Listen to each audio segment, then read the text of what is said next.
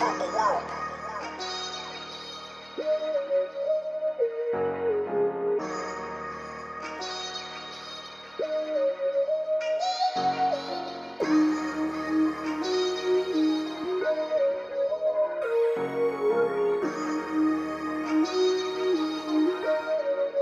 Purpleworld made that.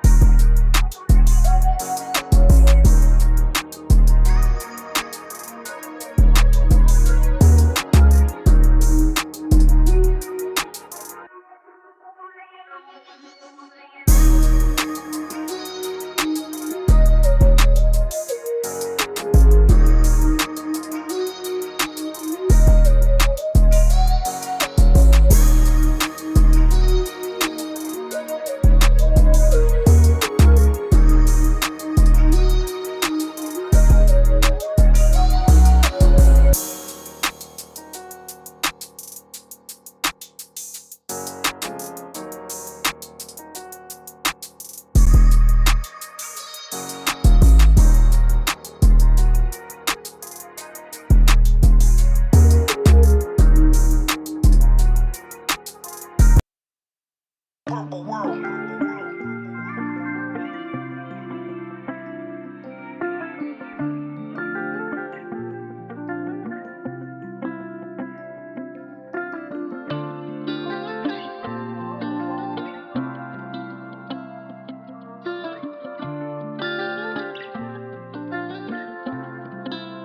Purpleworld made that.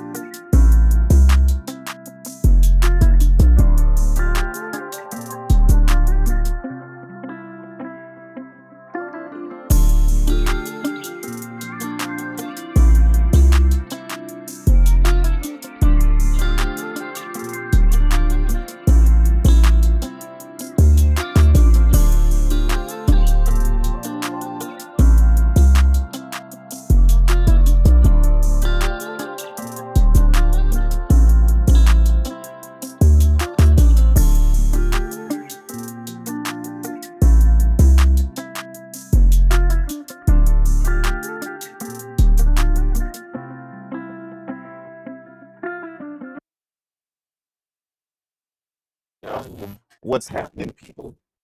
What's good with y'all? How's everybody doing, man? I hope everybody is good. Well, why is my microphone sounding like? Why is my microphone sounding like that?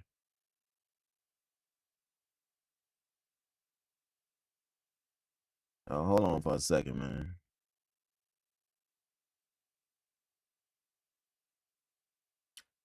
My my microphone sound like it's twitchy, huh?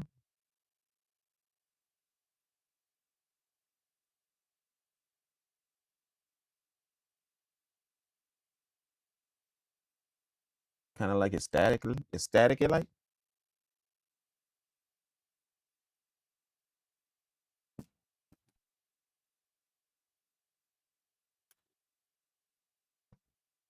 Hold on for a second. Let me see if we can do some switching up real quick. It's gonna go out for a minute, y'all. But hold on for a second, though.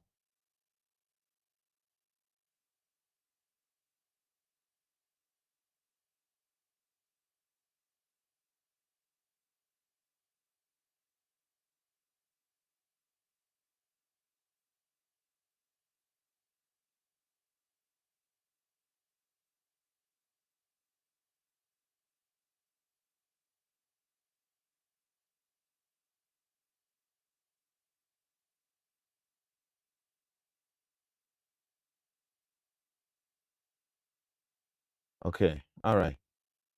Is that a little better? Maybe.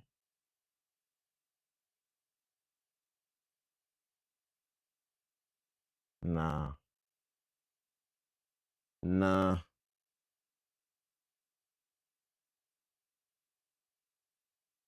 I don't know.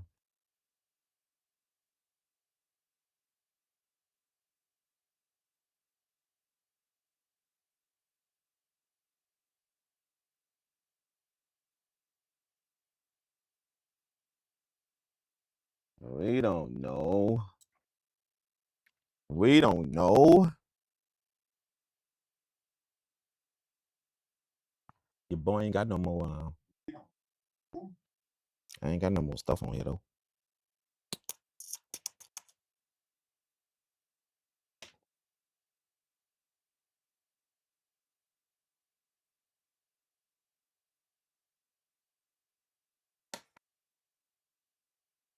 You know what though? You know what though? For real, for real. For real, for real. Okay, y'all. Give me a minute. Let me quarterback this real quick. I still got my Juno plug set up.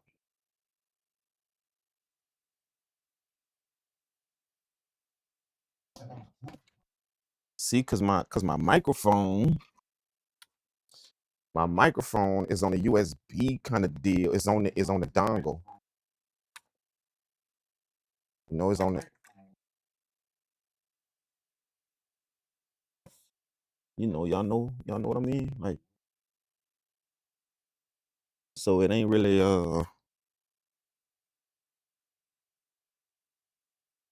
it ain't really how it's supposed to be right now. You know, so we're gonna fix that in a minute. As soon as I figure out what I can unplug and what I can't unplug. What's this? What's this right here? What's this?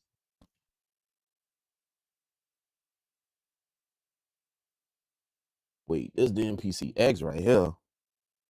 So we can unplug that.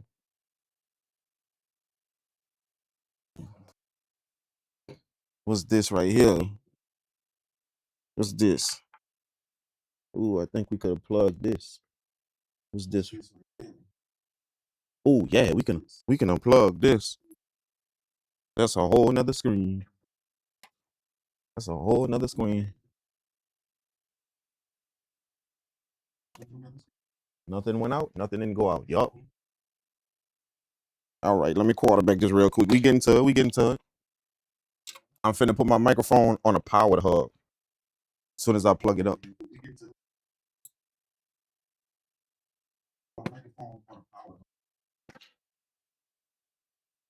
Okay, so I could. What's this? This is the MPC X power brick right here. We ain't messing with that.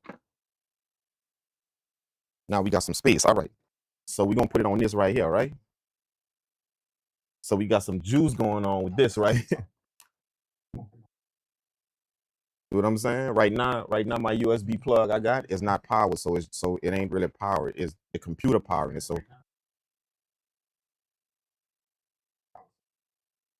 might be kind of glitchy. You know what I'm saying? So we finna see if we can make this transition, and hopefully everything goes smooth.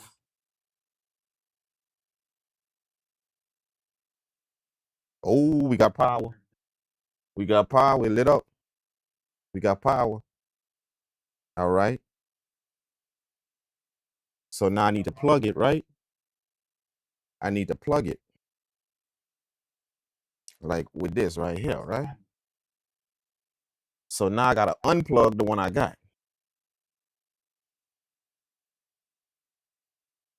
So let's do this. So let's transfer everything real quick. Shit, I got 4 plugs. I don't know what they all are, but I think one of them. Nah, we should be good.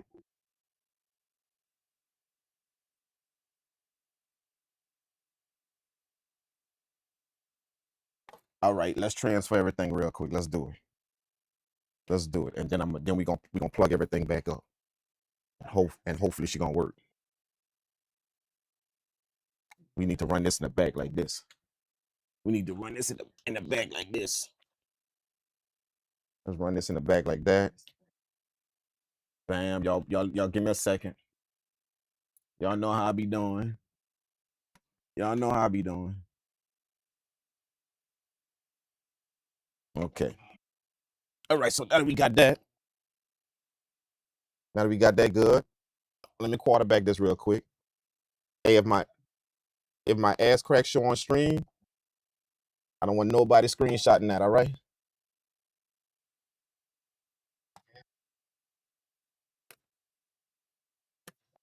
Leave my alone, all right? Just saying.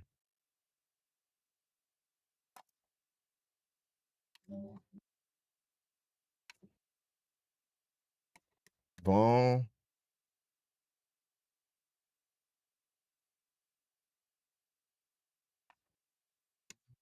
Boom.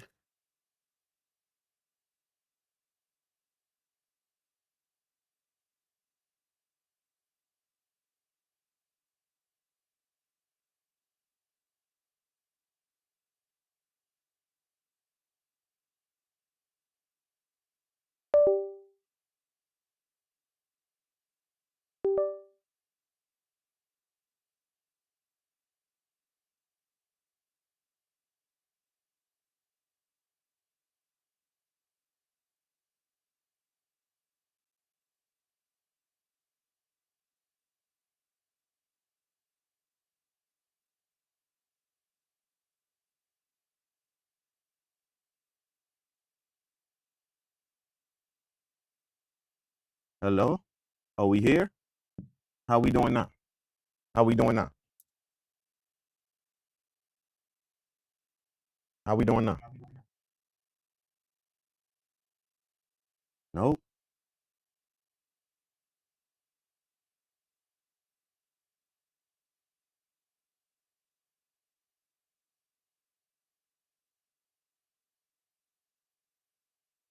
I went through all of that for absolutely nothing.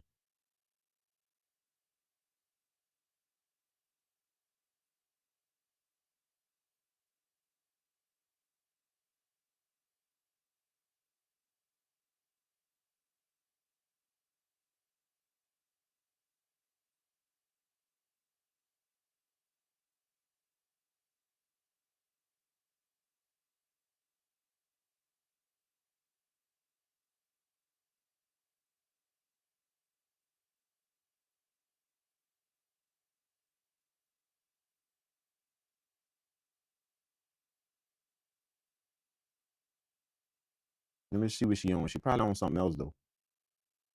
She probably on something else though. Let me just see real quick what she on though. That's probably why she acting up.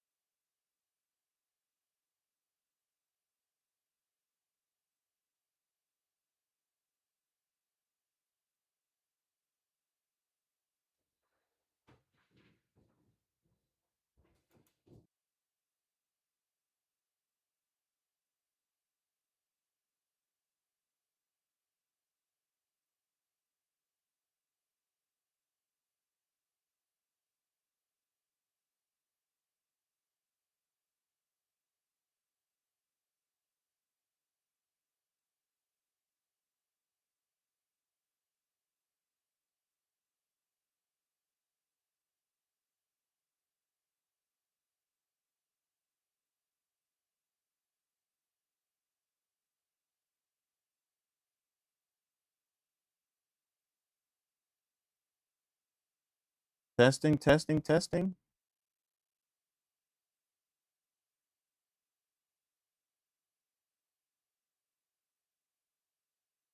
Is that working a little bit better? Maybe? A little better? That working a little better? Maybe?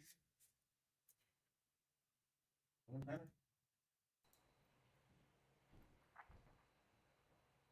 Hello? Hello? Hello?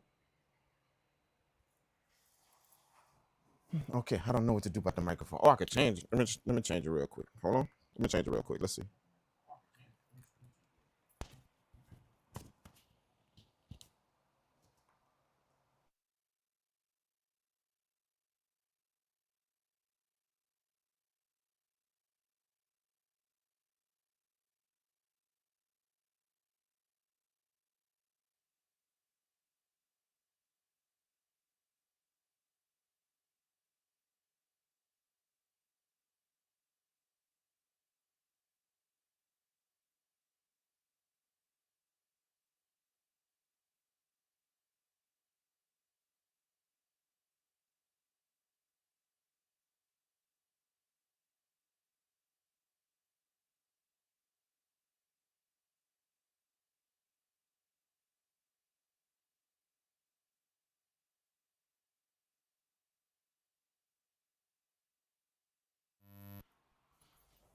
Okay, this is a different mic.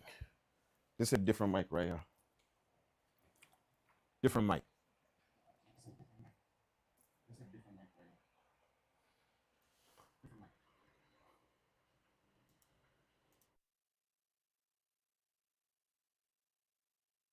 How's that? I think that may sound a little bit better. Maybe it was just the microphone.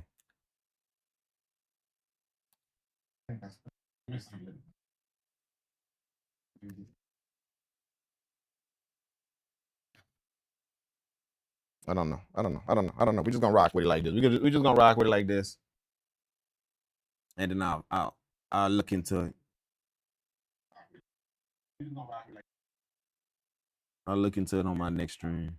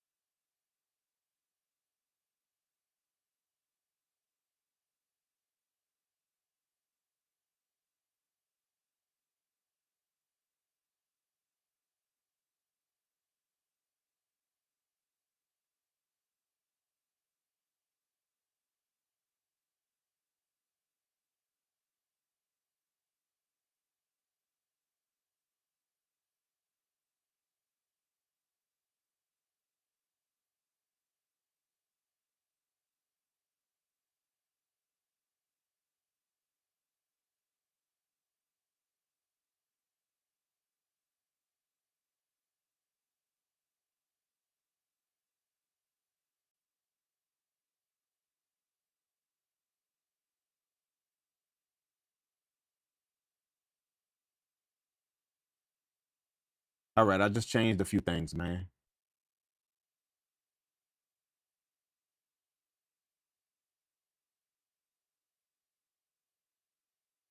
I don't know if that's gonna do anything. I don't know, but you know, let's just roll, man. Let's just roll. Let's just get this shit on the road. Let's just get this shit on the road, man. Okay. Okay. All right. All right. Um. All right. All right. Sorry for that. Sorry for that. Sorry for that. How's everybody doing in the chat, man? What's up, Noise Rocky? Appreciate you helping me out, man. Thanks so much, man. You know what I'm saying?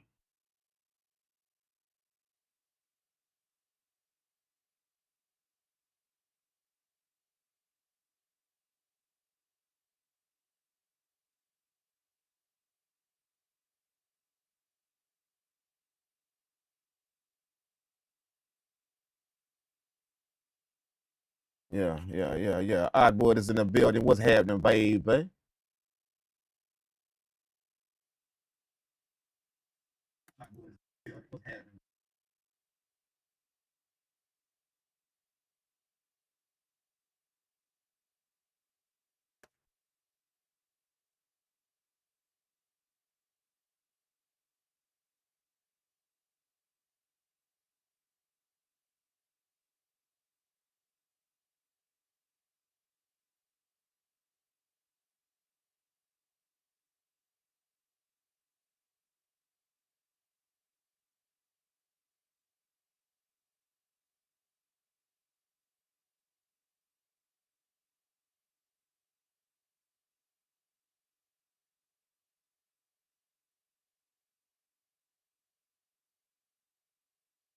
Change mail priority. Okay, wait, hold up. This might help. Hold up. Open Windows.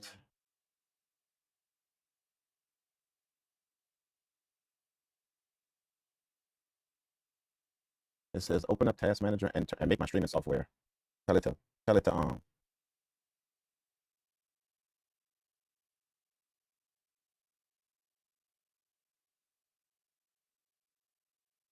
man, change mail priority.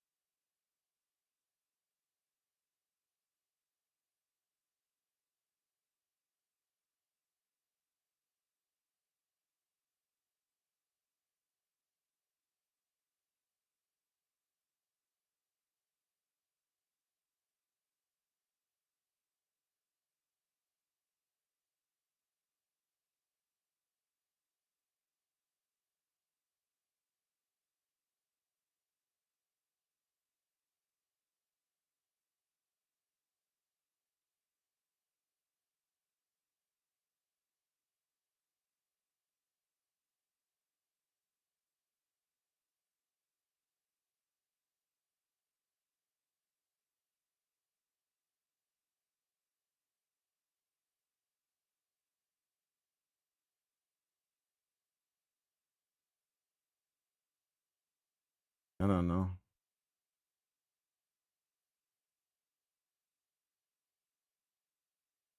Okay. Maybe that'll help. Maybe that'll help. Okay, man. Okay. Let's test the audio out real quick, man. Make sure we get everything.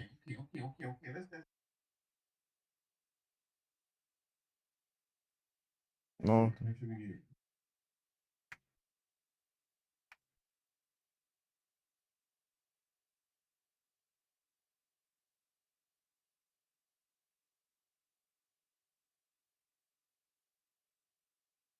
That's the y'all remember if y'all remember that the last beat we made, man. So I'm just kind of going over and see what I did to her. That was the sample right there.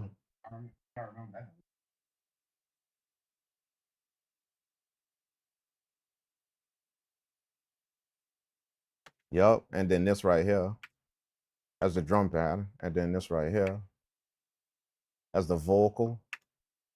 What was this? Oh, this is the sample, the muffle sample. The filtered sample. I was like a lead or something we put on that. And then this was like some bells or something. I remember that. Okay, so that was kind of cool.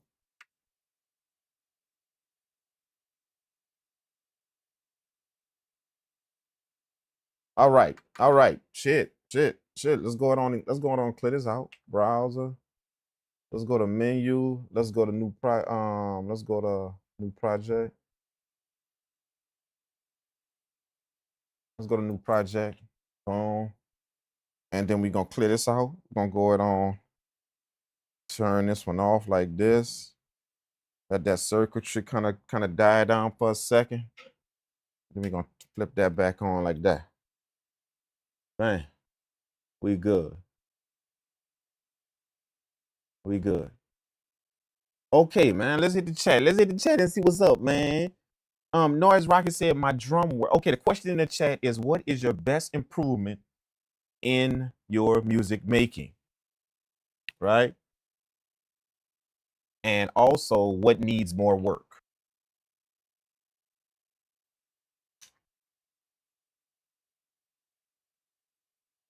Okay. So let's see. Noise Rocket said my drum work got way better. Even being more in key, learning how to use my relative pitch. But sometimes I be tone deaf, so that needs more. So my drum work got way better. Okay, so the better thing is your drum. What got better about your drum work, man? Like what got better? Like what like fitting stuff with the beat or just more better patterns you're making? Or like what when you say drum work, what got better about it?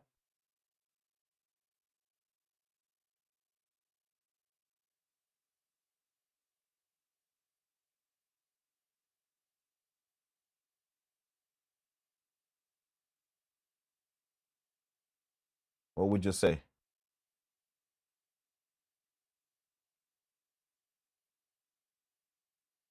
His drum work is like a really really vast vast.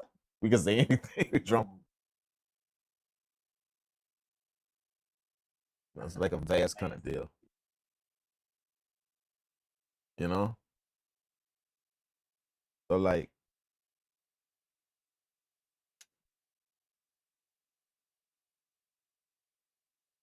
drum work, and then being more in key, learning how to use my relative pitch. Nice, nice. Being in key, yeah, being in key is a killer one right there, man. Being in key, bro. Like this is one of the things that people don't realize by being in key. You know, this is one of the things that I hear a lot. You know, being out of key is becoming less and less common, and the reason why is because people starting to depend more on a software to be in key. You know, so it's becoming. I'm not gonna say less and less common. It's becoming less of an occurrence that you run into, unless somebody trying to do some wild shit. You know, the more complex the beat is, that's the better chance you got of it being out of key, right? Obviously. Okay, but this is one thing that people understand by being out of key with a beat. You could um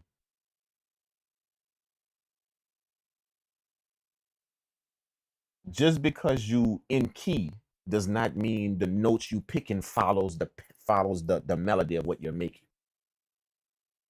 See, being in key doesn't mean that you're just out of have a different, you know, you in A and then you using notes in F minor. You know, that's one way of looking at being out of key. Like you just in a whole totally different key altogether. You know, but you have to always understand being out of key has another part to it. Okay, I could be making a melody and I'm in key, but the notes I'm hitting don't match what the other track is doing. It don't match that.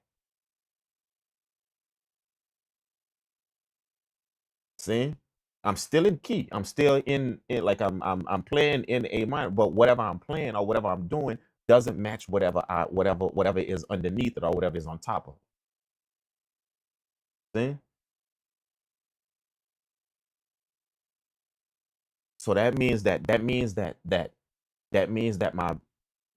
a different way to word it. That doesn't mean that my stuff is out of key. That doesn't mean that I'm out of key. It means that my range isn't matching. My key range, whatever it is, isn't matching. Meaning that I have something happening in this track in A minor, and then I got something happening in this track in A minor, and they got some notes that's conflicting when they hit, even though it's in key. See, I hear that a lot in beats, like a lot, because people just believe just because I'm in key, just because I'm in A minor, and I'm staying in A minor, or just because I'm in D sharp, or or D minor, or and I'm making all my tracks in D minor, that I should be good to go. That's what people believe, and that's why it happens. That's why it happens a lot. When simply what's happening is the melody that they made before it. Let's say they lay down a melody, and then they lay down something on top of that. Whatever they're playing on top of that don't match the keys that they playing on the on in the first thing. See, that means that it's off. It is off pitch. It doesn't mean it's out of key. It means it's off pitch, meaning that you hitting some note. You hit notes in the other track that don't exactly match the note you hitting in the next track, even though you in the same scale. You see what I'm saying? So you have to look at that part of being out of key as well, not just oh, I'm in a totally different key, a totally different thing. You know, that's one way of being out of key. But another way of being out of key is just playing something totally different, totally off track of what you played before or whatever you got running beforehand. You know? Now the reason why that happens to a lot of people, that happens mostly to people who depend on a DAW to be in key. That happens to them most of the time, who depend on a DAW to keep them in key, or depend on some type of electronic device to be in key.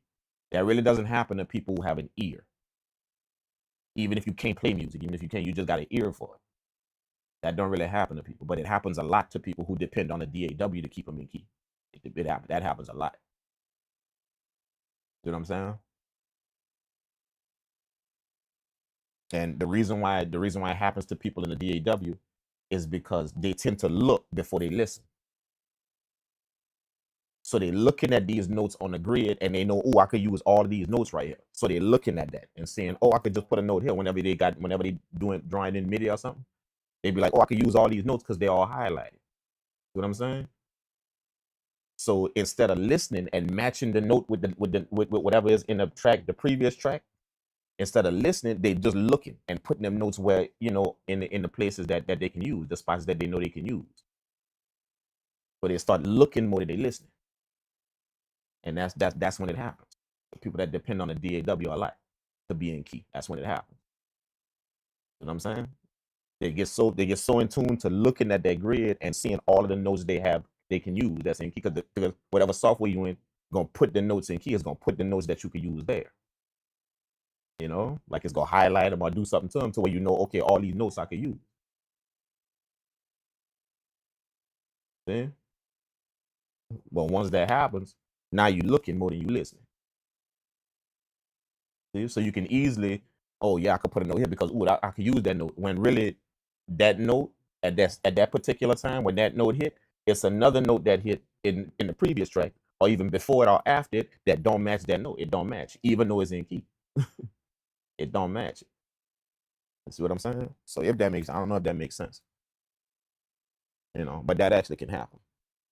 You know, so a lot of people really don't pay too much attention to that part of being out of key, but you know, just watch that as well. And like I said, that just happens when you start looking more than you listen. You start looking.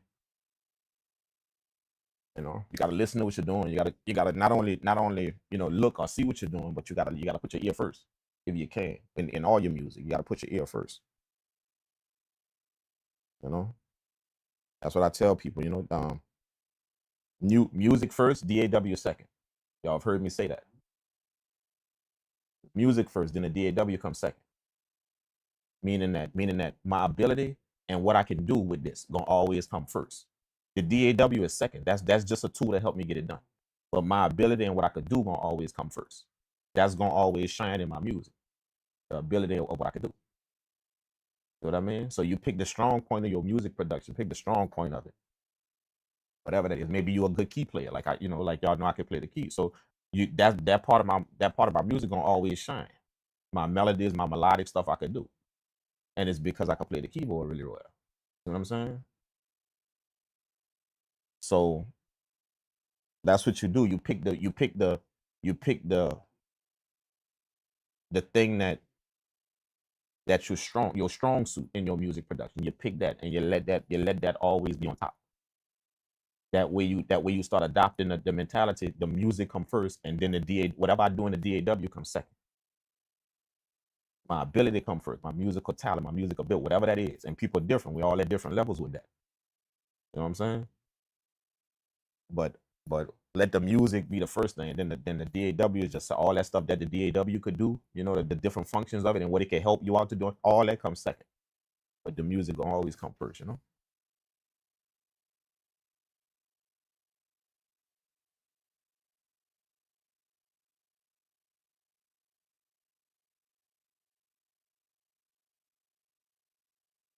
I would say my sonics is better Improving my song around my sonics is better. Improving my song, nice, man, nice. That's something that sonics, you know,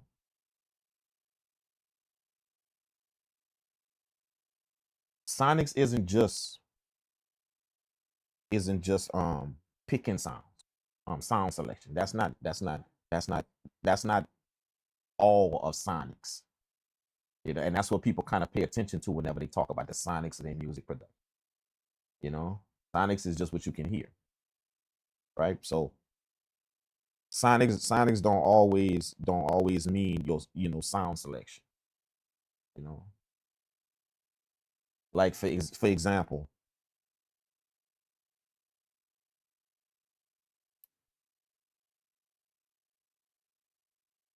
I can select sounds, but if I don't know how to blend these sounds together, if I don't know how to do that, if I don't know how you hear musical people use a term called marrying sounds. They marry. I don't know if y'all have ever heard that before, but they marry sounds, meaning that they'll take this sound and they'll take this sound and they'll purposely play it in a way to where they marry each other. See? So it's not only about picking a sound, it's about once I pick them, I gotta figure out a way to make sure I use this sound to the best of its ability. Whatever this particular sound shines at, I use that for that. And then whatever this particular sound shines at, I use it for that. And I have to know how to marry them two sounds together. So where this one is doing one thing and this one is doing the other thing, but both of them helping each other. You see what I'm saying? That's the number one. That's the number one rule of sonics is getting sounds to shake hands and play well together.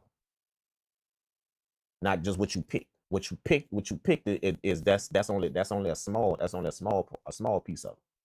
Once you pick it, now I got to use the sound for what it's worth, for the ability it's worth.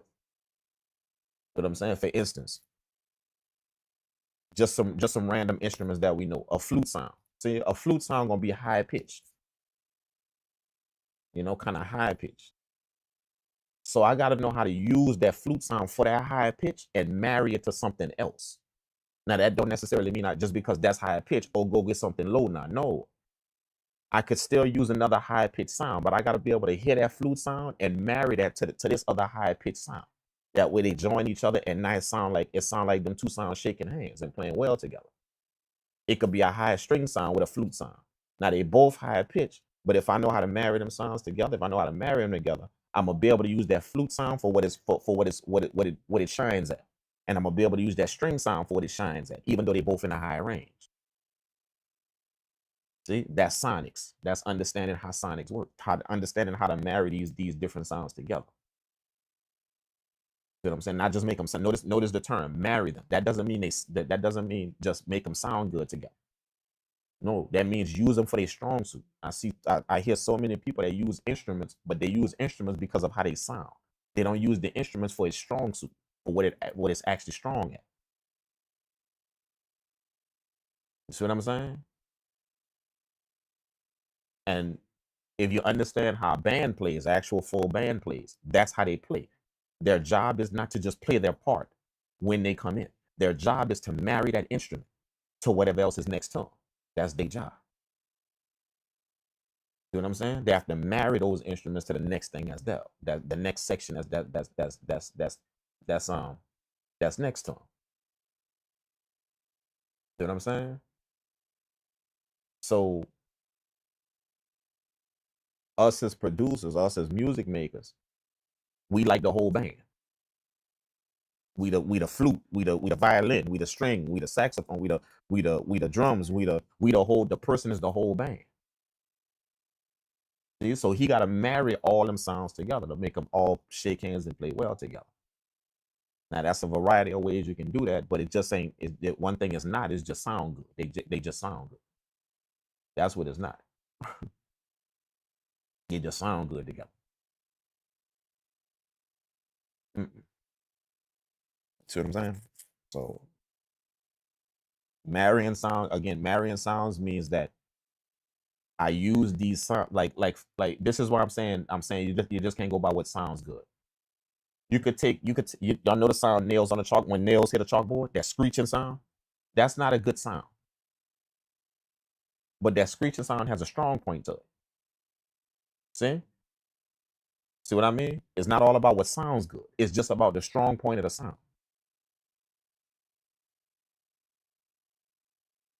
You know what I mean? Nails on the chalkboard don't sound good. That's not a ear appealing sound.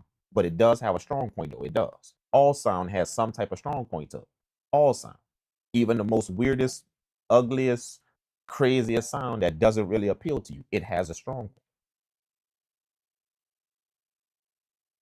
point. Pink noise.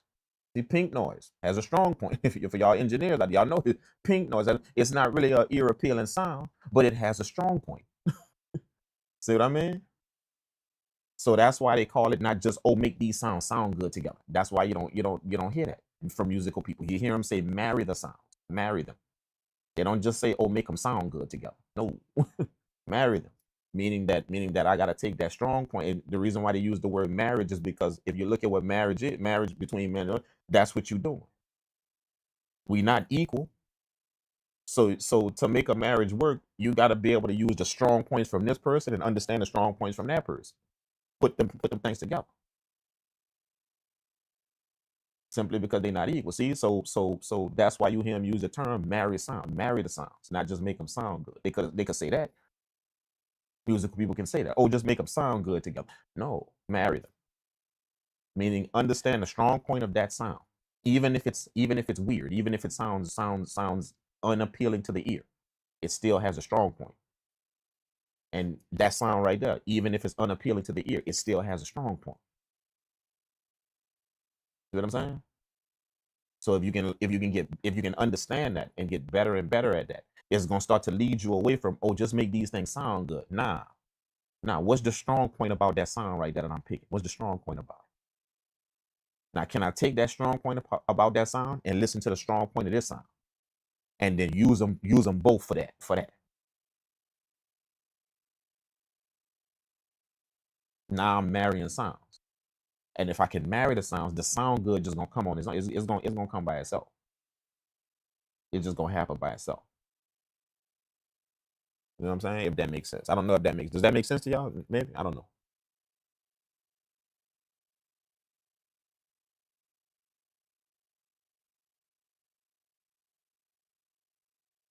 Who else we got?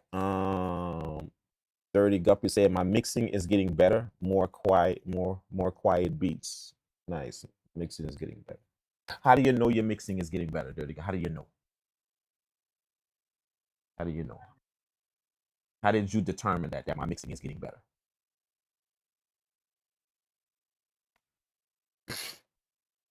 I can tell myself that, but if I don't have no solid basis for it, then how do I know? See what I'm saying?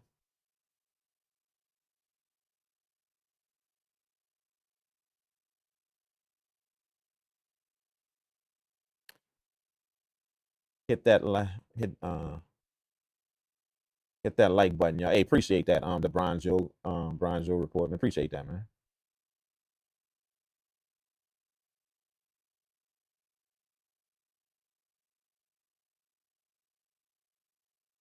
Video is off glitching. Oh, the video is glitching?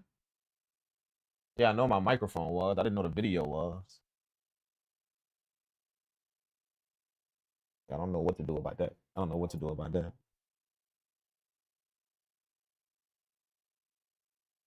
I don't know, man. Maybe it's. I know I updated Windows. I know I did that. I updated Windows, but normally when I hit that Windows update button, some shit always happen to my computer. That's why I don't like doing it.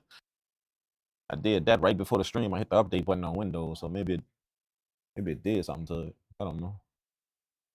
Can you show us on your machines how you marry your sounds together? I can show if you want. I got a way that I show people that. You know, that's a lot of explaining. It's a lot of explanation that comes with that. So what I do is I tell people to pull up on me one-on-one if you want that. If not everything can come through a video or through it. Not everything. You got to understand about music production, man, when you're trying to learn something. Not everything could come through a video, come right to your table through a video. You know? So that right there is going to take a little bit more explaining. So that's what I teach people on my one-on-one session. So if you ever want to know about that, that link is in the bio of all my video, on the video description of all my videos. Ever want to know about it and see it like live, even take your sounds, the sounds you're using, and see how to marry. If you ever want to do that, and definitely pull up. I'll help you out with that 100%. I done it to multiple people, bro. But it just takes a little bit of or it takes a lot of explaining, not a lot, but it just takes some detailed explanation, and you're gonna have questions. 100%, you're gonna have questions. You know what I'm saying? So that's something that I tell people to pull up on. That way that interaction can happen, not just like this. You know, you wouldn't really get the best of it like this if I just started showing that shit like this. You wouldn't get the best of it if you can understand what I'm saying.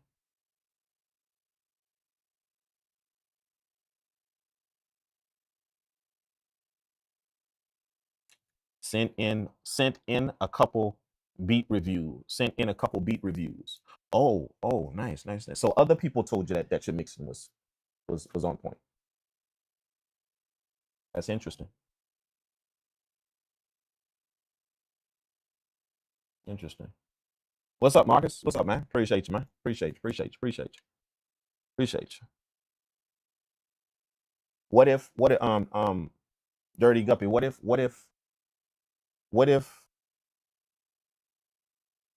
if people told you that, and then you actually had somebody dive into your music and they showed you a bunch of stuff that's off about it? They actually showed it to you. Versus people just telling you, oh, that sound good. What if somebody did, like everybody told you, oh, that sound, the mix is off, you know? And then somebody actually dove into them instruments and them sound and showed you that. And showed you, oh, look, right there in front of your face. Look at that. Look at this. Look at that right there. Yeah? The reason why I'm asking, the reason why I'm telling you that is just be careful. Be careful of that. Be careful of that. You know what I'm saying? Because always understand there are levels to this. There are different levels to it. So I could have people that's on a different level than me telling me something about my music and giving me feedback on my music, giving me different things about and they're on a different level than I am. And just because somebody is better than I am doesn't mean that that's the level I need to get information from. You can understand what I'm saying. Just because somebody is better at it than I am, that doesn't mean that's the level that I need to get information from, nor critique from. You know what I'm saying? And when we listen to music, we're taking in music through these 9 times out of 10, the person that was doing your critique had these on. You know, we're taking it in through a digital source. You see what I'm saying? All of that plays a factor in your music. When somebody tells you, oh, that sound tight, that sound nice. You know, what I would do is, basically what I'm telling you is, what I would do is, I wouldn't stop there and just believe, oh, I'm good to go. See, there's too many holes that could happen with that. And the reason why I'm telling you that is because a lot of people do that. A lot of people hear other people say, oh, my shit sound, your shit sound, your shit sound, and they stop thinking that, oh, it's good. But then when they actually pull up on somebody that could dive in your sound, they start to realize, oh, damn, I was off. A lot of that was off. When they actually bring it to somebody that dives inside of their music or inside of the sounds.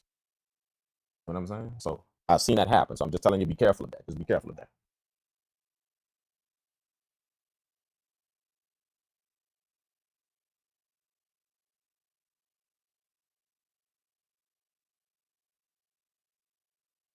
Jay Dooley sampling. My boy say sampling. Let me tell you something, bro. I love you for that. Love you for saying that. My sampling got better. You know what I'm saying? That's something that I urge people to if you're gonna sample or if you're gonna learn how to sample, then learn how to sample. Learn how to sample. Learn. You know what I'm saying? Like, dive into that. They got so much you can do with that. You know what I'm saying? That shit ain't just taking a sound, chopping it up on some equal slices on your pads, and then playing something. Nah, man, they got so much you could do with that. Like, that's an art form, man. It's an art form to sample music, man. So I tell people, if that's what you're gonna do, then learn how to do it. Don't just think it stop right here just because you can flip a sample. No, bro, that's like 10% of it. Just know how to flip a sample. You know what I'm saying? So yeah, man. Yeah, I appreciate you saying that, bro. Like, learn that shit, bro. Treat that shit like it's an art form, man. They got techniques to it. They got all type of things to sampling music, man, that people don't dive into. And sad to say, people taking advice from other people who don't really know them technique, who ain't never really dove into that. They ain't never really dove into that. They think that just because they chopping up some sample and putting that on some pads and playing it a different way. Oh yeah, I can sample beats. Nah, nah, you know, nah, not really, you know. But yeah, man, yeah.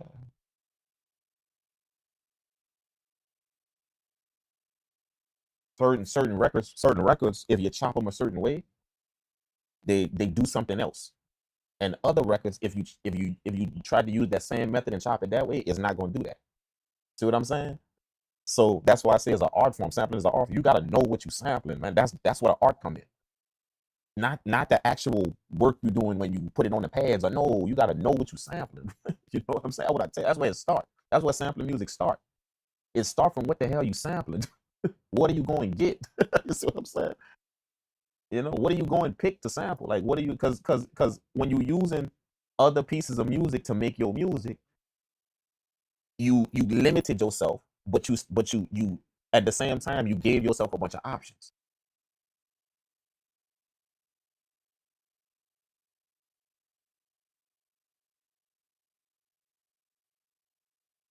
So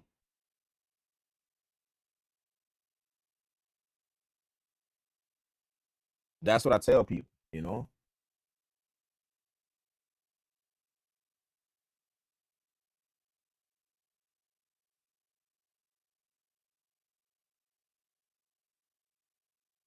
is this thing going out, man?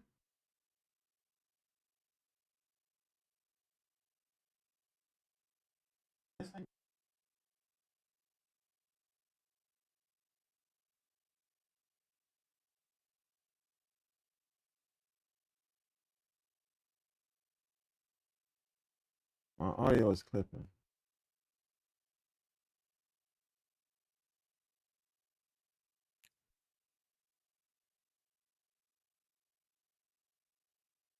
Hold on, y'all. Hold on for a second, y'all.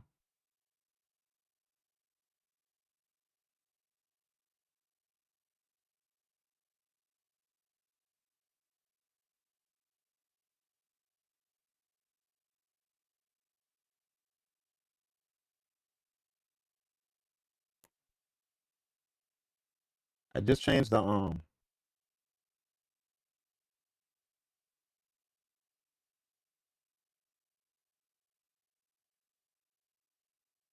I just changed my I just changed my stream quality, man. Hopefully that does something. I lowered the quality of the stream. I had to turn it off real quick to do that. I don't know. Hopefully it hopefully it does something. I don't know.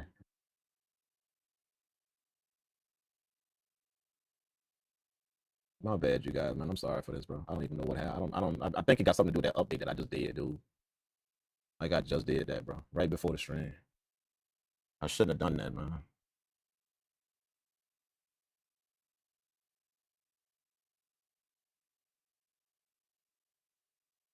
I should have did it, bro. I should have did it. Should have left it as is, man.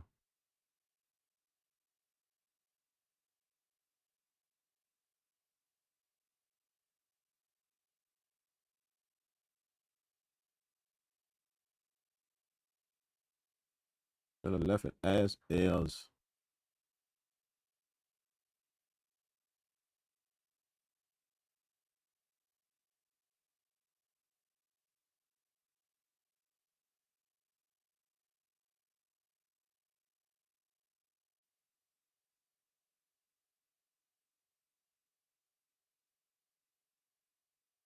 Let's go with that. Let's go with that. Let's go with that. Yeah, I reduced the stream quality, man. I did that. Hopefully that does something. I don't know. Maybe it will, maybe it won't.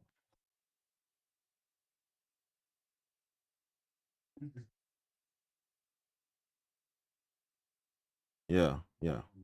Hopefully that does something, man. I got a Live 3 and still don't know how to sample. I need to start learning though. Oh man, yeah, man, just get some help, man. You know, just get some help, dog. You know, like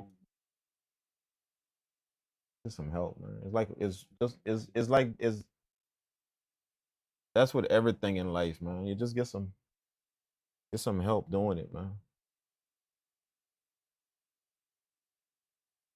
You know what I'm saying? That's how everything works in life. Just get some help, man. You know, don't sit there not knowing something, man. You know what I'm saying? When all you gotta do is just go ask somebody that know it. Like you know what I'm saying? It's that simple. Just go ask somebody that know it. See, why am I gonna sit there? Why am I gonna sit there knowing I don't know something and I'm watching old boy right here do it like a mug, you know, and then why I just gonna go ask, hey man, can you show me how to do it? Like why? You know, that gotta be some type of that when people do that, like that's some type of ego trip they on or some shit like that, man. To watch somebody doing something they don't know how to do and they watch somebody doing it better than them and they just sit there and just struggle through it like that. That's some type of ego trip, man. That's what that is. You know what I'm saying?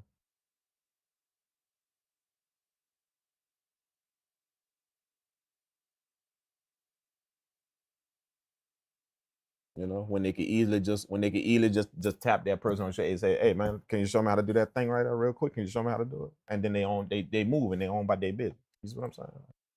Yeah, that's some type of ego trip, man. Y'all don't be them type of people, bro. Don't be them type of people, man. Like you know, cause that shit spread in your life, bro. It start to be the reason why you don't make money. It start to be the reason why your pocket's empty. It start to be the reason why shit around you don't work.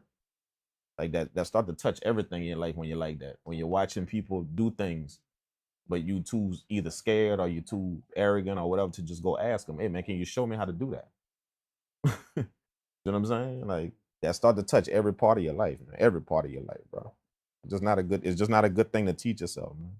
You know? As a kid, we was always taught that, you know, when we went to school, even in school, we was taught that if we don't know something, like ask the teacher, like ask them.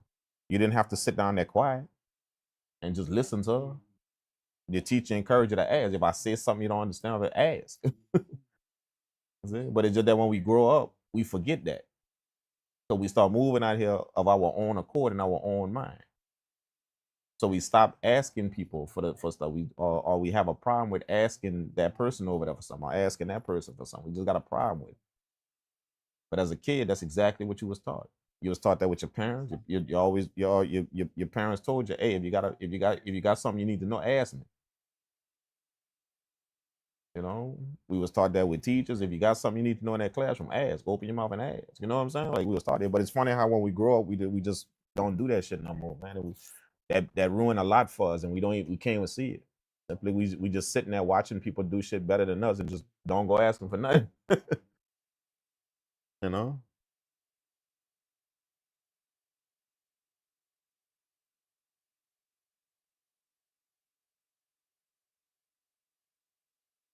just not worth it, man. You know, I came back from a training class. I came back from a training class on Saturday. I was at a training class for 2 hours. See? For engineering. I've been engineering for 12 years, for 13 years, bro. Almost 14. See? And I was at a training class for 2 hours. See? I didn't have to go there. But the dudes that was doing the training class is the same dudes that I interned at their studio. I interned at their studio. My first intern. So when I heard he was doing the training, I just pulled up for them 2 hours. Even they were shocked. They were like, "Man, what you doing here?" I'm like, "Bro, shit, I'm coming to get some game." And I'm gonna be honest with you, 75 to 80% of that shit I already knew. But I still picked up one or two gems just from being there. See what I'm saying? But I ain't scared to go get help from people. I ain't scared. Just because I know how to do this shit don't mean I'm the end all say all. I ain't scared to go knock on somebody's door and ask them for help. I ain't scared at all, dude. As a matter of fact, I'll bug the shit out you if you don't watch.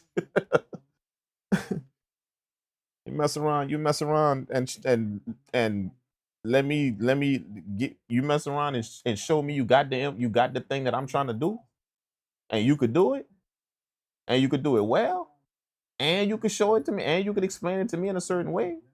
that I could do it, and I figure that out, yeah, you're gonna have a problem getting rid of me, dog.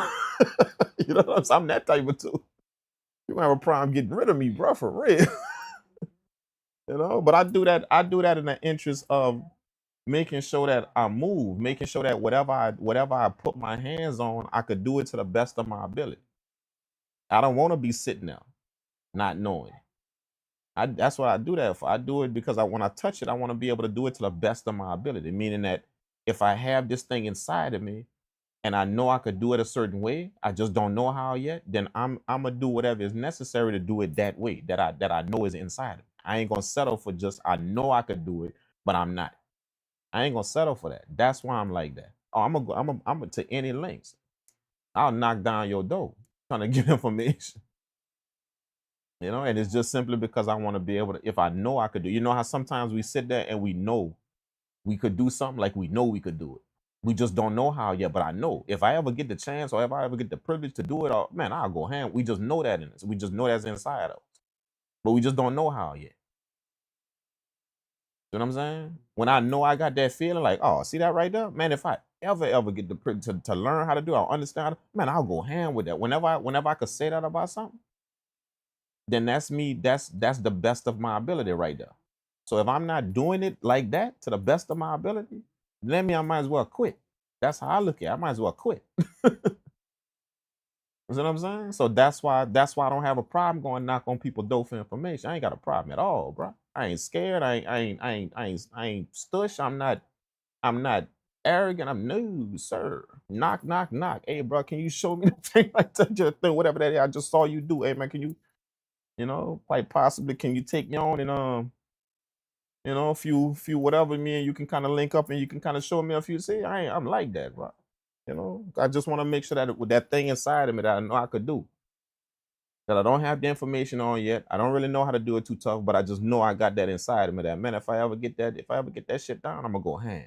When I got that inside of me, I want to make sure I reach that potential, the best of my ability. That's the best of your ability right there. When you know you got that thing inside, there it is, right there.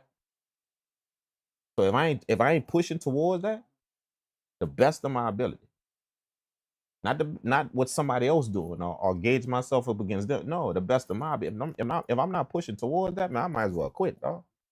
Absolutely. I might as well quit. Go do something else, man. You know what I'm saying? That's why I treat it like that. You know?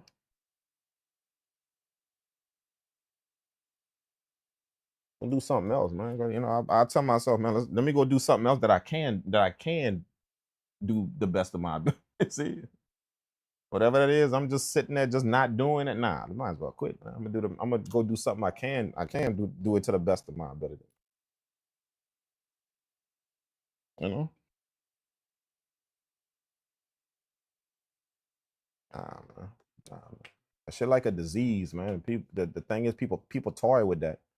They toy around with that, like it can't infect them, like a disease. It can't affect their whole mentality. Or they play around with that, man. You know, don't understand that shit gonna touch other pieces of your life, man. Well, it's like a disease. It's gonna affect you. Whenever you just don't want to go get no help from nobody. Go, you just say that. Trust me, dog. Like, just take my word for it. It's like a disease, bro. It's gonna start touching everything.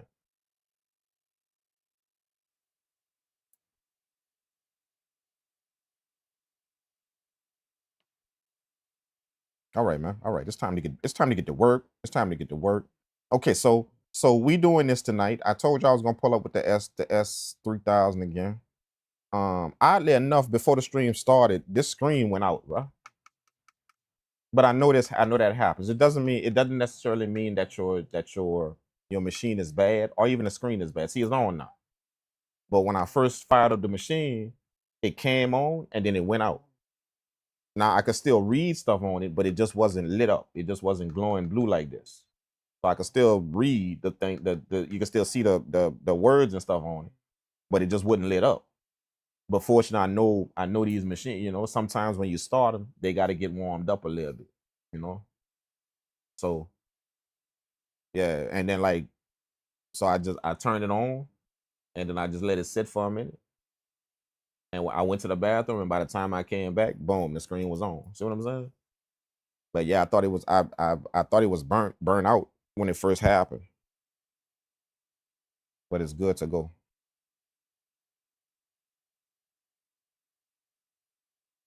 So, but yeah, what we're gonna do is we're gonna sample a few things, man, in here.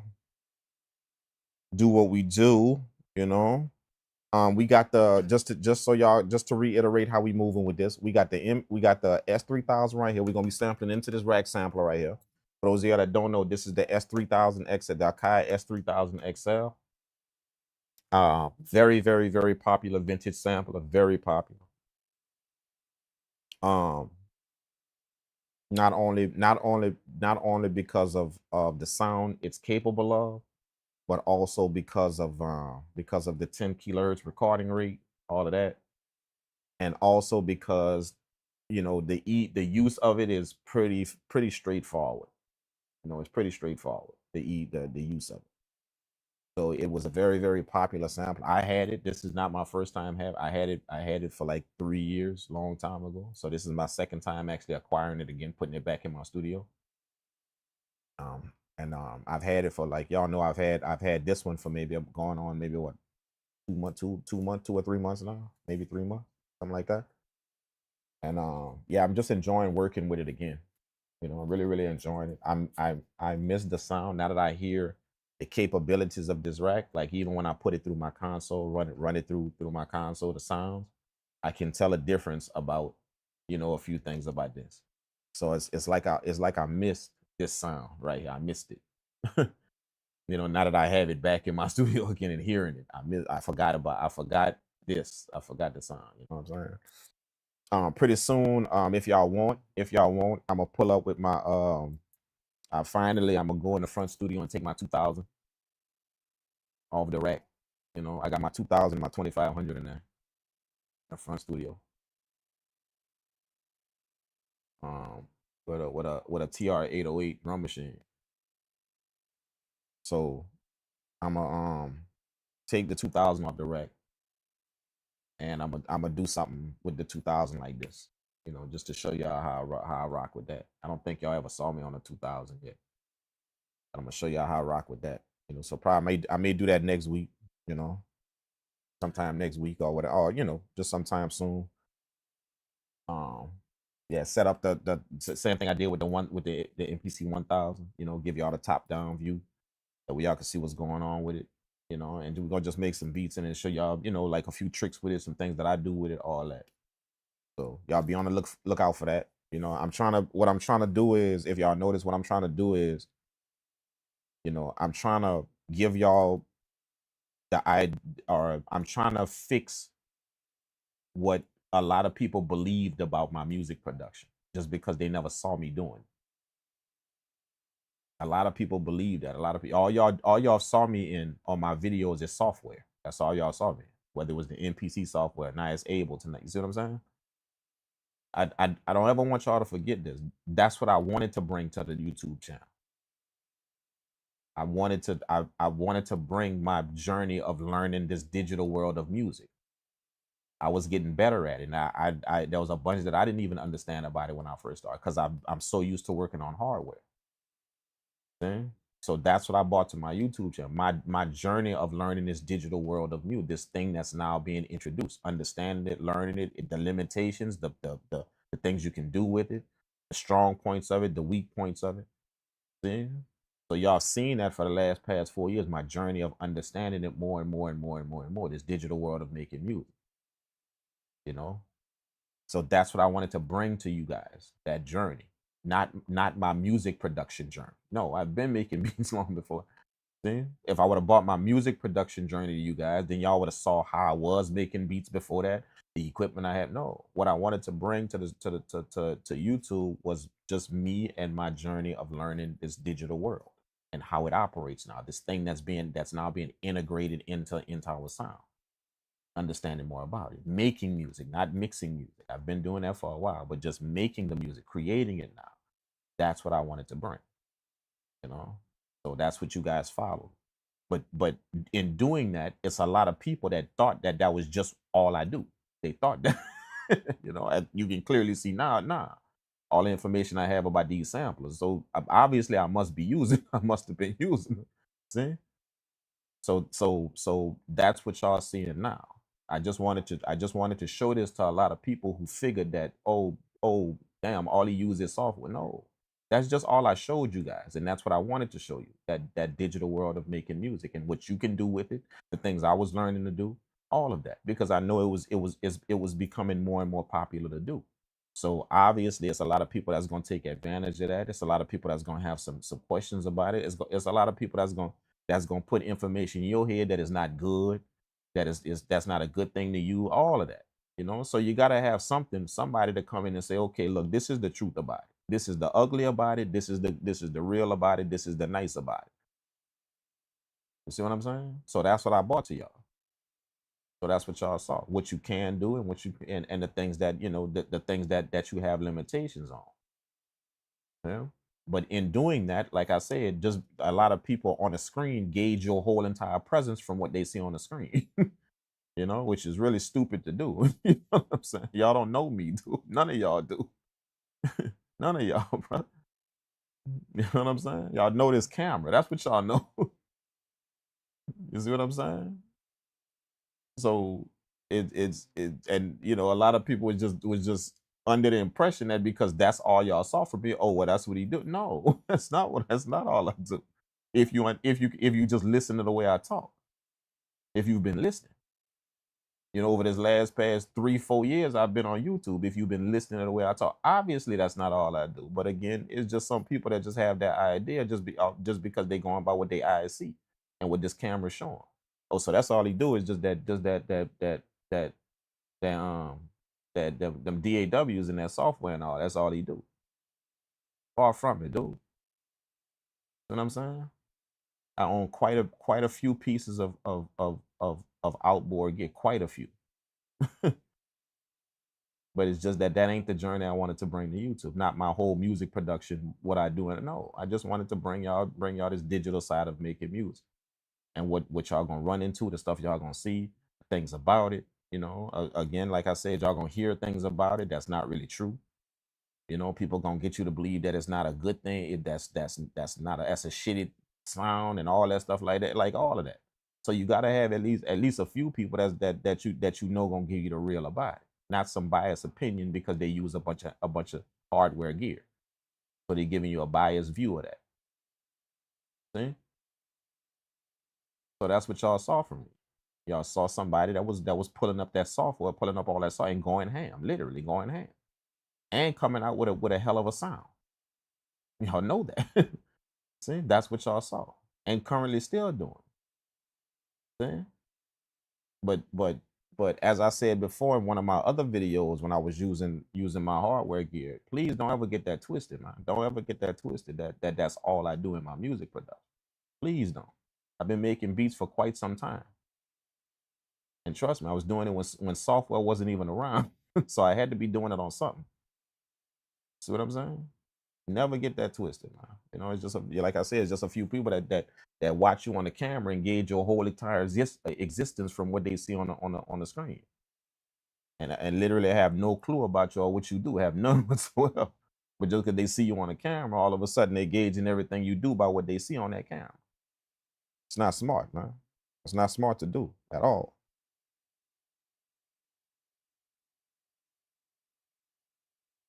You know. But this setup I have right here, this setup that I got right here. Well, I don't know if did I explain that just now? I think I did. Or just in case I didn't. Sounds gonna be running through 3000 XL. All right. We're gonna be nothing will be running through this MPC. Nothing. This MPC right here. The only thing this MPC is doing, we're gonna use it for the MIDI and we're gonna use it for the sequencer. That's all. Everything gonna be all the sound we about to gonna run through this rack sampler right here. All of it. When I say the MIDI and the sequencer, the MIDI we're gonna use to trigger the sounds on the pads. That's the MIDI. That's how we're gonna trigger the sounds in here. And the sequencer is obviously how the sound's gonna be laid out.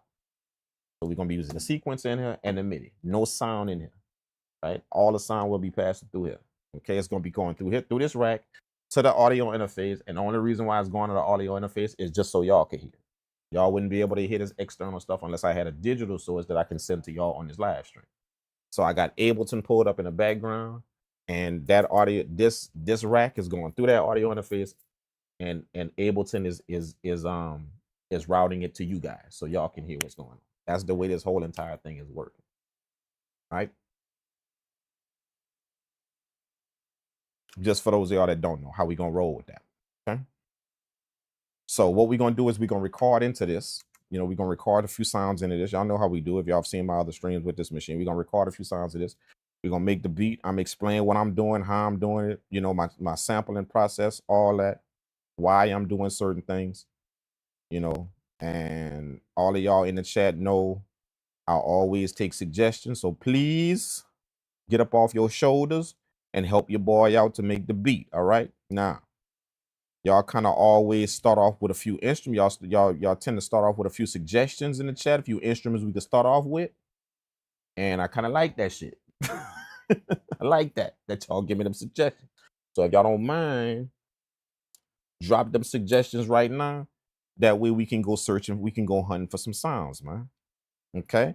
Now what I'm gonna be sampling out of, y'all know I'm gonna be sampling out of my phone right here. This is what I'm gonna be sampling out of. I got this plug right here running into this machine, into the 3000xl in here, going to the inputs, and this is plugged into my phone. We're gonna be grabbing some samples off the phone. You know what I'm saying? And don't get that twisted here. I do like to sample from vinyl, I do, but right here in this little area right here, I ain't figured out how to put a turntable right here. I would have to get another stand, put it right here, and possibly put a chair right here or something that I can actually be over the turns. You know, if I try to do all that here, it just wouldn't be. Yeah, there's less space right, and to be honest with you, I kind of like this less space right how it is. I like it. I don't want to mess with it. You know, I'm sitting on a nice little cozy couch chilling. You know what I'm saying? This is like in the back of my studio. I'm sitting on a cozy couch just chilling, and I got this sitting right in front of me. I got my computer right. I kind of like it, you know. But to introduce a record player, I mean a turntable in this whole thing right here, I would have to get another stand, put that right here. Chances is y'all not even gonna see it because I'd have to back this camera up so y'all can see it, which means y'all gonna be far away from this machine. You see what I'm saying? There's too much shit. Okay, so you know, but I do sample from vinyl as well. You know, I'm not your average sampler from vinyl. I'm not your average sampler from vinyl. You know what that means is I don't just look for big afros and soul music to sample from. No, I be sampling from countries, from different countries. That's what I like to do. I like to go to Russia and get samples. I like to go crate digging in Japan and grab samples. I like to go get records from when it's another country, send it to me. You see what I'm saying? I'm that type of sample. I don't just stay in the, you know, in that realm of just, you know, when I see big afros on a record, give me the record. I'm that, you know, I was like that long time ago. You know, somebody told me that when I first started sampling music. My boy told me, he said, whatever you're crate digging, just understand the bigger the afro, the better the sample. That's what he told. The bigger the afro, the better the sample. You know, so anytime you see big afros on the cup, grab that shit. You know, but that's what I was doing. But not, you know, I kind of evolved when I, you know, like from back in the day. You know, like when I first started sampling, it evolved over a period of time, and I started understanding that they got way more sound out here than what I'm using, way more, bro. So I started having records shipped to me from different countries or different regions, bro. Like I got German records, I got Norwegian records, I got records from Italy, Spain, I got records from everywhere, dude. Like South Africa, you understand? I got vinyl records from everywhere. Oh, look, and that's when my sample game really started to take a jump. You know, it's like I told y'all before, you got to know what to sample. You got to know what to sample, you know? So broaden your horizons as to what you're going to sample. Broaden. They got a bunch of sound out there, man. And it's not all in the US. Not. A lot of sound out there, man. So that's what I do when I create this. I be looking for any records that's out of the country. You know what I'm saying? And it's just because like they gotta, some of them countries, or most of them, got a different way they make music. It's a different rhythm to the music. It's a different syncopation to the music. It's a different, you know, like when you listen to a drum, like drums from South Africa, when you listen to that, you know, those drums don't follow a 1 2 3 4 1 2 3 4 1 2 3. They don't do that. What I'm saying? So as such, you can get some crazy cuts from a record like that when you sample. You can get some crazy pieces from a record like that. You know, and you can turn it into this 1 2 3 4 that we do. You can turn it into that. See what I'm saying? So I started to recognize that records that come from all type of different places, bro. That took my sample game from 100 to 200%. It's just because of what I started sampling, the stuff I started sampling. It just wasn't your normal shit no more. The stuff you normally, nah. You know what I'm saying? So maybe that's a little gem for you guys out there, that like to crate dig, that like to go do your thing. Get out the US with your crate digging. Get out the US, bro. When you're going through them records, going through them crates, get out of the US, man. Start looking at records from all over, man. Trust me, they got 'em everywhere, dude. You know what I'm saying? So you'll see what I mean when you drop that needle and you start hearing them different sounds and them different rhythms. Not just that 1 2 3 4 2 2 3 4 3 2. Not just that. You start hearing them different rhythms with them instruments. You know what I'm saying? I sampled some music from Ireland, man, with the bagpipes. I had some records from them. Now, if you ever listen to the bagpipes when they playing the bagpipes, that don't follow no specific rhythm, bro. That's so far away from 1 2 3 4. It's not even funny. You see? But I sampled that shit. That shit came out hot, man. You see what I'm saying? Bagpipes on the record. Yeah, on a Irish record.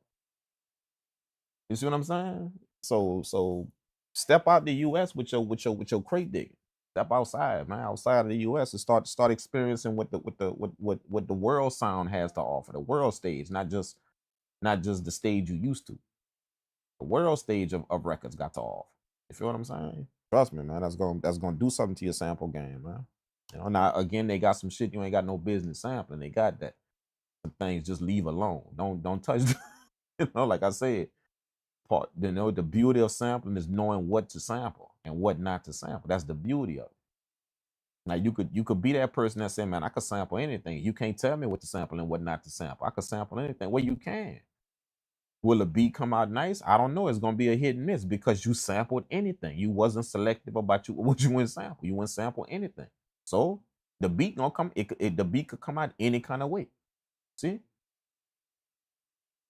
Versus being very selective as to what you go get. Now you narrowing you narrowing it down to a beat that's coming out hot because you selective about what you go and touch. You know what I'm saying? What you bringing into your sample based production. You know?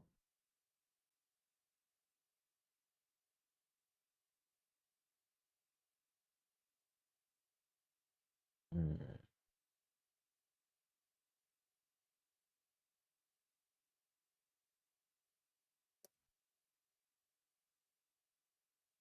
So it's dollars to the dollar. Nah. Dollars to the dollar would mean that I'm actually gonna be doing something in that DAW. There's nothing gonna be happening in that DAW. That's just a sound source for you to hear, for you guys to hear. You know what I'm saying? That's all. If I wasn't live streaming, I would need that. I would need that DAW. It would be turned off. So no, we're not going dollars to the dollar. Nah.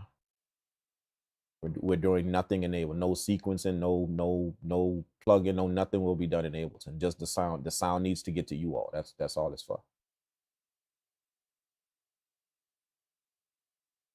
Drums, nice. My man say drums. What's up, Joel? Joel M, what's happening, man?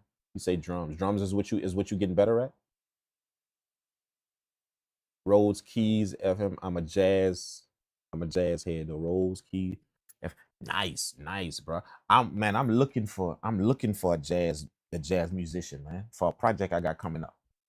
I'm actually looking for one. I got two already. I'm looking for two more. See what I'm saying? So if you actually a jazz musician, man, you need to hit up my email address, man. Give us your information, man, and what instruments you play. I got a project coming up, man. And it's for two different companies. and they gotta submit some stuff for a documentary, and it's a jazz documentary. So they're gonna be playing music in the background, jazz music in the background of the documentary. You know what I'm saying? So they looking to purchase original music, original type music. See? So what I was hoping is I could hook up with some jazz musicians. This is what I'm planning. Me as the producer, you know. I'm gonna be the beat maker as well, but I'm the producer. So I'm trying to get these different pieces and put them together. And if I don't have to touch the music, then I'm good with that. If they could do that, I'm good with that. Just producing the track, not making the beats, not making the music. So that's my first thing. I'm trying to find 2 more jazz musicians, man, that can go hand with some jazz stuff. And that's actually happening right now. I got 2 already, and since maybe a month ago, not even a month, probably about 3 weeks ago. I got 2 already. One of them come to the studio and record his instruments all the time. So we've been knowing him for a while, for like a few years. And the other one he bought with him. That guy. It was 2 of them I got. So I'm looking for 2 more. And if I could get 2 more, then quite possibly I ain't gonna have to make the music. You know? So that's how I'm trying to do it, man. I'm trying to be just the producer on this one, not really the beat maker as well. So yeah, man, that's actually weird that you would say that, man. That I'm actually that you there, and that's actually what I'm looking for right now, man. If you want, you can send us your information. You know, just let us know the instrument you play. Send us the information. Probably send a snippet or something. You know, just a snippet of what you could do. Yeah. You just might get a ring, bro. Just might get a response back, man, to join us on a project, bro. No strings attached, but just your skill. Just your skill, and then it's money time after that. Simple. Whatever your skill is, and then it's money time after that. It's literally that simple. You know, so no strings attached to that when I say that. None.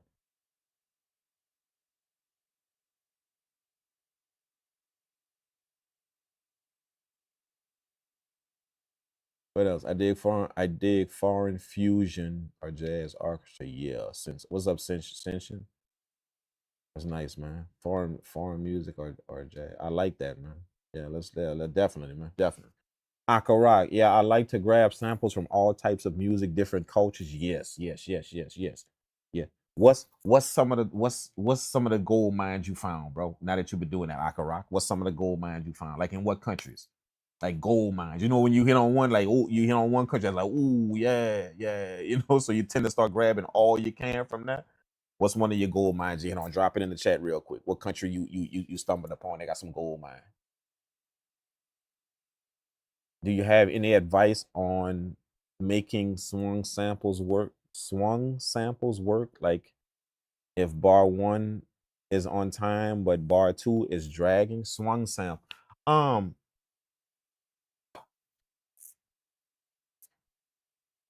I purposely look for things like that in music. Even it don't have to be a swung sample. It just got to be a swung part of the music. I purposely look for that. They got 3 things that I look for whenever I'm chopping a sample. I told y'all this already on one of my other streams. I think we was on this machine. 3 things that I look for when I'm chopping a sample. I look for long hits in the sample. That's long notes that allow space. Meaning that when I hit the pad one time, the note drags out. It doesn't change. It drags out. I look for that. Long notes. Okay. Second, I look for connecting chops. Connecting chops are micro chops. That's pads that you can hit 2 and 3 times to connect long samples together. If I got 2 long chops, I can use the micro chops to connect them together. So you got one is long chops, you got micro chops that I look for. And if you notice, we're gonna do that tonight. It's gonna be them different things we look for. And then the third thing is what you talking about. I'll purposely go look for what I call turnaround pieces, turnaround chops in a sample. This is getting into what I'm telling y'all right now is getting into one technique you can learn how to sample with just them 3 things. Like I told you, I got multiple techniques to sample. This is one of them. Long hits, micro chops, and turnaround chops. That's the 3 that I look for. And if I can find them 3 in a sample, Oh, it's about to go ham. This about to go. I'm about to go in. See what I'm saying? Turnaround chops is what you just said. Turnaround chops imply that the sample has notes that either lag or are pushed together to where I can get 2 or 3 of them on the same pad. They make a musical phrase, small musical phrase. That's a turnaround piece. And the reason why I call it a turnaround piece is because I usually use those at the end of the flip. So if my flip is 16 bars, at the end of that 16 bars, I'm gonna try and incorporate that turnaround piece. That way it can go back, it can turn around back to 1. See? But that's what I look for in a turnaround piece. I look for what you just said, pieces that are that have notes to where they one note hit and the other notes are pushed closer to it or lag a little bit to give like a swing effect, because that's the best turnaround.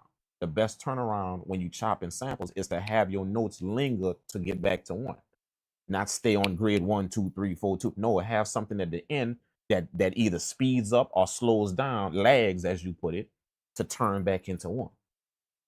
See? So to answer your question, though, do I look for records like that? Do I look for for records like that? No. But I look for pieces like that in records. I don't look for records that actually are swing music.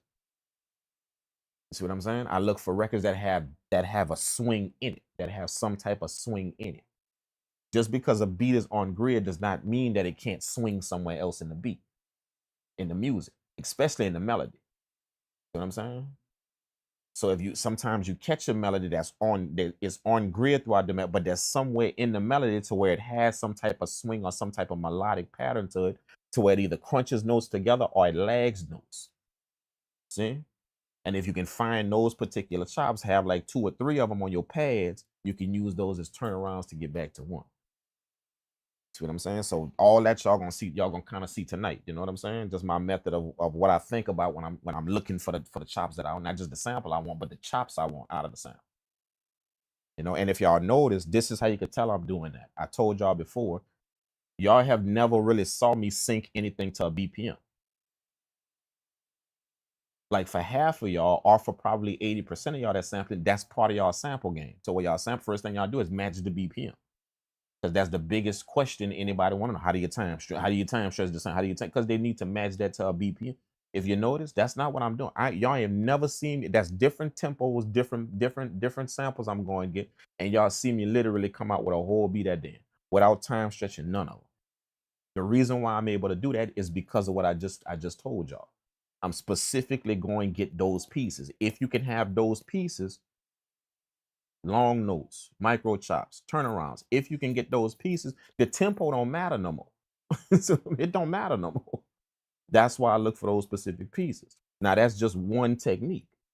Again, like I said, I got multiple techniques to flip to chop and flip a sample. It just depends on what I want to do.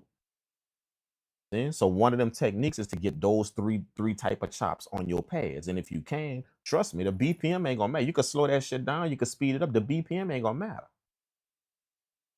You know what I'm saying? The BPM of the sample ain't gonna matter, and the BPM of your beat ain't gonna matter. See? So that's what y'all see me doing, you know. And a lot of people really, it's only a few of y'all actually took that in, because a few of y'all asked me about, 2 people asked me about that on on my DMs on Instagram. They asked me about that. They was like, they actually saw, they watched my whole project and they didn't see, because they was waiting on a part to where I time stretched the sample to get it to lock into the BPM, and they didn't see none of that.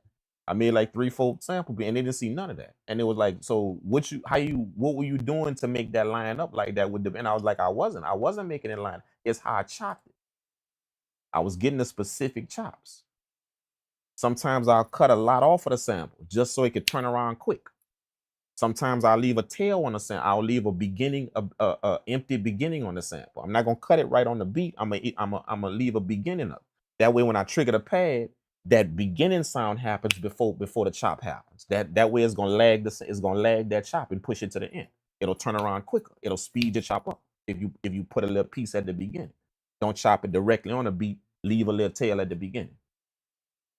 It'll make sure that when you trigger the pad, it's gonna have that silence first, and then your sample gonna trigger at the end. It's gonna speed that chop up. to turn around fast. See, so when you know them different techniques, you can make a chop play fast or slow. You can make it do that. That's what I'm saying. That's what I mean by having them 3 different types of chops on your pads. If you can get them 3 different type of chops from a sample, you'll see exactly what I mean. The BPM ain't gonna matter no more. Like, not at all.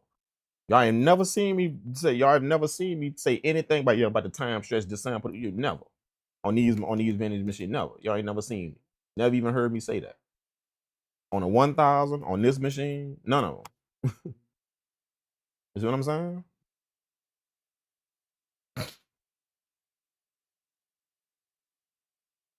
Okay. Oh man. Oh, that feels good. Damn, my leg just cracked. That feels good.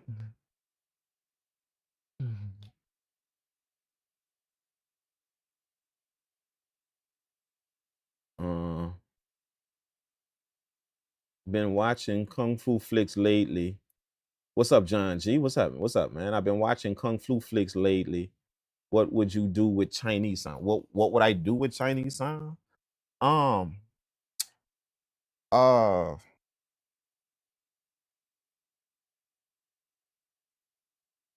Chinese sounds is more like back. I use that for accents.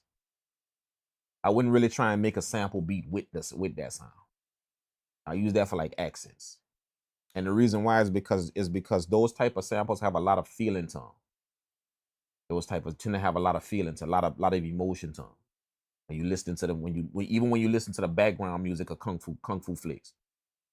You know, that's you the reason why they do that, why they make them that music sound like that, or why they use that particular type of music is because they know once it hit the US, we're not really too keen on their voices.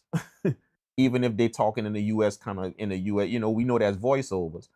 So we're not really too keen on their voices. So what tend to take our mind off the way they did the voices. Y'all know when the voice when the lips moving, but the words don't match. It be some English words, but the lips move. Y'all know that by kung fu movies.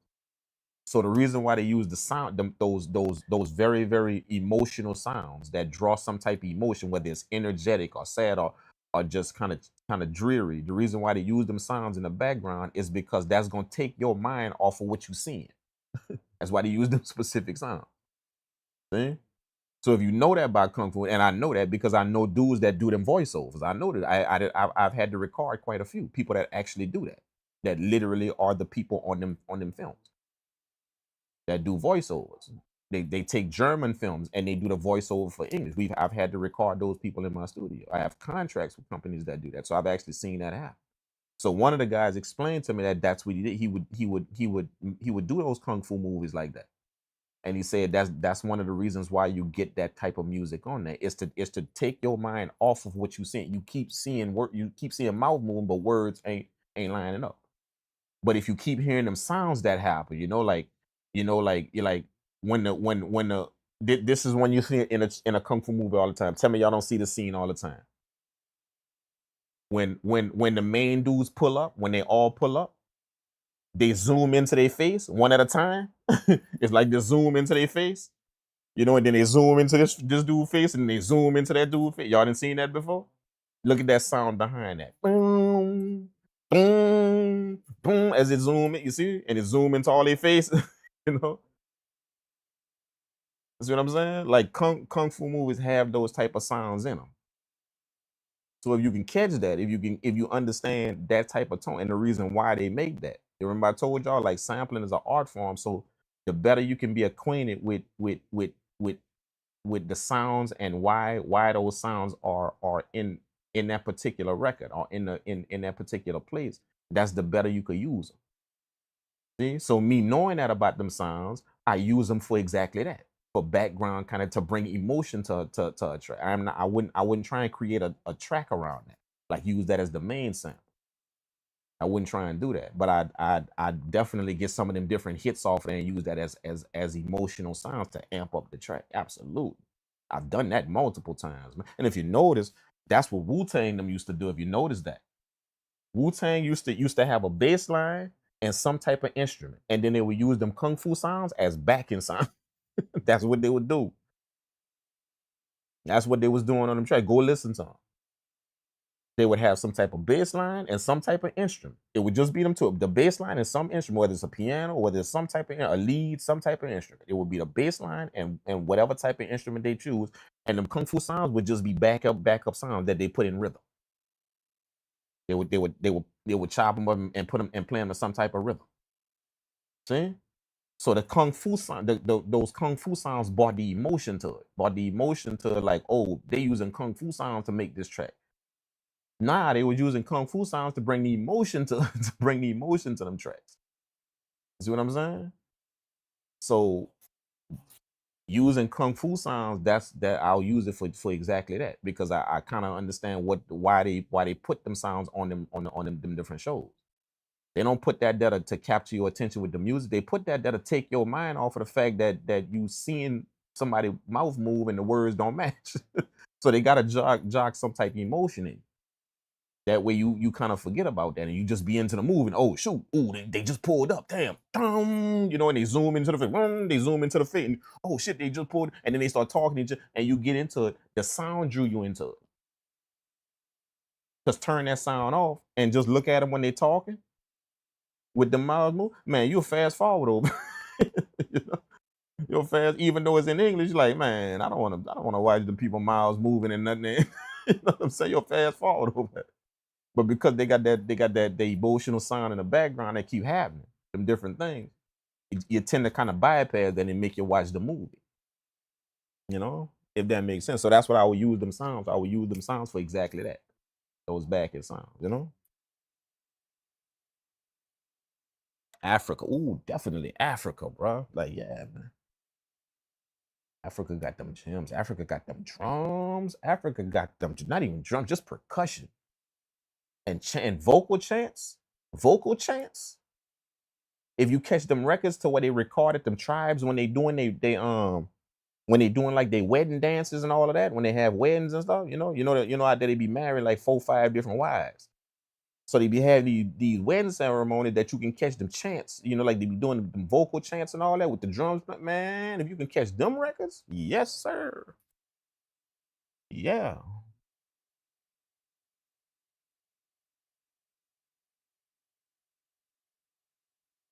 Nah, fam, I thought you were trying to get some sample recommendation. Oh, oh. I thought you was actually a musician. My bad. I thought you was actually doing that. My bad. Hell, even if you got samples though, yeah. I mean, even if you got sounds, you know, sounds. Because like I said, I'm trying not to be the beat maker on this one. I just wanna just put the shit together. Just put the track together. Just produce it. I don't actually want to make the beats on it. And the reason why I don't want to make the beat, because that's not my style genre of music. You know, if I gotta make the beat, then I'm definitely gonna bring a hip hop feel to it. I'm gonna take them jazz sounds, bring a hip hop if I gotta make the music. You know, so I would rather just kind of produce the track, you know, and have other people make the music. So that means sample, that means, you know, sound samples, all that. We're gonna be one. You know, it'd be better if you could play them. But if you can't, then still the sound's gonna work. If we could get the different sounds and shit, absolutely, we'll be able to piece the track together. You know, so it's still no limitations on it. You don't have to actually be able to play. It just would be better if you did, but you don't have to be able to play it. But definitely the sounds though. Definitely gonna need the sounds though, for real, for real.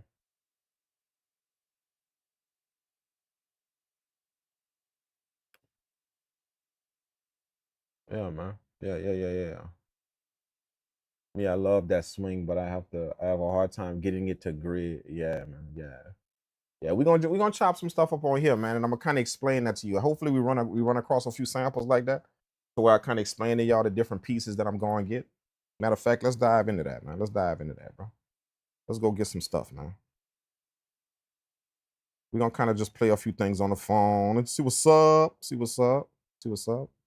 Thank y'all for dropping that in the chat too, man. For real, man. Thank y'all, man. Y'all don't like when y'all drop y'all. The reason why I put them questions in the chat like that is just not for you guys' experience. It's so people can learn. When y'all drop y'all experiences, you got a lot of people that's gonna learn from y'all experience. Just y'all voicing y'all experience. So thank y'all for actually answering them questions, man. That's not just for the person answering the question. That's for a lot of people that listening and watch. They get a lot of information from your experience. So anytime y'all see them questions, man, no matter how simple it is, or no matter No matter how complex the question is, try and answer the question, man, just for the sake of the people in here that's listening, that's paying attention. All that information helps them out a lot, you know, whenever y'all just state your experiences from the questions that I ask, you know? Like for real.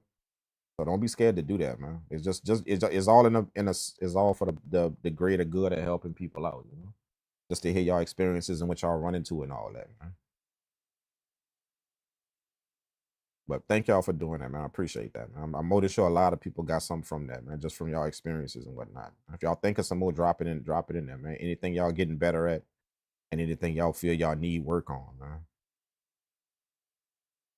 Me, this is what I need work on. Let me tell you, I didn't even tell y'all what I need. Okay, what I think I got better at.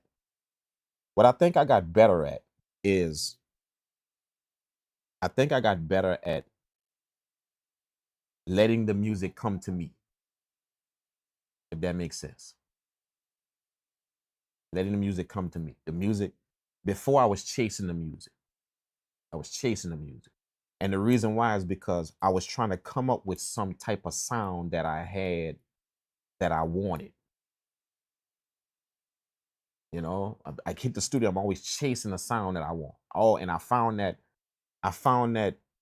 you know, I spent years doing that. Every time I hit the studio, I'm chasing the sound that I want. Whether it's melodically, whether it's how I'm gonna play the sound, I'm chasing the sound that I want.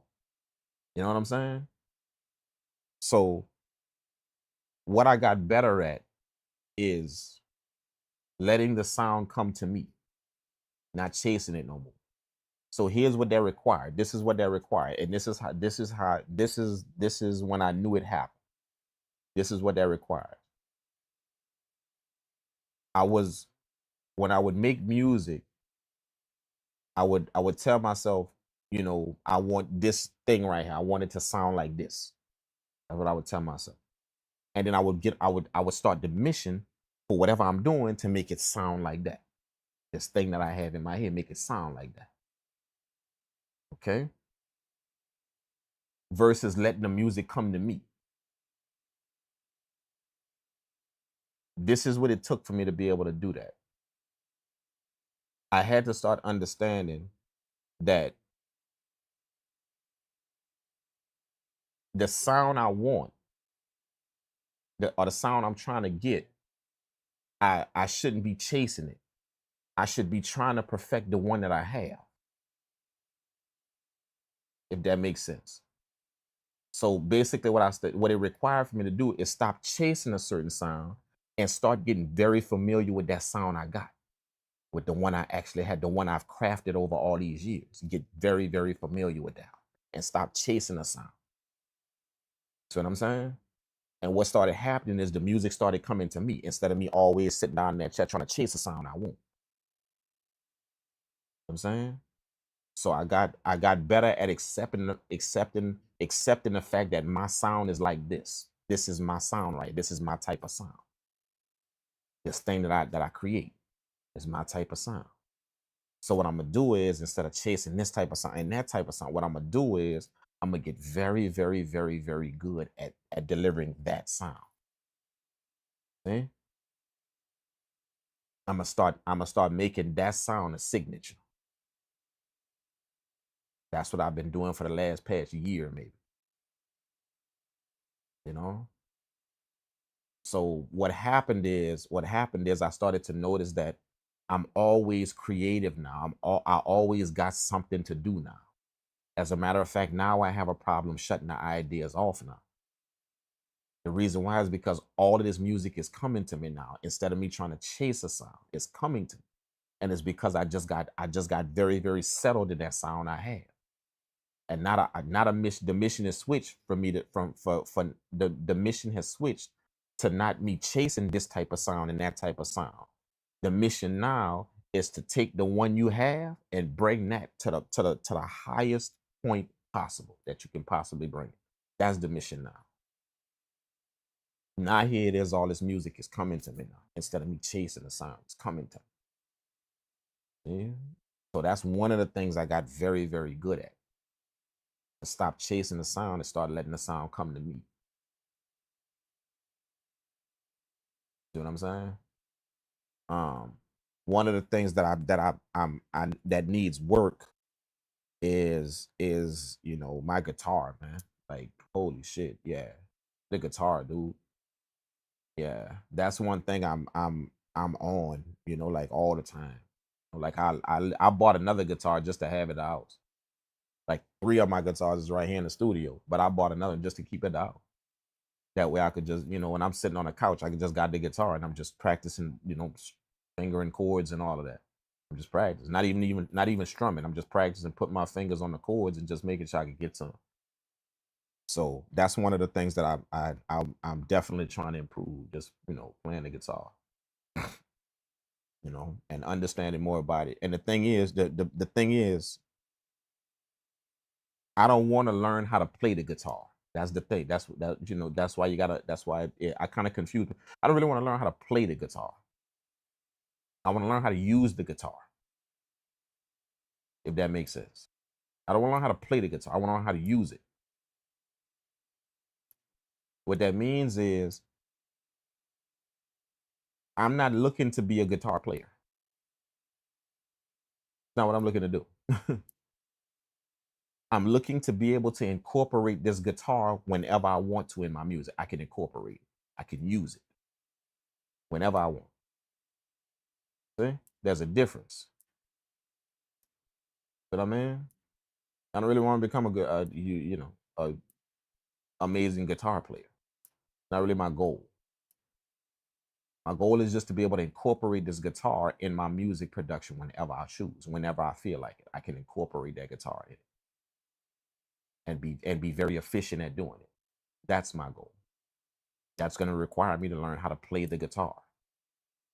But it's just a different mission I'm on whenever I'm learning how to play the guitar. That guy over there who's learning how to play the guitar is because he wants to become good at the guitar. He wants to become very, very good at playing the guitar. Me, I'm learning how to play the guitar so I can use it in my music production, not so I can become a good guitar player. You know what I'm saying? If that makes sense, you know, if that kind of, you know, it's just a different way you learn it, a different way, you know. But yeah, definitely the guitar, definitely. So that's my two. That's what I feel I could use work at, what I could, you know, for what I've upgraded or what I've taken to the next level in my music production, and also what I feel like I could work on. That's the two, you know. Yeah, yeah. Okay. All right. Boom. Let's do this, man. Let's do this. Let's do this. I may have to set some levels, man, real quick. So, you know, bear with me if we gotta do that. I have to set some levels real quick. Because y'all remember the last stream I was using the 1000, so different levels I had to set on this thing right here. So I may have to set some different levels on this thing right here. So we'll see. We'll see. Okay, so for you guys to hear it, I got the well, the sample source running through the input of the S3000xl. So for you guys to hear it, I got to put it on the sample tab and then hit the record button. When you hit the sample button right here, it's going to give you the options to record. So when I hit the record option, you guys should now hear the recording input. Okay, through the MPC, I got it running through, I believe, 3 and 4. So if I go to the sample, if I go to the sampler tag, the sampler button right here on the MPC, switch my input to 3 and 4, and then turn on the in here, turn it from off to in to where it now can listen in on these channels, then we should hear something. Should. There we go. Can y'all hear that?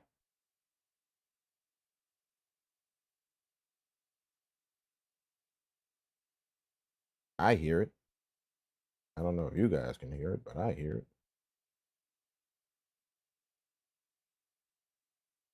I don't think you guys hear that. Hold up. Hold up. Wait a minute. Wait a minute. Wait a minute.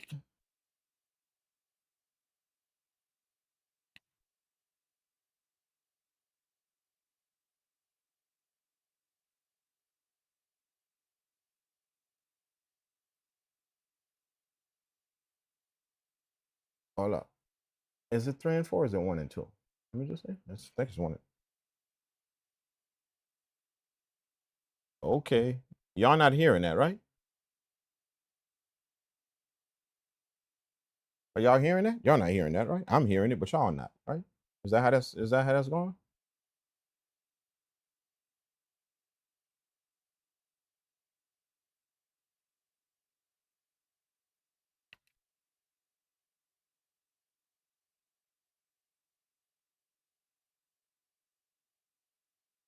Y'all should be. Let me start up Ableton again. Maybe all this moving around and shit kind of mess with it. Let me just start it up again. I should be hearing it.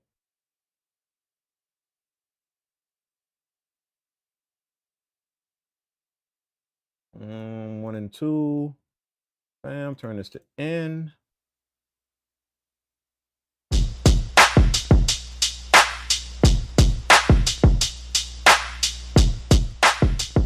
Y'all got that? Y'all got that? Y'all got that? Y'all got that, right? It was Ableton. It was Ableton. Y'all got that, right?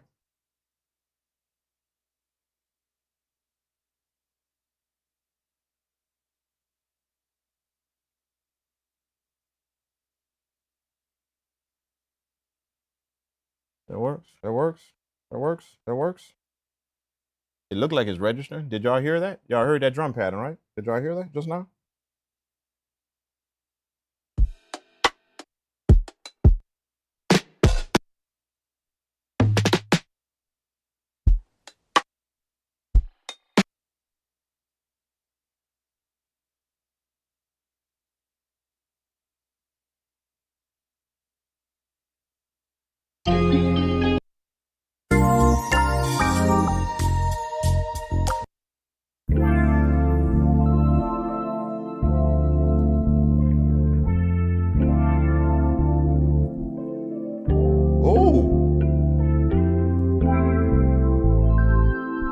Ooh, what's really good with that?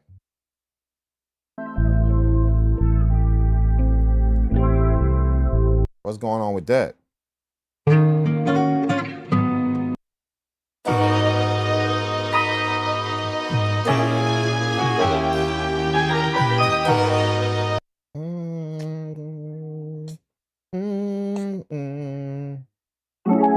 I kind of like that.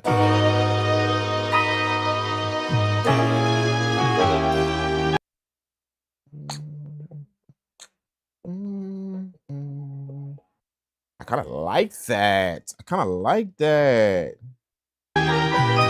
Maybe if I change, I'm liking it, but I'm not liking the key. I heard it. I heard the chops. I heard it. I heard it. I heard it.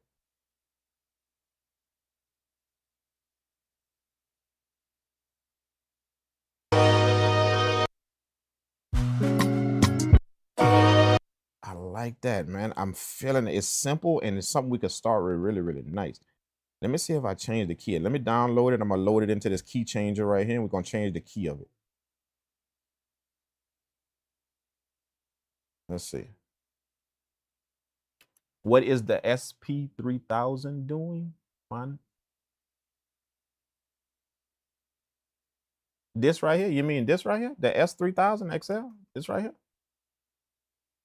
What is it doing for that? If you're talking about this machine right here, this is gonna get all our this is where all of the sound gonna come from.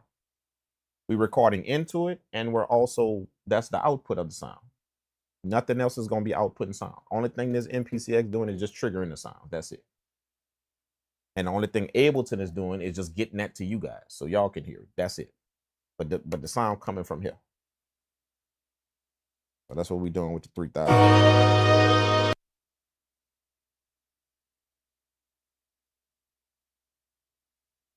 I'm just seeing if we could change the pitch on this, change this to a different key.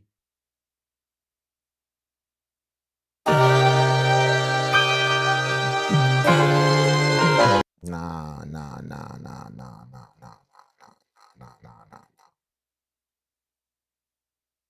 That ain't working. That ain't working. That ain't working.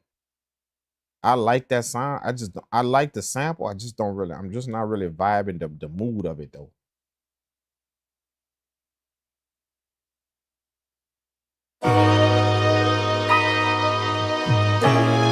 You know what? Let me just save that for now. We're gonna save it for now. We're gonna put that one in the. We're gonna put that one on ice for right now. We're just gonna keep going.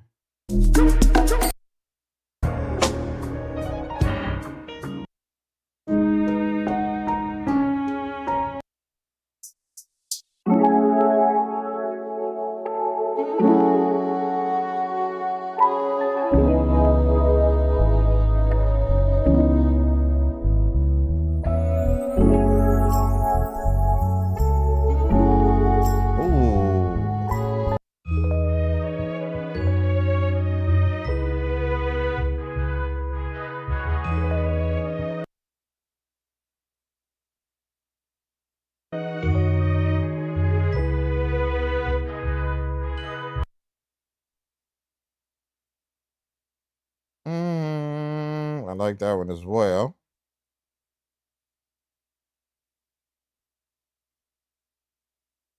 Let's see if we can do that one as well. Let's see if we can do something with that one.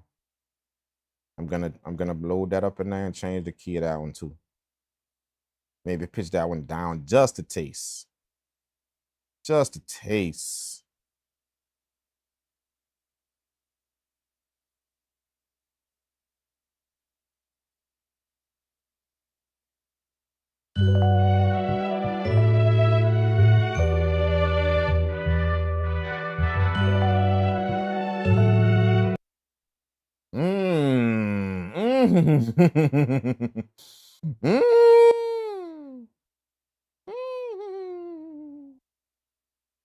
Okay. Nobody told me it was gonna be like that. Nobody told me it was gonna be like that. Let's put it in F minor and see what she sound like. That's gonna pitch it down just a little bit more.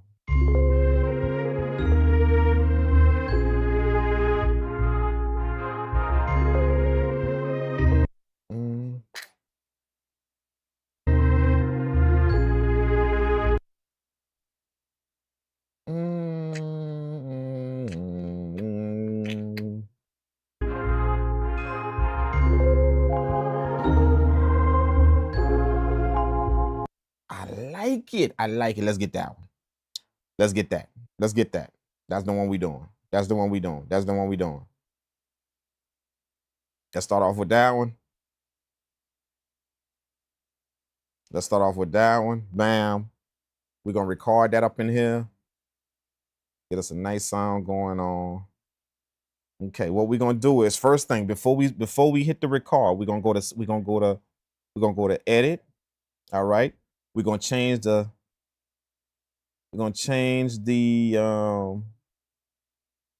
wait, hold up. I'm sorry. We're gonna go to sample. And we're gonna change the bandwidth from 20 kilohertz to 10. We're gonna drop that to 10. All right. What that's gonna do is that's gonna give us that dreamy sound. You know, it's gonna take the edge off of the sound, give us that dreamy type of sound. We drop it from 10 kilohertz. Okay. Second thing I'm gonna do is I'm gonna turn this down for this particular sample right here. I'm gonna turn my source down. See? So the phone gonna be turned down to like 40%. Like literally less than halfway. The phone gonna be turned down to 40%. But I'm gonna crank this record gain up right here, and that's how we gonna get it in. Get it into you. And the reason why I want it because I know that's gonna make it sound a certain way. If I clip this sound and reduce that to 10 kilohertz down, it's gonna sound a certain way coming in. You see what I'm saying? So that's how we gonna get it. All right. And then so let's go back to sample. Let's hit record. See, I got to turn down. Then we're gonna turn this up. You know what I'm saying?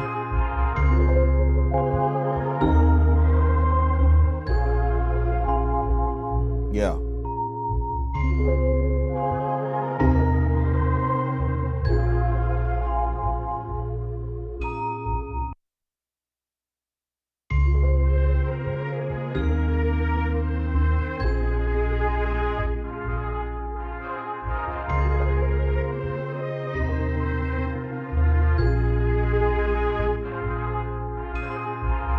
Let's get it.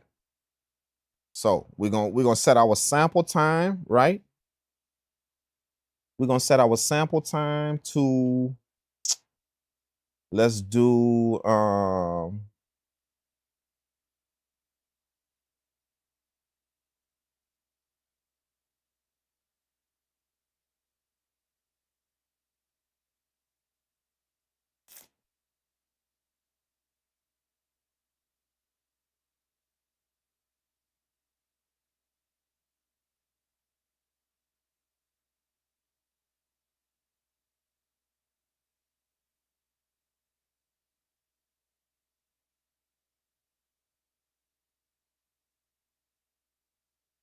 we're gonna set our sample time to, oh, probably like 13 seconds. Or no, let's do the sample is 20 and 29. Let's get 20 seconds up.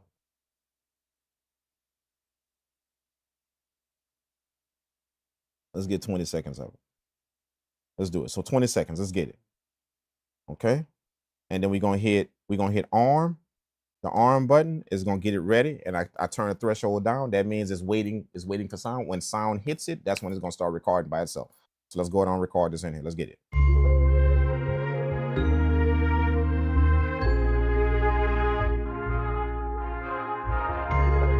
Oh, this is gonna be nice, bro. This is gonna be nice, man.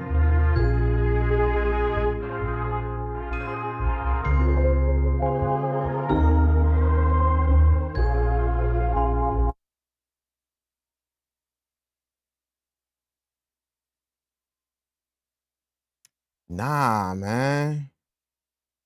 You know what I just heard?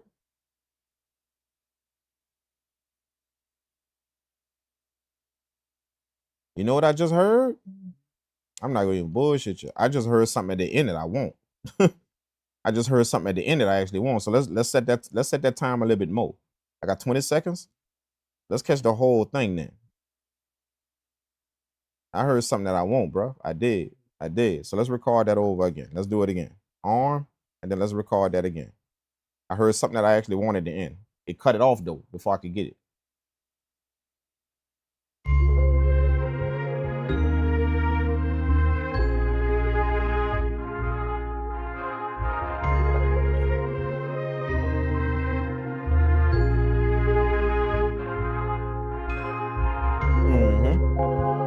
Let's go. See, that's what I wanted to end. That. Yeah.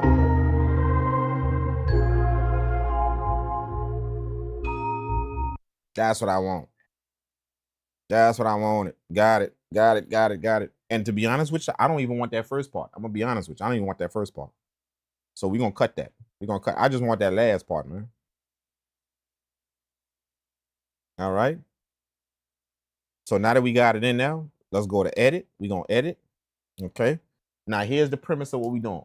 That's about 25 seconds, or about 28 seconds we recorded right there. Okay.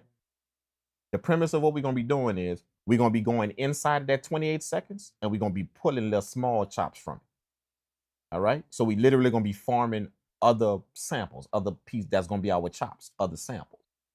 So we're gonna be extracting pieces from that 20-something seconds. So we're gonna always have that 20-something seconds. We're gonna just get a bunch of pieces from it. And then we're gonna put all them pieces on pads to make a program. Then we're gonna do our thing. See what I'm saying? So that's the basic premise of how this moves. We're not gonna be on the new MP, on these MPs, what y'all used to know is triggering different parts of the sample. So you trigger this part, you trigger that part, you trigger this part, but you're triggering different parts of the sample. We literally going inside, grabbing pieces and setting them aside. Grab this piece, new sample, grab this piece, new sample, grab this piece, new sample. So we're gonna have a bunch of samples and then we're gonna throw them all on pads and get busy.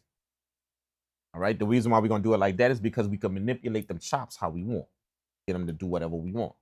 See? So that's the basic premise of what we're doing. Okay, how we gonna do that is, how this machine works is, first thing you want to do is you want to make sure that you realize this thing right here, you got to give it different names in order for it to save. It's not gonna save if you save it under the same name. It ain't gonna save nothing. So anytime you're finna do something new, it gotta have a different name. All right. And the thing is, you got to set the name first. You can't do something and then name it, like these machines. Do something and then you got to set the name first. That way it can record it. It can do whatever you want to do with it. All right. So for instance, this sample we just recorded right here. Okay. I'm going to change the name of this sample. We're going to call it, let's call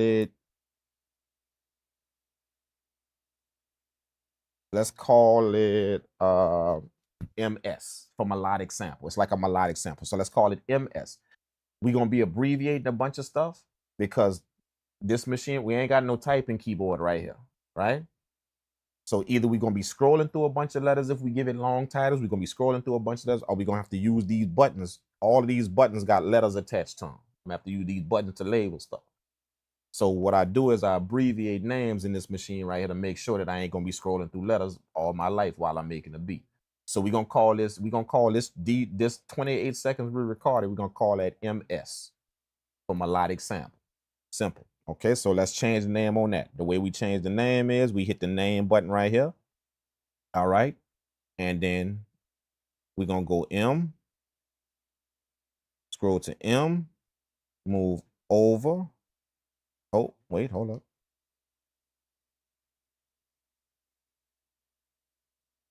M.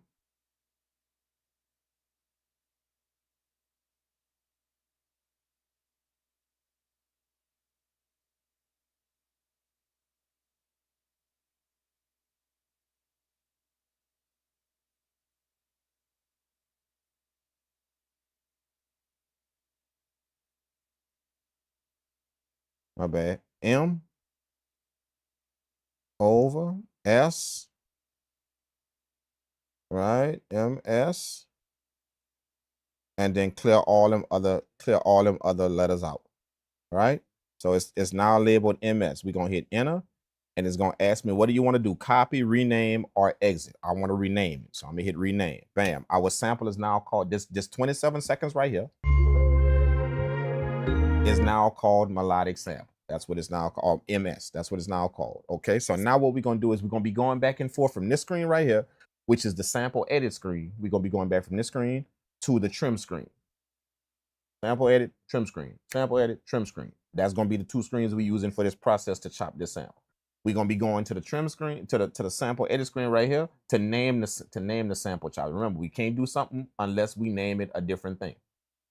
See? So we're gonna be going back to this screen to name it, then we're gonna be going back to the other screen to chop it. And all we're gonna be doing for right now is just going back and forth between them two screens. Back and forth, back and forth. Nothing else right now. So to chop a sample, very, very simple, straightforward. You're just gonna be flipping between them two pages. Name it, go chop it. Name it, go chop it. Name it, go chop it. That's it. See what I'm saying? Okay, so we got the long sample, the 27 seconds there. Now our first thing is to get our first chop from it. All right, so let's go, let's switch our screen. Let's go to the trim screen. Okay, now we on that screen. Okay, and we can play the sample with this enter button right here. We can play it. Then we can audition. All right, with this enter button right here. I don't want to do that. I want to be able to play it on the pad right here. I want to be able to play it on the pad. To audition on our pad. I don't want to keep hitting this enter button right here to audition this as I'm chopping, right? So what we're gonna do is we're gonna set up our MIDI right here. Okay, the way I do that is I got a template set up. If I go to browse and I go to places on my MPC, go to my external hard drive, I got a template set up. That's gonna put all this template gonna do is just give me my MIDI tracks all in a row. So it's gonna change, like when y'all know when you first pull up the MPC, your first track is a drum track. It's gonna change like the first 3 tracks to MIDI tracks. That way this machine can this MPC could trigger this machine. I need MIDI tracks, right? So all it's gonna do is set up my MIDI tracks. So let's go get that. So I just go to my templates folder right here, and then I got my S3000 startup. So I hit do it. It says replace the project. I want to replace it. Hit OK. It's gonna load that. Okay. So now all this did was turn track 1 into MIDI channel, MIDI track 1. It turned track 2 into MIDI track 2, track 3 into MIDI track 3, MIDI track 4, and that's it. I got 4 MIDI tracks set up. All right. Now inside of these MIDI tracks, MIDI track 1, I got the MIDI output set up to MPC A. MPC A is the MIDI output port that's on the back. If you know your MPC X, you got different MIDI output ports, A, B, C, D, all of them on the back, right? So my MIDI cable is hooked into input and is output A going into the input of this machine, going into the input of the S3000. So I got my MIDI input, I got to set to MPC A. That's telling it this machine right here, use that MIDI channel, MPC A on the back here. Use that. I mean, use that MIDI plug, that MIDI cable on the back here. Set it to MPC A, and then the channel for MIDI channel 1, I got it on channel 1, MIDI channel 1 for the ports, MIDI channel 1, and then you guessed it, for my second track, I got that MIDI channel A, but I got it on MIDI channel 2. I mean, I got the MIDI output port A, but it's on MIDI channel 2. And then for MIDI channel for track 3, the MIDI channel, I got output port MPC A again, and then I got MIDI channel 3. So all of my MIDI tracks is set up MIDI channel 1, MIDI channel 2, MIDI channel 3. That's what my template does. Nothing special. All it does is turn them tracks into MIDI tracks and set them all up as my MIDI outputs on each track. That's it. My MIDI channels on each track. That's the way we're going to be triggering these sounds. Each of our programs, we got to set to a different MIDI channel. That way it plays on a different track. Okay? So this program we about to make right now with all these chops, we're going to get all these chops to make a program. A program is just 16 pads, anything you finna put on pads. So we're going to get all these chops to make a program. Put them all on pads, make this program. That program, we got to assign to a MIDI channel. That whole program, it's called a key group, not a program, a key group. That key group, we got to assign to a MIDI channel. That whole entire key group going to be on MIDI channel 1. So now it's going to play on track 1, this sample right here. Now when we do the drums, that's probably going to be on MIDI channel 2. Or the drums, I probably might skip MIDI channel 2 and put this sample on MIDI. Matter of fact, that's what I'm going to do. I'm going to skip MIDI channel 1 and just start on MIDI channel 2. All right? See what I'm saying? So now what I could do is I can go to the pad perform mode on the MPC, and I can switch that to C3. Make sure that it starts on C3. C3 is going to be how I trigger the sample.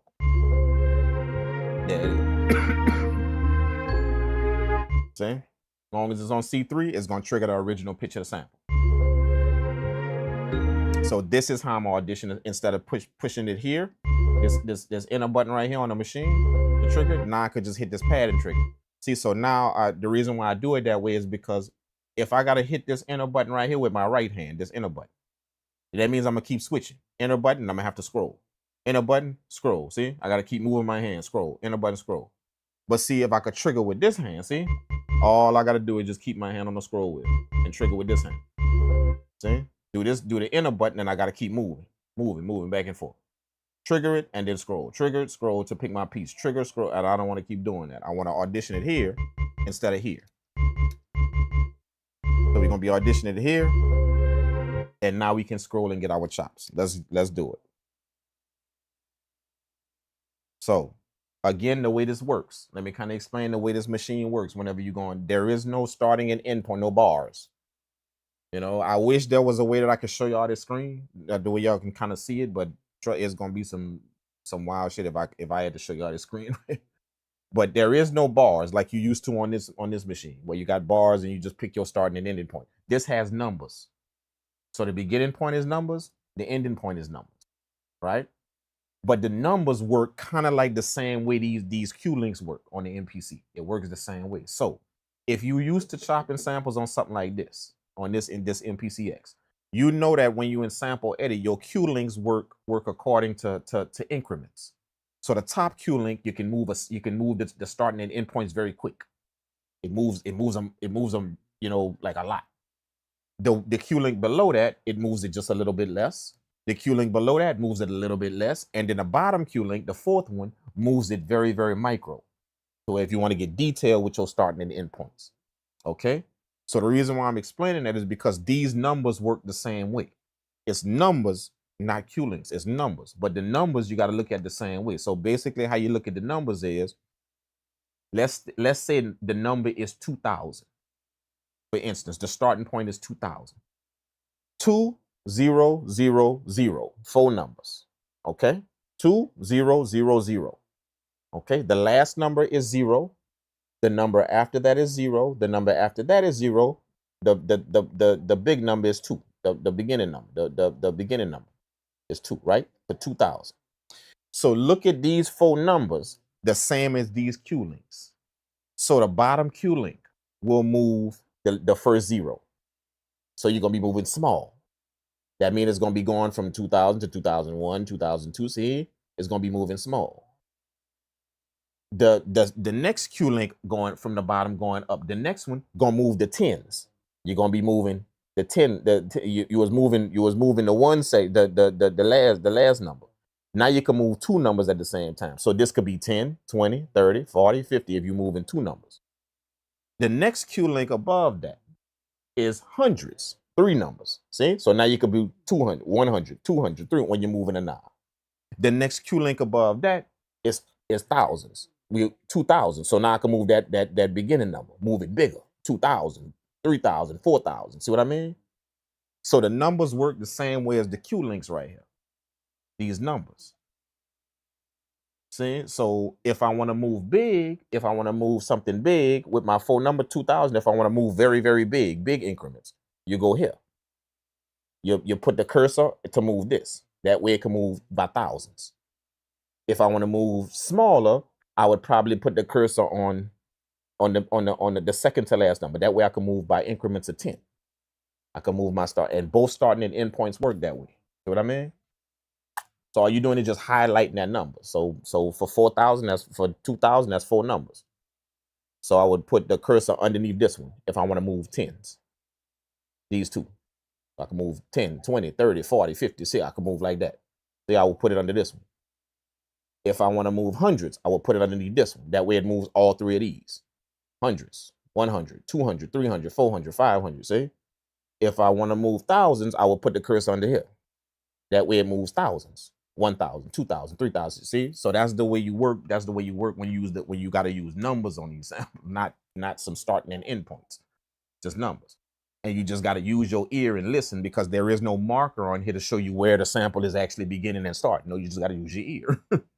See, so that's how we're gonna be chopping the sample, right? Just to kind of give y'all an idea. Y'all can't see this. Y'all can't see how everything is going on the screen. So I'm trying to give you a picture of what we're doing. That way, when I say it, as I say it, you can understand what I'm doing, right? Okay, so we're gonna get our beginning chop. Obviously, our beginning chop gonna start at the beginning, right? Right at the beginning. Okay. So we do have a zoom in function, a zoom in function where we can zoom into the waveform. You do have that.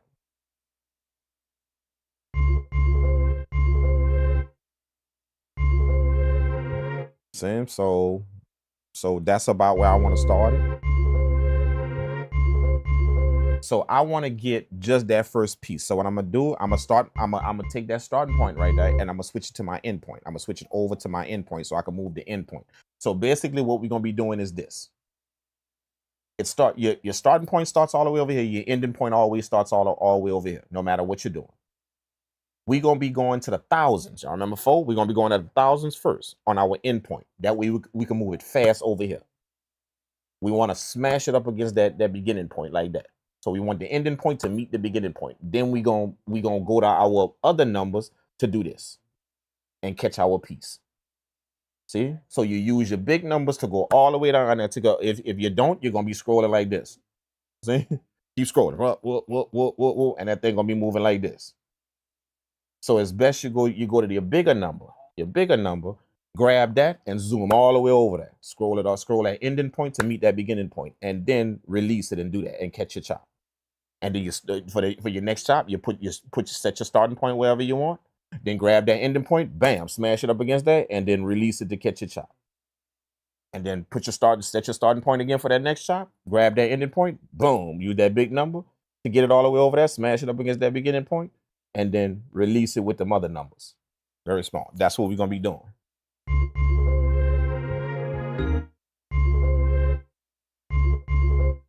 Since I love how you break things down. I know most of the game you're spitting, but the way you break it down makes me think of it in a different way. Good, man. I appreciate that, bro. That let me know we here. We we here, man. That explanation mapping the MPC Q links to the 3000X cursor position was on point. Good way to think about it. Appreciate that, man. Thank you so much. I appreciate it. I'm hoping that my accent don't throw y'all off. You know I don't talk I know I talk with a little bit of country accent, but just kind of kind of work with me on that. That way, and I'm gonna try and explain it the best way I can. That way y'all can kind of relate it to what y'all do know. Y'all do know these machines. I know y'all probably got a few of these machines. So I'm gonna try and relate it to what y'all see on these machines. That way it can kind of click. Looking at it on this machine versus looking at it on the sound.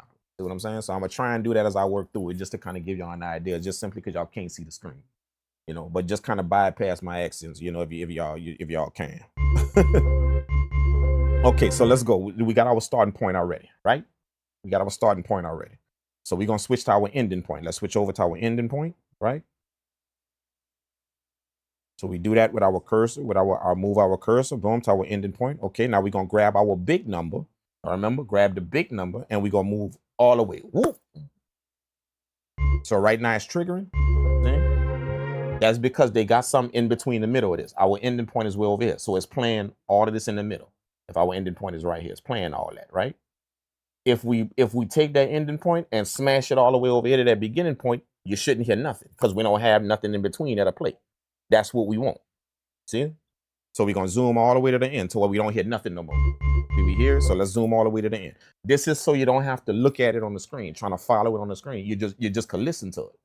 So I'm gonna just keep turning that knob till I don't hear, and keep hitting that pad till I don't hear nothing triggering no more. That's how I know I did this. There's nothing for me to play in the middle no more. Then I'm gonna start releasing it. See? So let's do it. I'm gonna put it on my big number. And then I'm gonna turn it, see? I'm gonna just turn it.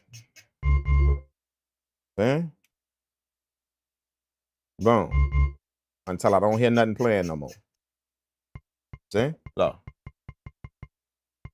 There's nothing playing. Right? No. You remember I said I wanted the ending point. I don't want this beginning point. I told y'all that. I don't want this beginning point. I just thought about it. So let's put that back over there. Let's put that back over there. My bad, y'all. Y'all remember I told you I recorded a bunch of the beginning part of the sample that I don't want? So let's go back to the end. Let's do that. My bad. And we're gonna start out that beginning point where we actually wanted. We're gonna cut all this other stuff we don't want out. Okay.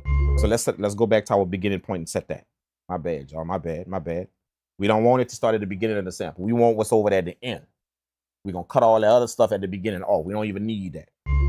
So all this we don't even need. So let's move our beginning point to where we need it. Let's put it on the big number of our beginning point and move it over.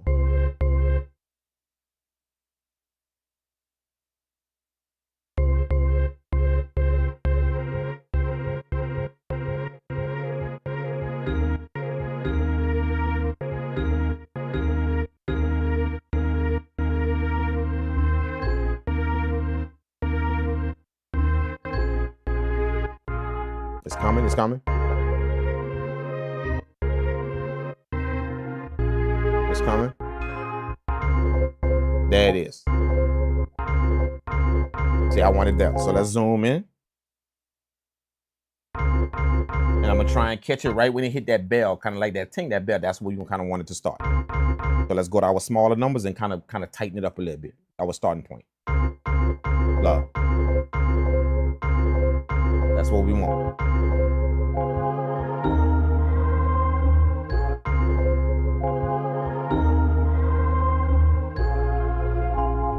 All right, so we want all of that. Let's cut.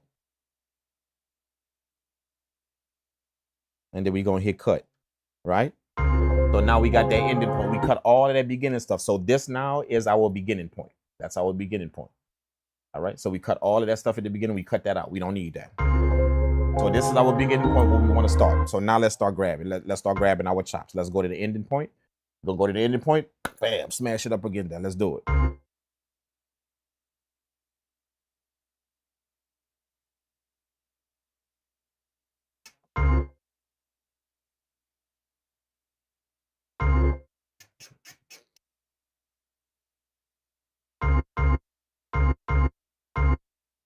There we go. See? See? There we go. Nothing. That means it's like this. So let's go to our smaller numbers and we're gonna start releasing it to catch the chop we want.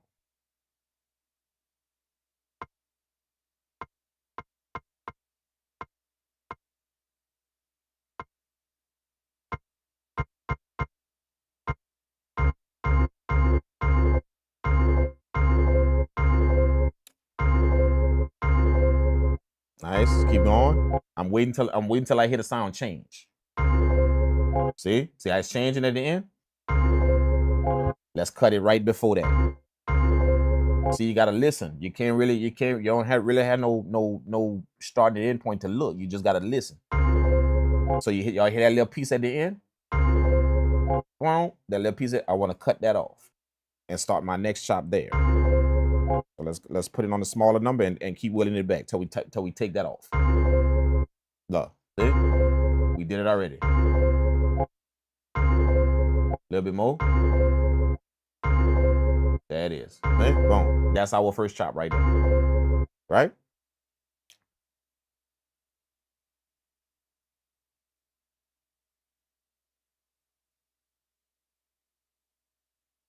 Oh shoot.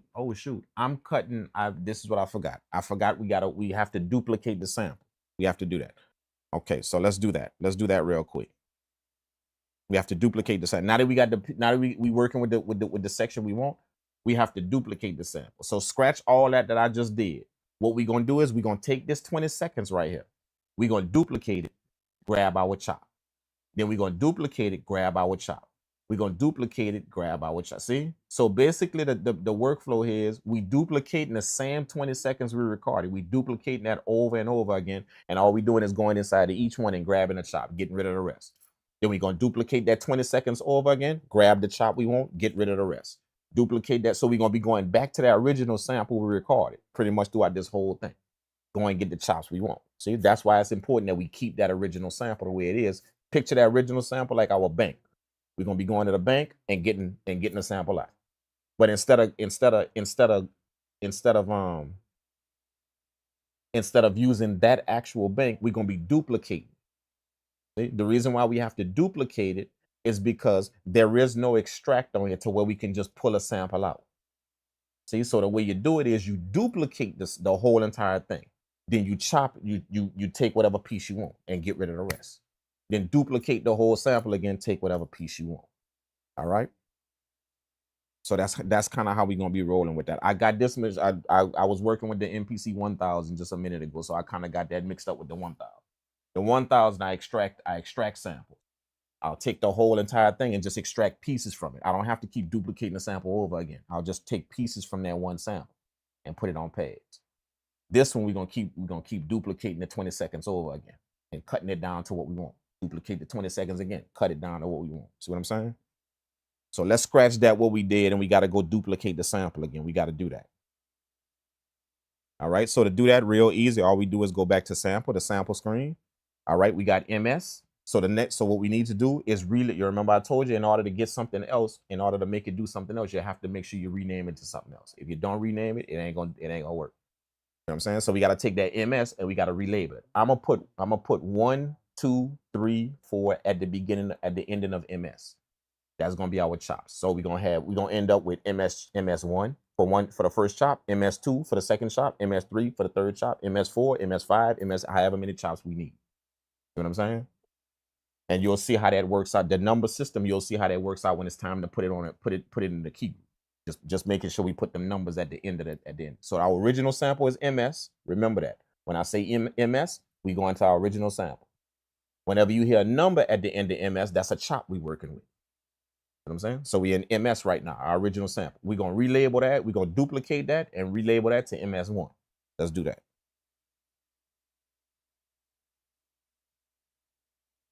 So we about to take that whole 20-something seconds and duplicate it again. So we're going to hit the name button.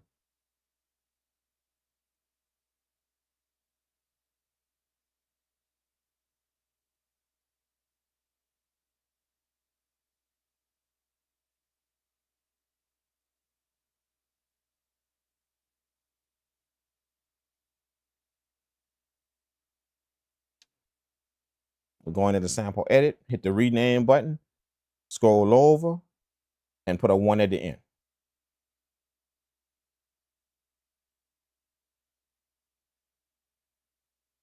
So now it's called MS1. When we hit enter, it's gonna ask us, do we want to copy what we just did? Do we want to rename what we're doing? Rename that sample to MS1, rename it from MS to MS1, or do we want to exit? We obviously don't want to rename it because we want to make sure we have different chops. So we want to copy this. We want a copy of MS and call it MS1. So let's hit copy. Boom. So we now have two of the same exact same. What we recorded in here, we have two exact ones, two exact same ones. We're going to take, do we have MS and MS1, two exact same. Now we're going to go to MS1 and get our chop. You see how it leaves MS alone? We can always keep going back to duplicate MS, the first one. See, now the next, when we duplicate it again, we're going to call that MS2. That's going to be a duplicate, and we're going to go get our chop. That chop going to be MS2. Then we're going to duplicate it again, call that MS3. Then we're going to go get our chop. See, so we're going to end up with all of these different chops from this MS, the original, the MS. That's the workflow. So we're on MS1. Let's go to the trim screen and let's get our chop. So now we're going to do what we just did. Okay. So we're going to go to the end.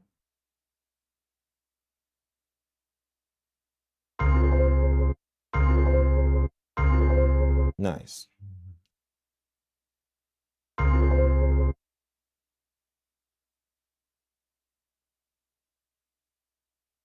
Let me put that back on the first one.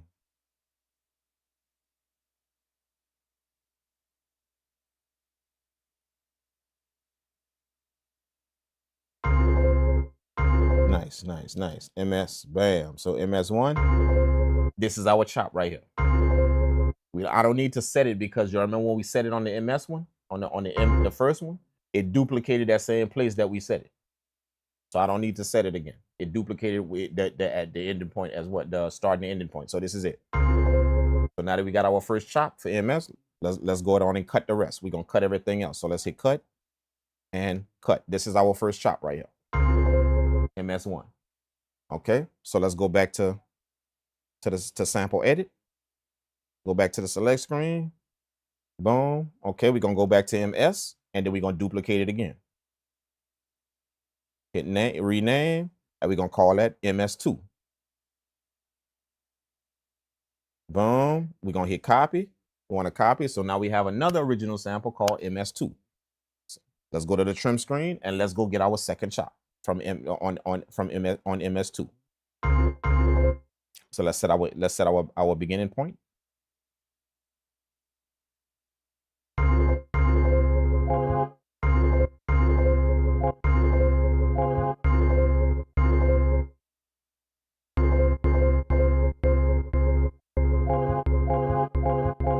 That's what we want. Let's put it on the smaller numbers and clean that up.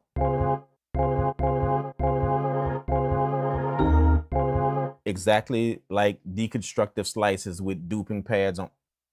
You got it. You got it. You got the game. You got the game.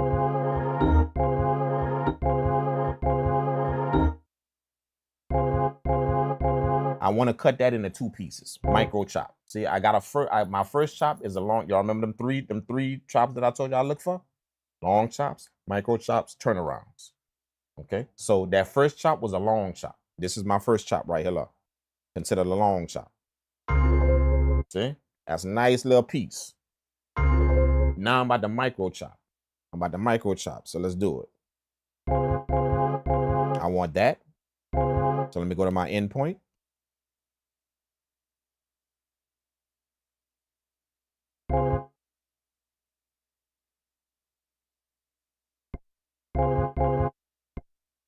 There we go. Nothing. Let's do it. Let's catch our chop.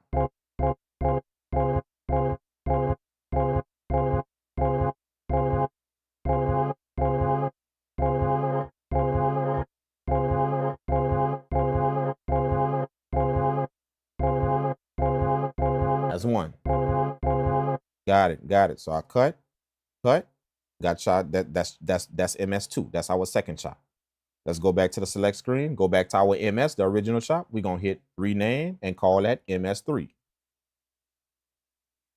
Boom, MS3. We want to copy it.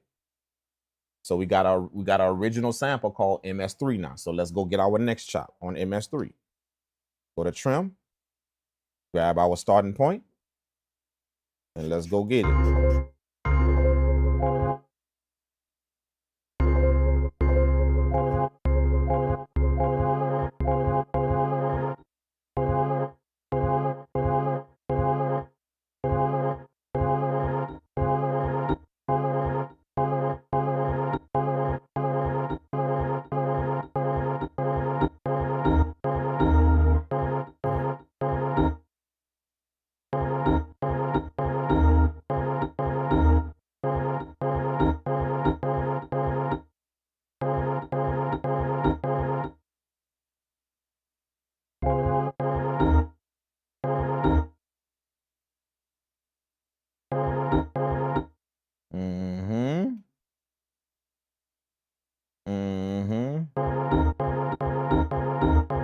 Let's get it. Let's get it. Let's get it. Got the beginning piece. Ending piece. Let's go to our big numbers, and we're gonna move that all the way over. See? Nothing. Let's start stretching it out to get our chop. Go to the smaller numbers.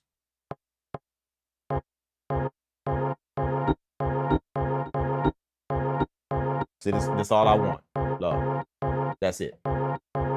Micro chops. That's it. So let's hit cut. Cut. That's my third chop.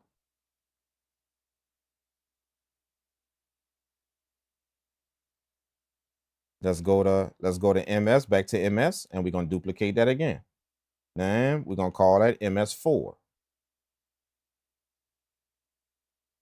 The beautiful part about the machine is even if you lose track of your chops, the name of your chops, 1, 2, 3, 4. Let's say I was to go try and name this 3 again because I just lost track.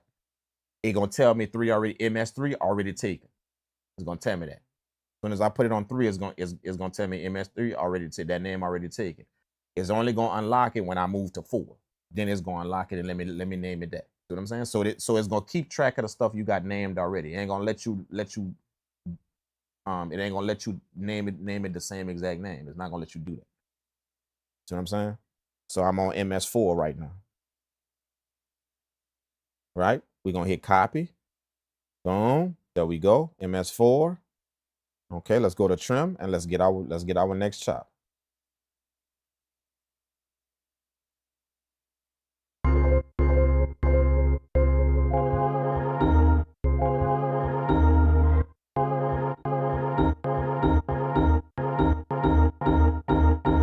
That's what I need.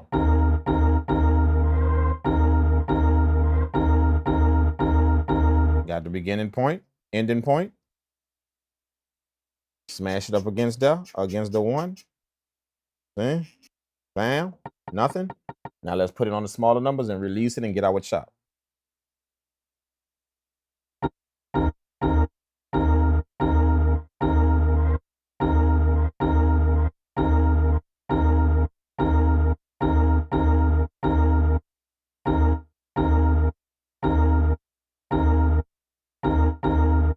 That's it. Micro chop. Cut.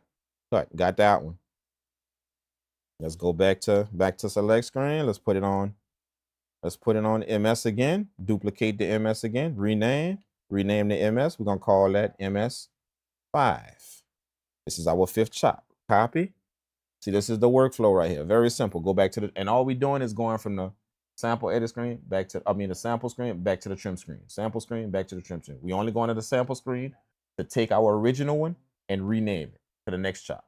5, 6, 7, and then we go back to the trim screen to get our sample.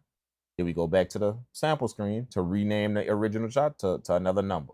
Then go back to the trim to trim the sample. See, so you're just literally going back and forth from one screen to the other for your chop. The reason why I'm making that known is because that's the way I learn a machine. So for instance, I'll ask myself, okay, let's say if it was a different sampler. It don't have to be a Akai sampler. It could be some other sampler, anything. I'll ask myself, okay, so first thing I need to do is learn how to record in it.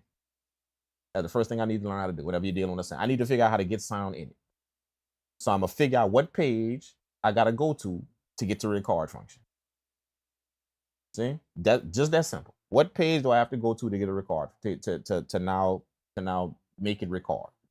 Next thing I'm gonna do is I know there's gonna be something on the machine that allows me to control the volume of the record. There's gonna be something on that sample that allows me to code it. So I need to know, now that I got the place, the page I need to record on, now I want to control the volume of it. How do I get a sound in and out of it at a certain volume? I'm gonna look for that knob on here. Should have something called record gain, record something. See? Now that I know how to get sound in there, my next mission is to figure out, okay, once I recorded the sound in there, where does it go? I need to find it. Where does it now go? When I hit the record and I say, okay, that's what I want, I hit enter or keep or do it or whatever, and I record it and I keep that sound. Where does it go now? Where is it now? How do I find it? That thing I just recorded. See? Because if I can find it, that's going to tell me how to trim it. See? Once I find it, wherever it is, that's going to tell me, okay, wherever that sound is, that's how I get what I want from it. I could trim it now. See? And this is literally what I find on every sampler. Just that. Just those things. Every single sample. See what I'm saying? I make sure I find all of the basic things first. And then from those basic things, now I go into the intricate things about those basic things. See? So I find a record page first. Then I find out the hardware button or hardware knob that allows me to control the volume. Once I can record into it and I keep that, now I need to know where it go. Where did it go? There should be some page on there somewhere I can go to now see where that thing went, where it is. Or a list of as I record into it. Should be able to see a list of everything I'm recording into it. Okay. Once I find that, that's going to tell me how to trim it. Now that I know how to trim it, once I understand how to trim it, now I can start chopping, getting my chops from that. Okay.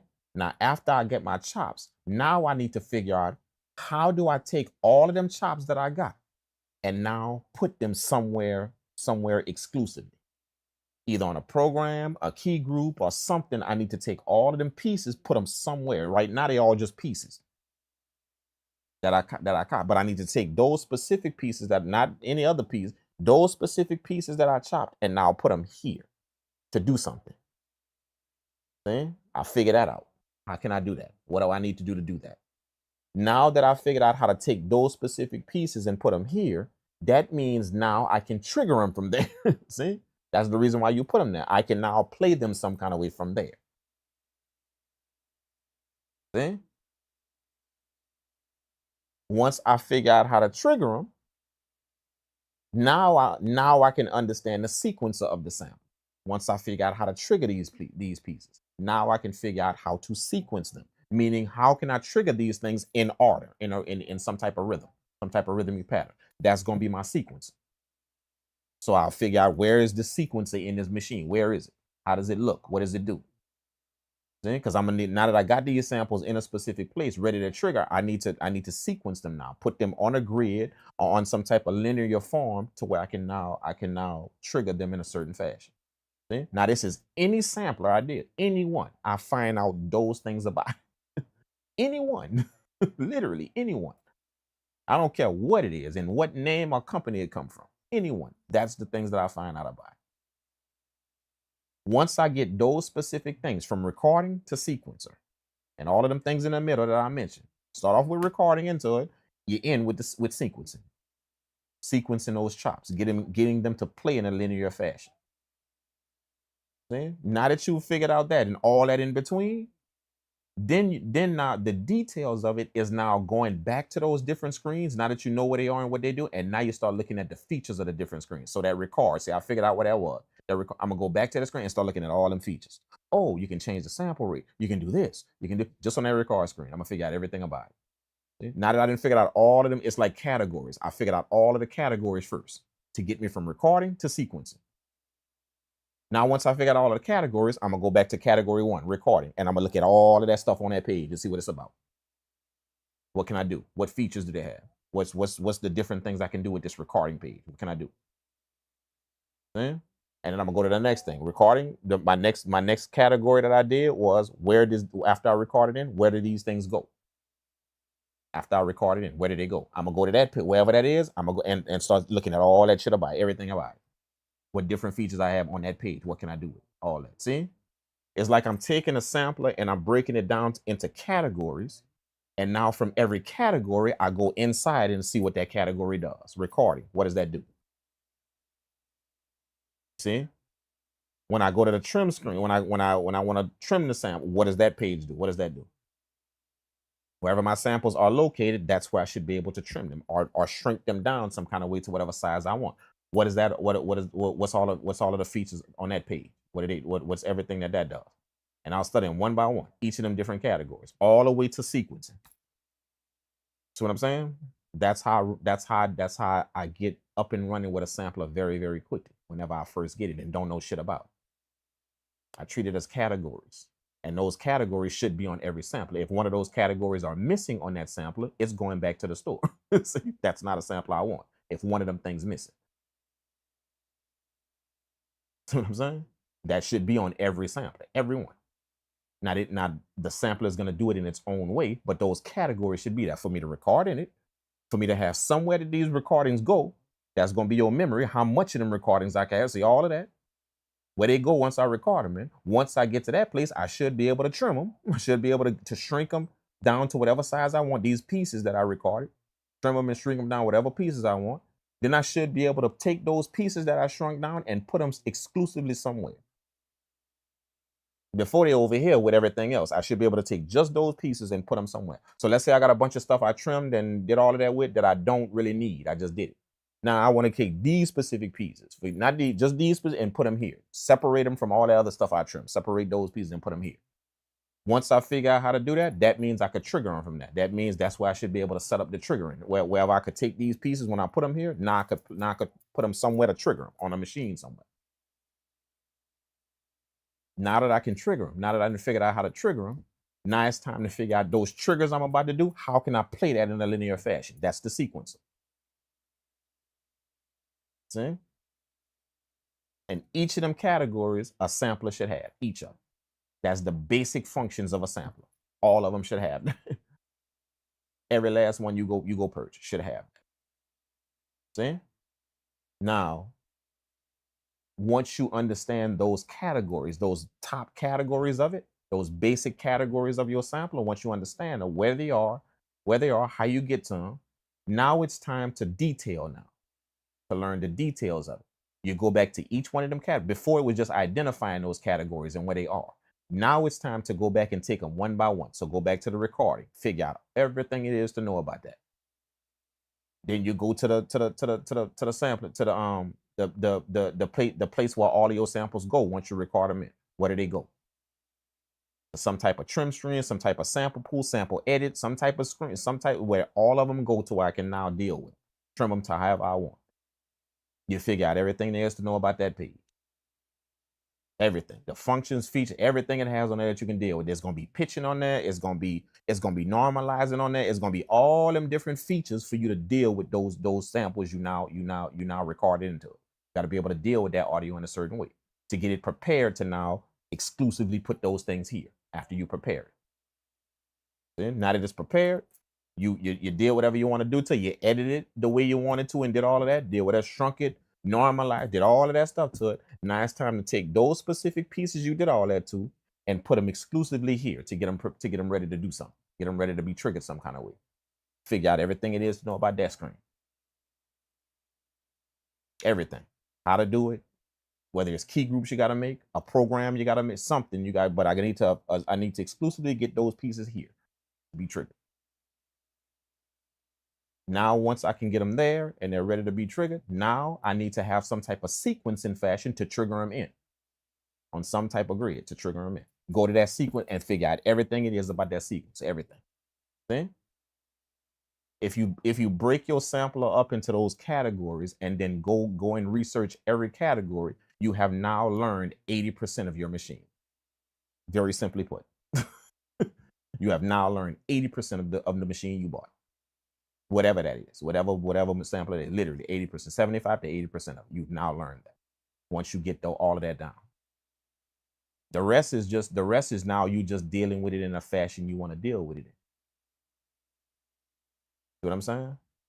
So hopefully that can kind of help you guys as to how that's how I learn a machine when I buy one. Literally anyone. That's how I have learned them. That's how I've been learning, and that's how I'm gonna keep learning. If I buy a new one that I don't know nothing about, them things I'm gonna go identify by. All of that.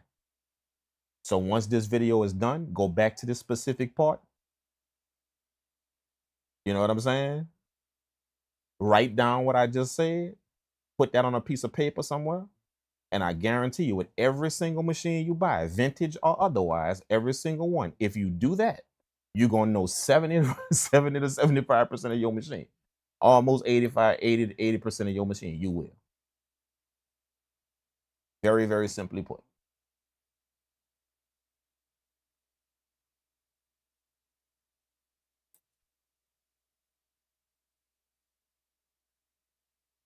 I've been hunting for tutorials to inspire, find new techniques. All of last week, learned more from this in 30 minutes than all the last week's stuff. That's crazy, bro. That's crazy that you should say that, man. That's crazy that you should say that, man.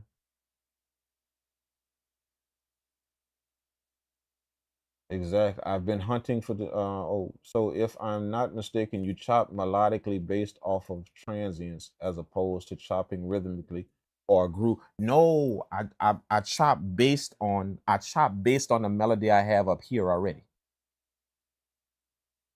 Weird way I understand sound, and this is just me. I'm not saying anybody else does. I'm not even suggesting anybody else trying to do it. But it's just the reason why I work so well as an engineer is because I can retain sound very, very well. Very well. Retain sound, and this is something that I didn't know I could do a long time ago until I actually got around professionals. They showed me that and actually told me what it was, what was happening to me. Okay. Fun fact, before I get into that, fun fact. This is when it all first started. When I was younger, and I was y'all know them hearing tests that you take when you're younger, when you're a young kid, and you go to the place. The lady sit behind you, put the headphones on you, and she sit behind you with a machine, and she start triggering these sounds in your left and your right ear, and you got to raise your hand. You know, if it's in your left ear, you raise your hand. If it's in your right, and she's gonna trigger all these tones. Y'all know that hearing test. That's a very standard hearing test that you take as a kid. Okay. So here's the funny thing. When I went to take that test, right? Okay, here it is. I got the headphones on, triggering sounds. Boom, the lady got me triggering sounds. Okay, so I'm hearing the sounds in each one of my ears, and I'm just raising my hand to the sounds. Up, boom, boom, boom, raising my hands to the sound, raising my hand to the sound, boom, boom, boom, boom, boom, raising my hands to the sound. Okay, now after the test is done, true story. After the test is done, the lady looking at the paper like just with this weird, confused look on her face, like literally, this what this machine spit out. She looking at it with this weird, confused look on her face. Okay, so my mom looking at that like, okay, well, what's wrong? Is the boy deaf? Because remember, you the only one can hear the sounds. They can't hear them out there. You can hear 'em. My mom just watching me raise my hand. So my mom was looking at the lady and looking at the like, okay, this ain't good. She got this look on her face like because she didn't understand what was going on. Like this literally confused look as she looking at this paper. My mom was like, oh shit, is the boy deaf? What's going on? Like what we need to do? Oh Lord, what's going on? The lady said, no, actually quite the opposite. He ain't deaf. The boy caught every single sound, every single one. And the funny thing is, he caught about 9 that wasn't even there. He caught 9, about 9 sounds that wasn't even there.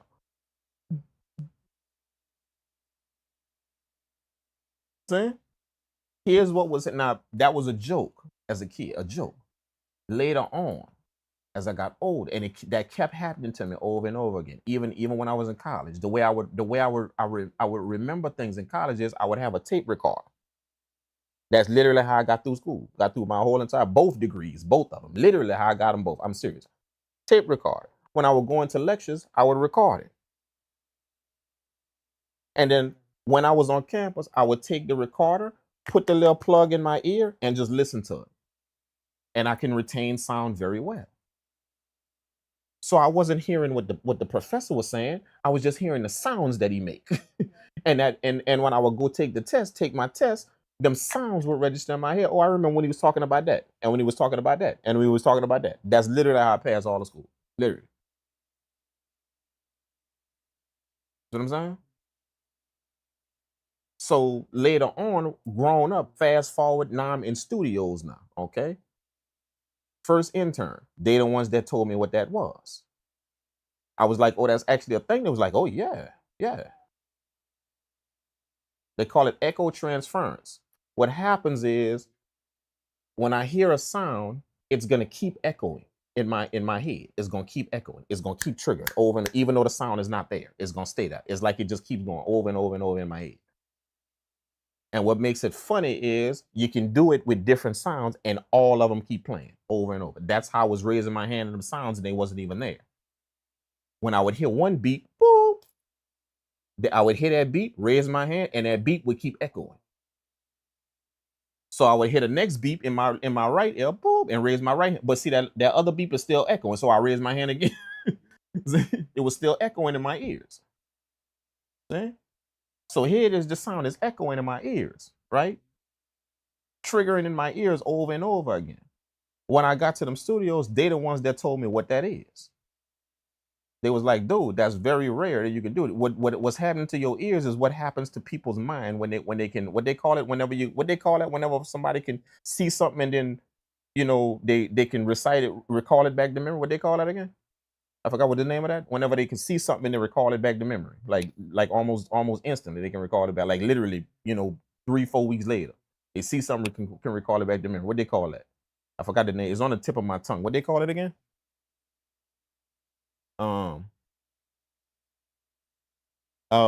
Shit.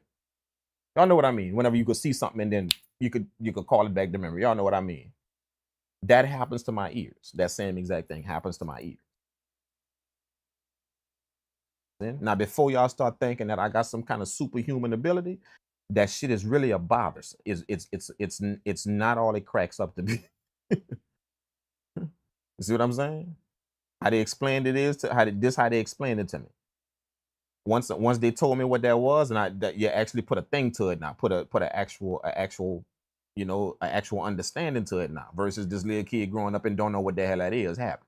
Now that they put an understanding to it now, this is how they explained it to me. What the good news is, you got that ability, bro. That's the good news. The bad news is, you got that ability. That's the bad news. See what I'm saying? So that's it. Before y'all start thinking, oh, that's amazing. Because you know how many you if you don't understand what's happening to you, then you could be tricked at any time as to what you hear. That's the bad news. You can be tricked at any time as to what you, if you don't understand that's happening to you. That, oh, that's just an echo of what I heard before. That's not really there. Then you can be tricked at any time as to what you hear. So as such, I had to become sharper with my hearing because that happens. That's how I became a very good engineer. That's how you guys hear the sound that you hear now. Whenever I'm creating these DAWs and I'm blending all these instruments together and putting up all these EQs and frequencies, it's just simply because I had to specifically train my ears for that thing that happens to me. If I didn't have help doing that, then I could have been tricking myself with the sound I'm hearing because I just keep echoing. And I never did anything to understand how to work with that in my life, how to work with that. So when you get that type of training to deal with that, you now become very sensitive to sound. See? You become very sensitive to it now. So that's how I'm able to engineer sessions very, very well. That's how I've been doing it my whole entire career, and why I'm quite frankly amazing at it. I would not have the studios I have and would not have the company I have if I wasn't. See what I'm saying? But that's the reason why. So the reason why I'm explaining that, the reason why I'm telling y'all that, is because the way I chop a sample is based on that. I can already hear the way I want this playing in my mind. I'm fast forward when we got all these chops and I'm ready to lay them down over a drum pattern. I can already hear that, literally, and I can hear that from listening to the sample. I can hear all of the pieces I want. So that's what's deciding what I go chop. As this tune is playing in my head, I'm telling myself, oh, nope, I don't need that. Oh, I need that, and I need that, and I need that. But I don't need that, and I don't. It's according to that tune I'm hearing playing in my head of these chops. You kind of heard me doing it when I was picking out the sample, when I heard the sample. You heard me start, as the sample was playing, You heard me start mumbling how I wanted the chops to be as the sample was playing, as I was just listening to the sample before we even recorded it in, the dry sample. If you go back and watch the video, I was literally humming how I wanted the sample to be. That's still in my head. It's still literally ringing clear as day in my head, like as if we playing it right now. That's what's up here right now. So what I'm going to do is chop the sample according to that I'm hearing. I'm going to pick those pieces according to that. There are things I'm going to need and things I'm not going to need to create this thing I have up here. That's how I'm chopping the sample. That's why I said I don't suggest y'all try it. I'm just telling you how that works for me with this thing I got, with this gift and a curse I got. That's what I like to call it. This thing. That's how I like to do it. See what I'm saying? I can literally chop a sample according to something that I'm hearing and it's echoing in my head over and over again. And that's what I'm going to get. So anything that I hear as I play the sample, see anything that I hear that's like, yep, oh, I'm gonna need that piece to formulate this thing in my head. Oh, wait, nope, not that piece, not that. Yep, I'm gonna need that chop right there to formulate this thing in my head. See? I'm chopping based on this thing I hear in my head. Now, the average person doesn't hear that. The average person doesn't hear that. You're going to figure out what to do with them chops once they're on the pads. You probably have an idea what you're going to do. Or you're going to figure out what to do with them chops now that they're on the pad. See? Very few people can chop according to something they literally hear in their head. Very few people can do that. You have to have something playing in your head while you hear this. See? So no matter how many times I play that sample, I still got to have that thing playing over and over, echoing over and over in my head. Now, how many people can retain a sound in their head while they listen to this? Over and over again. See, over and over and over. How many people can do that? And retain a sound in their head. See? That's why it's kind of a gift. It is, but it's a curse as well, simply because who the fuck wants to keep having something echo in their ear all the time every time they hear something? Who wants to hear that? Who wants that dab? That's quite frankly as annoying as hell. To be honest with you, it is. You see what I'm saying? But that's how I chop a sample, just in case, you know. And I've explained that, probably not to that detail right there, what I just did, but I've explained that over, you know, before. How I chop a sample is according to something I hear already. Even when I was listening to the sample, when I'm listening to a record, when it's literally on, when I drop the needle, the way I pick a sample is I'm listening to it and I don't pick it because it sounds good. I pick it because I can hear the flip in it. I can hear it. I start humming it. Yep, that sample. That's the one we want right now. Let's do that right there. I start humming it. Now that thing that I hum, the only bad part, the good part is, see, like I said, the gift is I can hear that. I can hear that literally from just playing a record. There's something now in my head and it's stuck there. That's the good part. That I figured that out without chopping nothing, without cutting nothing up, without even recording it in yet. With all of that's in my head and it's playing. That's the beautiful part. The messed up part is I can't get it out of there. It's gonna keep playing. See, no matter how much I want it to stop, it's gonna keep playing. See, that's the jacked up part about it. Is it?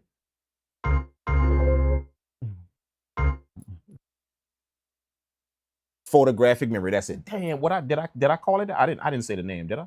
That's it though. Photographic. How come I couldn't remember? That's exactly what it is. Photographic memory. How come I couldn't say that? I could. It was on the tip of my tongue, bro. Photograph, but that's it. Photographic. So that same thing happened to people's memory. Is that same thing happened to my ears? Very simply put. And that shit keep echoing, no matter how much I want it to stop. You know? So you have to train to kind of focus to where you block that out. Even though you're hearing it, you just block it out like it doesn't exist. It's not even there. You have to train to do that. Or else I'd have been growing up deceived by the shit I hear. You know, like this is something that would always happen to me in the house. Like my mom will call. I'll be upstairs. My mom will call. I come downstairs, see whatever she wants, and then I go back upstairs, do whatever it is she want me to do, and then I go back upstairs. Okay. Now, 15 minutes later, I'll come back down. Ma'am, did you need, you wanted me? You know, and she'd be like, no, I didn't call you. See, because I'm still hearing her. I'm still hearing her voice. I'm still hearing it. She'd be like, no, I didn't call you. I'm like, oh shit, I thought you did. And then I go see shit like that be happening. I mean, you know, it would happen. You see what I'm saying? Or stuff like this. I'd be driving in the car, riding in the car, you know, with my pops or something, and I hear a song playing on the radio, one of them old school jams or something that he playing. I hear that. All right, I hear that. Never heard that before. Don't know who the OJs is as a kid. Have no clue about these songs. None of that. But I hear that record that he playing in the car, that tape or whatever. All right. Now here it is. 20 minutes later, we get home. I'm humming that on while I'm sitting on the floor playing with my toys. I'm humming it, and not just humming, like literally the words. I'm saying the words. See, shit like that was happening as a kid. People, you know, it was just weird. It was just kind of weird. Years later, these audio dudes clued me in as to what that actually is. Like there's actually something for there's a name for something like that. That's happening to you. You see what I'm saying? And through my life, I never had anybody to train me on how to deal with that, on how to actually. So it was just kind of like a joke, you know, like, oh shit, I just keep hearing shit. You know, it was just a joke. But now, you know, understanding what it is, they shed light on it as to what it is, and also helped me to understand how to deal with it, how to manage it, and how to become very good at using it for this craft of engineering, how to use it for the best to as use it as like a tool, a gift. You know what I'm saying? They taught me how to do that, but you know, that's just a little background.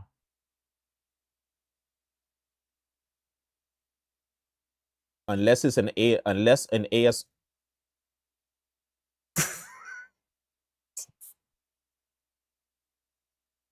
We can take that one and put that over here. We can take that one and we can take that keyboard and put that over here and put that over here in its own you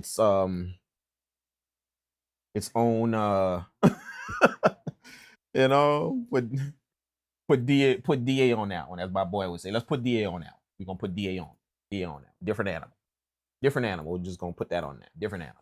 How about that? How about we just put DA on and call it a day? Different animal all together. You know what I'm saying? Yeah. First of all, you got to keep the damn thing from exploding. That's number one. Let's not forget that. I know people don't like to say it. I know people don't like to talk about it. People don't like to touch it.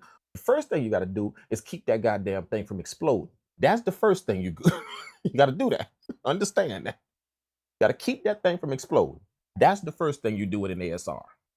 Now, if you can manage to do that, then you can get into the functions of it. You understand? But you got to keep it from exploding first. You got to do that.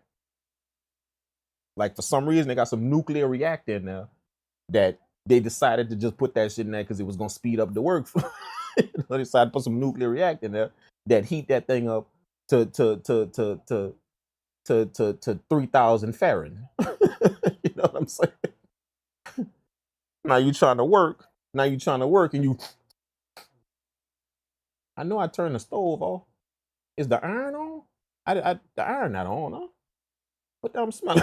What that I'm smelling? I know I turned the stove. I know I did. You know what I'm saying? That's what you're gonna be doing with this. What is that I'm smelling? What's that? No. But yeah, that's a different animal altogether, man. Okay, what we doing? I forgot what we doing. Chop 5. Okay, so whenever you lose your track of what you're doing, remember you can always go back and listen to the samples you already chopped. So that's what I'm about to do. I'm gonna go back and listen to the sample, and it's gonna trigger where I'm at, where I'm going. All right.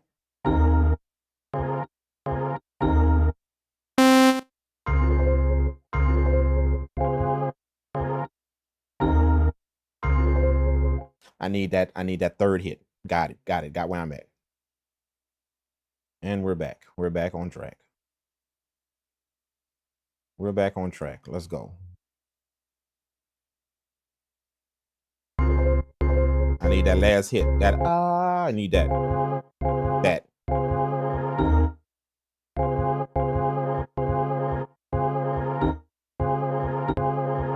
Hold up. Did I get that hit?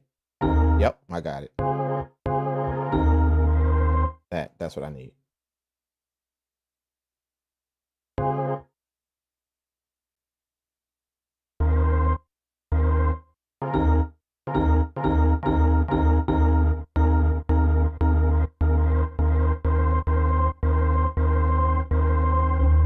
That's what I need right there. So let's chop it. We're gonna stop it where it goes down.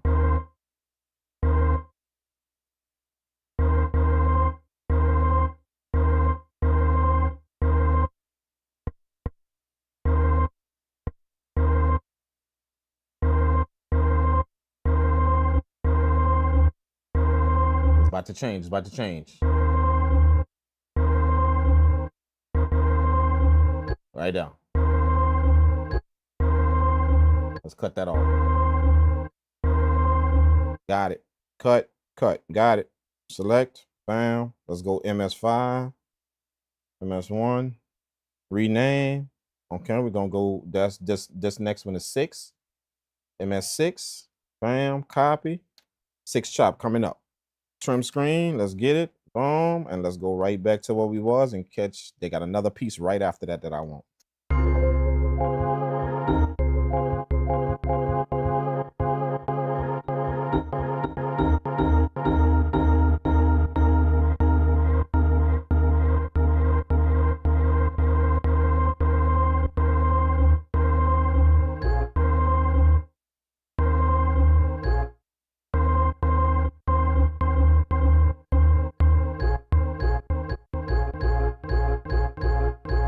Right there.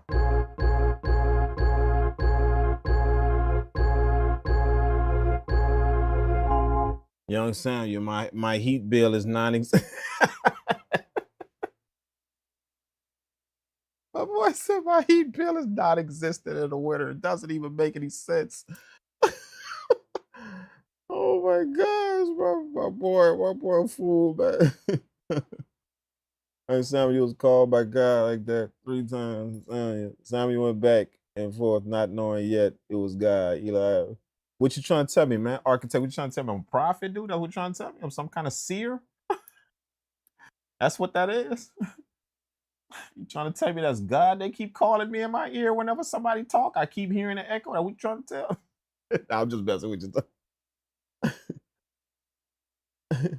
I can't wait to cop more hardware, but I've already invested too much into this for where I'm at. And well, I mean, are you making money off of your investment? Are you doing that? Because if you're doing that, then it ain't. That's you supposed to get more.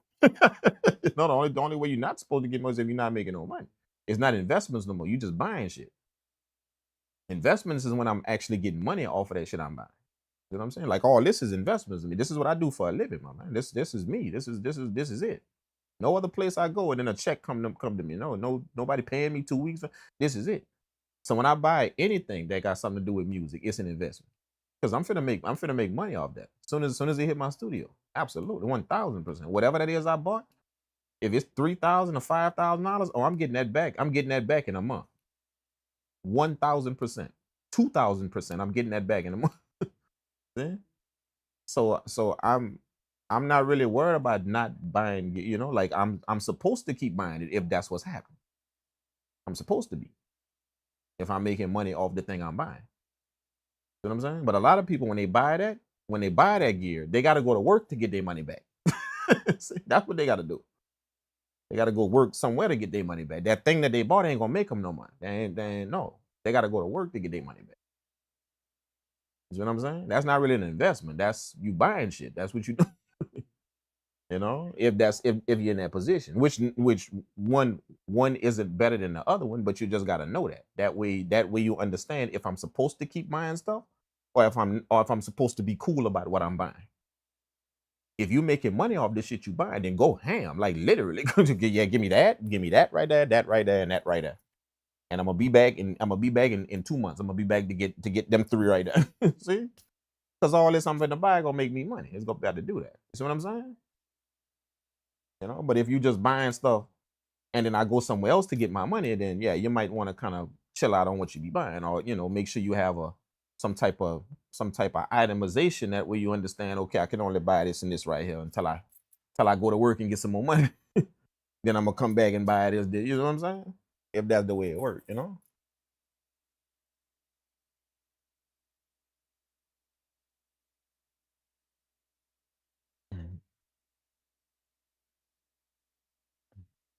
It just reminded me of that story. Yeah. The 3 times I know that story, dude. My grandmother used to tell me that story. The 3 times. Yeah. You're right, man. I know that story.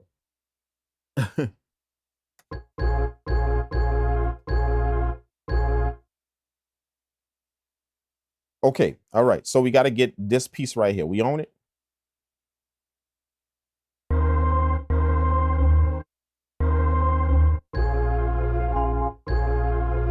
Oh, I want that.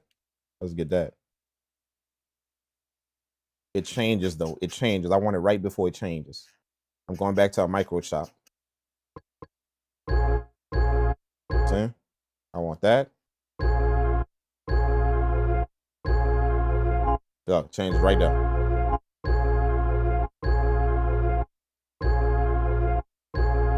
Got it. Cut. Got it. Back to the select screen. Boom. We already got 6 slices. We got 6 slices. So now we on, let's go MS.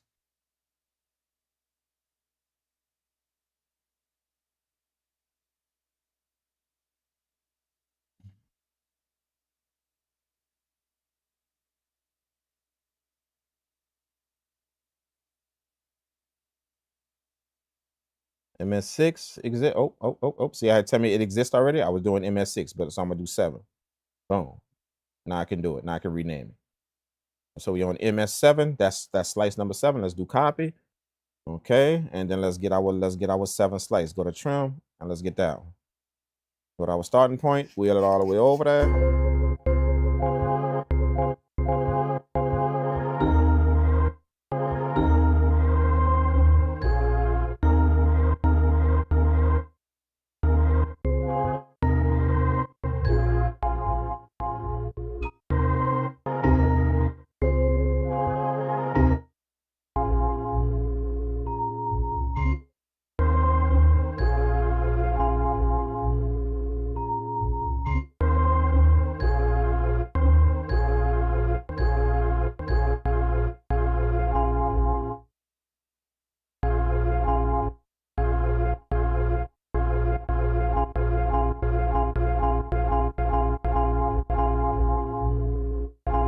Long chop.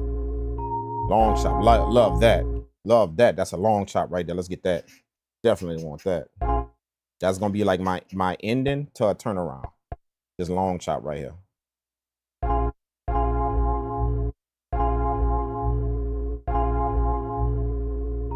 Right there. Right before you hit that bell right there. That little bell sound.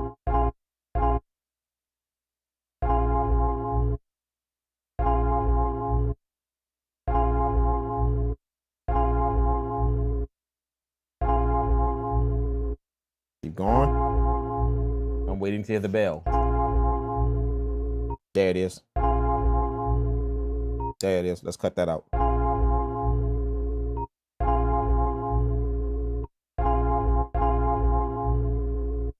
There it is. Boom. Cut. Cut. All right. That's 7 chops. So let's see what we got. We got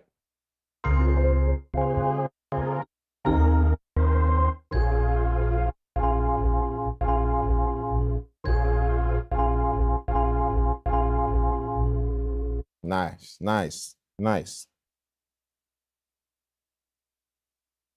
All right. I don't think they got much more that I want from it. They might have some more, but let's see. So we're gonna rename this sample 8. Top 8. Bam. Copy. Okay, we're gonna go back to trim. Okay, I think they got some more. Let's just listen to it and see.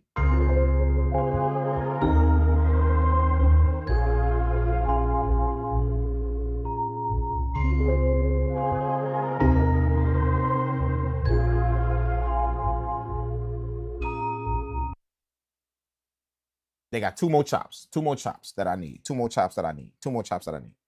2 more chops that I need. Y'all give me a second. Let me go use the bathroom real quick. And then we're gonna get them 2 chops. Let me do that. Y'all give me a second. And we'll be right. We'll be right back. Let me put on a little music so y'all can kind of take this in. Y'all tell me what y'all think about this beat right here.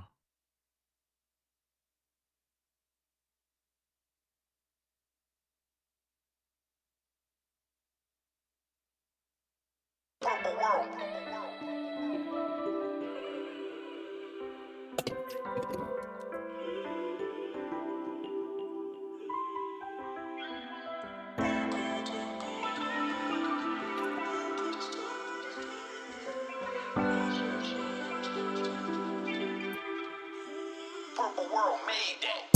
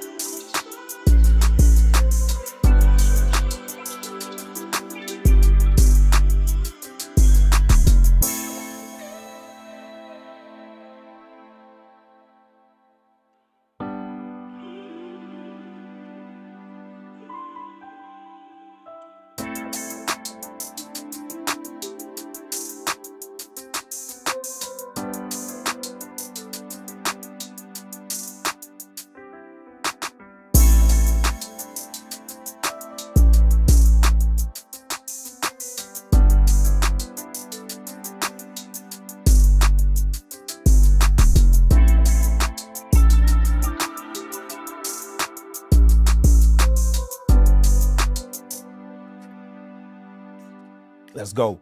Let's go.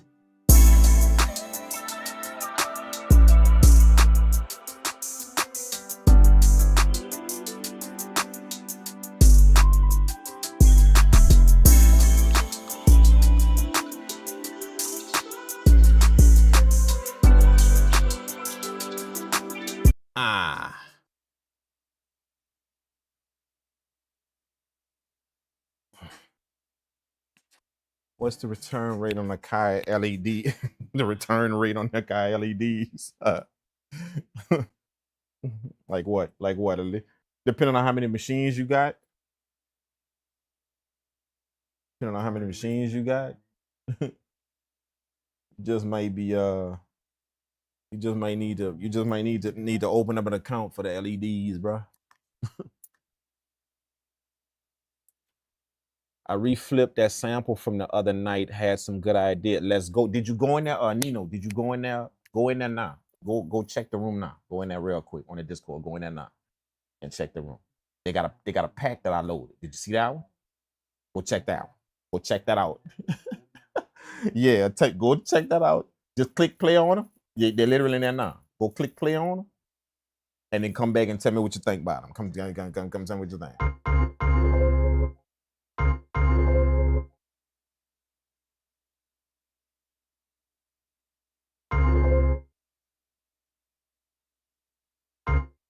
Okay, all right. What we doing again? What we doing? We getting them 2 hits. We got 2 more hits we gonna get. 2 more hits. Man, why am I craving cheese sticks right now, dude? What the hell going on? What time it is? Why am I craving cheese sticks? I don't know why. I'm craving like mozzarella sticks right now. I don't know why it's hard for real. Some mozzarella sticks would be on point right now, man. Damn.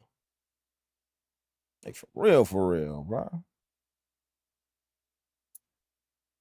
You know, the kind with the little basil on it, you know, put the little basil on it how I like it. You know what I'm saying? Yeah.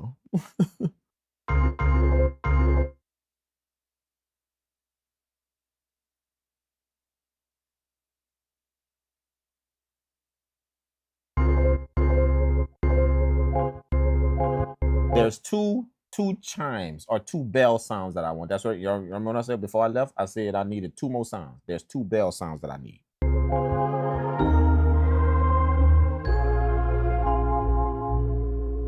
That's one.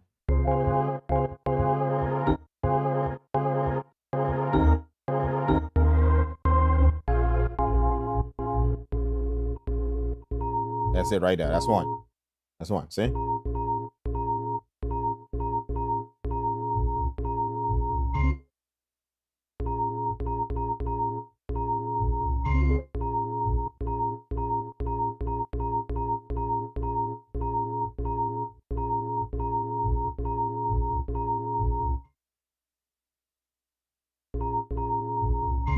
Nice depth on the stereo space. I like the guitar. The guitar was me. Yeah. Just a riff. Don't think I was going ham on the guitar. It was just a riff that I learned how to play. It was literally a riff. So I learned how to play the riff, and then I learned how to play the different keys. So I did it at that beat right now. Just played a little riff. That's it. That's all.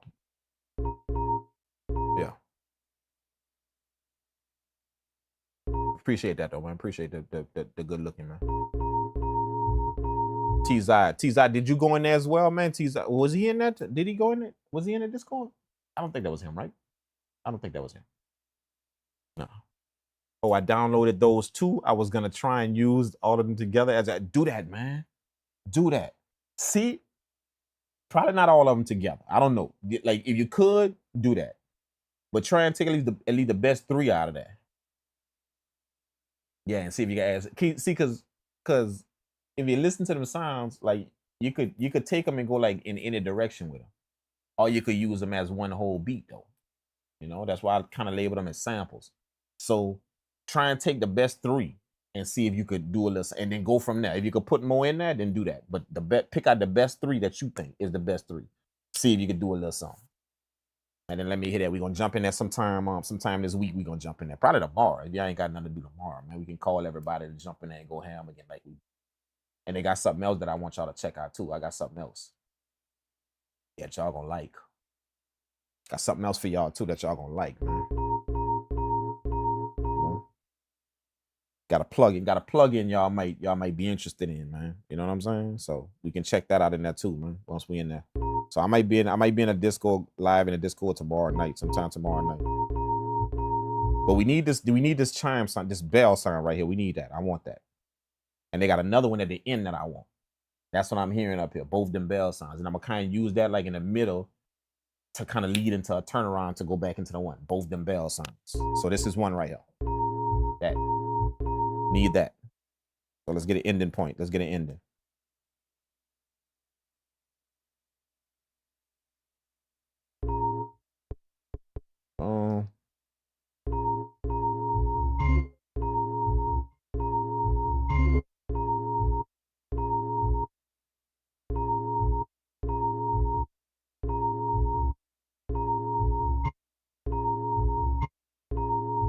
Back off it a little bit.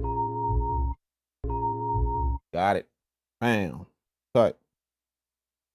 Select. And then I need that other one. There's another sound at the end like that. There's another one at the end of the sample. So let's go get that one. So MS, back to MS, rename. And this is going to be MS9. Let's go. We're going to hit name 9. Bam. Copy. This is our 9th chop right here. Final chop. Let's go. Trim. Let's get that one. What our start point. Let's wheel all the way over there because it's somewhere at the end.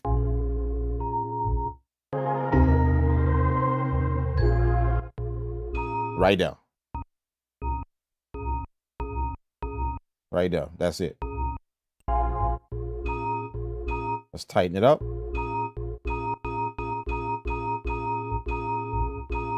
Let's do that. Let's get that one too. See, that's what I mean. I skipped the whole section just to go to that bell. Just to go to that bell sound right there. See? The reason why is because that's what I hear in my head. It's literally that bell that I just got, and this one right here is ringing over and over in my ear. That's how I knew where to go straight to it and go grab it. See what I'm saying? This. See? So I skipped over a whole section of the sample just to go there and grab that. But I keep hearing that ring in my ear. I keep hearing it. The last bell and that bell, like as a sound before the turnaround, before it goes back, before it loops over again. I could play them sounds. See? So this is the second one. Shit, I can get just that. I don't think I gotta. I think that's it. I don't think I gotta trim it. Let me just see. Cause you ain't got no visual. So you gotta just.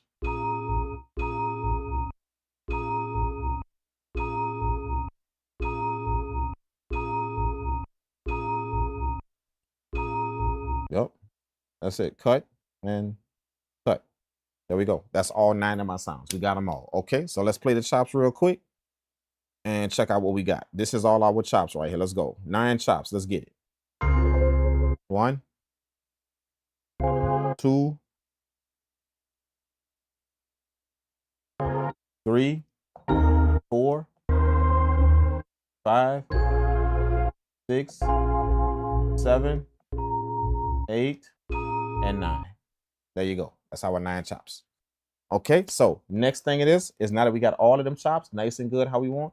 Now we got to get these chops, take these chops and put them in a specific place. That way we can trigger them some kind of way. All right. So the way we're gonna do that is we need to make a key group out of these chops right here. So let's do that. The way we do that is we're going to sample. We're going to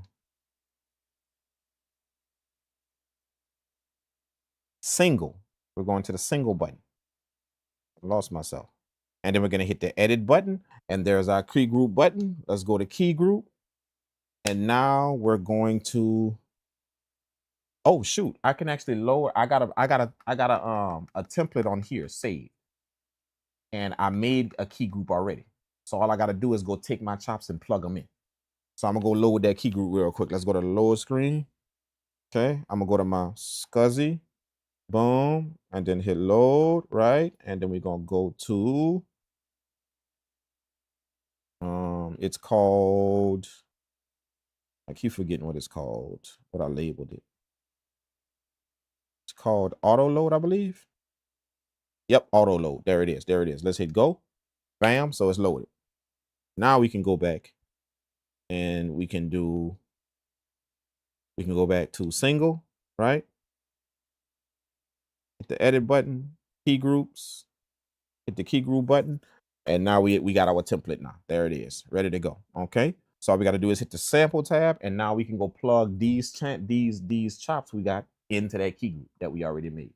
The reason why I got that key group already made and saved is because with each key group, you got to set where it starts and where it ends. So this first chop, I got to set to C1. I got to set it to C3. Next chop, I got to set to C#3. Next chop, I got to set to D3. Next chop, I got to set to D#3. E3, F3, F#3, G, upper keyboard. You got to set all them chops there. See? And you have to make sure that you're triggering those specific notes in order for it to be on every pad going up the pads like you want to play your sample. You know what I'm saying? So I have that already made. It's just waiting for me to plug the samples in to now match my sample with C3 and match my next my MS2 chop, the second chop, with C#3, and then match the my third chop with D3 and match right up the keyboard. That's why I have that that key group program already made. So when I chop a sample like this, all I got to do is just go load that key group program, plug in my sample chops in them places, and it's gonna fall in line. So let's do that. All we're gonna do is take our sample chops and plug them in to these specific places. Right.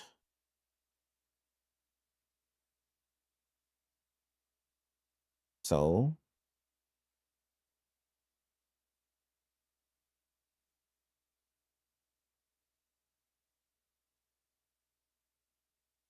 there's one. Okay. Nothing else. Nothing else. I just put my MS1 on this pad right here. C3. Nice. Okay.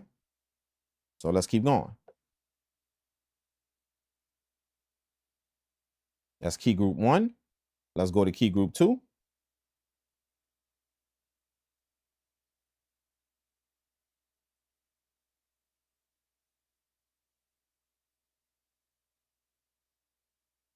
MS2.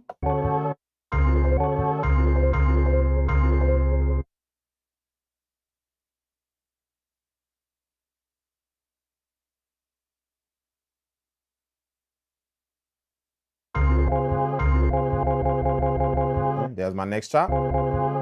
Okay. Key group 3. Let's keep going.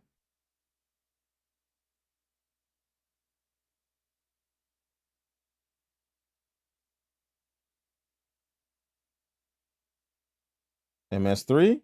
Nice. My next chop. Boom. Let's keep going. Key group 4. D sharp 3. All right. Put MS4 on that one. There we go. And then pad 5 is gonna be E3. And the good thing about your MPC is, if you notice, I'm on the pad perform mode, so I can literally look and match it. It has C3 is the red box right here. C sharp 3, D3, D. See, so I can match all my pads with what I'm looking at on the screen. See, and it's simply because I'm in pad perform mode, looking at the actual notes. So I know pad 5. See, it matches E3. Pad 5 right here.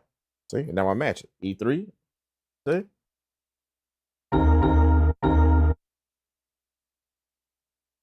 See, so key group 5 is pad 5. See, so key group 1, key group 2, key group 3, key group 4, key group 5, 6, 7, 8, 9 for my 9 chops. See what I'm saying? All of that. Very simple.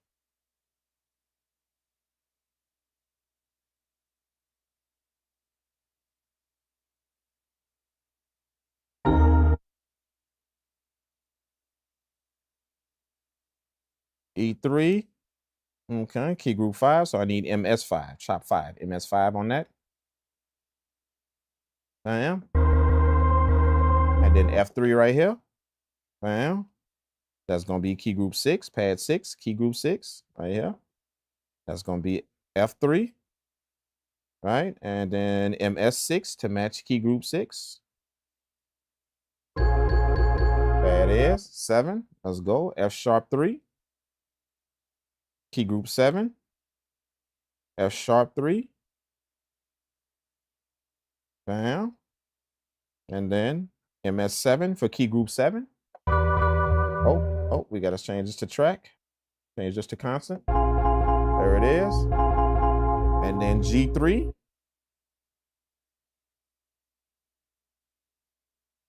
Is key group 8. G3. And then key group 8 needs to be MS8.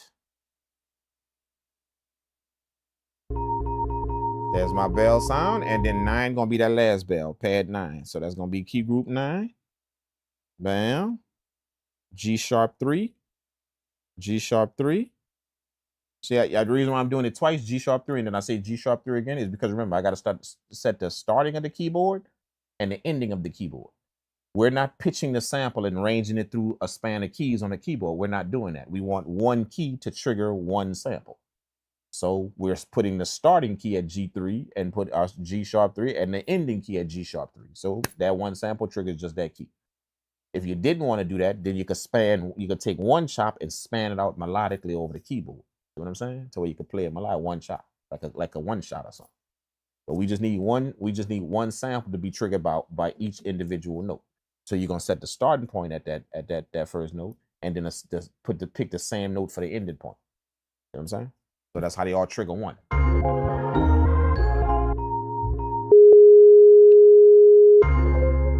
Okay, we need 9, key group 9, MS9.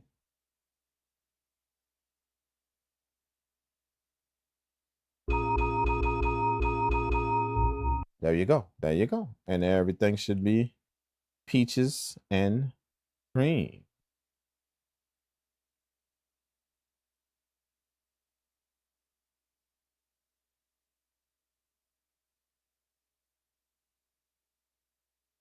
Nothing on them other pads. Nothing. There's our samples.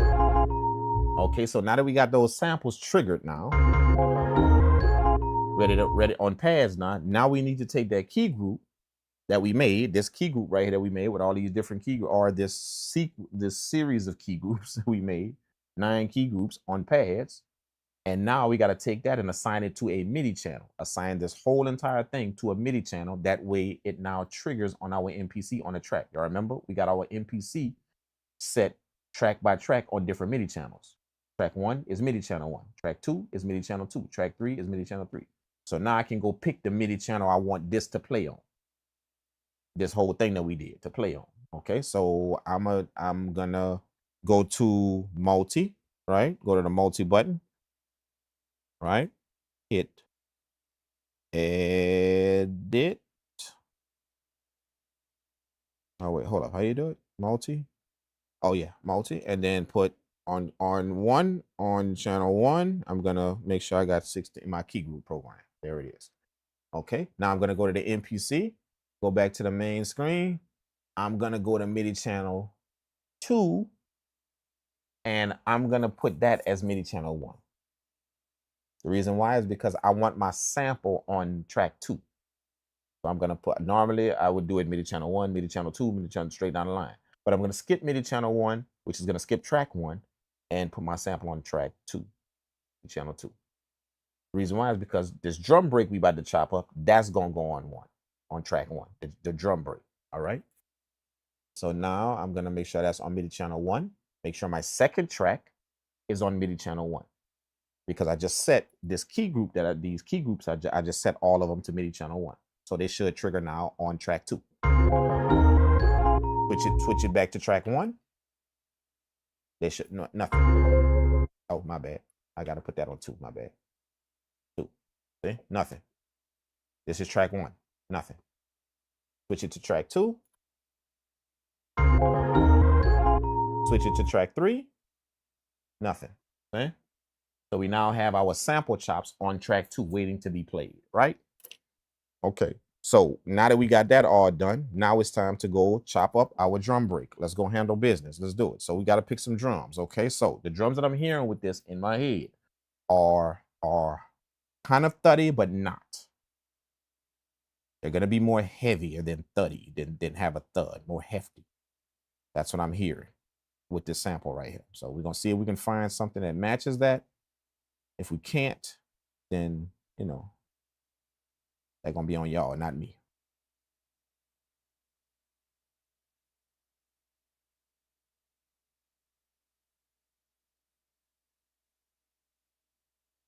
Download those. Nah. Synthesis, I'll use them and they won't be recognizable anyway. Nice. I'm trying to get the pro stage more than anything, so I can spoil the white and do what I love. But how hard they got into music process, man. Okay. Oh man, your wife has to process my ways. So music is hidden. Nice, man. Music is actually helping with that. Let's go. Now you got a responsibility to make music now, bro. You do, if that's helping.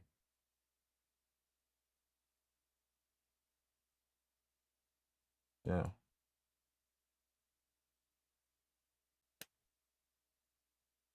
Never, the golden rule, never use all and not change back when making modify. You'll be sorry. You'll be sorry. You will. Okay, let's go, man. Let's go. We gotta do it. Let's put this back on sampler. We're already in. Okay, we're gonna put this on record. So let's hit sample and then hit the record button. That way you guys can hear it. You guys should hear the input now. And we're gonna check out some of these drums. Too sharp, too sharp. Still too sharp, too sharp, too sharp, still too sharp. Oh, that's too sharp. Too sharp, too sharp, too sharp, too sharp. Oh, we need heavier. We need heavier. We need heavier.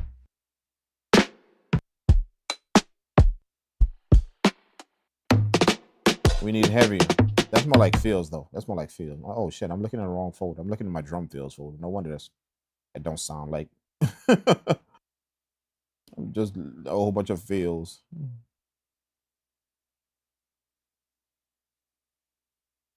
Let's go.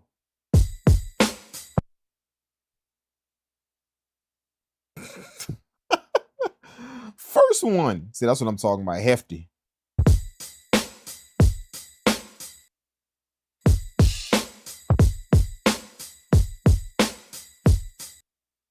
Woo! You know we gonna do that. You know we gonna chop that up. Let's go. Let's chop that shit up, man. Yes, yes. And we're gonna clip these drums. Now remember what I'm gonna do? I'm gonna go in here. I'm gonna turn the source down, and I'm gonna clip the living daylights out of them drums. While we go over here to the sample, go back to the sample page and make sure we in 10 kilohertz right here. Make sure we take it from 20 to 10 kilohertz, you know. Because we want that nice little, rugged film. We're gonna clip the shit out of these drums, and we should have a nice thick but smooth drum sound with these type of heavy drums, hefty drums. You know, I'm not gonna lie, that's my go-to on this machine right here. I get them heavy drums. Like, you gotta know what to sample into these different machines to make them sound nice. You gotta know what to sample in. So for this machine right here, that's my go-to. I always find like a heavy, well, I'm not gonna say always, but for this type of sample right here, absolutely it's gonna work. I find a hefty drum, like heavy. It gotta be heavy, not thuddy. Thuddy is like that sharp thump, not that. Heavy. This. Hold on. This.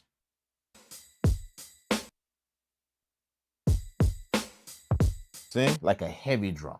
It has to be heavy to where when it hits, it has that drag to it. Boom. I get that. Sampling like this. Clip the drums.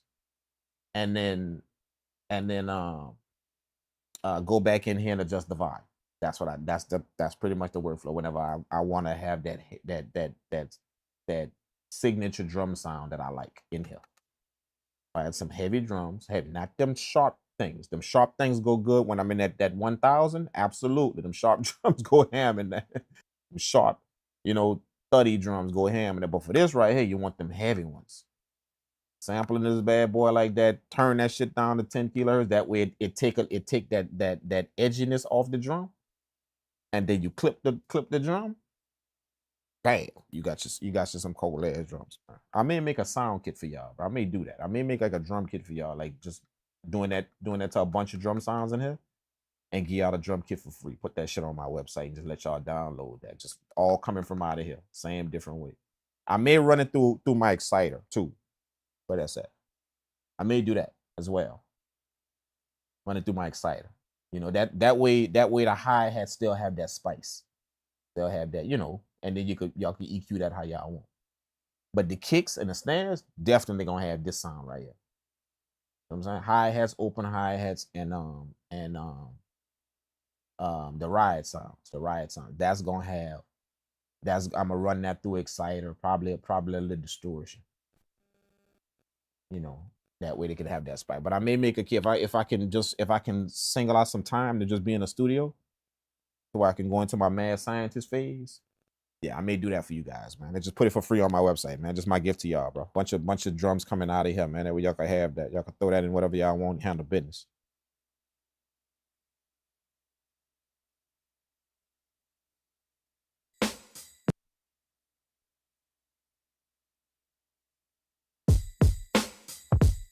Damn.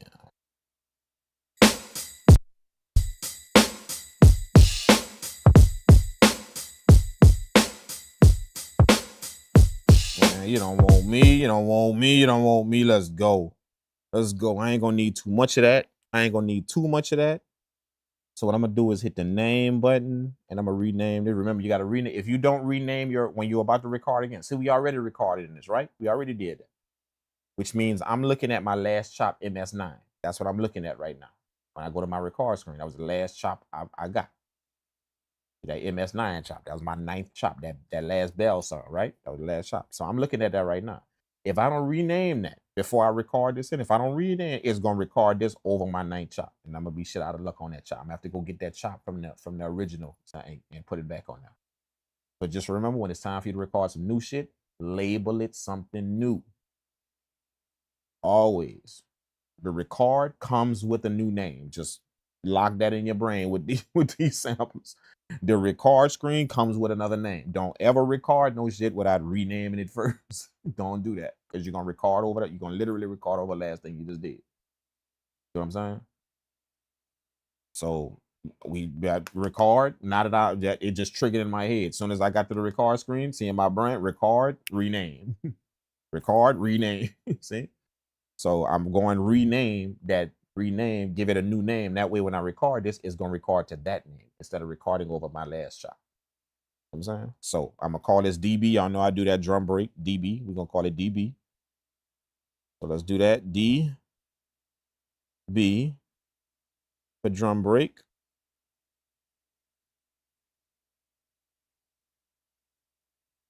All right, DB, and get rid of this 9 right here. We don't need that. Okay.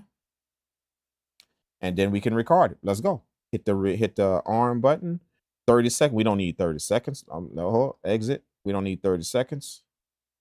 We're gonna need probably 8 seconds of that drums. Or let's just say 10 seconds. Because they got a ride in there that I want. It's a ride. It's a ride sound that I want in there. So let's say about 12 seconds. Just in case that ride sound coming a little late. Let's say about 12 seconds we're gonna record. So, okay, let's hit arm, and all we gotta do is hit play, and it's gonna start recording on its own. Let's go.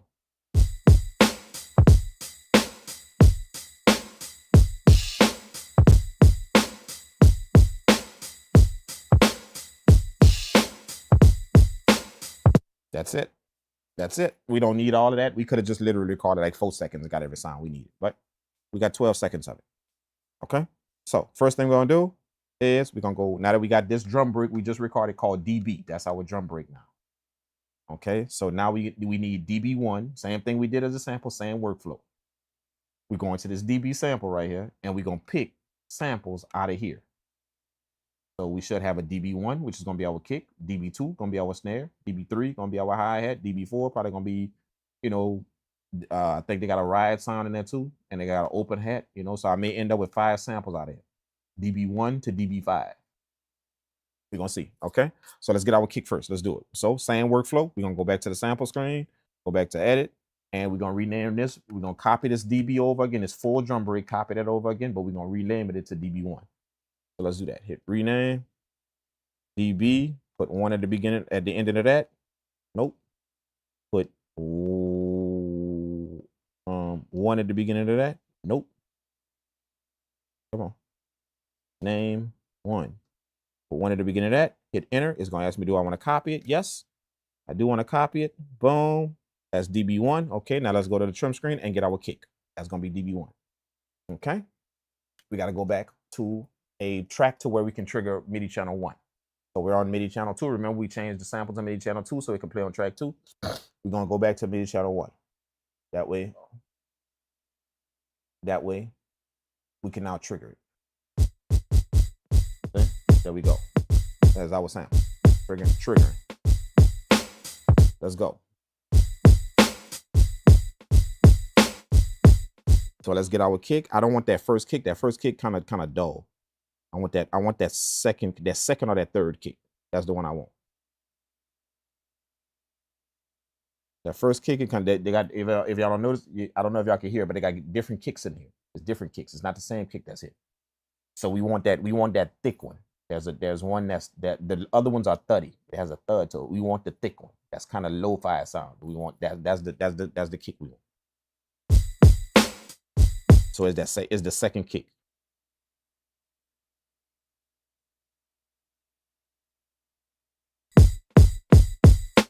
That one. That's the one we want.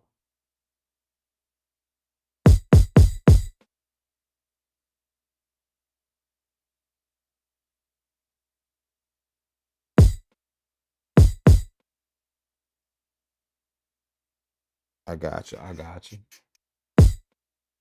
Sound like those Nas halftime. Yeah, don't it though? Don't it though? Cause it got that shaker on it. All the drums got a shaker on it. You hear it? All the drums got a shaker on it, and that's what them same drums have that. Every drum, even the kick, it got like a shaker on it if you listen to it real good. You know what I'm saying? See, watch. Let me show you. Watch. Damn, how'd you catch that, dude? Like, you know that you caught that. You caught that, dog. T-Zod, he caught that. You caught that. Look, watch. Look, this would make it sound like that. Look, watch. Listen to the kick. You hear that? Oh, what do they call it? Not a sleigh bell. Is that a sleigh bell? That's a sleigh bell, right? Isn't that a sleigh bell? See? That's what you hear, and that's what make it sound like them drums. See?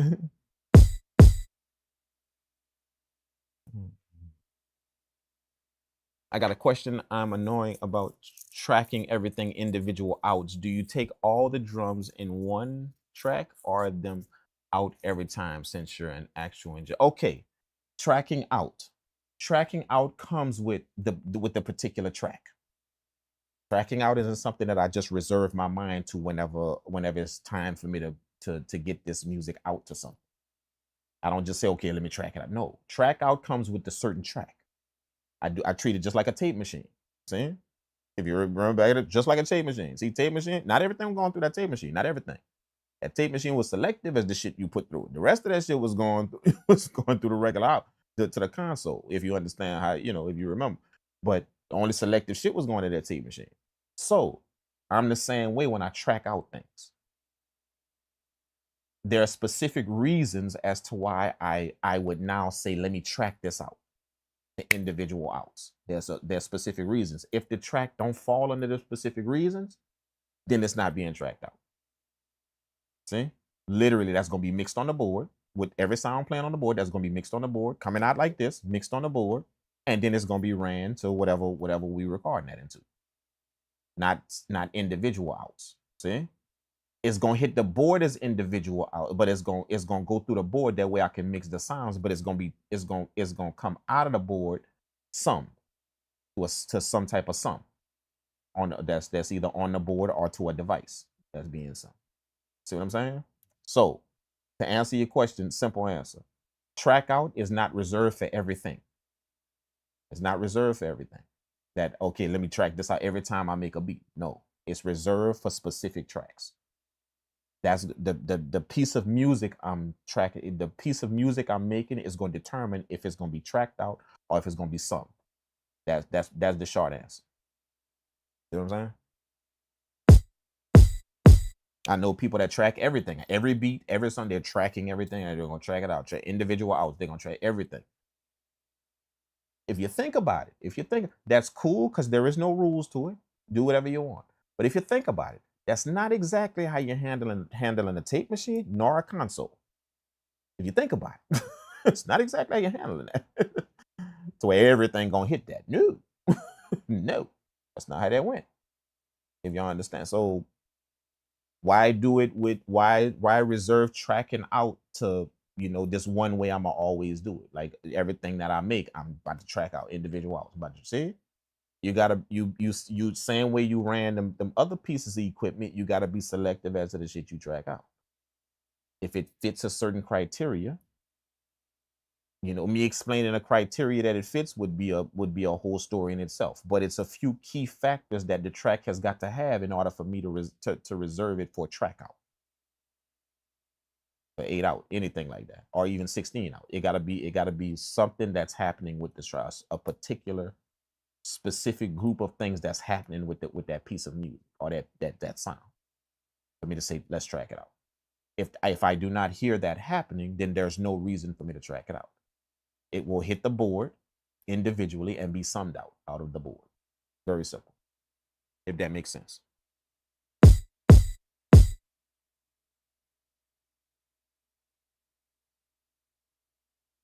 I have to assign everything on its own track. I hate doing the full set on a stereo and losing the ability to control it later. Yeah, because the reason why is because you're meticulous. That's why. That don't have nothing to do with mixing. Let's be real. That's why you like to do that, because you're meticulous. That's why. That don't have a damn thing to do with your mixing strategy, dude. That got something to do with the fact that you're meticulous as a motherfucker.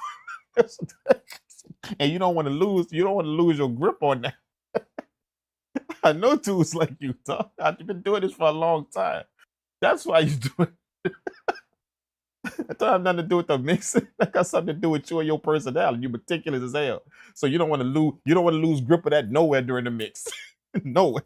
I want to stay in control of this whole thing at all times. That's why you're doing that. Let's put it on the table. Let's say what it really is.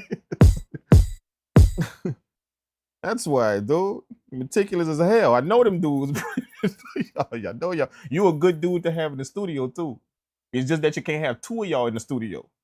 You can't have two of y'all in the studio at the same time. Seriously, y'all gonna annoy the shit out of people if it's two of y'all like that. But one of y'all, you gotta have that guy in the studio. You got to. Nah. You don't want to lose control of that at no time during the mix. That's what that is, bro. Let's say what it really is, man. That don't have nothing to do with a mixing strategy on none. You just want control of that, but that's it. Just in case. Just in case I want to make sure I got. Nah.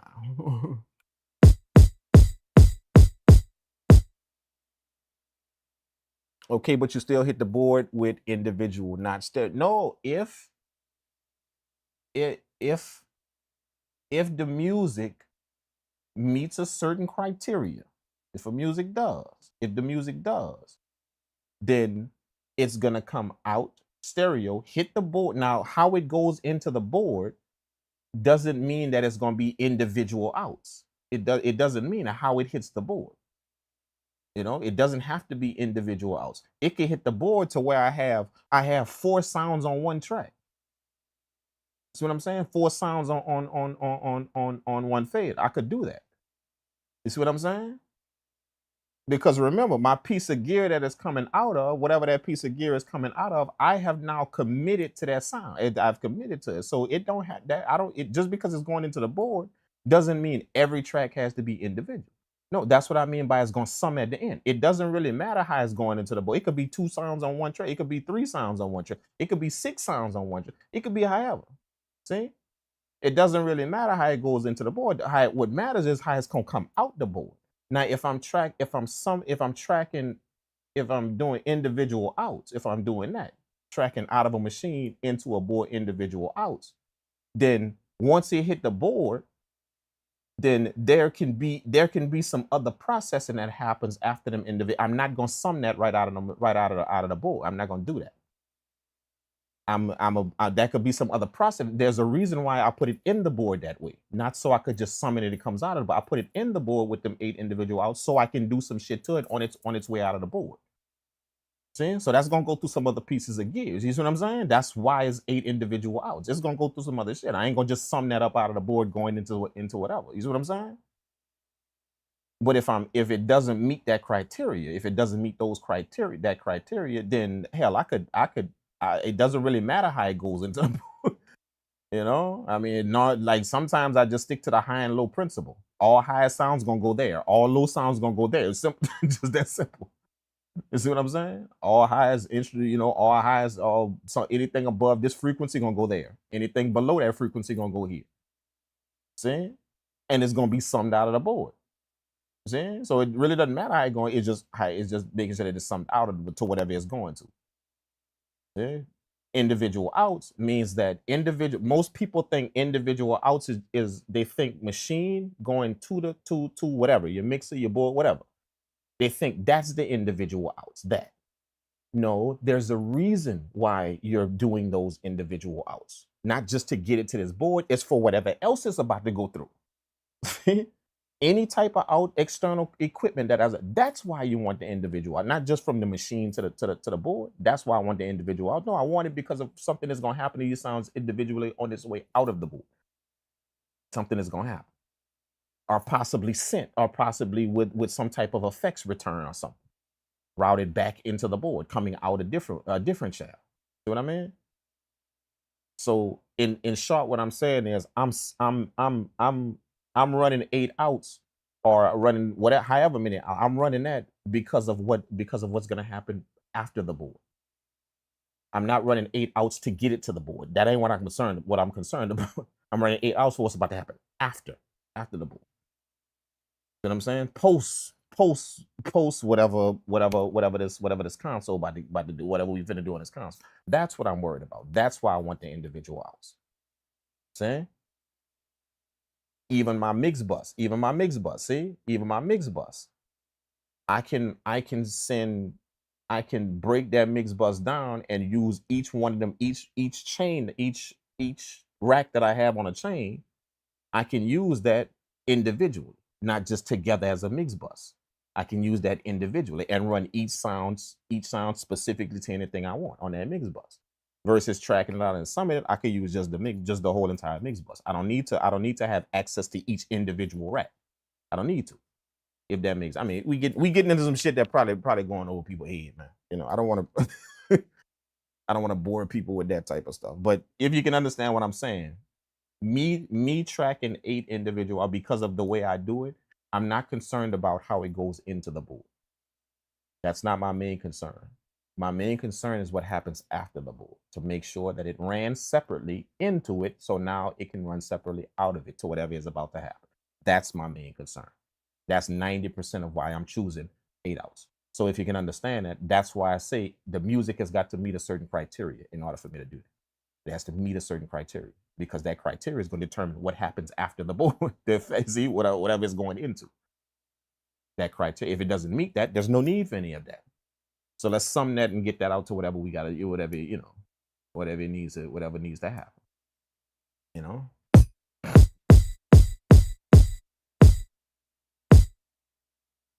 Kick. Kick.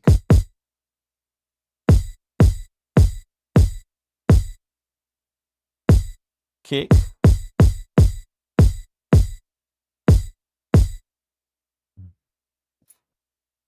I tracked out stems for a 2-minute beat, and it took up a gig of memory. I hurried up and deleted it. I'm trying to consolidate it as much as possible. I tracked out stems for a 2-minute beat. And how many stems you had? How many stems did you have in the beat, man? How many stems was it in the beat? Was it 8? You was tracking out 32.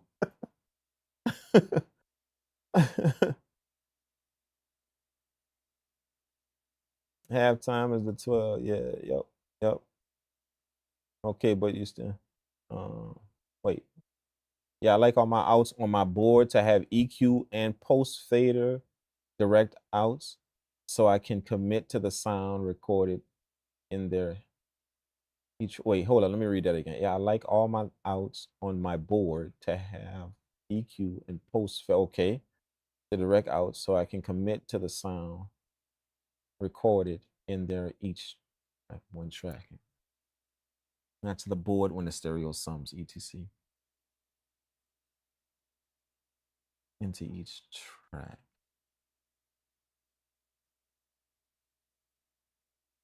So your direct out, so I can commit to the sound recorded into. So are you doing any processing on the board itself?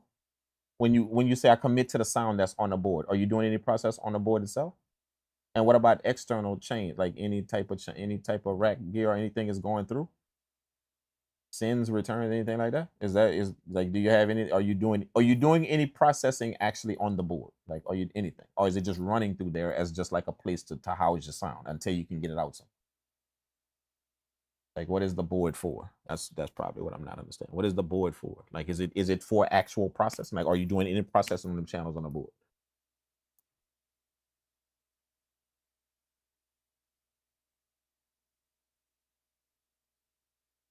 Sorry, you guys, that this is you know, when you put people like this in a room together, yeah, get ready. You're gonna have all this talk, right? You're gonna have all this talk, right? Just get ready. Yeah, I use the EQs, pre's, not really inserts, sends. I use EQs and pre's, not really inserts and sends.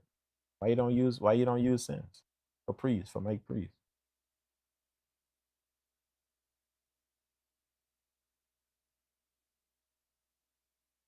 That way you can just touch the board. If you sound like you're just doing everything on the board and then it comes out of it. That's what I'm thinking. That's what I'm guessing. Sound like you do everything on the board, right? You do everything on the board, like, or it sound like the board is like you doing, like the board is your central hub. That's what it does. If I'm not mistaken, if that's what I'm looking at, sound like the board is the central hub for everything, for the whole entire, you know.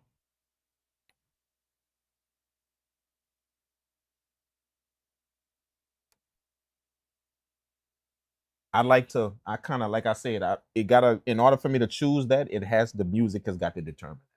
That's not a workflow that I'm adopt just for everything or anything that I do.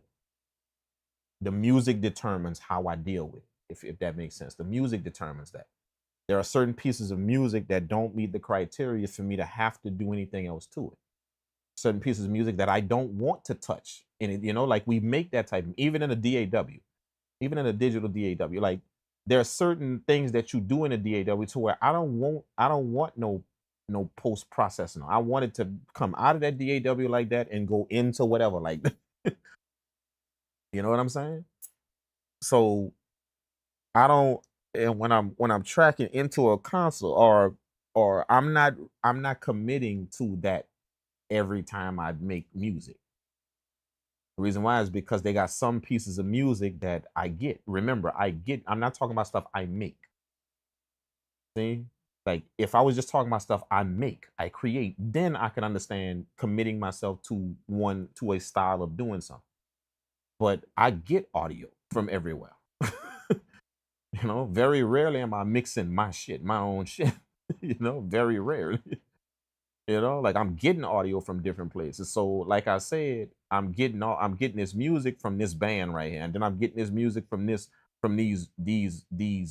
vocalists that have it's four of them that require 2 mics each. See, that's 8 hours. See, so let's say I get this piece of music versus I get that from them. See, I can't commit myself to just tracking that out a certain way. I have to make sure that the audio determines how I handle that. The audio determines if I'm gonna deal with it in a certain way.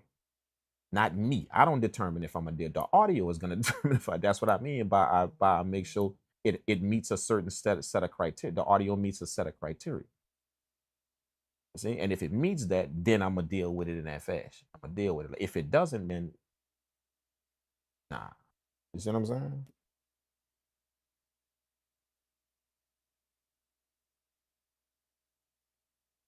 Tracking myself, or mixing my own music, then I may be able to commit to hey, everything gonna be tracked out. I may be able to do that because it's my own music. I'm gonna make it pretty much in the same fashion, even though it's different. It could be a different style, a different genre. I'm gonna make it in pretty much the same fashion. That's my style that I'm gonna make it in. You know what I'm saying? So I could probably commit to something like that, but not if I'm gonna be getting different pieces of audio. Nah. We're gonna make sure we let the audio determine that.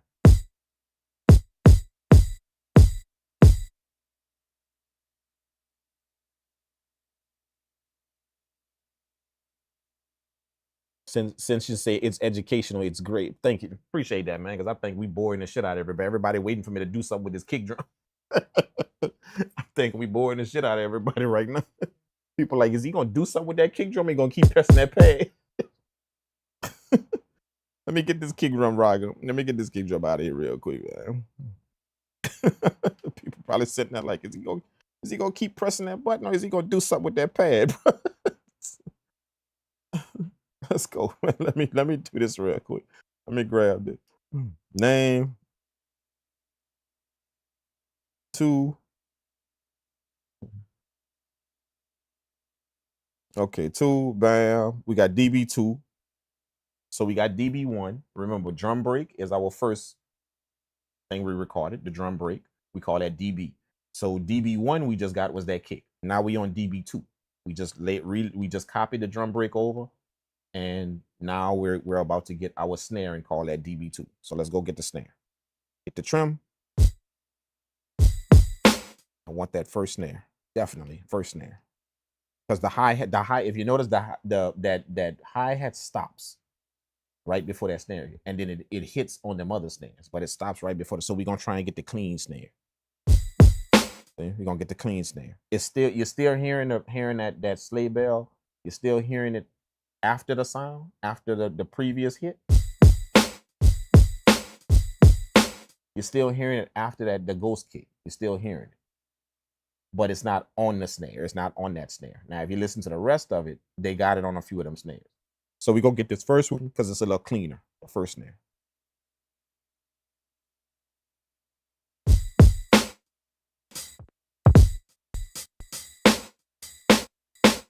See right there. See? See how clean that is? Now the only thing is that it hit right after that. I don't like that. I don't like that it hit right after that, but we're gonna have to work with it though. I don't like that. I would have rather the tail on that snare, dude. I would have definitely rather the tail on that snare, man. But you know, that's like that's the price you pay of sampling music, man. Like you're gonna get what you want sometimes you're not gonna get it. So just gotta be ready to work with it. See?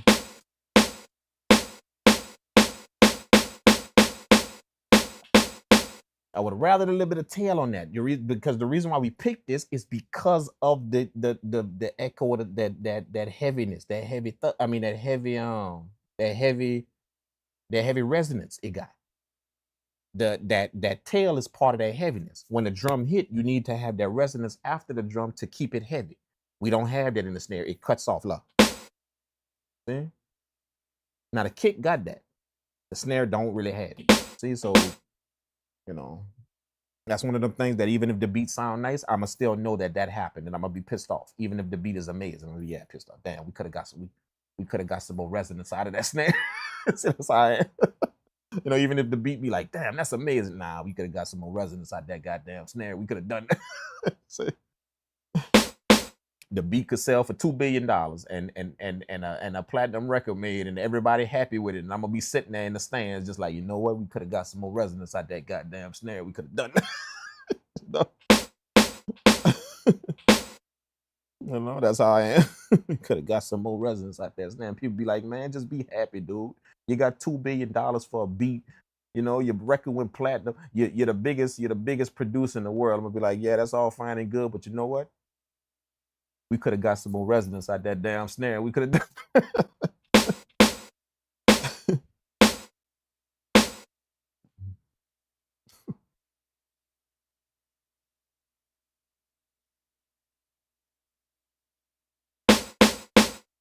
But it's for that particular reason. In my defense,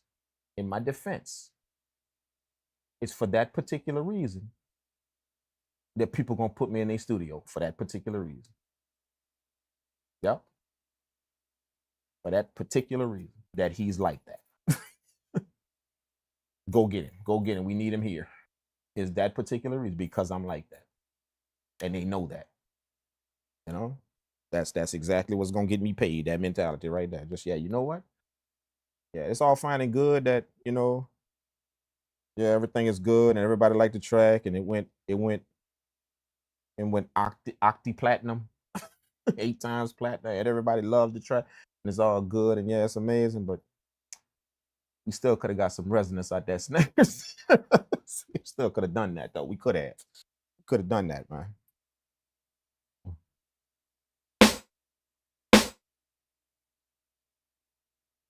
Okay, let's go. Back to sound, back to select. Who else is like that? Am I the only one like that? Or are y'all hard on yourself like that when it come down to y'all work? Do y'all do that? Are you your biggest critic? Who is like that in the chat? Or the question is, are you your biggest critic? Or do you just make beats and be like, man, or make music and be like, man, you know, it's just music, it's good. It gonna work. You know, that's good enough. Or are you do you literally listen to your shit and be like, you know what? I don't care who says fire and who says amazing. You always telling yourself, you know what? Yeah, that hi-hat could have been pitched down 2 more semitones. Hi-hat.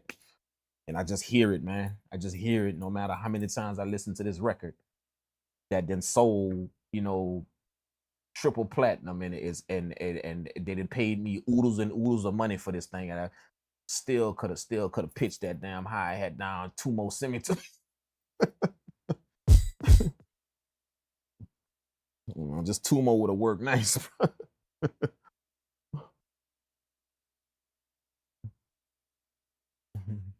I'm that you that way since you like that. Yeah, see, I'm not by myself. Y'all feel what I'm saying? I don't think I ever be where I want to be. That's why music is. Yeah, see, that's how I am, dude. And I'm not scared to admit it. I'm not ashamed to admit it. I'm not. I was born this way. I'm not ashamed to admit it. I'm not ashamed at all. I was born this way. See, I'm not ashamed. I'm not ashamed to admit it. Like, everybody in that room could be happy with what's going down. The client is happy. Everybody's happy. The whole world is happy. You guys are happy. Everybody is happy with this thing. And they're trying to convince me to be pleased with it and be ecstatic about this amazing thing that we just did. And everybody got their cut and it's all good. And they're going to try and get me to be ecstatic about this amazing thing. But in the back of my mind, just understand, no matter what type of fake smile you see on my face, one of these, you know, whatever type of fake smile you see on my face, just understand, in the back of my mind, I'm telling myself, we could have got some more resonance out of that damn snare. We could have done this. Just know, I'm telling myself that. Just know that. I don't care what you see on my face or how, you know, what type of fake smile you see on my face. Just know I'm saying that to myself.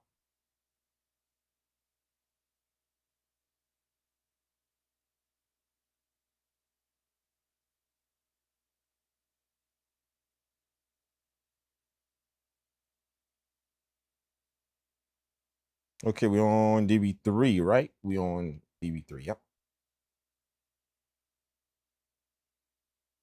Yep. Copy. Let's do it. Let's get it.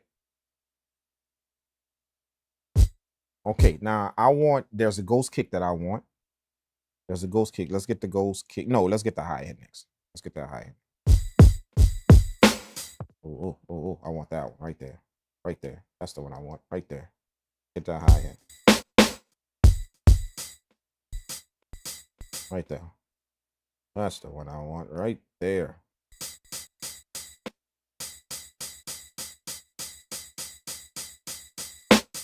That's the one I want right there.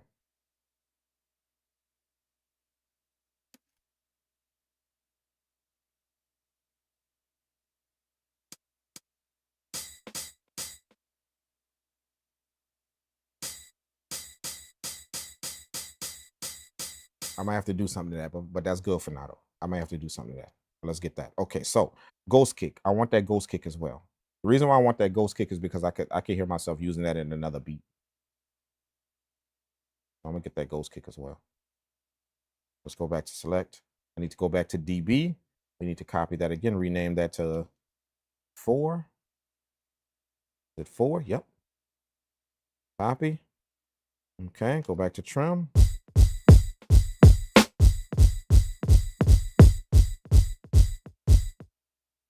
Yep, definitely want that right there. We want that first one right there.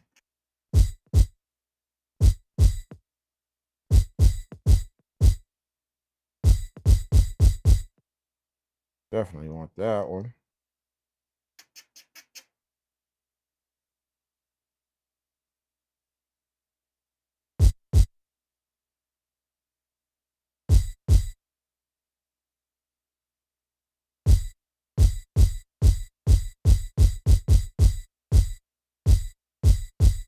That ghost kick too heavy though, man. Like I don't really like that ghost kick like too tough. I ain't really feeling it. I'ma chop it, you know, because one of y'all said make sure you chop shit that even if you're not gonna use it, just chop it. If you chop it if you could. One of y'all said that the last stream I was on. You remember whoever that was said chop it if you could. So I'ma chop it, but I ain't really feeling that ghost kick too tough though. So I may not use that, but I'ma chop it. I'ma still chop it though. I'm not really feeling that ghost kick too tough, man. I'm not. I don't know. I'm not too thrilled about it, but we gonna still chop it. Just you know, chop it if you can. Chop it if you can. It's better to have it and not need it than need it and not have it.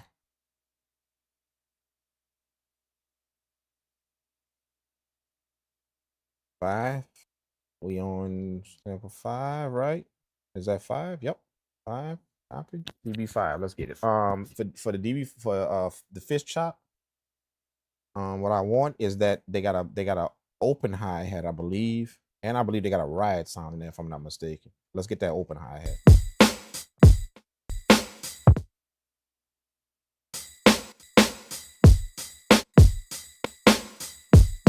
Right there.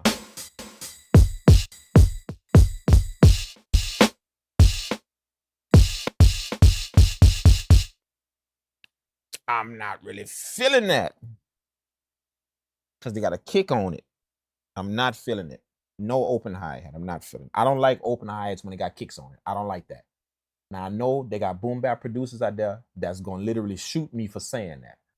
I don't like hi-hats that got kicks on. I mean, I don't like open hi-hats that got kicks on. I don't like it. I'd rather a ride sound that has a kick on it. I don't mind that. But if an open hi-hat has a kick on it, I'm not gonna chop it. Now I know y'all boom bap producers out there literally turning over in y'all graves right now. I know that. I know. Because y'all swear by them kicks and them open hi-hats. Y'all swear by, boy, if you can catch one of them things where they hit at the same time, that's golden. I know. I don't like that. I don't. I don't. See that? That's golden. To any boom bap producer right there, that's golden. Give me that. Give me that. I don't really like it. I don't like it. I don't like it.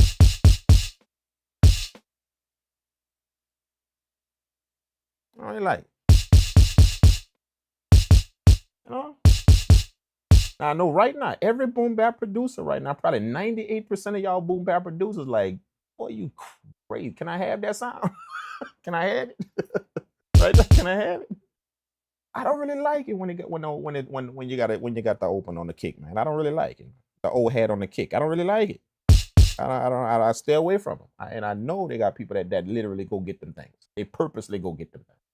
I don't. So we're gonna skip over that. And I know, you know, I'm gonna hear it. I know. But we're gonna skip over that. And if it pissed you off in any way, if it did, me skipping over that, if it pissed you off in any way, good. Good. You know what I'm saying?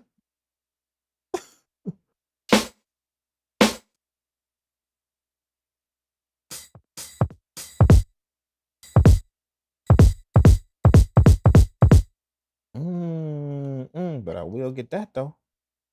We'll get that one. That's a different ghost kick. That's a different one, man. Y'all realize they got 4 different kicks in this drum break? Y'all realize that? Like if you listen to this, they have 4 different kicks in this drum break. They got two main kicks, 2 different ones, and then they got 2 different ghost kicks in here. Literally 4 different kicks in this drum break. That's crazy.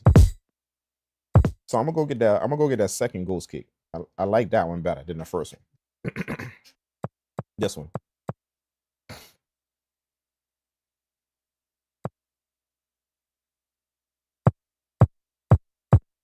See? That one. I like that one better. See? Short, quick, and out of the way.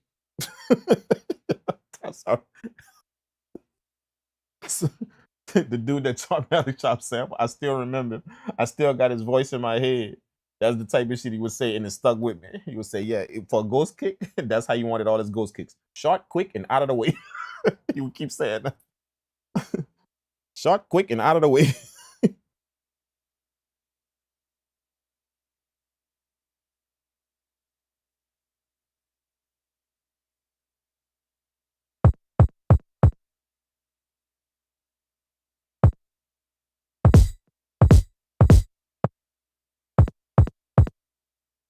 See? That's short, quick, and out of the way. See? Short, quick, and out of the way. For real. You'd be proud of me right now.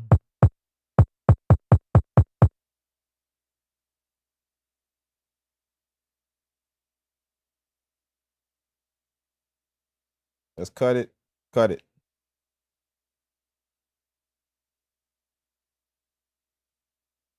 I don't like them. Slays are tough to work around. You don't like them neither, see?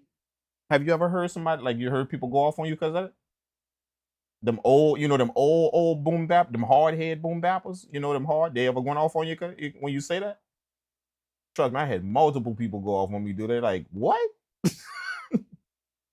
That they consider that like a jewel, like that's like a gem. That's very rare you find that where you have that tone over that kick like that. So they want that shit. And I'm like, nah. Nah. You know, they go off on you for shit like that, man. Nah, I'm good. I don't really need that. I'm good.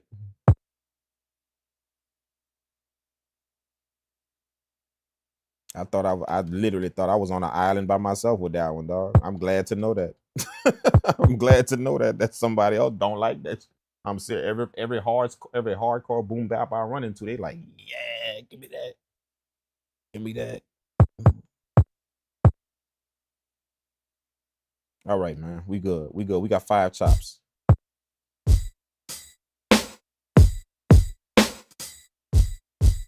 We got 5 chops. Let's go. Let's go. Okay, so we need to make a key group out of these 5 chops right here. Let's get it.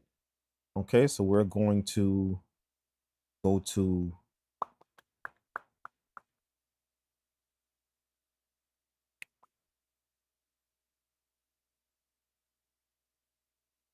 to single, edit, key group, right? I'm going to take that key group right there, the one right there, single. We're going to take that one right here and we're going to rename it to DBP. DBP.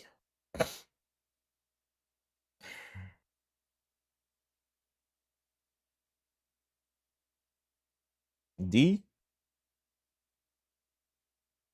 B space P.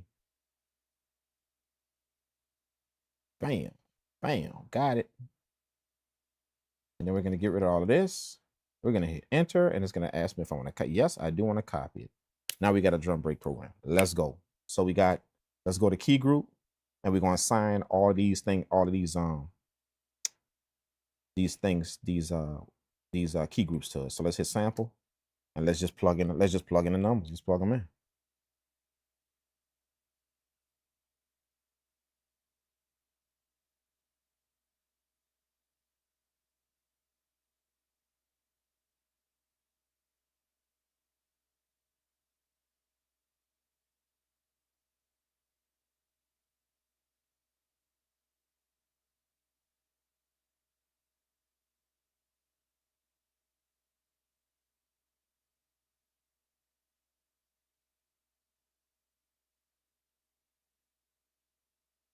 Yeah. Yep. Yep.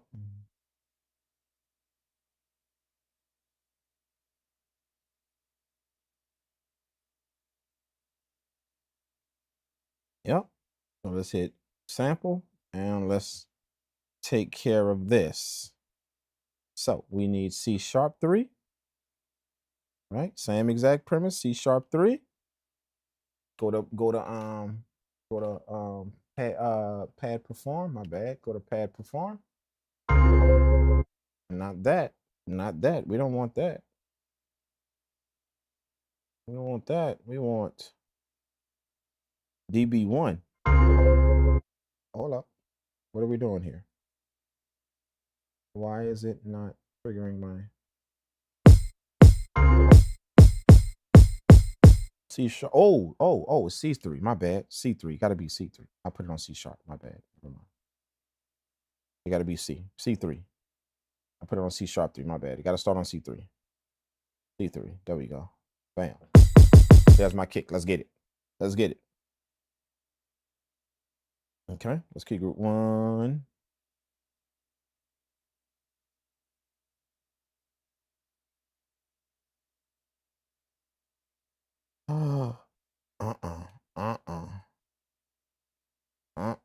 Let's erase that. I made a boo-boo. Let's get rid of that. Okay. I'm all the way on key group 10, not 1. I didn't see the 0 there. It's not 1. I'm on key group 10. No wonder. There we go. Now we in the house. Now we good to go. So DB1. There's my kick. Let's go. DB2. There it is. There's my snare. DB3. There's my hi-hat. 4, key group 4, DB4.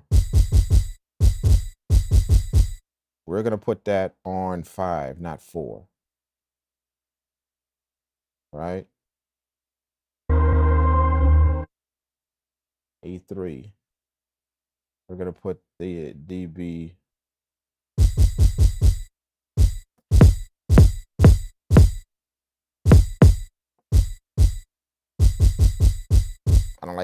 like that. I don't like that. I don't like that.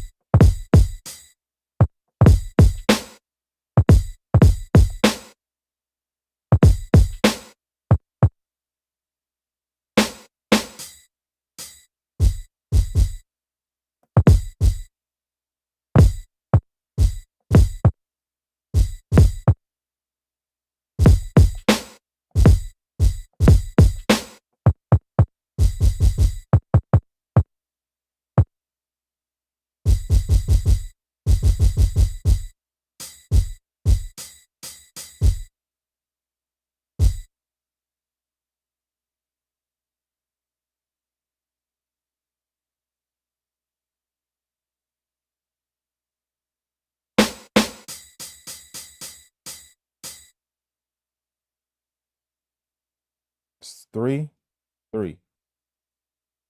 Damn. Okay, let's get rid of that name. Get rid of that one. There we go.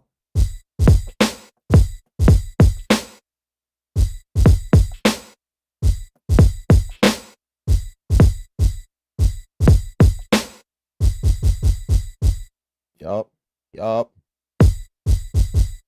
Go to 5. Pad 5. And we're going to take the velocity down just a little bit.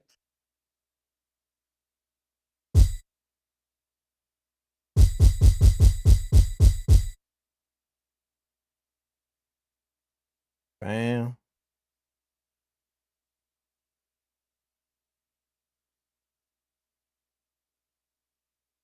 Yup. Sample. Edit.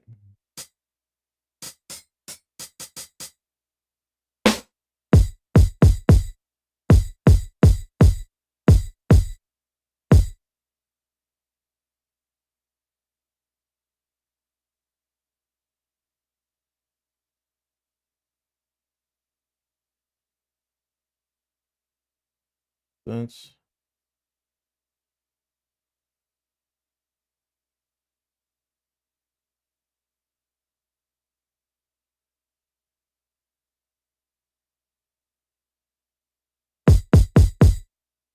Give me a second. Give me a second. Give me a second. Give me a second. Give me a second.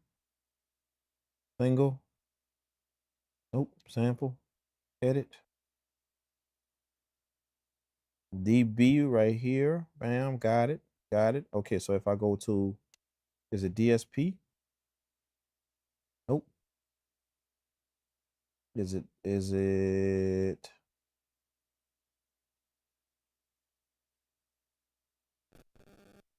Time factor normal stretch? Nope. Select. Is it more? Parameters, dB, pitch offset? Nope. That ain't it. Where is the holy shit. I'm just trying to figure is it nope.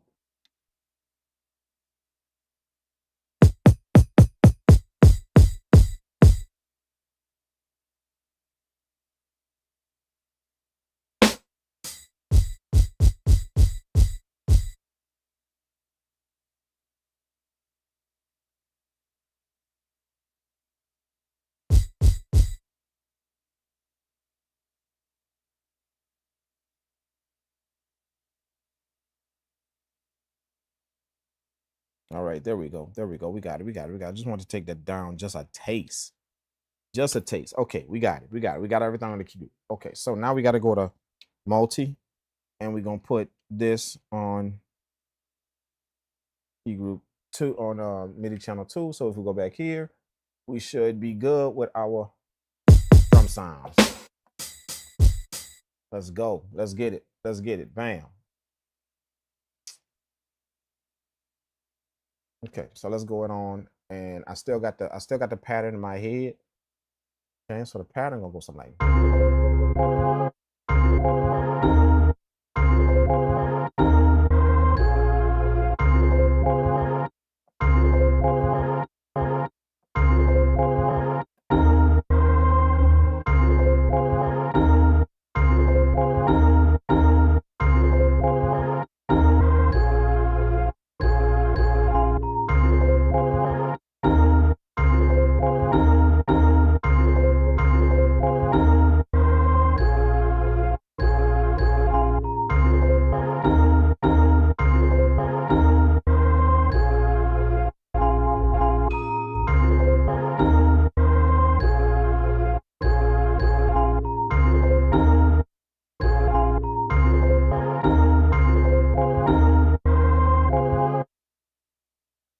Y'all hear it.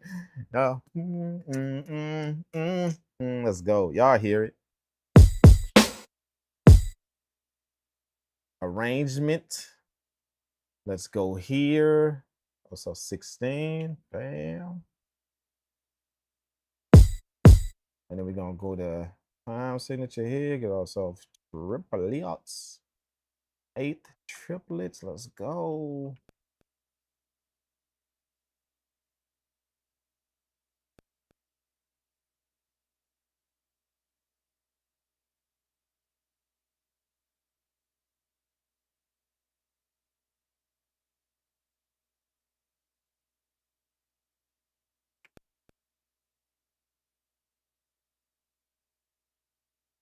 Where's my metronome? There we go. My bad.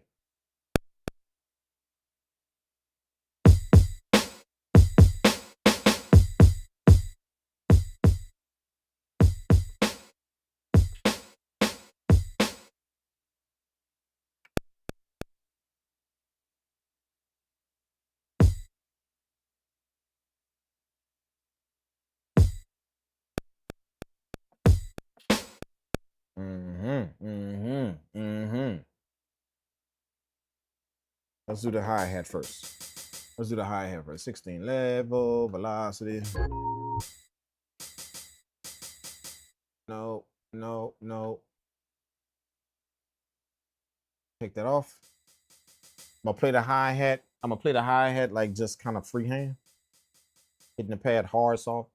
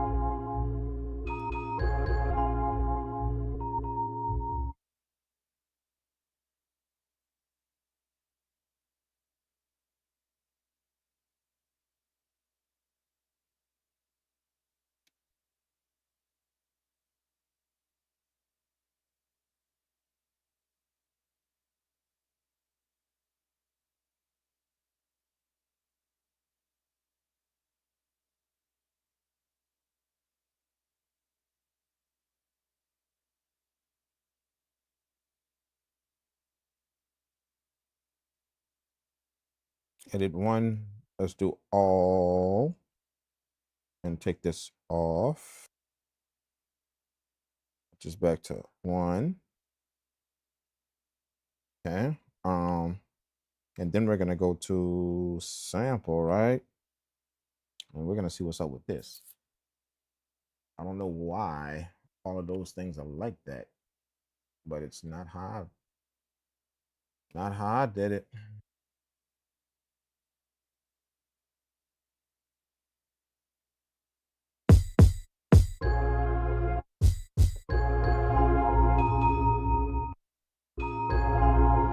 I gotta clear those off.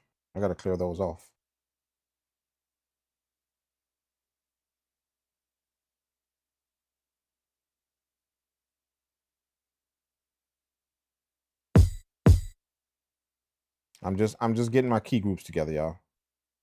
Make sure they're good to go. It seem to have some other pieces on my drums that I don't want. Rename, get rid of that. Bam. Okay, and then 7. Rename, get rid of that. Bam, and then 8.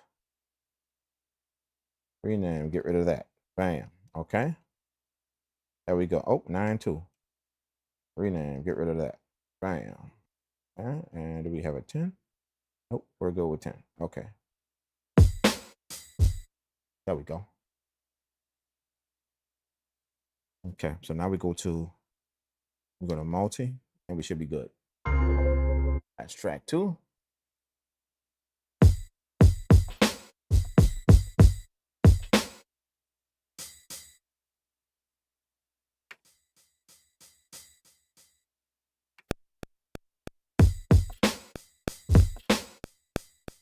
Ooh.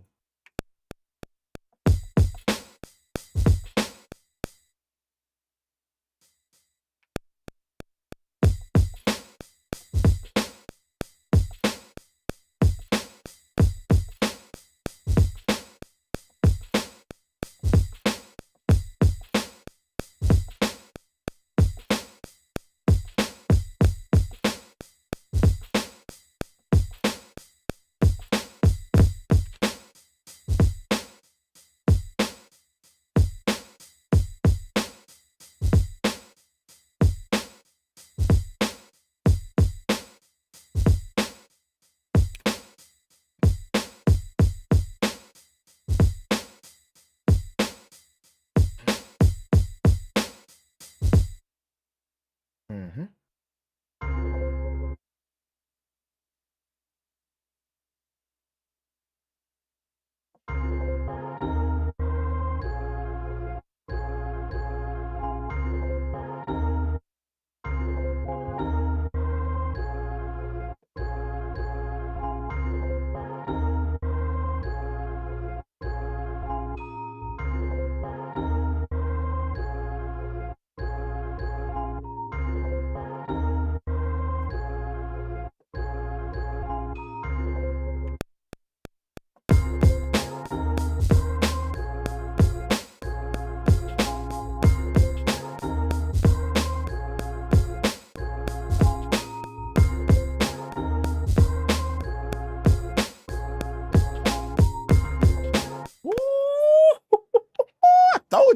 I told you I've been hearing that for the last 30 minutes in my ear, but that right there been in my ear. Told you.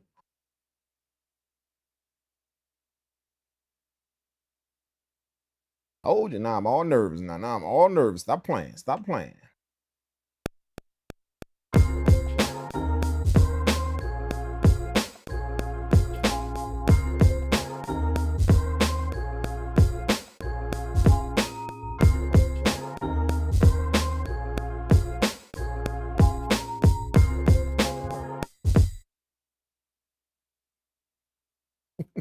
Ah. Ah.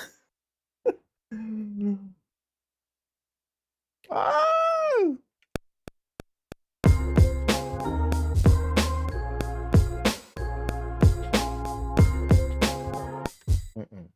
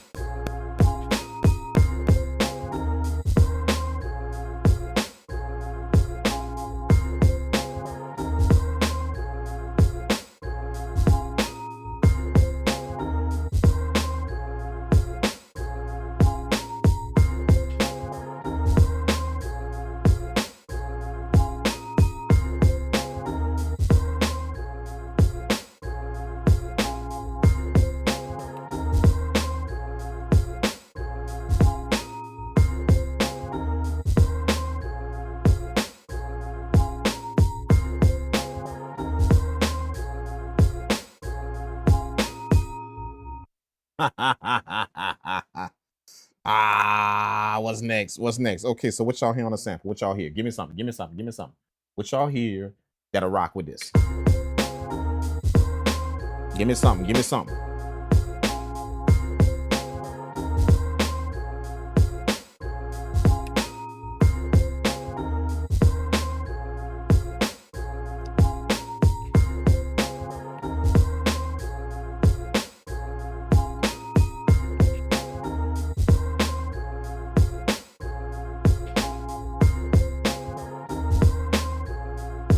Let's do a bass line. My boy said bass line. Let's get a bass line. Let's get a bass. Can we use a bass line like in the MPC? Can we use one?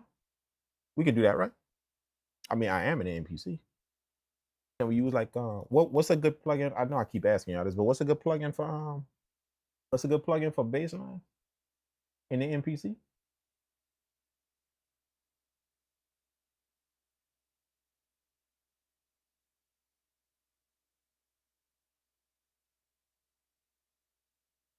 Tube Synth got some bass. Look, they got bass lines right here.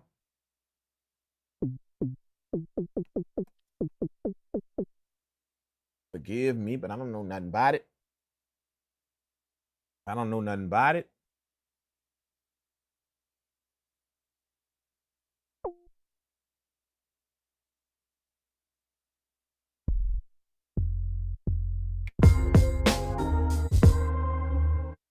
I gotta filter that shit though, man.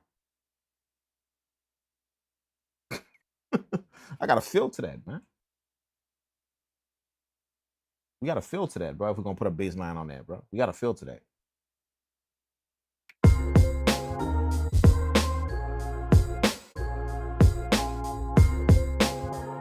Listen to it. Listen to it. Just listen to it real good. Tell me what it already got on it.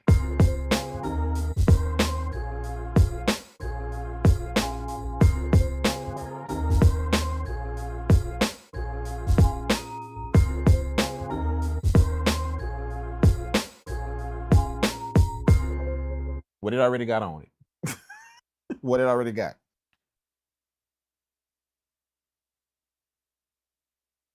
Remember, we trying to make a track where there's less mixing as possible. Like pretty much no mixing, man. Like everything gonna be straight. Like no mixing, no plugging, no nothing.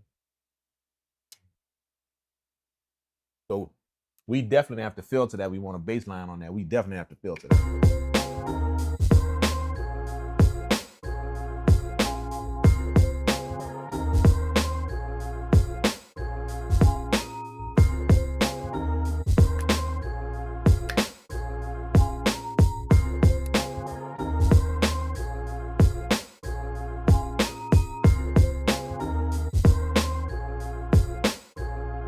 I knew you was about to say that, bruh.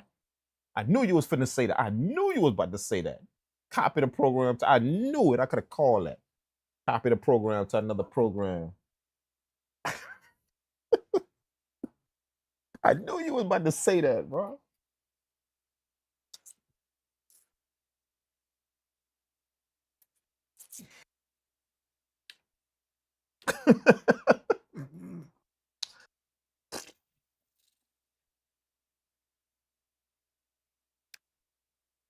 Copy it to another program, filter out all them highs, and just use that bass line right there. That's what we doing. That's what we doing. They got a bass line on them chops already, and all of them. They ain't one hit that it don't have a bit. Just the ding, just this, just this right here. This the only two chops that don't have bass line on.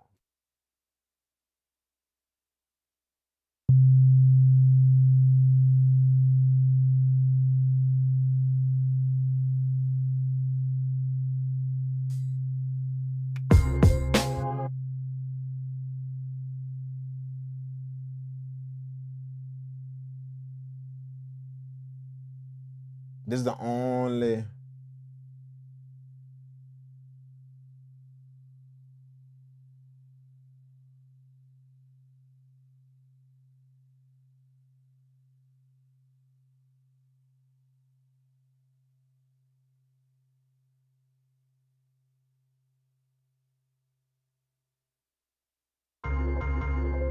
This is the only chop right here That chop right there got a little bit of bass on it. And this one.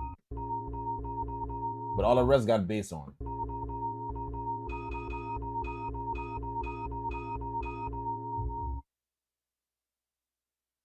So that's what we doing. I hear a muffled string. I hear that. Definitely hear some strings as well. So how we gonna do it, man? Like, what we doing with that? Like, that's what we gonna do. We gonna copy this program right here to another track. Copy this in the machine to another track. This program right here. And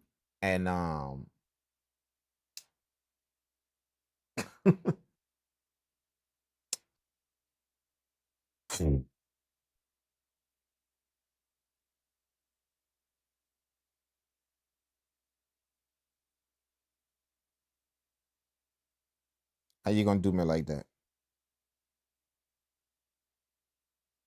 How you gonna do me like that, man?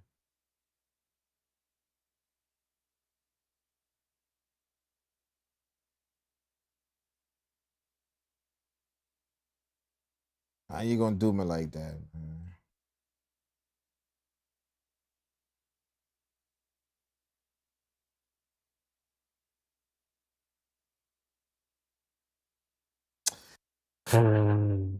Okay, this is what we're gonna do. We're gonna see what it sound like. Let's go filter this program right here first. We're gonna filter this one that we got before we copy. Let's just see what it sound like filtered. If the bass line sound nice on this filter, when we take all that high and off, if it sound cool, then we gonna use it.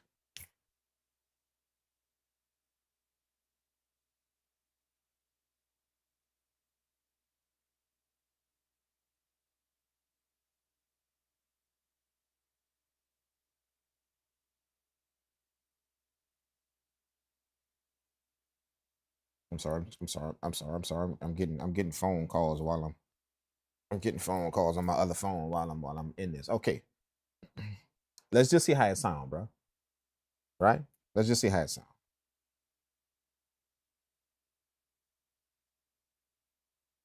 Remember, we only gotta remember. Listen. I want y'all to understand this. I ain't got no effects card in this, man.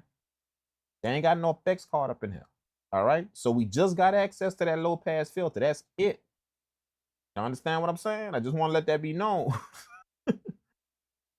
we not in that MPC 1000 to where I was doing all them tricks and shit and that filtering shit and doing all of that. We need an effects card in this to have access. Now, the only way we can get around that is if I record these sounds into the MPC. The only way we can get around is if I literally record these sounds into the MPC. After I record them into the MPC, right? After I record them into it, then we can filter. I would have to record them into here, which I'm trying to keep everything in here. I would have to record them in and use the effects in here for EQ and all that. Because we ain't got no effects card in there, so all we got is low pass filter.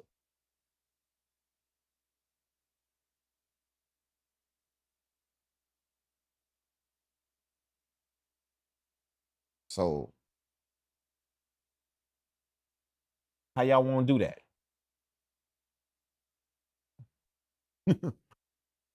That's the only way we could do that, because it got.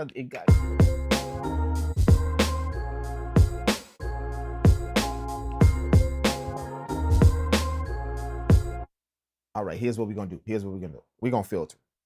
We're gonna filter it, right? We're gonna filter it. We're gonna filter it.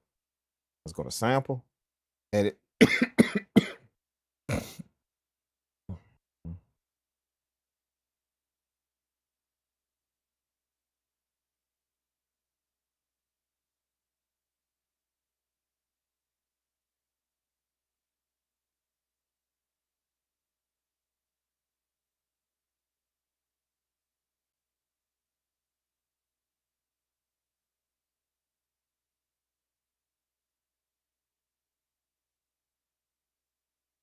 Mhm.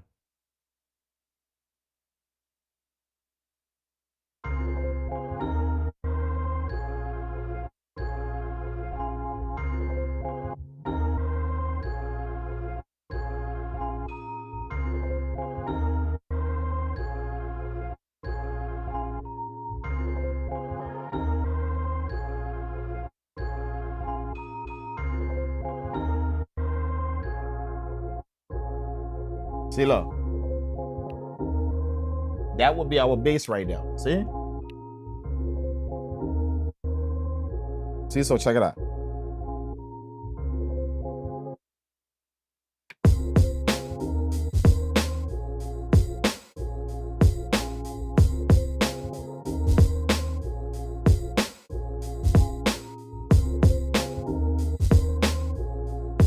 Is that good enough to use as a bass? And then we just go find some other samples and kind of layer on top of that to make the melodic part. Is that good to use for a bass?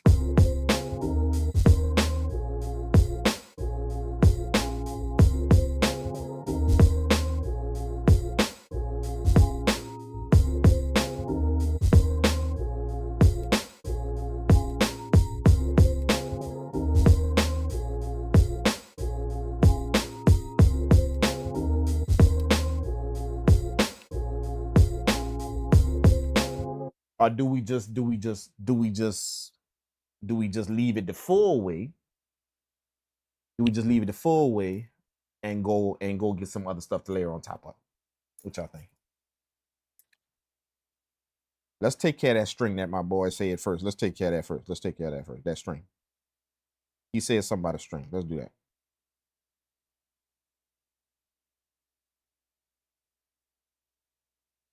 I know I got strings. I do have strings. I do.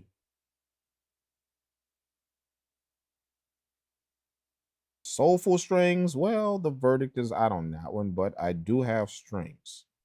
Most of my strings is trap stuff. But we can definitely find we can work it though. We can.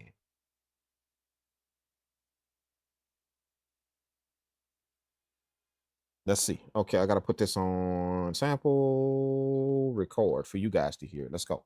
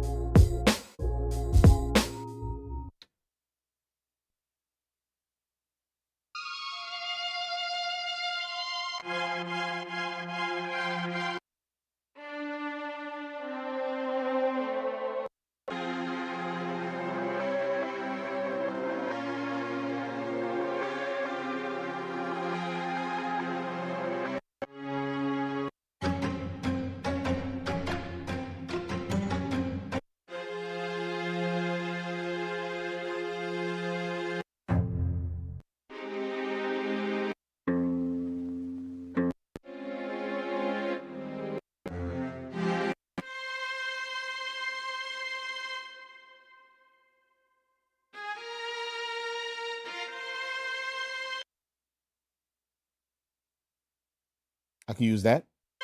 I can use that.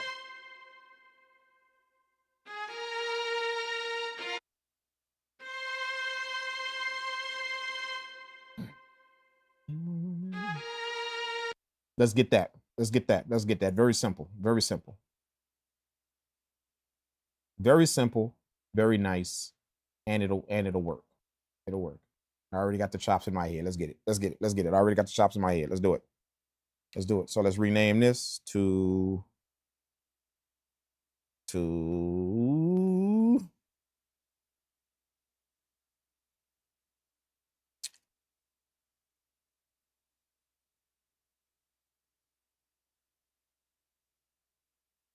ST.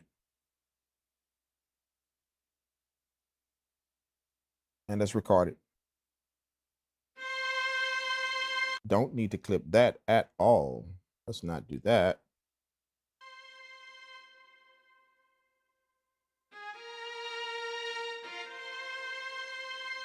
That's pretty much how we want that. Let's get it. And then we want about 13 seconds of sample time. Let's get that because I want all of them pieces. Let's do that. And then arm, let's do it. Play it. Let's go.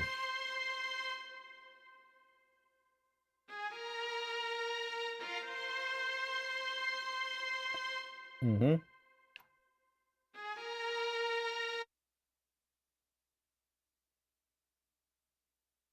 Actually, the micro chops are really rhythmic, maybe a chord. Yes.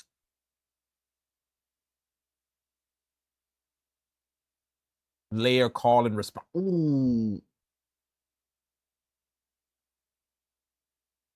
Call and response.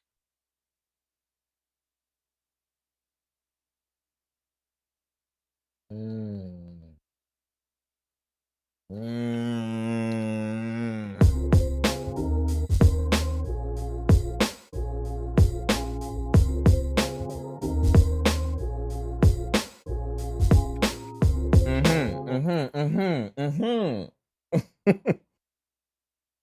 I saw what you just did. I saw what you just did. I saw what you just did. Yeah. Yeah. Mm-hmm. I saw it. I saw what you just did. Call the response. I got it. I got it. I got it. I got it. I got it. I got it. Yeah, yeah, yeah, yeah. That might work. That might work. That might work. Let me do the string though. Let me do the string real quick. The string got like 3 chops in it that I want. Let's do that. Let's do that. So let's rename this. Rename to ST1. Oh, nope, nope, nope, nope. Back. ST1. Boom. Copy. Trim. And let's get.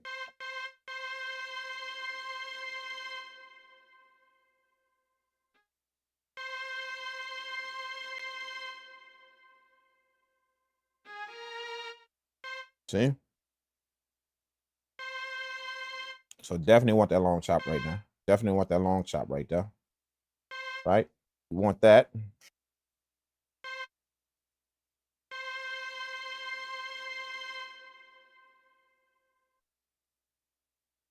Cut. Cut. Got one. Got one, coach. Rename. ST2. Name. 2. Got it. Copy. Bam. Okay. ST2. This is our second string chop right here coming up. Okay, so now we got this piece over here. Check this piece out right here. This is what we're working with right here on this second chop. Look. This is the second piece we're working with. Look. So I think I'm gonna micro chop that because I like them 2 hits. I like them. I like them. Yeah, I like them. I want both of them. I like them. I like them. So let's get them both. Let's do it.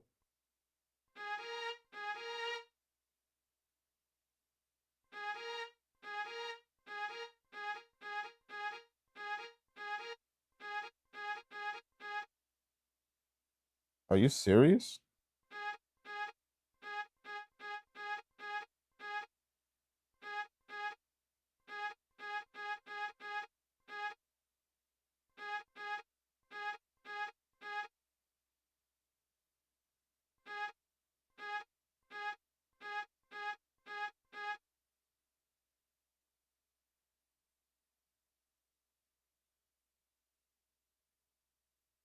ST3. Copy. Trim. Let's get that. Let's get that third chop. This is gonna be the long one. See, the reason why, because the reason why I'm chopping it like that is because I got that long chop that I just did. Now I got that micro chop, and then this is a long one after that. So that's gonna fit perfectly when you can fit the micro chops in between 2 long chops. Use the micro chops as the rhythm, and then use the long pieces as the pieces that carry everything. See? Yeah. Oh, let's catch that. Catch that.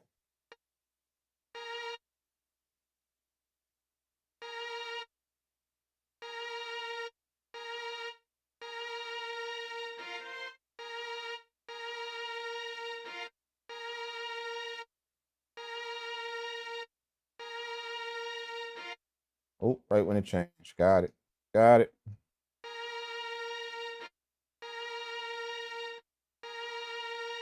Got it. Got it. Cut. Cut. Got it. Right? And then 4, they got one after that. So ST4. We name 4. Boom. Copy. And then let's catch down. I don't know, man. We're gonna have a hard time making this one do what it do, bro. But we're gonna get it though. We're gonna get it. We ain't quitting.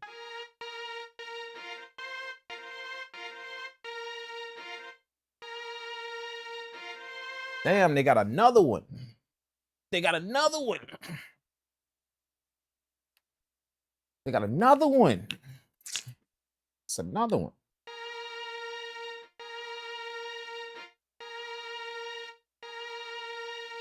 See, they got that one too.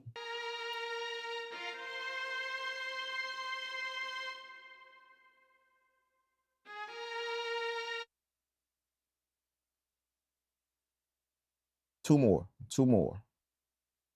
Let's go get them. I know where they at.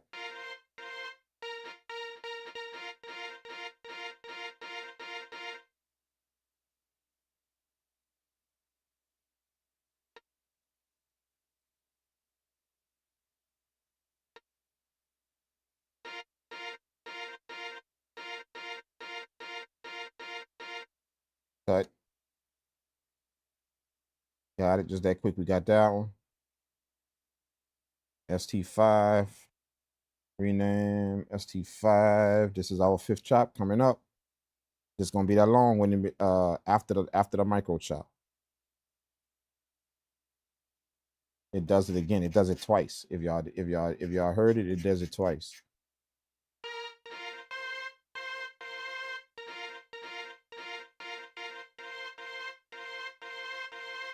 Right there.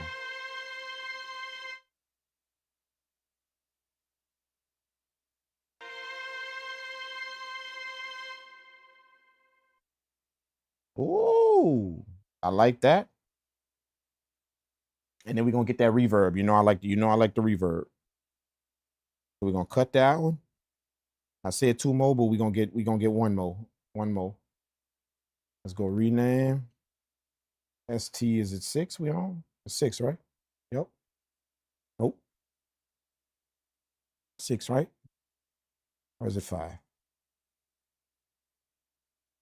Nope, it's 6. Enter. Copy. I'm gonna get the reverb. Excuse me. I'm gonna get the reverb of the string.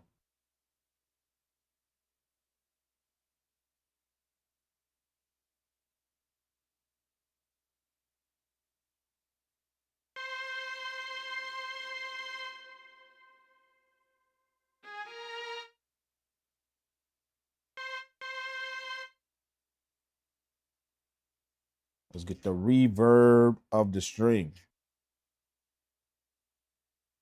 All the way over here somewhere.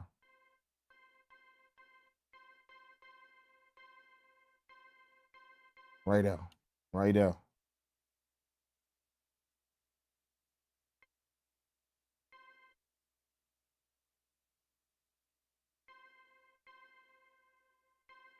Cut. Cut. Got it. So we got 6 pieces. Let's go. 6 pieces. 6 pieces. Let's put it on key groups. Let's go. Single, edit, key groups. We're gonna copy it, that other key group over, and we're just gonna use it again. If it ain't broke, don't fix it. So let's hit rename, and then we're gonna call this STP. So ST space P. Yep. Copy. Bam. And then we go to key group, and then go to samples, and let's plug them in. First thing we're gonna do is put this on all right there. And we're gonna hit name. And we're gonna get rid of all of them. All right, and then we're gonna put this back to 1 like that. And then we're gonna put this back to, there we go. Put this back to 1. There we go. Now let's just plug them in. String 1 on key group 1. String 2 on key group 2.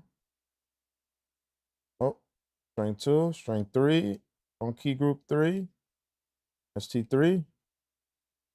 ST4 on key group 4. ST5 on key group 5. ST6 on key group 6. There we go. Right? And then they're going to cut each other off. Yep.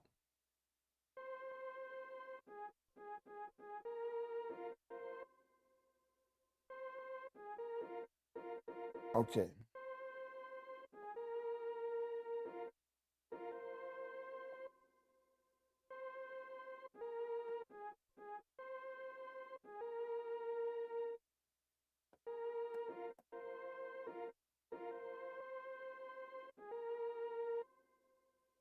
Something like that. Something like that I have in my head. Okay, we got to get this filter off. So how did I do that again? Single, key group, bam, go to filter. And let's take that filter off.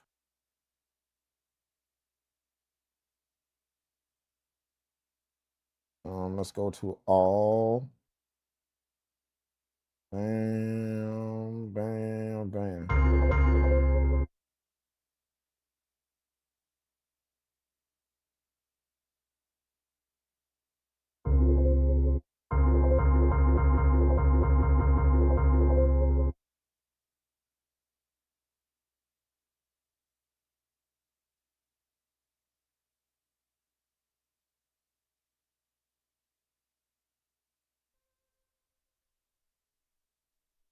Right?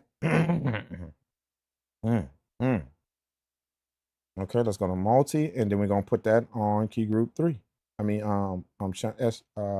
MIDI channel 3. So we go back here. We're gonna go here. Bam, MIDI channel 2, MIDI channel 3. There we go. Isn't it playing? I'm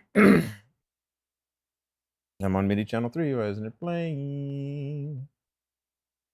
On MIDI channel 3. Why isn't it playing?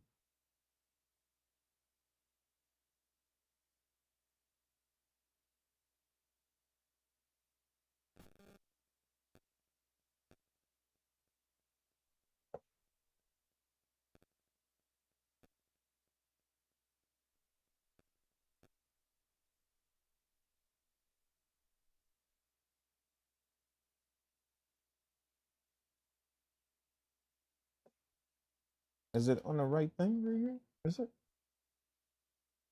Is it? Is it? Is it? Is it? Yeah, it is.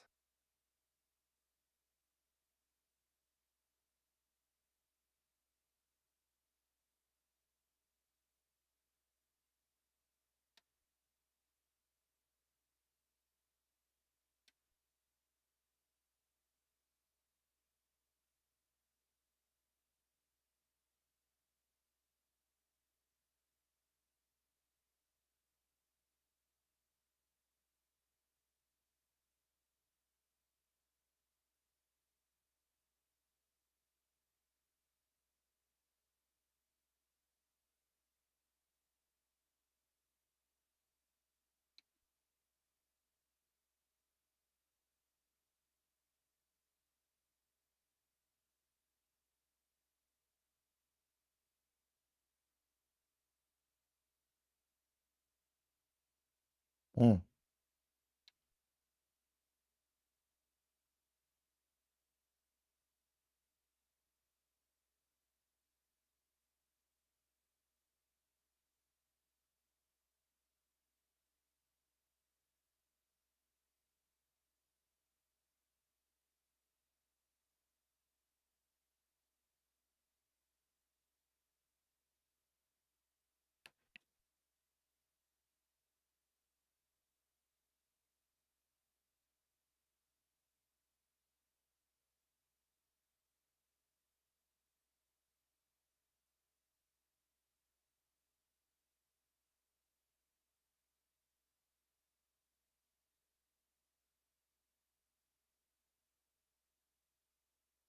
What's going on, man?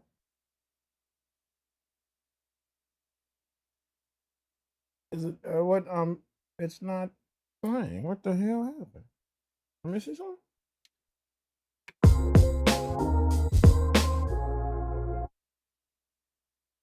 Really? Mm.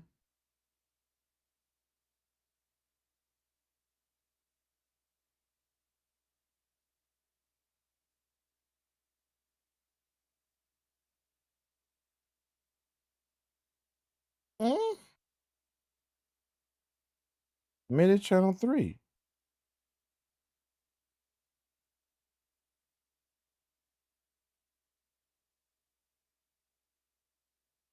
Key group. STP. Samples. What the hell, isn't it?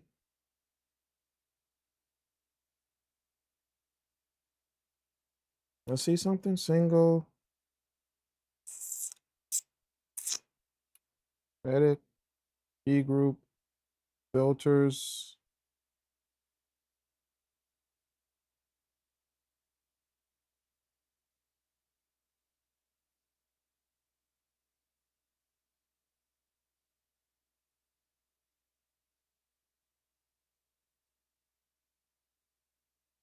Mm.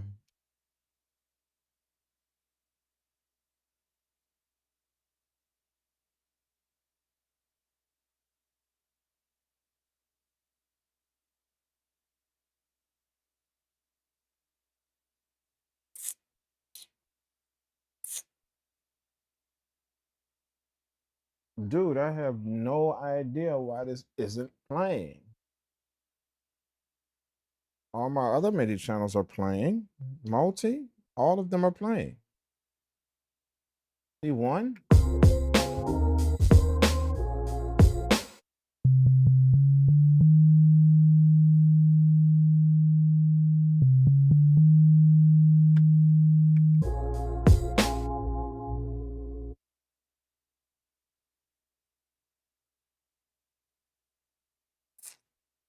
Ah, ah.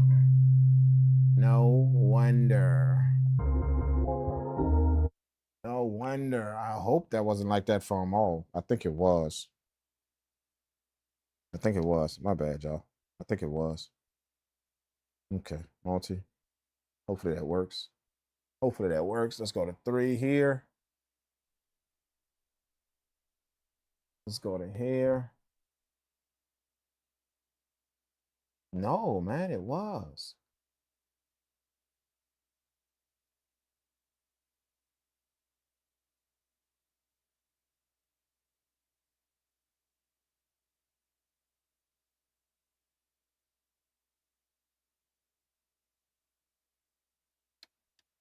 I can't get the key group to play. I hope it's not a glitch, man. I remember it did that. It did that one time before. It did that. Where I couldn't get the key groups to play.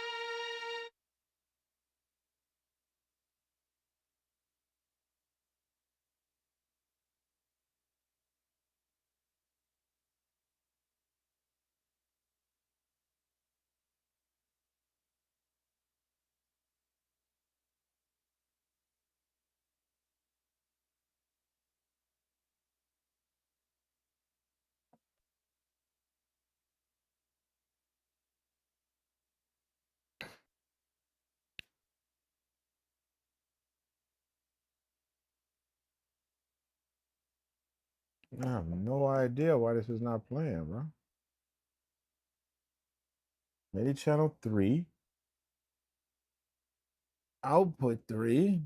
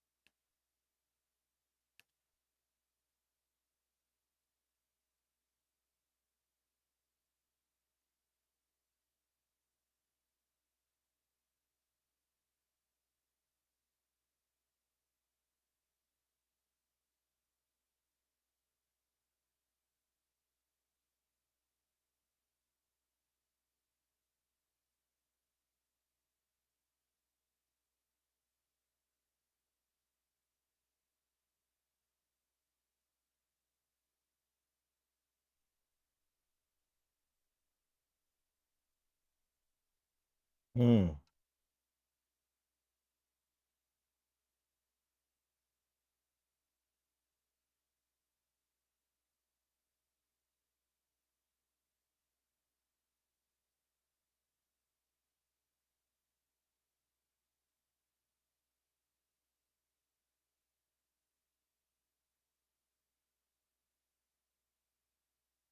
Bro, I can't even get this thing to play, man. What the freak? What happened?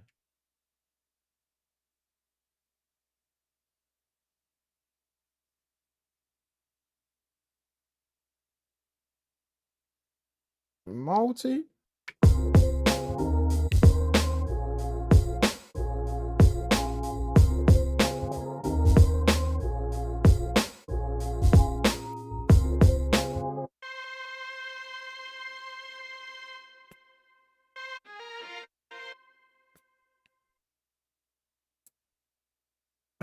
Why all of a sudden did it just play? That's crazy, dude. Why all of a sudden did it just play?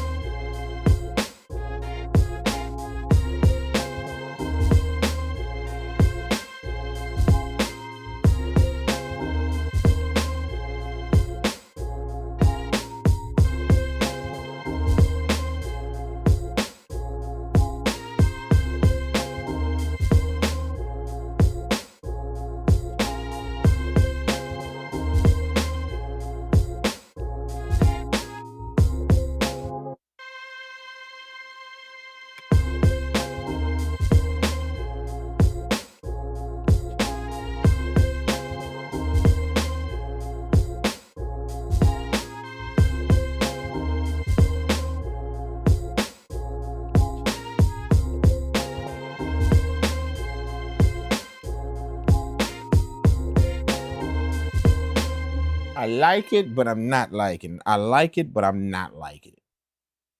Let's go to single, here, key group, filter. Let's go to here, go to all, and then we're gonna take this down. I'm liking it, but then again, I'm not liking it.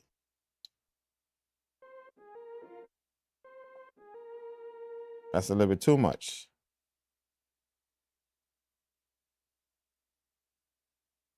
That's a little bit too much.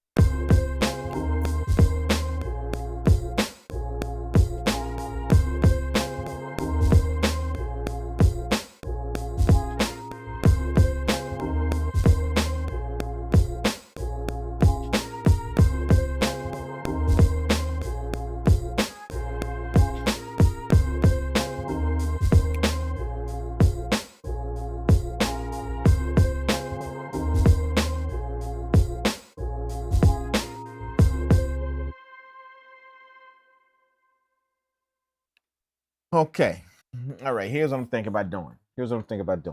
I'm thinking about leaving that how it is. Okay. We already got that on 3. On 4, I'm thinking about doing a copy program thing. Full sample, copy program. That's what I'm thinking about doing. Okay. So let's go. Let's do it. Single. Bam. 16 key group. We want to copy that. Name, rename.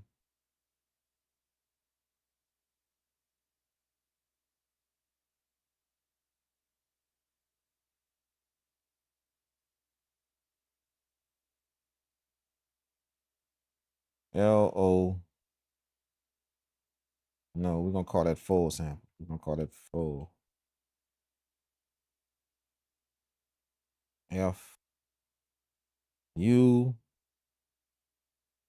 L L space SAMP. SAMP. SAMP.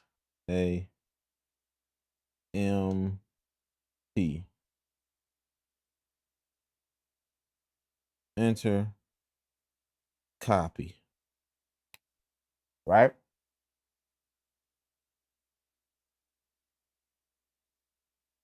Okay. So now all I should have to do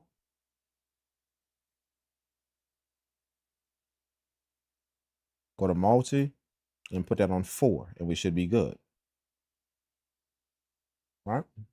So here, track 4.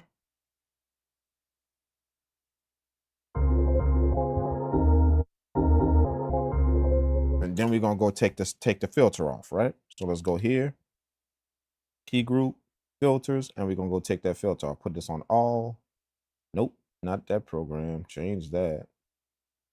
This program. Put it on all, and then release the filter, right?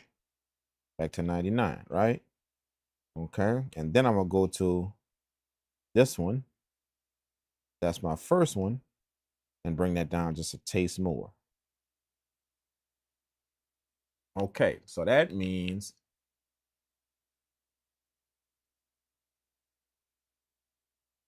Can I copy the sequence? Can I copy the track? Can I copy the track? From 1.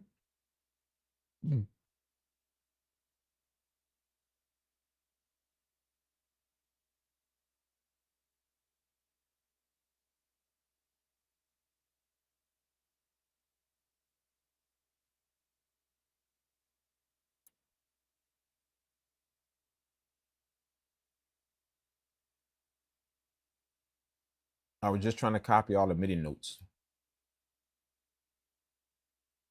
But I think I might just play it again.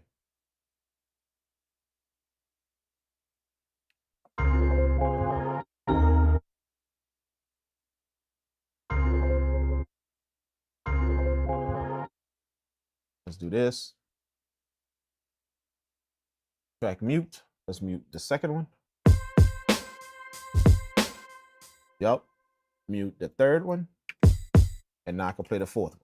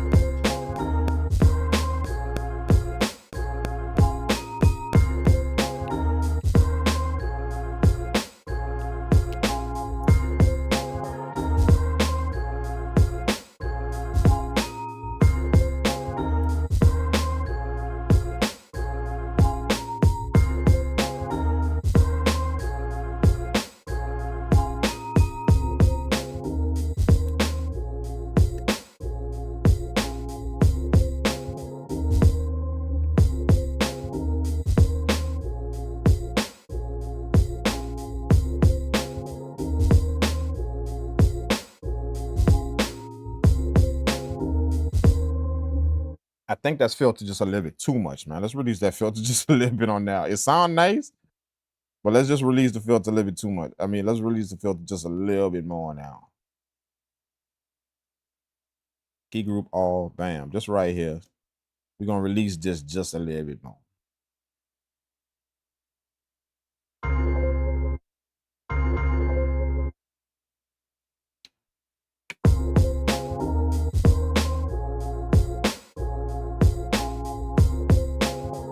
There we go.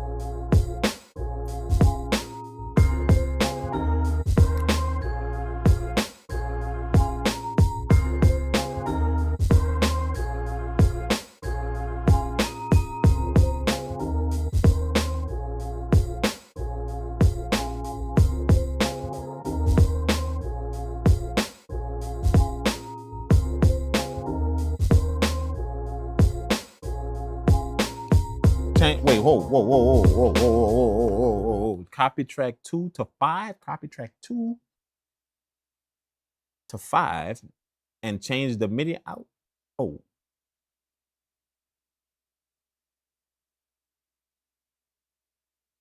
I was gonna try and see if I can find like a piano to kind of fill it, to try and fill it out a little bit, but it's gonna be hard to find the chords though. The chords is real funny. Like, you know, they not your average chords that the sample making. So I don't know, man. Let's just see if I could find like some type of piano to match them chords, bro.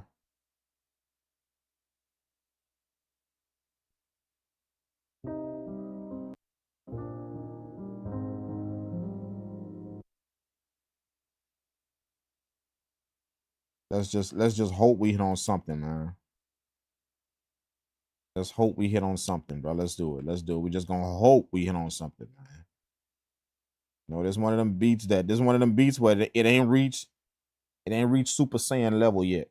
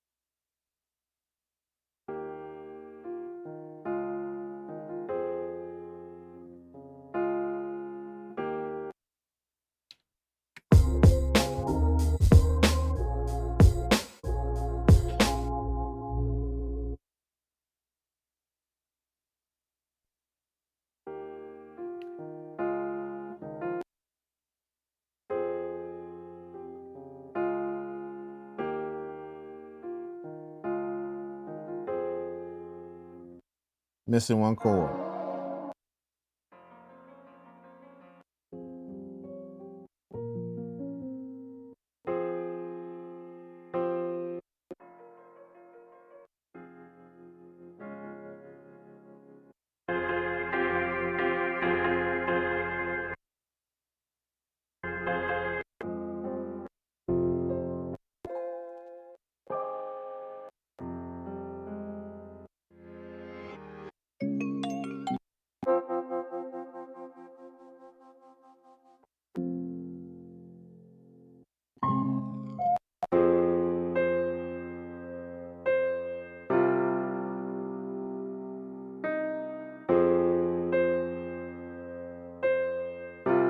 Almost.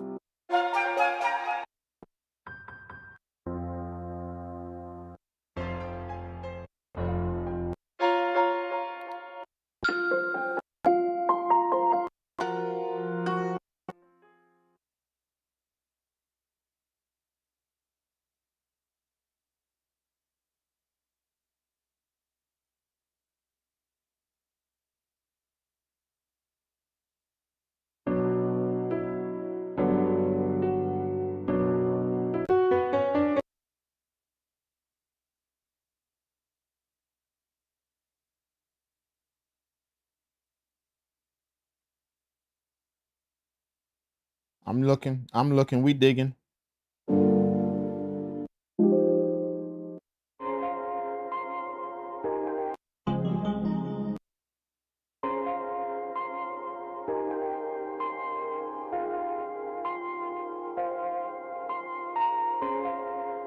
Ooh, damn, I like that.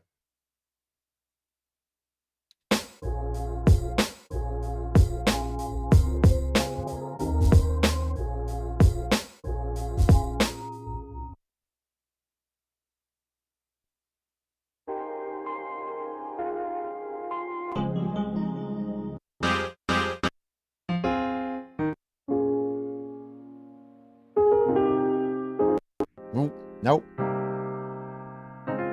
Nope. I told you, man, them chords kind of odd, bro.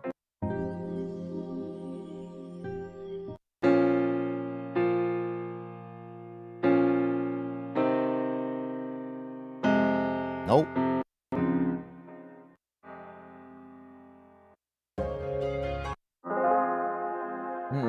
Nope. Chords kind of odd, man.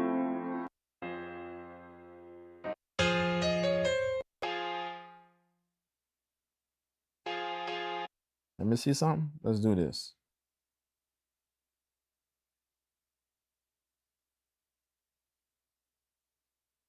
The chords for the sample is kind of odd, man. They're not your average kind of chords. So whenever you do that, chop a sample like that.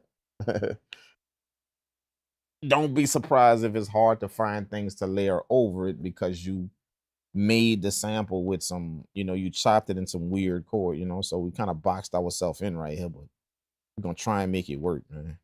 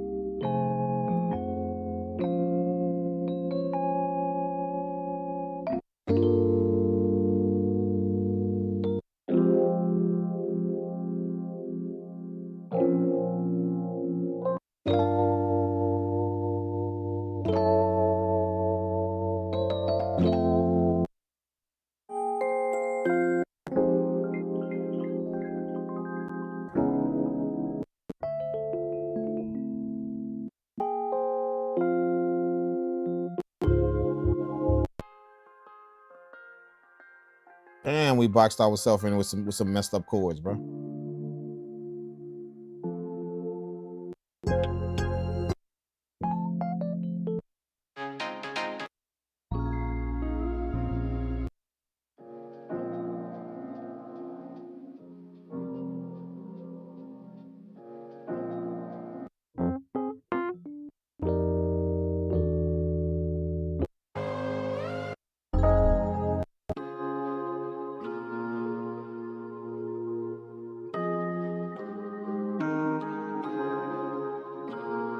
Damn, that was close. That was close. That's close, bro. It's missing one chord, bro.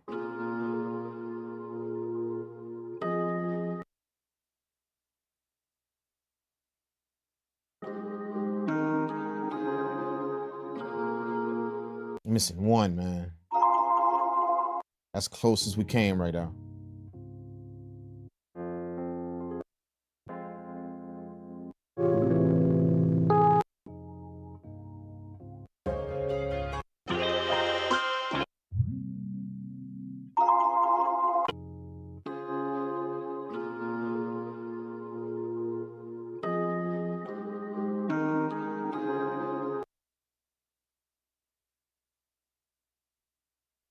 We boxed ourselves in, man.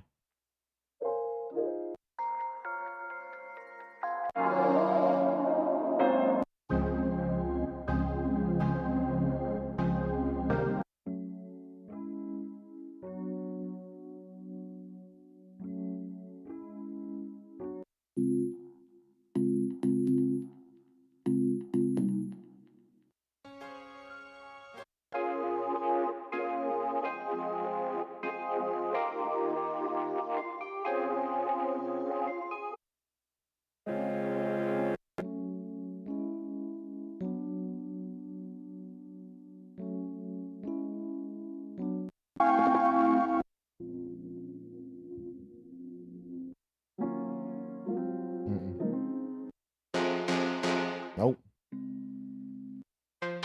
Nope.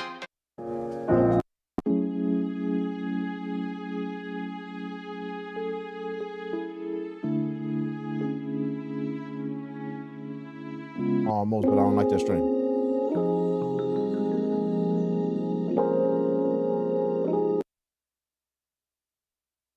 I think that might work.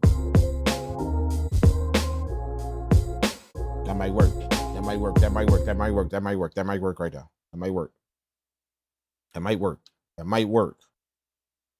That might work. That might work.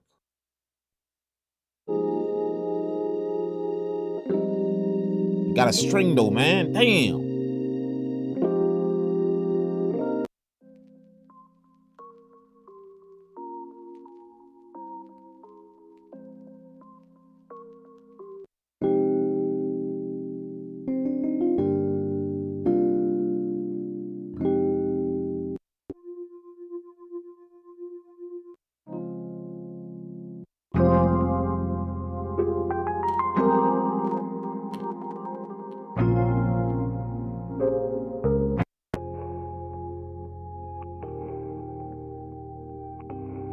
Oh, that works. That works.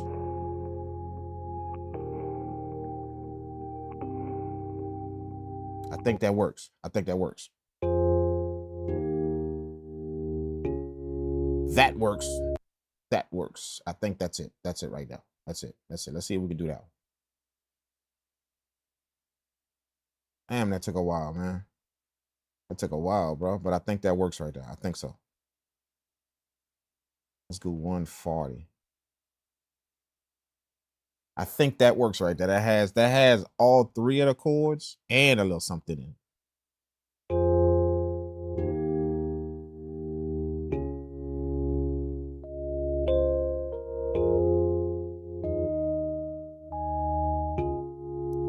I think that got a little something in it. Let's go.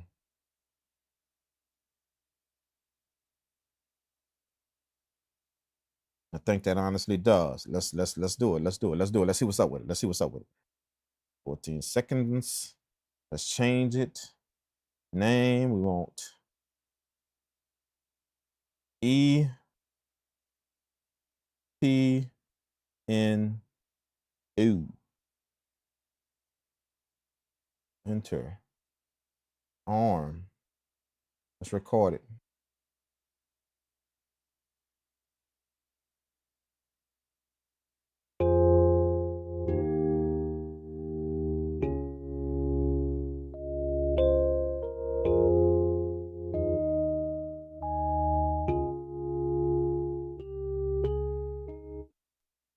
Yep.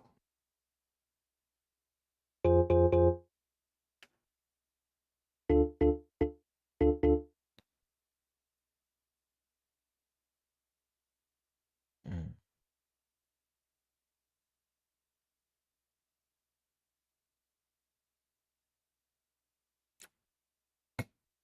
Mm.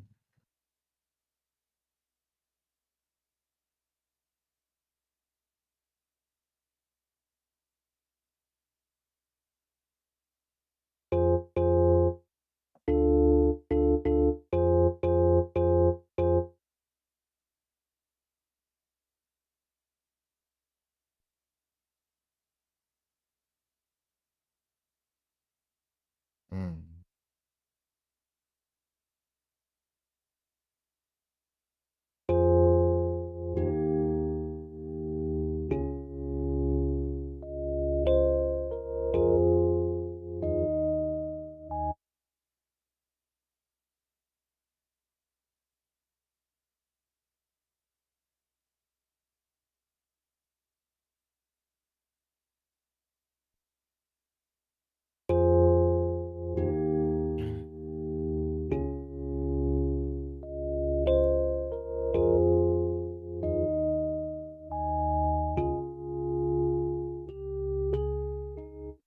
All right. All right. I think that's gonna have to work, man. I think that's gonna have to work.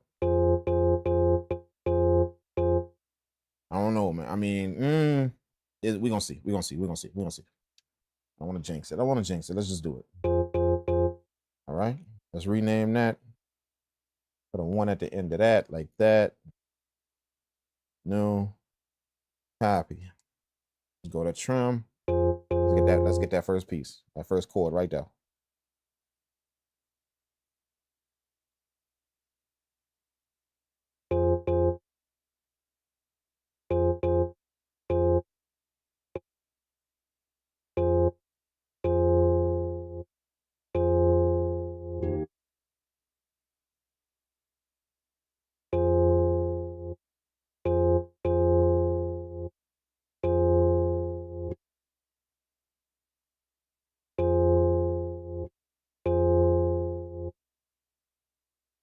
Cut.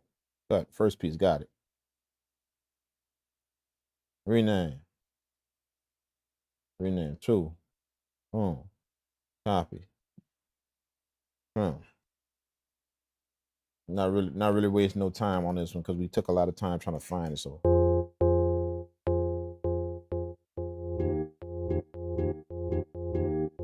that second chord right there.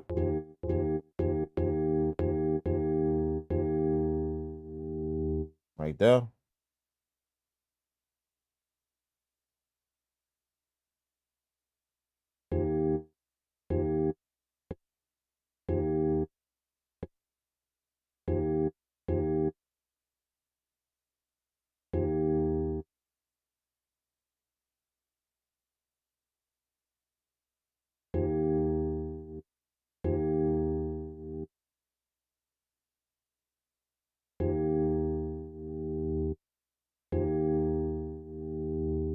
There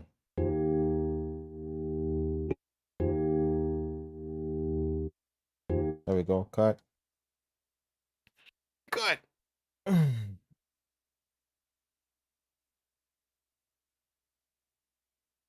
Oh, slumped over, man. My back is killing me.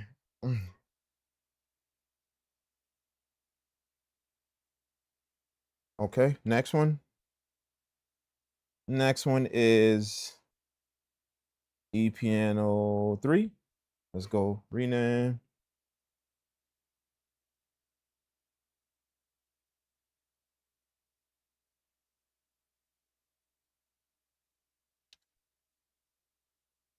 Three. Oh, and then 3. Copy. Let's do it. Let's get that third chop. Trim. Let's get that third chop.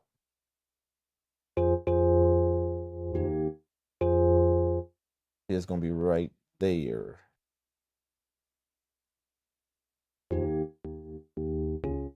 Right there. Tighten that up some. Right there. I don't like that waving sound it's doing. I really don't like that, but we gotta deal with it.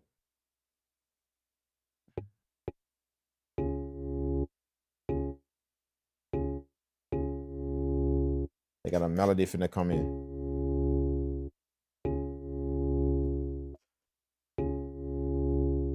Right there. Right there. Cut. And then let's catch the melodic hits too. We're gonna catch the melodic hits too. Rename 4. Copy. Bam. Trim. Let's catch the melodic hits too. Right there. Let's catch those.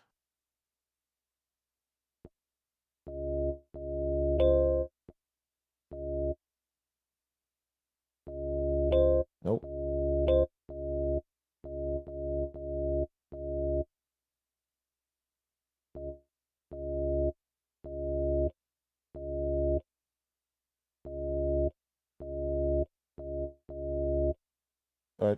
Cut. Select. This is gonna be 5. Rename.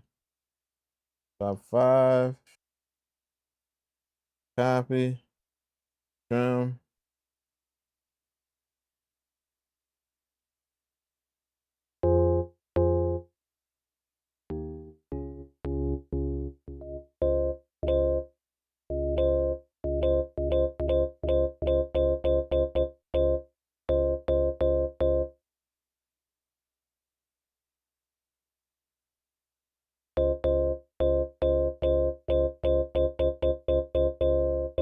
There we go.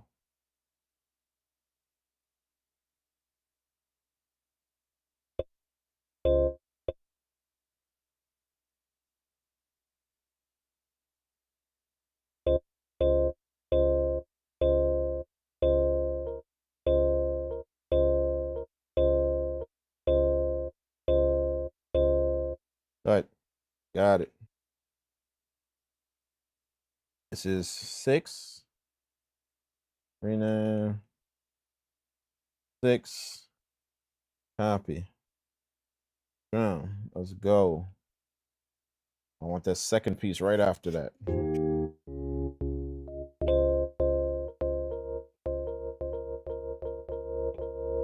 Right there.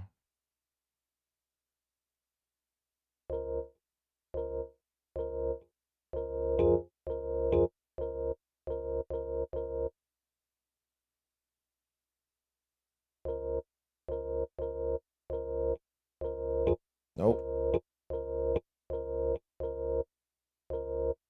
Got it. Cut. Got it. Got it. Got it. Got it.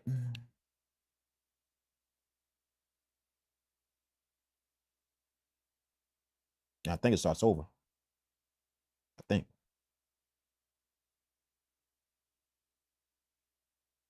It's gonna be 7.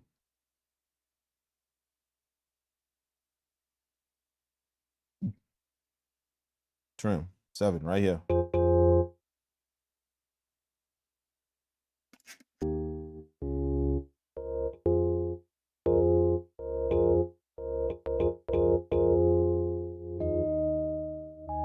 Oh, definitely want that.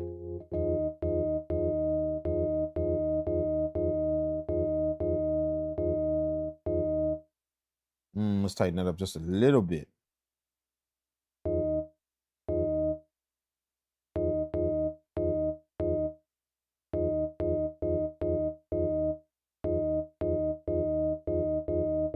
Right there. Right there when it changes. Let's get that. Right when it changes.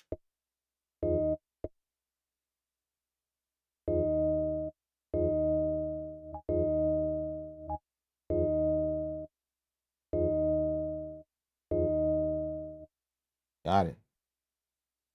And I'm gonna get that high pitch note that's right next to it. Enter. 1, 7, 8. Copy, chop 8. I'm gonna get that high pitch note that's right next to it. Let's do that.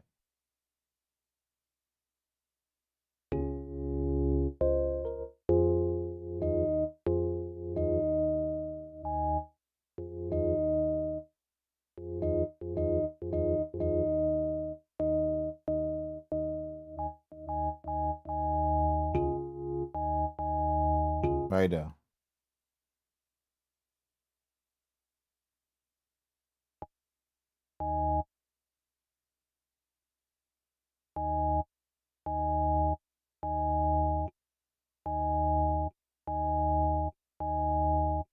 Cut.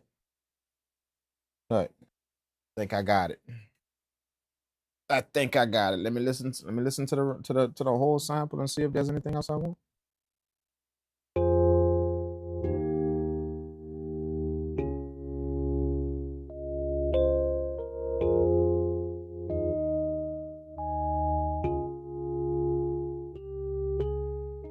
Ooh.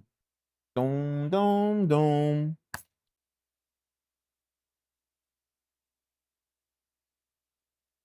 Let me get that. Let's get that. 3 more. Damn, I heard him. Let's get it. Let's get it. Let's get it. Let's get it. Let's do it. Let's do it. Let's do it. 3 more then. Edit. Bam. See what I'm saying? This is 8. Nope, 8 exists. This is 9. Yep. Let's go 9. Copy. 9 chops. Let's go.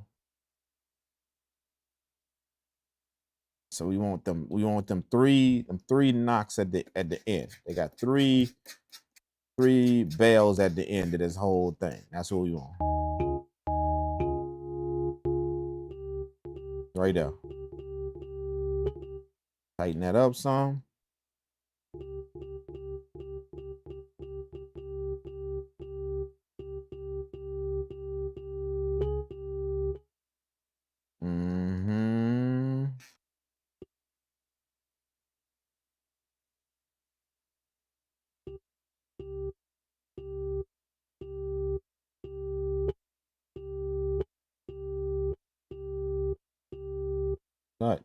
Cut. Got it.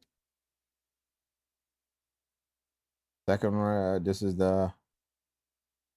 is 10 coming up. 1.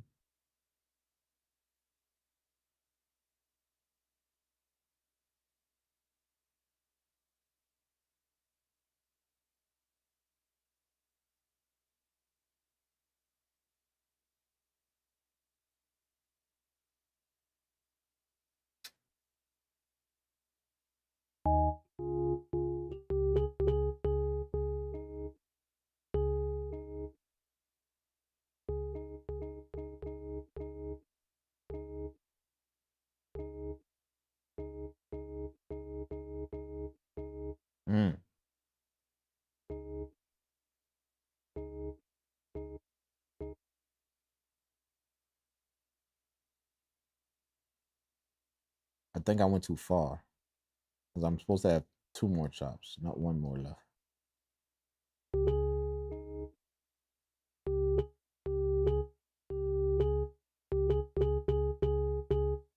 That's the one I need. That's the one I need. I went too far.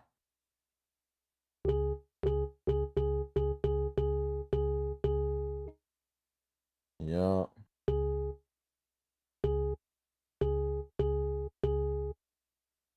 Tighten that up some.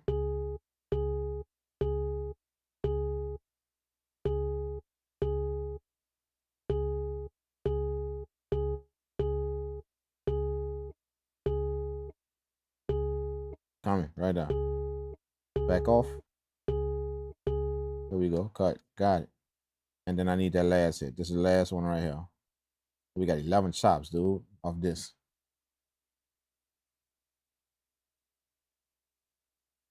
Enter.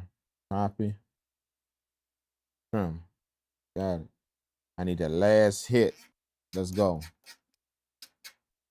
Last hit. Last hit. Last hit. Right there. Tighten that up some.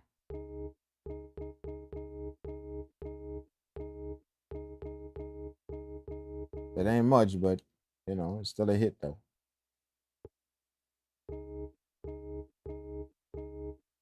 Cut. Cut. Got it. Got them all. Got them all. Damn.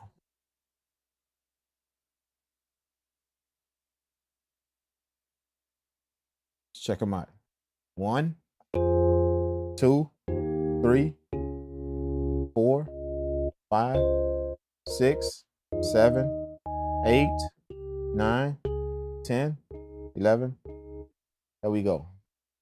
All 11. Let's go. Key group time. Key group. Bam. Let's copy this again. It ain't broke. We ain't gonna fix it. Let's rename this key group and we're gonna call that EPNO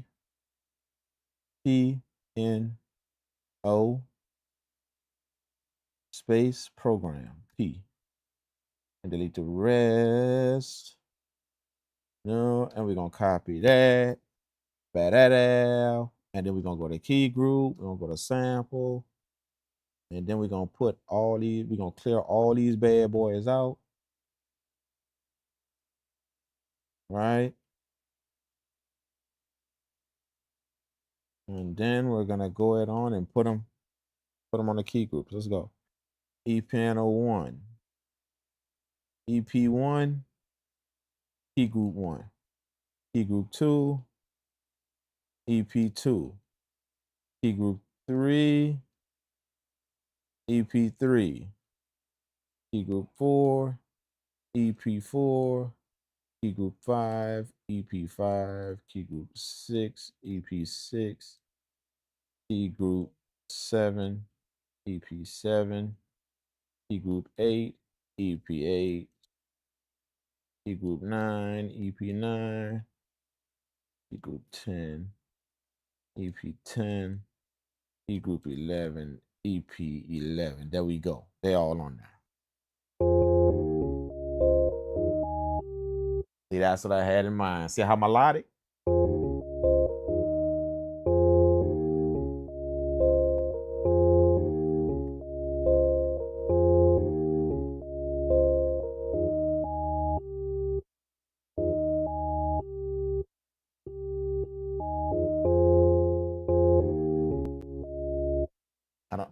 I kind of got what I want to play, but I'm hearing the notes of the sample in there. So let's see what's up. Go to multi, and we're gonna put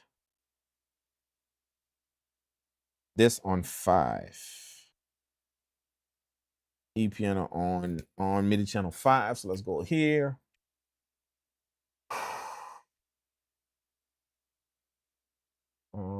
Three, 4. We gotta give ourselves.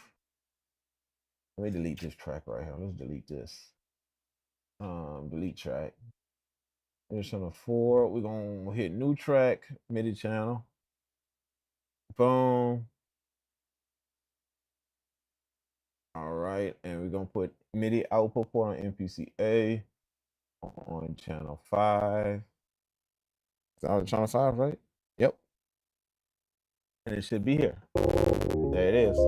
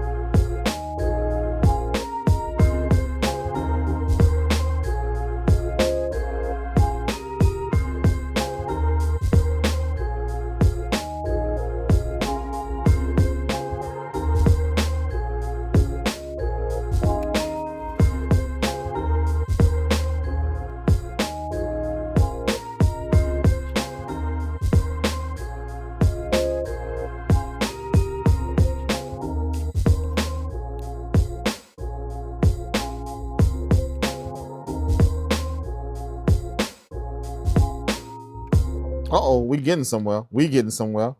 We getting somewhere. We getting somewhere. We getting somewhere. Let's go, chat. Let's get it, chat. Let's get it, chat. What a vocal at? I'm hearing the vocal hits. Definitely hearing the vocal hits on it. Let's go to the vocals. I couldn't wait to get to my vocal folder. I ain't lying.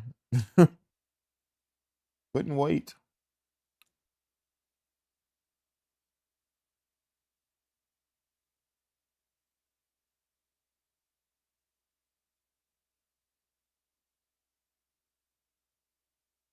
Mm.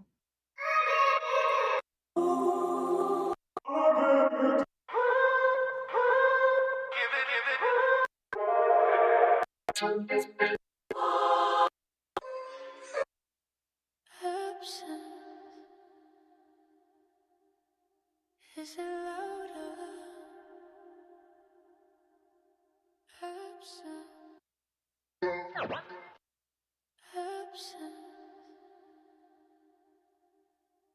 Is it louder? Whispers in the dark, whispers in the dark, they linger through my mind.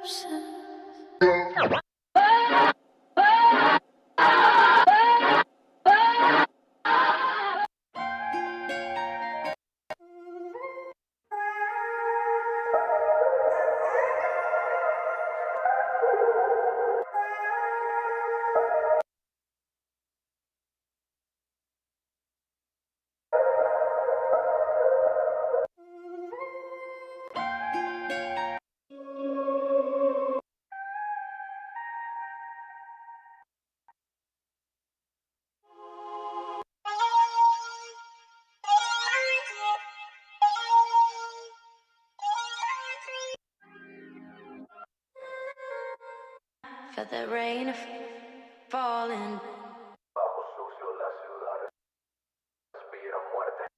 Felt the rain falling. Felt the rain falling.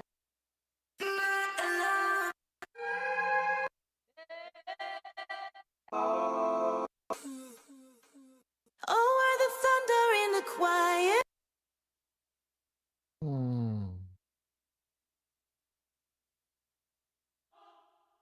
There's a rhythm in the sound. The clock spins a while, but we break the mold.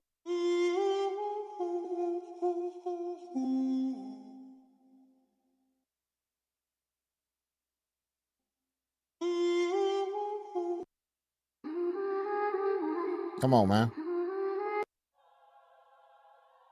For my one and only, for my one and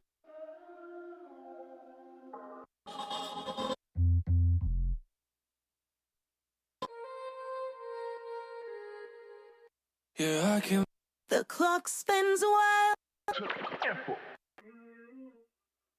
Don't wanna lose.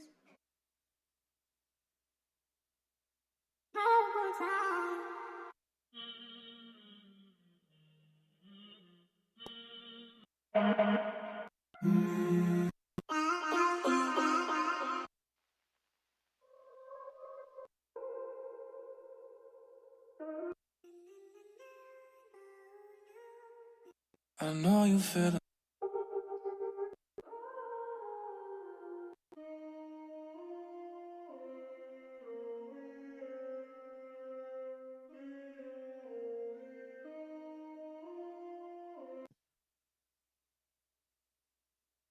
I like that. Like that. I think I got it. I think I got it. I think I got it. I think I got it. I think I got it.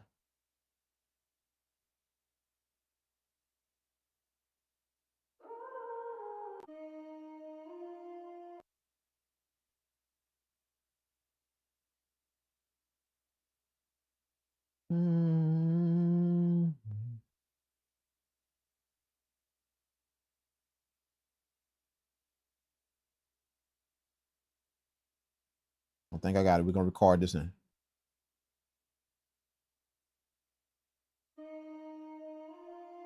Mm. Mm. Mm. Mm-hmm. Mm-hmm. Mm-hmm. Mm-hmm. Mm-hmm.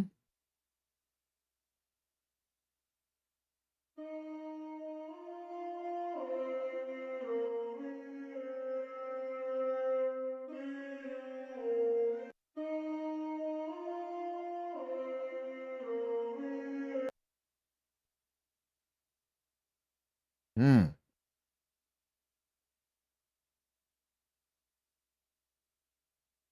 Sample time 14. Let's go up to 18. Let's go. On. Let's get it. God.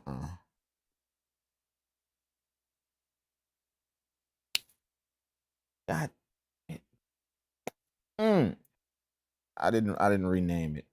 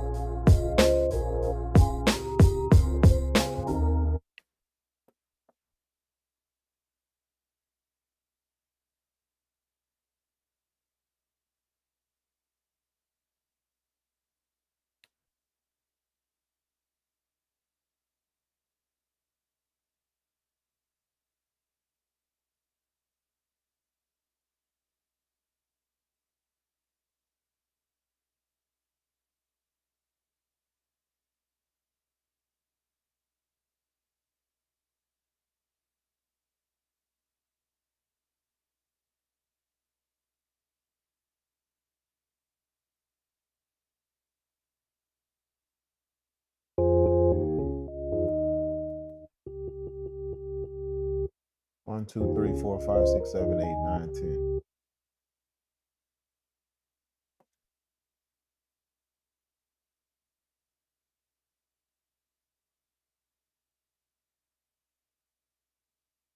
Mm-hmm.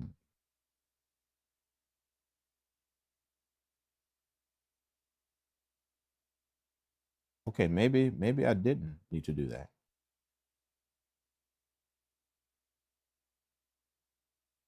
Maybe I didn't need to do it. Let's go. Let's keep rolling. Let's keep rolling. If I gotta go back and change it, I'll go back and change it. Record. Okay. So let's rename that to Vox. Nope. V O X. Get rid of all of this. Bam. Arm. Let's go.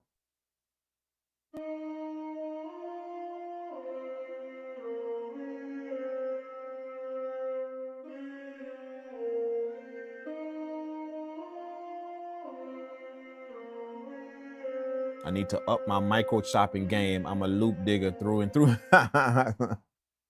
Yeah, man. Like, learn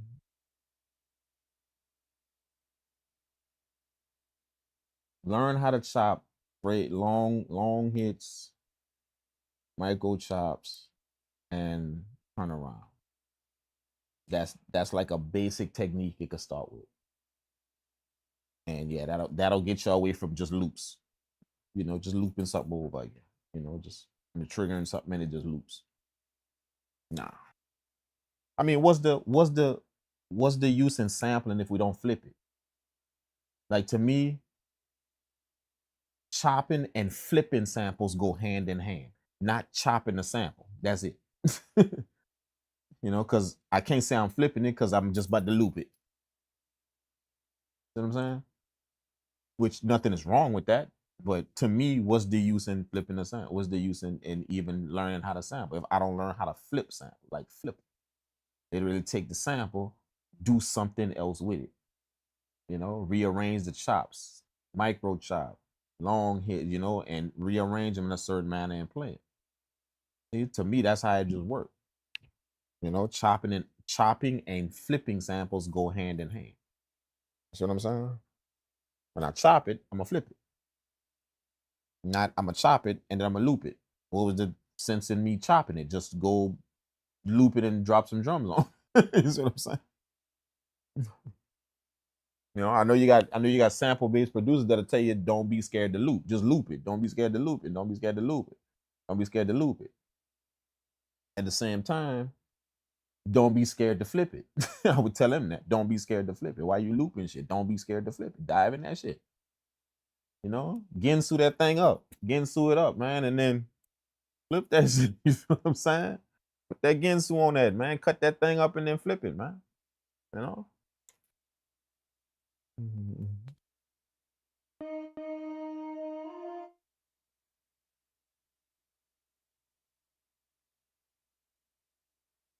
Okay, we got Vox. We got our Vox sample. So we're gonna go ahead on start getting our chops. So Vox 1, Vox 2, Vox and workflow. Let's get it, man. Let's get it. Let's get it. So let's rename.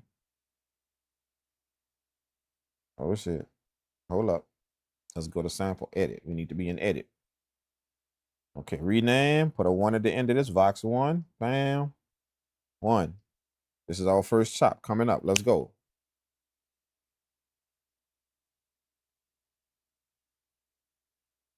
I need to be on MIDI channel 1. Let's go back to just our MIDI channel. Our MIDI channel 1. Right now. Okay, we want that first chop. I know what that first chop is. I'm gonna try not to take too long on this one. If we do, it ain't my fault.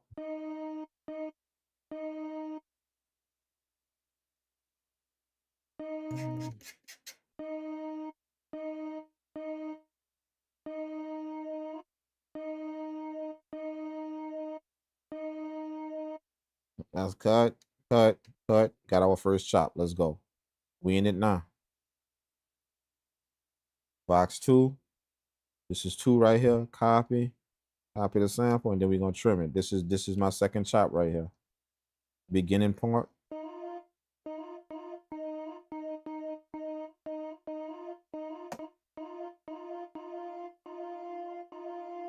Got it.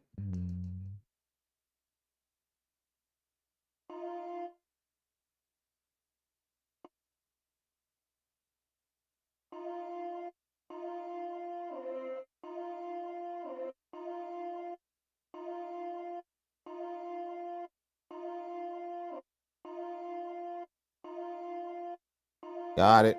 Cut. Got it. Boom. Focus 1. 3.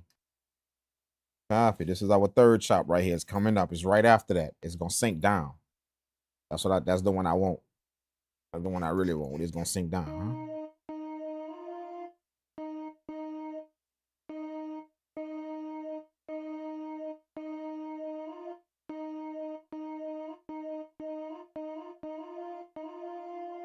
Right there.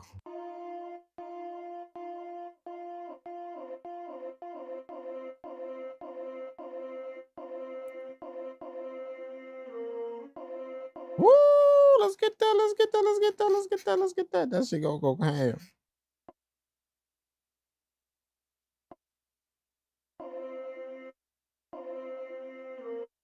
Oh, too far. Let's cut that little piece off.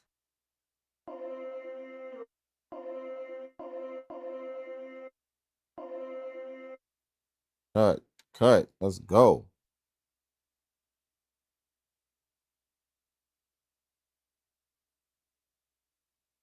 This is number 4. Top 4 coming up. Let's go. Now, right after it goes down, it kind of levels out.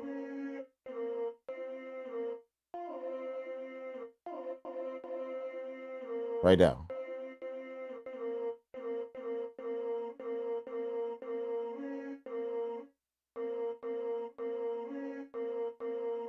Mm.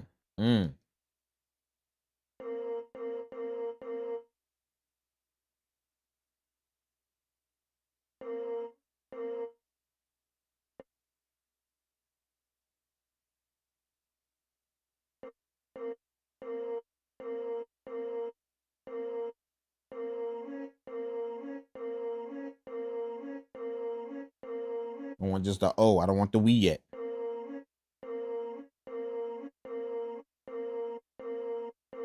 Cut. Got it. Got the O. Now we want the we. This is 5. Sharp 5. Copy. I want the we. Let's go get the we.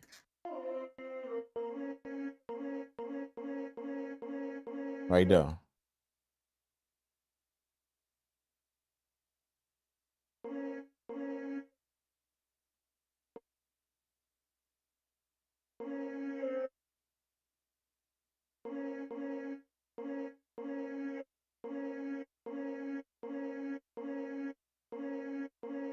Yep.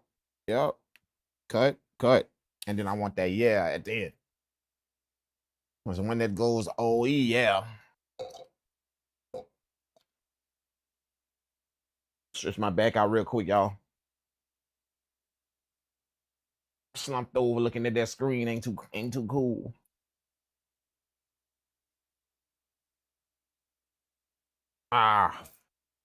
Let's go.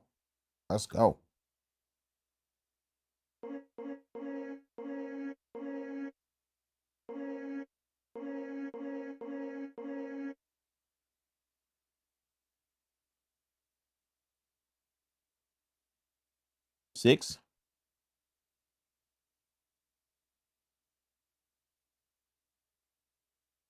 Top 6. Copy.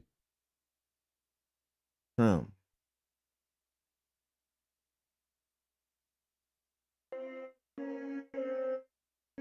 Yeah.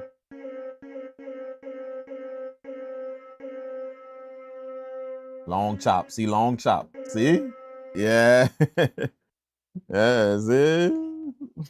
Let's go. That's it. That's one.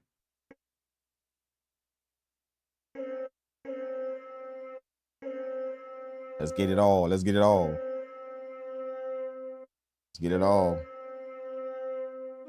Oh.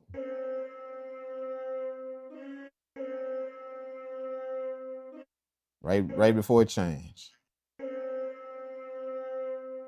Right there. Cut. Got the long piece, man. Nice. Select. Let's go. What else we need from there?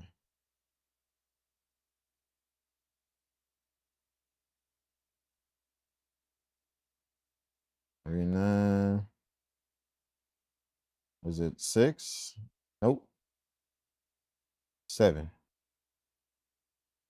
Yep. Enter. Copy. Top number 7. Let's go.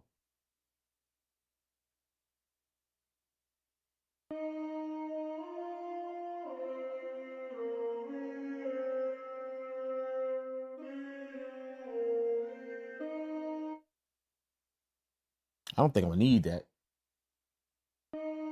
They got something in there that I might want in them next 3 before it loop.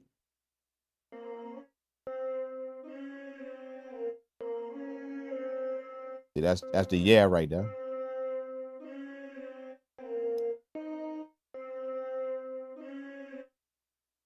They might have something in there that I want.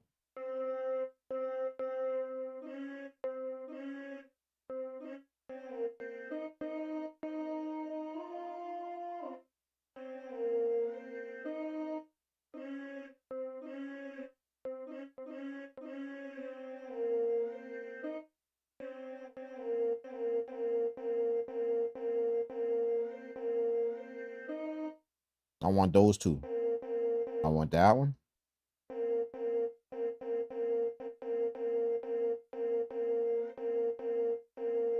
Yep. I want that one, and I want the one next to it.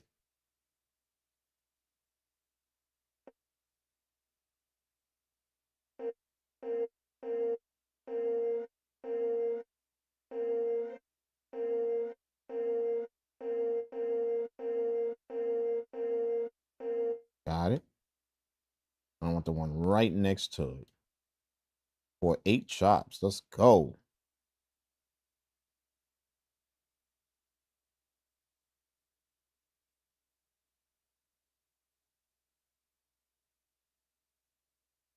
I want the one right next to it.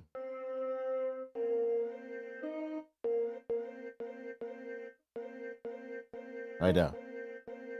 Right there. Let's get it.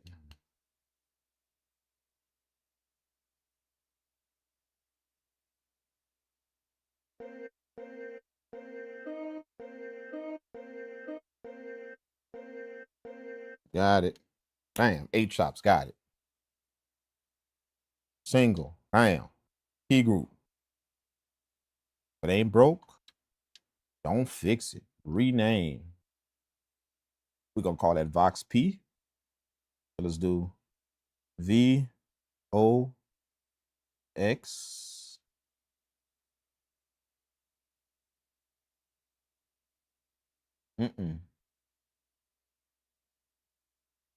VOX space P. We're going to delete all this. And then we're going to copy that program. Bam. We got that program. And then we're going to go to key group and go to samples. We're going to put this on all. And then we're going to delete all of them out of the way. Let's do that. So let's go rename and delete all this. All right. Put this back on 1. We go back here to sample 1. There we go. Now let's go on and put them all on there. Box 1. Key group 2. Box 2. Key group 3. Box 3. Key group 4. Box 4. Key group 5. Box 5. Key group 6. Box 6. Key group 7. Box 7. Key group 8. Box 8. And that's it, right? That's it. We should have them. Let's take that filter off. I got a filter on that. I keep forgetting I'm copying it. When I copy the program, what I'm doing is how I'm making these programs so quick is I'm going back and get our first program, I'm copying it, and then I'm just going to plug the new samples in there. Erasing all of the samples that I got in that program and then plugging the new sample chops in there. So it's basically I'm making duplicate copies of the first program. You can do that. Once you make the first program, just duplicate it. And that you can keep making your next programs based on that first. Just clear all of the samples out, plug the new ones in there. Duplicate the program whenever you record something newer and you want to make another program, delete, copy the program, go back to your first program, copy that, or your first key group, copy that, rename it something else, and then go delete all the samples. I mean, not delete, but just clear them all out. And then plug in your new sample chops in there. See what I'm saying? Simple. So what did I say I wanted? The filter. Bam. That's going to be in key group for the filters. Right there. We want to go to the vocal. Yep, it's on 66. Let's put it on all because I want to affect all of the pads, all the chops. Release that. Release that to like 90. Vox P, we're going to release that to 90. And then we're going to go back to multi and put that on 6. Put our vocal on MIDI channel 6. We're going to go to our MPC, right? Go to our next MIDI track, which is 6. We're going to hit new track, MIDI track, pick MIDI. Bam, we got MIDI track 6.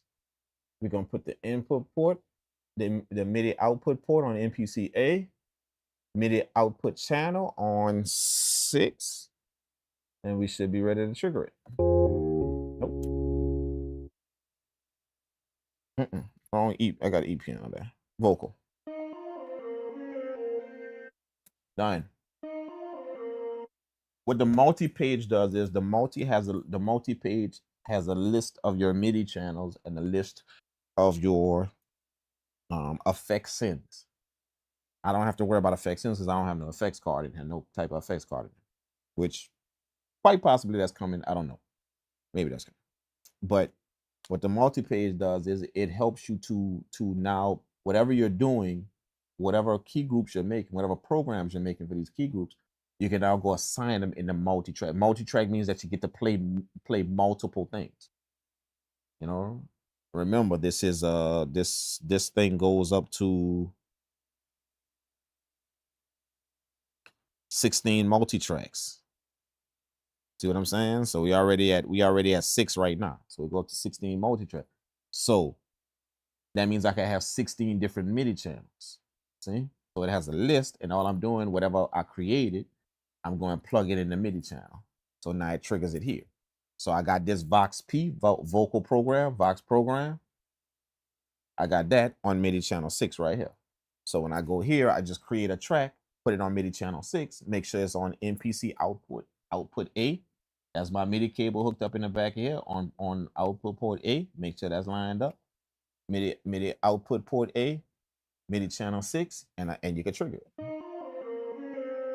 See, if I change the MIDI channel, I can start triggering other ones. Like my last MIDI channel is the E piano on MIDI channel 5. So if I switch this to MIDI channel 5, it's gonna trigger the E piano.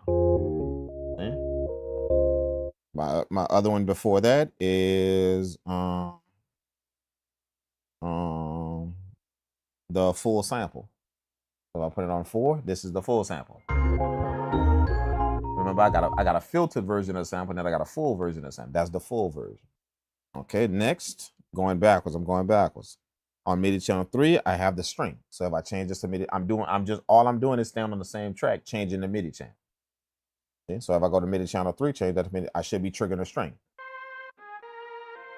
Okay. Go up. Multi MIDI channel 2.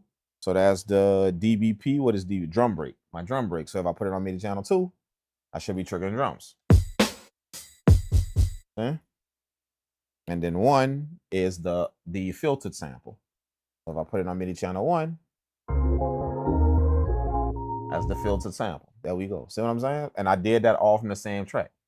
I was just changing the MIDI channel. See what I'm saying? So that's what your multi does on here. When you go to the multi button now lists your MIDI channels and allow whatever you created for you to plug that into your MIDI channels. Just go to the first slide. The first slide is MIDI channel 1. Second slide is MIDI channel 2. They're all blank.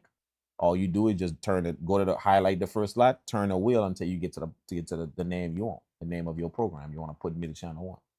Then go to your MPC, create the tracks. MIDI channel 1, MIDI channel 2, man, you got all your stuff on different tracks, triggering through different MIDI channels. So let's put that on 6. What's up, 10th letter? What's going on with you, man?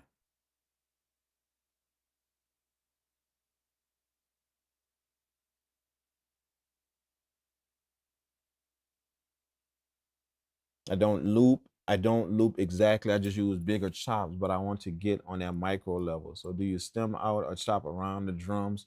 And so, well, to micro chop, to micro chop, you have to release yourself from some type of system you want to chop to. Micro chop means at any time I could grab anything out of the sound. Remember, you're micro chop, so you can grab anything out of that. See? So you got to release yourself from, oh, how do I chop around this? No, that's not the key. When you micro chop, I can grab anything. It could be the smallest to the tiny. See what I'm saying? So if you think about it like that, it's not how you chop around something. It's just simply what do I go grab?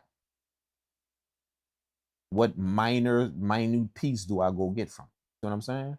And the beautiful part about it is micro chop, you have to understand it. See, the reason why I can play this, not only micro chop, but you got to learn how to play it on the pads. The reason why I like micro chop, I like grabbing smaller pieces, it making a combination of micro chopping and chopping longer pieces. The reason why I do that is because I can play the keys, the piano keys. See, when you're playing the piano keys, you're hitting short notes. Sometimes you're making a melody hitting short notes. See, with short notes. See, so I can play. If I make short chop, I can play just like a piano. You know, but just on these pads. You know what I'm saying? But again, you got to have the idea in your head that you want to do that to. You got to have the idea. You know what I'm saying? Like I tell people, if you want to micro chop, then try and have the idea already as to what you chop into. Try and have that already in your head. That way, when you go grab these little small pieces, when you go do that, you're grabbing specific things according to a melody you hear in your head. See? Micro chopping and flipping a sample. When you micro chop and you flip it like that. Micro chopping is the equivalent of playing one shots. See, just picture like that. I'm going to get a bunch of one shots and putting them on these pads. That's what you're doing. See, so just like playing a one shot, you know, like if you're in FL Studio or any DAW that allows you to drop one shots and then trigger. If you playing a one shot, the object is to have the melody already in your head as to what you want to do with that one shot. That's why you're going to get that specific one shot because you already got a melody in your head that you're trying to do something to. You see what I'm saying? So if you think about micro chop in the same way, I need to already have something in my head that I hear. That way I go pick these specific pieces of this melody I hear in my head. Yep, I need that piece because it makes a piece of this melody in my head. I need that small piece because that's one of them hits in my head too of this melody. I need that little small piece because when I play the melody in my head, yep, that's in there too. See, you're doing it in reverse, looping something, or using bigger pieces, as you say, using bigger pieces to what that doesn't require you to have a melody in your head. The piece is about to give you one. See, the piece is gonna give you one. Because using bigger piece, you can hear the melody when you trigger one piece. You can hear the melody. See what I'm saying? But micro chopping is just like hitting one note on the keyboard, the C key on the keyboard. See, you don't hear no melody until you start playing some more notes. You just hear that one note, see, because it's just that short. Boom, that's it. See what I'm saying? So to micro chop, you gotta already have a melody up here. That's why I can do it so well. That's why I prefer doing this because, like I told y'all. Soon as I listen to a sample, I already got the way I want to chop. It's just stuck up here and keep playing. So I would rather go micro chop. That way I could play them things exactly how I have that melody up here. I would rather do that instead of just looping a sample or you chopping bigger pieces. I don't want the melody that the sample. If matter of fact, if I hit a melody that sample actually got, if I hit that melody that's actually making, that's gonna throw me off. The object is for me to go in there and get them small pieces where I can only start hearing that melody that I have in my head. I only start hearing that now. You see what I'm saying? That's how I think about micro chop.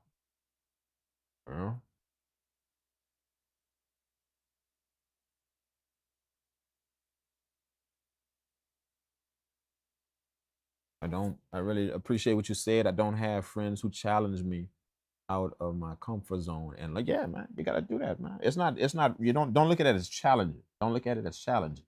Look at it as encouragement. Encouragement. You don't want people you don't want friends who challenge you to do something. You don't want them to challenge you to do something. You want them to encourage you to do something. There's a difference. You know what I'm saying? So just look at it as encouragement. When somebody brings a new idea to you, they're encouraging you to step outside of something, not challenging you to do it.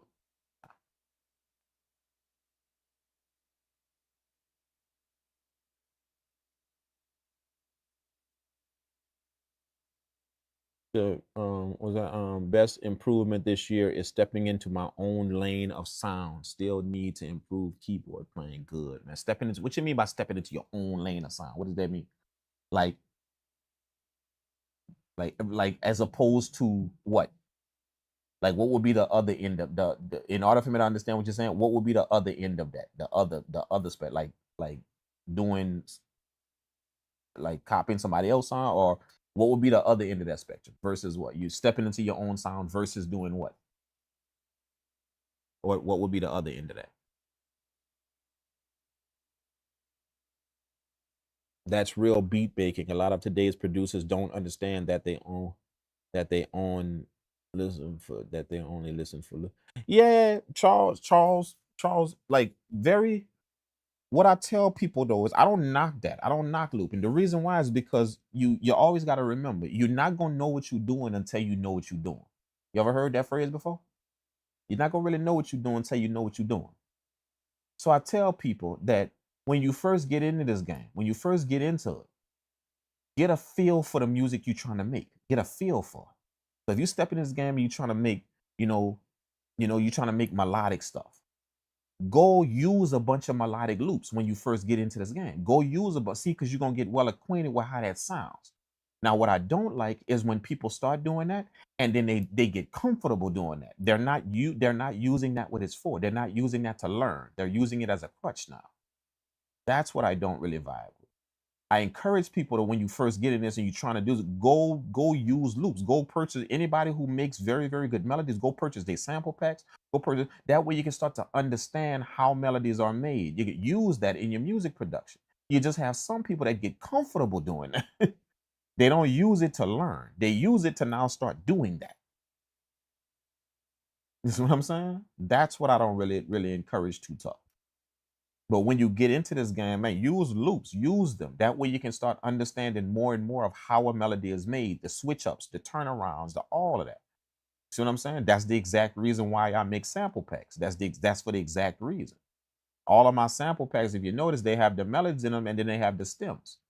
Any of the sample packs on my website, they have the stems. All the melodies are all stemmed out. The reason why is because I want producers to be able to follow along with the sounds I chose, what I did, all of that. So you can get better and better at doing it yourself. That's why I break them all down. I don't make them kits for people to just go use the melody and make beats with them. No, I make them kits for people to learn how to make beats. That way you can listen to the melodies, you can listen to the textures, you can listen to every stem, you can listen to the texture of the bass, you can listen to how it blends with the piano, and you can literally drag these stems in one by one and listen to them as they come into the beat. You can listen to them. See? So I encourage people to use those type of loop kits. Use that when somebody is creating that type of stuff. Use that. And I promise you, if you do it for what it's made for, if you use it as a teaching tool, not a way to make beats, use it as a teaching tool, I can promise you that your game gonna start leveling up. Look, piece by piece. I'm gonna be honest with you. That's how I first started learning how to make beats. I told y'all that a long time ago. I was people who I thought had a very, very good way of making melodies. I was going to purchase any sound kits they had. I was purchasing. And I wasn't making beats with them sound kits. I was listening to them. I was listening to them because I wanted to understand, okay, how soft do you need to make, how soft do you need to make a piano to make a tight pain beat? If I want to make a pain type of beat or something, how soft does the piano need to be? What type of effects do I need? See, so I was able to listen to the stems one at a time and understand, oh shit, my piano's way too hard. I'm banging on the keys compared to what that's supposed to sound, the type of the type of melody that I want it to sound like. I'm banging on the keys. See, it helped me to make these adjustments because I was using these loops to figure out the way to craft this sound. I wasn't using them loops to make beats. So I tell that to any producer that's entering the game. Don't be scared of using loops, no, at all. But you use them to learn. You don't use them to make beats. You use them to learn. See what I'm saying? Learn the textures, learn learn the melodic phrasing, even learn if you using loops, learn the way it's arranged. You're gonna hear the way the loop is arranged. That way somebody can just drop drums on it. It's a little slight arrangement that's going on in a well put together loop. Listen to that. You know what I'm saying? And them loops gonna start to help you to craft. The loops are gonna help you to start answering why things happen. Why does this happen like this when in a melody? Why does that happen? Like, it's gonna start answering all them questions for you because you're listening really, really good and you're using the loop for what it's made for, not to make beats. I'm using it to learn how to make beats. I'm listening to it. I ain't trying to make beats with it. I'm literally. I was buying like 25, 30 kits. Like a month, but I wasn't buying it to make beat. I ain't made a beat with one of them, not one. But I was listening hard. I was listening really, really hard. You know, to people that I liked their melodies. I liked that they had a good sound. See, I was listening like, okay, that's how they develop. Oh, them things soft. That's really, really soft. When I would listen to the stem, the piano stem, or the E piano stem, or the guitars, that's soft. This is hard. This particular instrument shines in the mute. Versus this one right here is really, really soft. Then I go back and check my stuff. I'm like, oh man, I'm way off. You see, I was able to fix a bunch of stuff and start coming up with a sound that I like, that now I actually like. You're not trying to do it like them. You're trying to understand it more so you can come up with something you like, the thing that you like to do.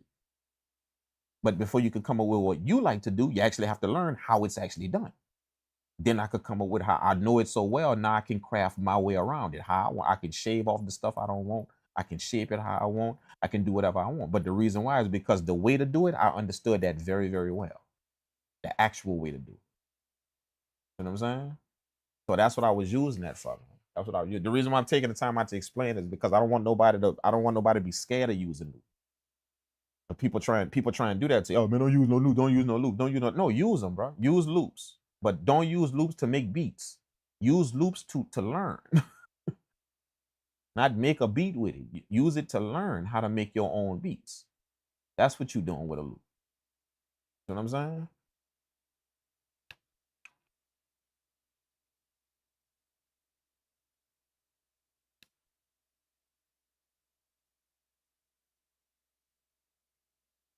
Hmm.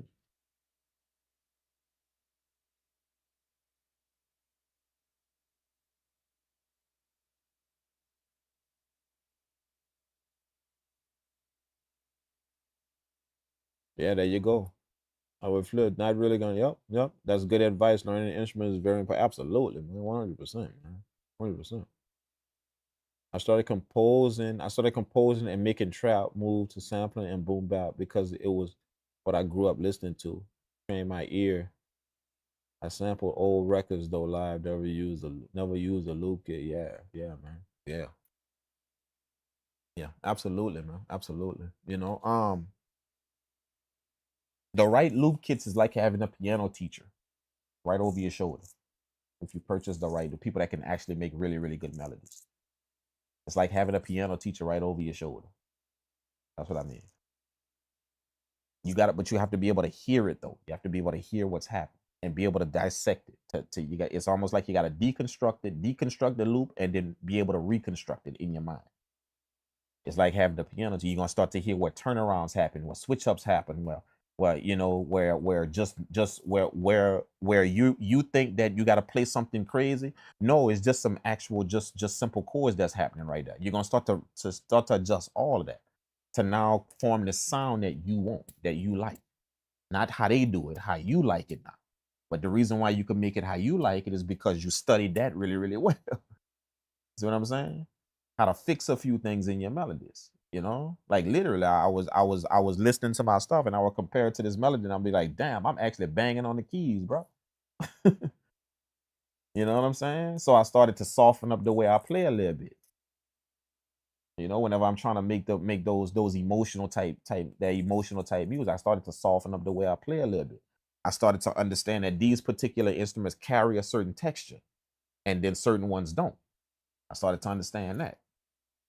You know, so I started to learn how to stay away from certain instruments if I'm trying to get this vibe right here. Stay away from these instruments, right? You know, even though they will sound good on a track, they just don't have that vibe. They don't have. All they would do is just sound good on a track, but they ain't adding to the feeling of the track. I started to learn. I started to pay attention to that just from listening to loops. You know what I'm saying? Deconstructing them and reconstructing them back in my head, bro. You know? And this is the thing. This is what you have to understand. When you do that, this is basically what you're doing. All of us started producing, if you break it down, all of us started producing music based on something we heard, correct? All of us, every last one of us, started making music based on something we heard, whether it was a rap, a soul song, something. We decided to start making music. That's what we did. So in essence, that's what we did, the same exact thing. We was listening to music, listening to those musical loops over and over in our tape deck, in our CD player. See? Now we wasn't making music, we was just listening to it. All them old school jam, all them different tunes back in the 90s, back in the 2000s. We listening to that. Now here it is, you decide 5 years later, oh, I wanna start making music. Where you think you're gonna pull it? Where you think you pulling them that inspiration from? However you make music, however you start making. Where you think that's coming from? You just randomly started doing it? No, you're pulling from all of that you listen to. Subconsciously, you're pulling from all of that. Our music production is a sum total of the shit we listening to. Simple. See? So people did that already. That's how we all first started making it. That's why it's a good way for somebody who comes into this game to continue that.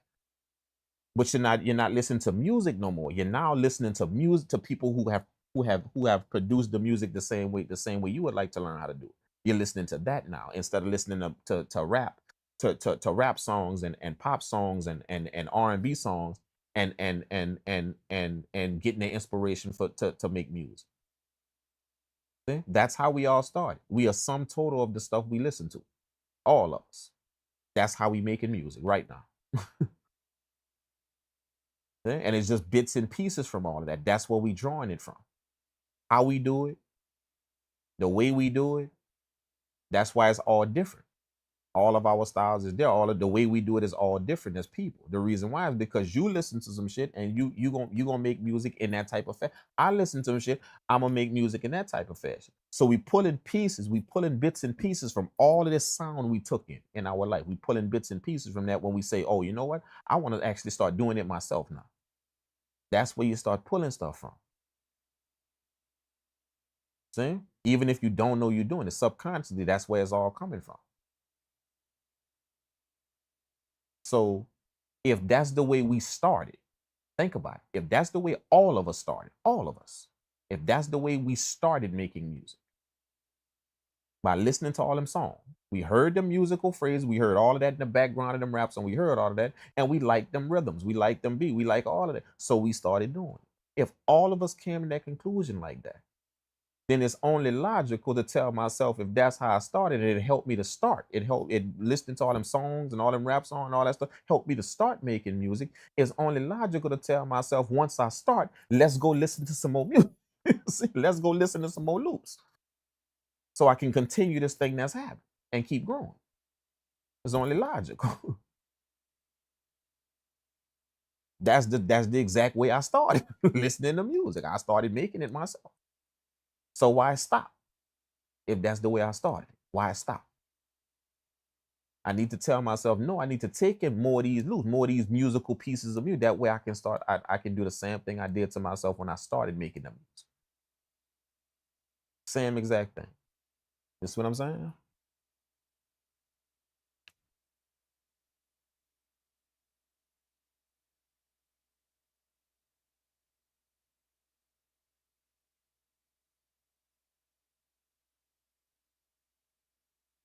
You got the CD-ROMs that came with the 3000X. No, bro, look, I got the card right here, man. Just the emulator right here, dog. It's all on the card right there, right here. See, we got two things on this. Oh, this thing enhanced. We got two things. We got this right here in the front, right? And then we got the SCSI in the back. You know, that's where all of that's at. Not no CD-ROM. That's where all of that's at, man. You know what I'm saying? They got two operating systems on this mug, bro. Two. I got the old one. That's on the internal memory. So when you start this machine up, this particular machine, you start up this machine, you can see it on screen. It's the old one. I think it's 2.16 or whatever. That's how it's booting up. But then this kicking right here, and it changed it. You can see it change on the screen as it's starting up. This kicking right here, and it changed it to the new operator, the new OS. It changed. You know what I'm saying? So all of the stuff that's on the CD-ROM, that's what this is for, right here. That's what it's for.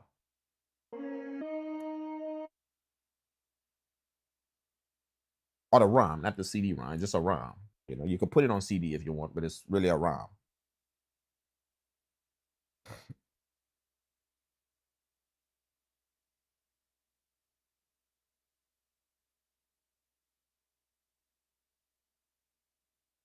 Okay. We got the vocal, man. We need to figure out, we got this vocal on a pad. We was about to flip this vocal and put it in a beat. So we got to see what we're going to do with that, right? This new vocal sound. So what I'm going to do is I'm going to lower all of this, right? We're going to lower all of this and we're going to try and see where we can put this vocal in.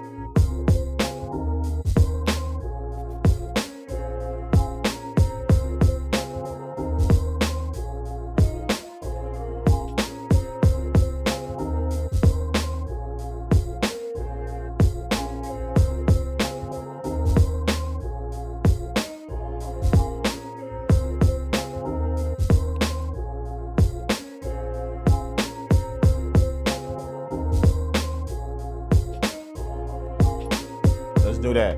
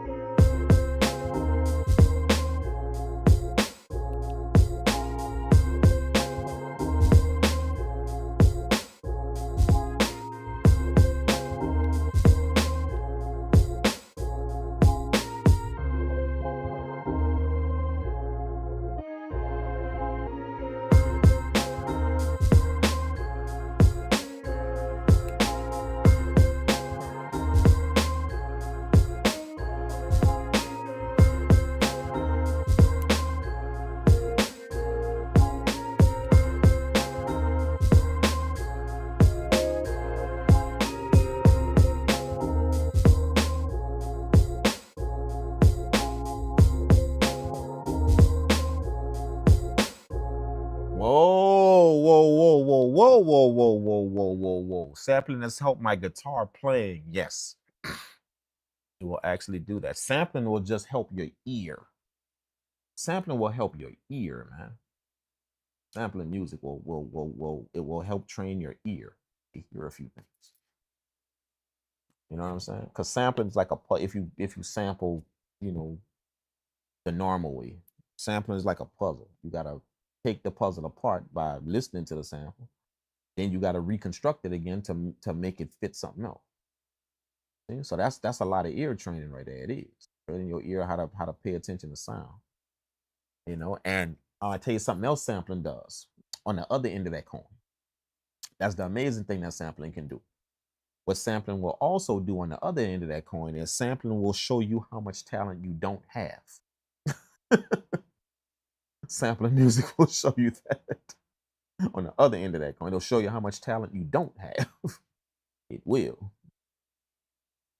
Sampling music can show you where you're lacking in hearing things, in understanding how music works, understanding the phrasing of it, all of that. See? Because you're gonna start to figure out that you can't really decode that puzzle too well. When you go grab a sample, you can't really decode it too well to reconstruct it into something that you can't really do it. See? So it's gonna teach you that maybe I'm not really paying attention to music how I should be. I'm still listening to music as a fan. I'm not listening to it as a creator now. Listening to music as a fan and listening to it as a creator is two different things. Like when we first started listening to you, we was listening as fans of this stuff. But once you decided I'm gonna start doing it, I'm gonna actually start doing that thing, you're not listening to it as a fan of it anymore.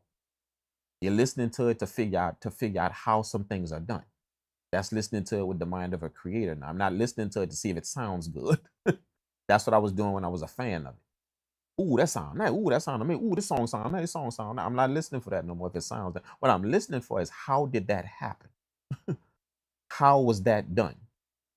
So you start listening with a different ear. So that's what sampling can show you. Sampling can bring some things out of you that's amazing. But what it also can show you is how much talent you do not have. Because you can't do that thing. You can't reconstruct it. You're not listening to it with a good enough ear to deconstruct it and then reconstruct it back. You can't do it, see? Either way, it's still helping you with something. Either way, it's still helping you with something. Even if you can't do it, what that should teach you is that maybe all this music I'm listening to it with the wrong ear. I'm still listening as a fan. I'm not listening to it on how to dive in this thing and actually do that. I'm not listening to it like that. When I listen to something, I'm more concerned with if it sounds good rather than how does it sound good. How does it do that? You know what I'm saying? I can listen to music and worry about if it sounds good, but I can listen to music and worry about how does it sound good? How is that actually happening for it to sound like that? How is that working? See? That's the difference.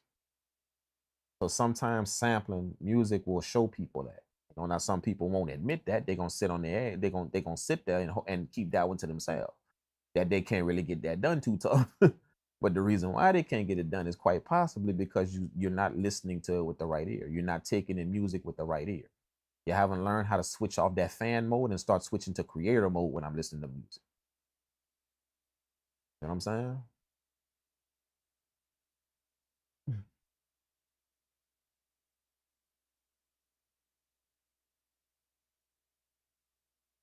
I actually like this thing, man. You know, I was gonna do some more to it, but this one of them beats that without the mixing, without, you know, remember we trying to make these beats with no plugin, not pulling up, no mixing stuff, no. If y'all notice, we making this beat with no EQs, no shaping the sound, no nothing. We just working with the sound we got. So the only way I would do more to this track right here is if I could do that. Because right now I'm starting to hear frequencies all cluttered and all. So if I start messing with it some more and adding some more stuff to it, it gonna go haywire. So this is the point in time in the track that I will stop right here for this particular track. Now, on our other tracks we made, if you notice, you know, we was able to do a few things because the sounds we chose, we was able to marry them a little bit better.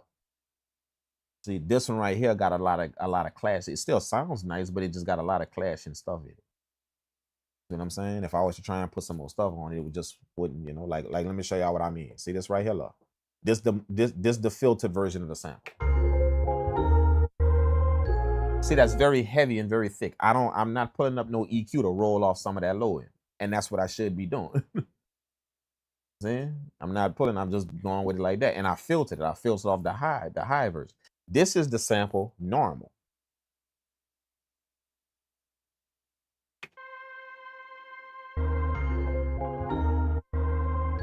As the sample normal.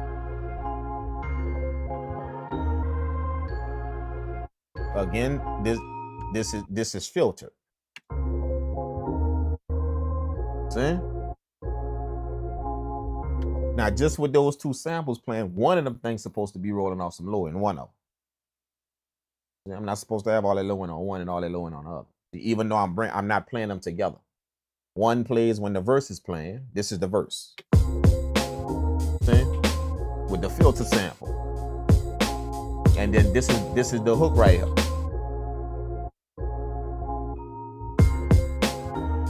See? It opens up some more.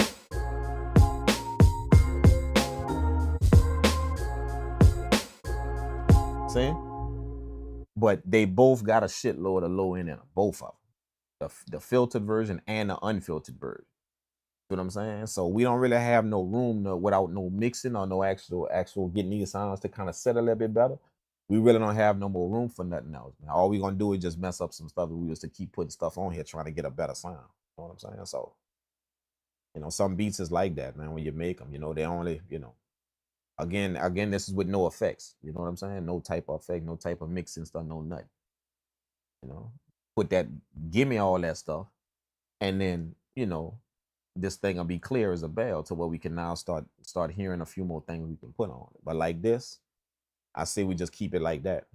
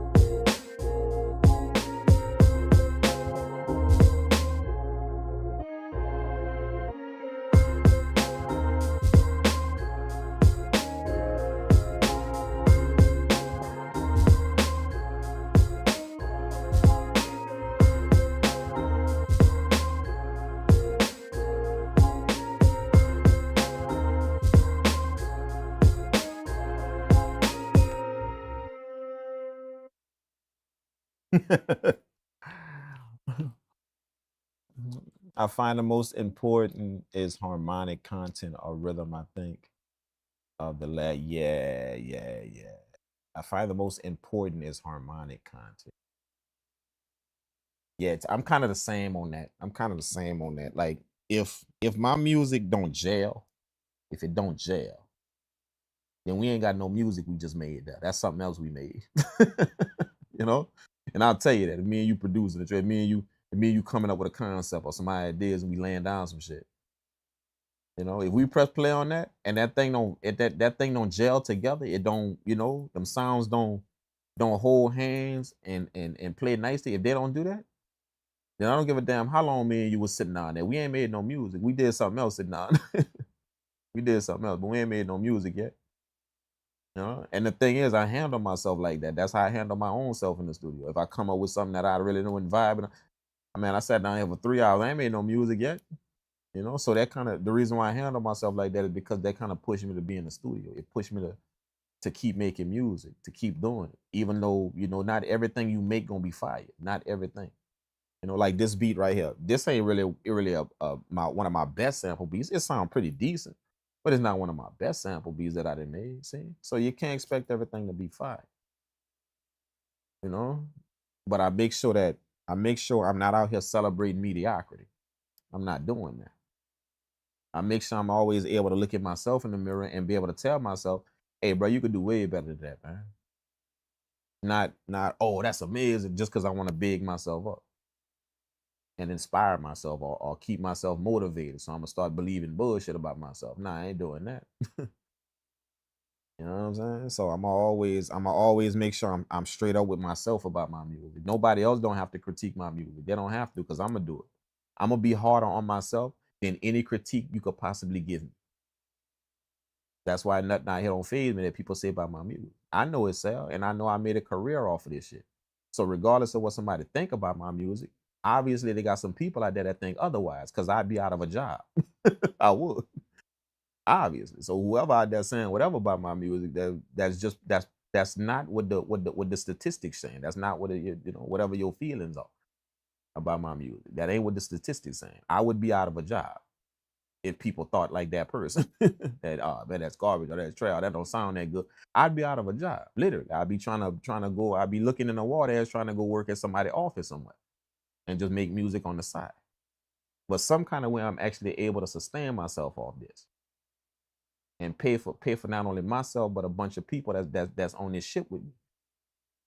See what I'm saying? I'm able to do that, and very proud of that as well, because that ain't no easy thing to do.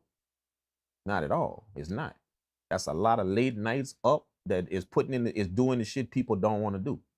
You got to do that, and you gotta reserve your mind to it and just understand that that's gonna be me for a minute, while everybody else doing whatever. I'm gonna be in the shitstorm. But if you weather that shitstorm, then at the end, you're going to be the one waking up in the morning, getting to go make music for a living while everybody else going to work. See? But you just got to reserve yourself to the shitstorm when you first start. You got to do that. And that's the storm that a lot of people don't want to live through that. They don't want to. So they never ever actually, the dream that they have never actually become a reality. And it's just simply because they can't weather that storm. They can't go through that shitstorm. They just can't. They built their life in the shade. That's where they built it. It's easy to do if you first starting out and you ain't built a life for yourself yet. It's easy to do, like a kid coming into this. See? He'll easily go through the shitstorm because he ain't built no life, had no kids, got married, had all of that, and built a life around something else. He ain't done that. But the person that actually done that, see, that's a little harder now. See? You got to break down walls before you build another one. See? You got to break down walls you done built up for years before you can build some other one. The dream, where you can build that. You got to break down the walls you put around yourself. The dream ain't got no walls, but you put some around yourself when you decided to go do all that other stuff with your life. You put some walls up there. See what I'm saying? So now I got to break these walls so the dream can happen. See what I'm saying? That's what the person that done made it, that then took his life and built it based around the others. So he done that. Which make it kind of hard now, you know what I'm saying? So that's why I treat myself like that. I treat myself harder. I critique myself harder than anybody ever could. Yeah, there's nothing nobody out there could tell me about my beats or tell that I ain't told myself 3,000 times over again. Nothing. You know what I'm saying? And I make sure that I'm very, very real with myself when it comes down to this, which is why I'm able to make the music I make. I'm not out here ready to celebrate mediocrity just because I done it. Because I made that, so now I'm ready to celebrate. Nope, I'm going to tell myself, nah, that ain't it. Nope, that ain't it. Like this beat right here, nope, that ain't it. All that time we spent making that, all them samples we were fine, it sound cool, but that ain't it, see? Nope, that ain't it. You know what I'm saying? I'm able to say that, you know? And that's, like I said, it's all for the purpose of making sure that I push myself, making sure that I don't ever get complacent in this, making sure that I don't ever start celebrating some shit that don't need to be celebrated. You know, because we do that shit in our life, man. You know, we do that shit, man, and it starts to transpire all in our lives. We start to do that everywhere in our, not just music, everywhere in our life. And the reason why we do that nowadays is because shit getting harder and harder by the minute out here.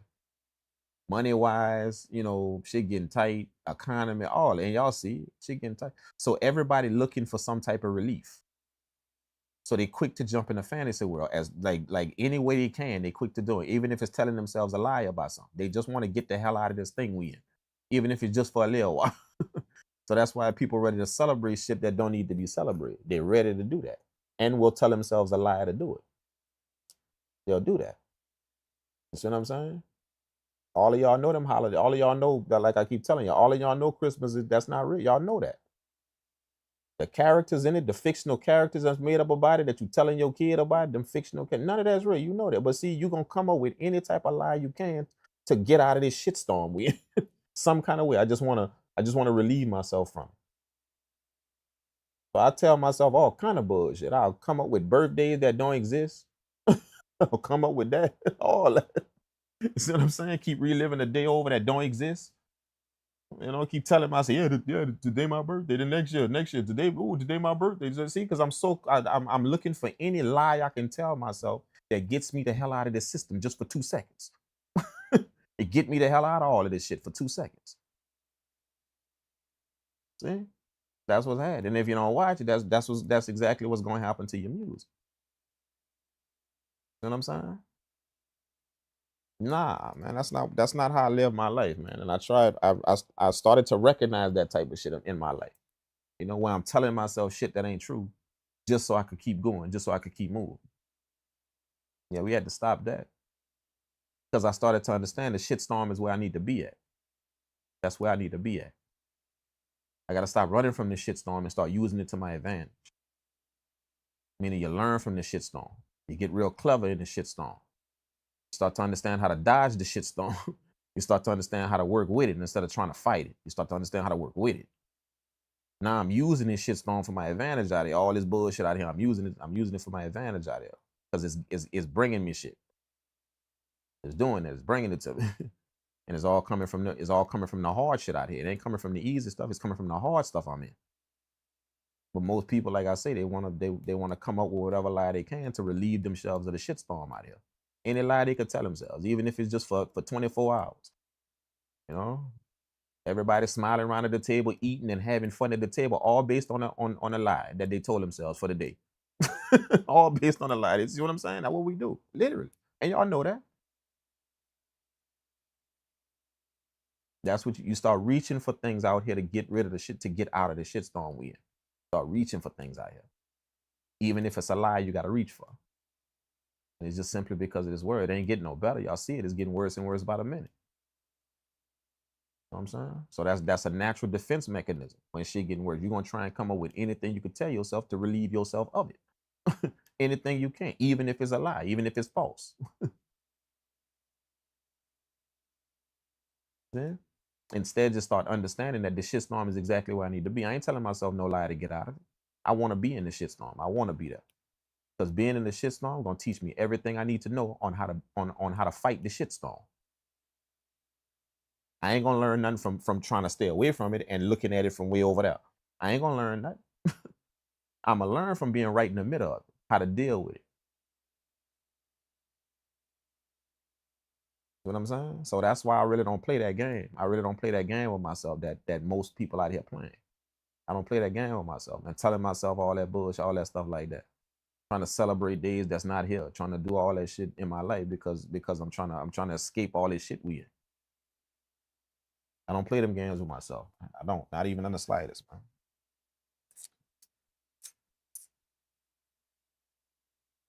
You know what I'm saying? Just a lot of stuff like that, man. Just a lot of stuff like that. You know what I'm saying? Like, and what I figured out is, what I kind of figured out and started to understand is that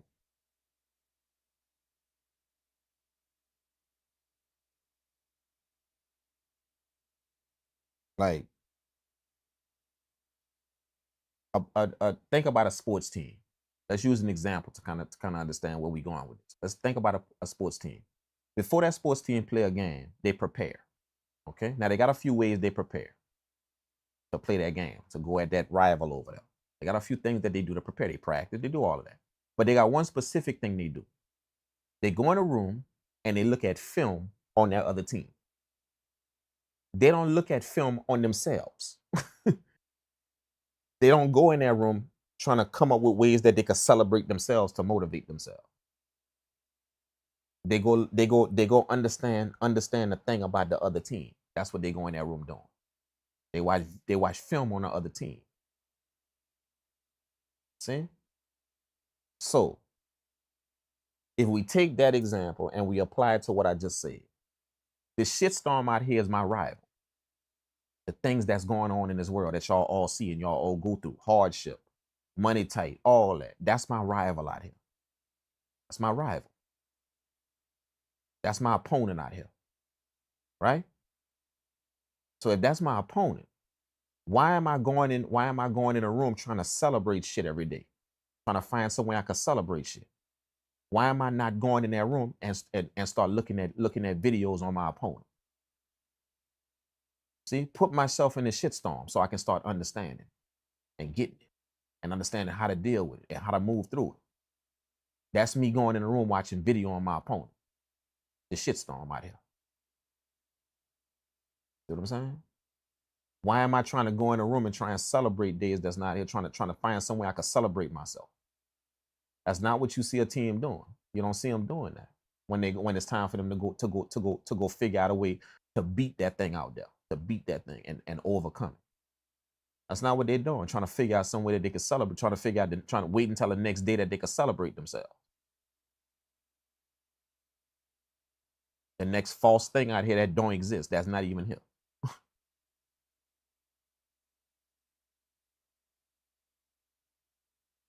Based on some tradition somebody taught you or showed you.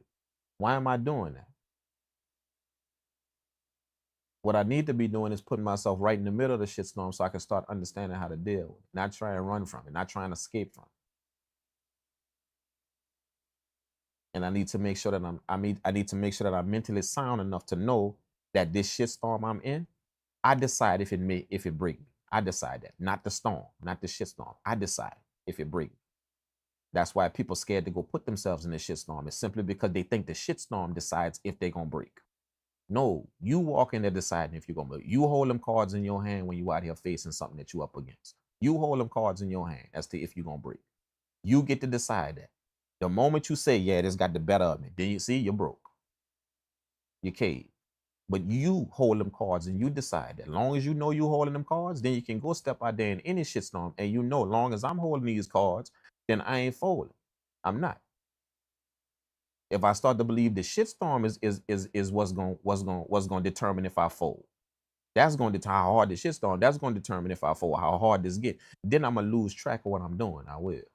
I'm gonna be scared to go in that. I'm gonna be scared to deal with that out here. I'm gonna be scared. I will. I'm gonna run from it. I'm gonna try and go find any day I can to relieve myself of this shitstorm I'm in. Any day I can, even if it's a lie.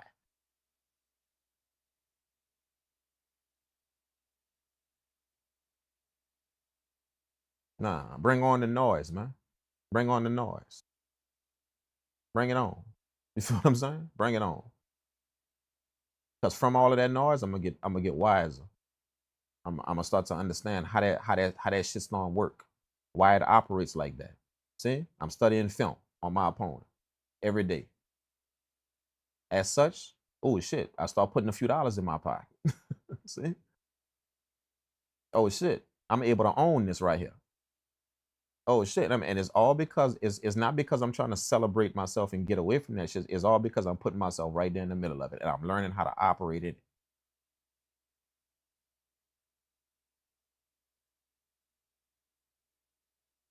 We ain't running. We ain't running. Nope. That ain't how that works. I'm not looking for some vacation in my head I could escape from. Because today my quote unquote birthday. So I can escape from that now. Nope. Give me the storm, bro. Give me the storm. Give me the thunder. Give me the light. You see what I'm saying?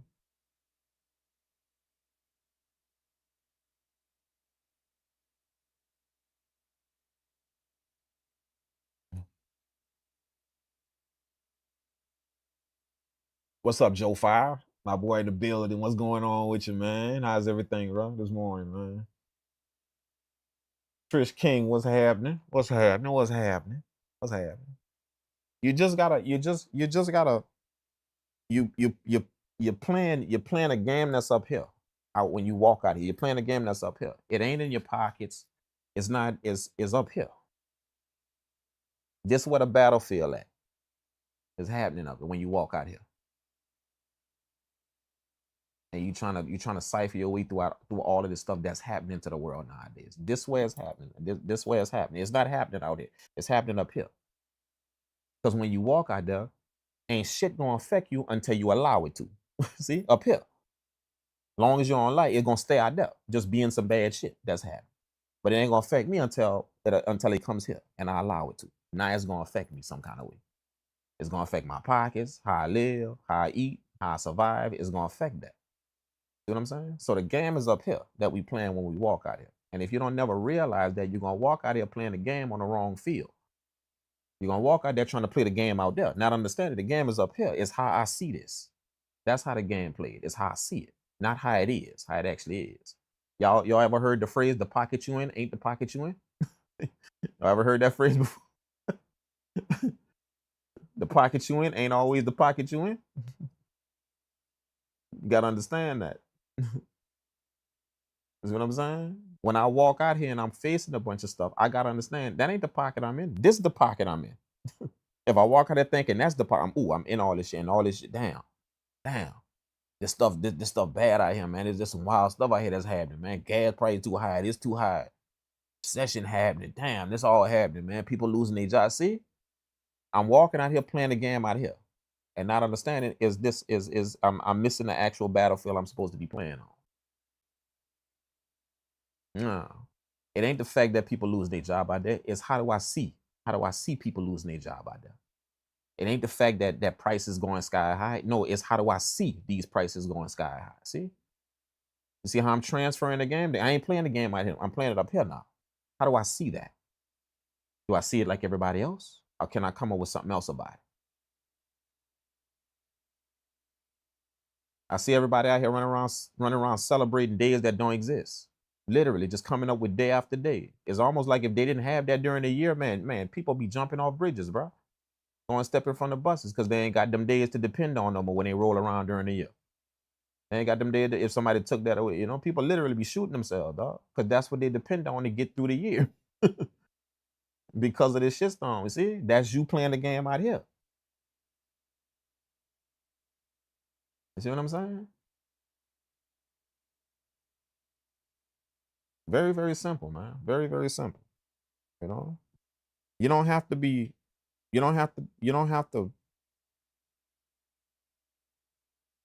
When somebody says you're smart, you're a smart person, is it because they talk a certain way? That don't make you smart. Is it because they know a lot of stuff in books? Don't make you smart. Is it because they got good grades?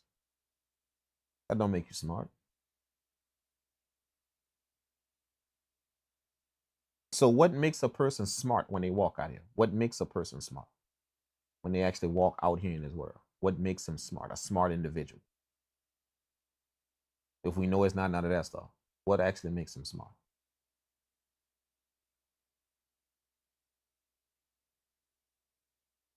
Being smart, understand this. If you ain't learned nothing in your life, take this to the bank and cash. Walking out here being smart about things is the ability to be able to see what can't be seen. You can see it. You're not just jumping in the boat with everybody else because it's there. You can actually see what's up with it. That's walking out here being smart. You can see when something isn't there, when it's a cloud of smoke. You can see it. Nah, that don't exist. I know people think it exists, but that don't exist. I know people putting that there, but that ain't really there. And here's the factual evidence to prove it. See, that's being smart. When you're able to walk out here and you could see what can be seen, you could now see it. You could cipher it out and understand. You can even understand why people doing it.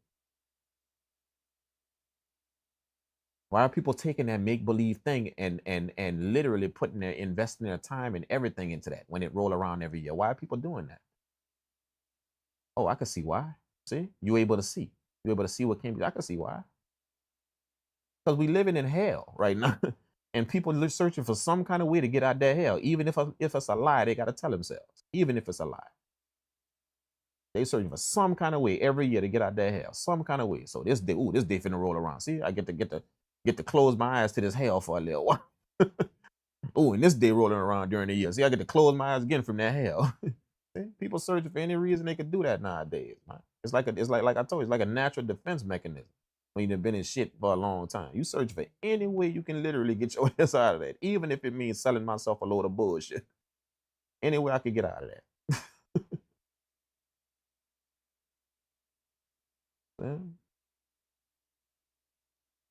What makes a person smart is the ability to walk out here and see what can be seen. You can see it. You can understand. That's what makes a person smart. Take that to the bank and cash that one, dude. When you run into people that have problems in their life, you know them people that you run into and they got all type of problems in their life, guaranteed they attaching themselves to all that make-believe stuff out here. It's like they living for that every year. But when them days roll around, every year, guaranteed they living for it. When you run into messed up people, they living for it. They can't get nothing real straight, but the make-believe things, they waiting for them things to roll around every day, every year. They waiting for all them days to start rolling around. But yet this real shit out here, they can't seem to get a grasp on. They can't seem to fight their way through that and come out on top. They can't seem to do that. See? People celebrating birthdays with all type of responsibility and $100 in their bank account, $100 in their pocket, and that's it. But yet ready to celebrate their birthday when they roll around next week. See? That. Can't seem to get nothing rocking out here in the real world, but that make-believe world, oh, they pros at that shit, dude. Yeah, let's book the place, and yeah, let's book the place. We're gonna book this place right here. You know, we're gonna invite these people, and we're gonna see they pros at that make-believe world, bro. They pros at that. Put them in the real world. Can't seem to get shit popping out here. Can't seem to put themselves at the top of the food chain. Can't seem to do that.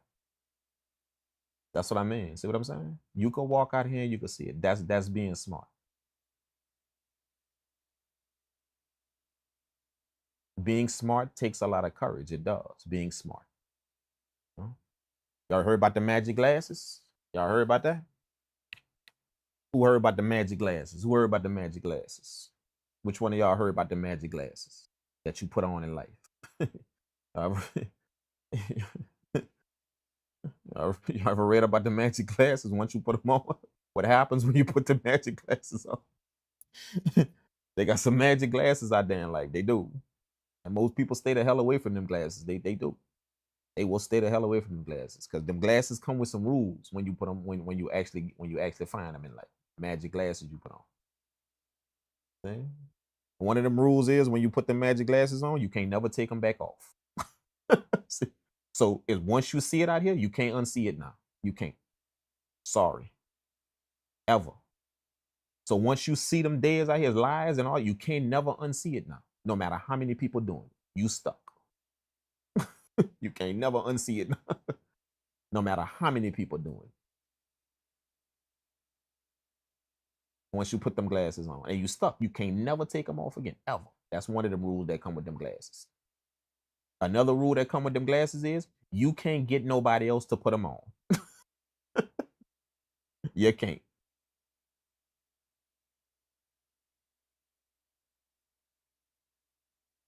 If you try and get somebody to put them glasses on themselves, oh, you got a fight on your hands, right? If you try and get somebody to see that shit you see, you got a fight on your hand, dog. Because people gonna defend their heritage and their tradition before they defend truth.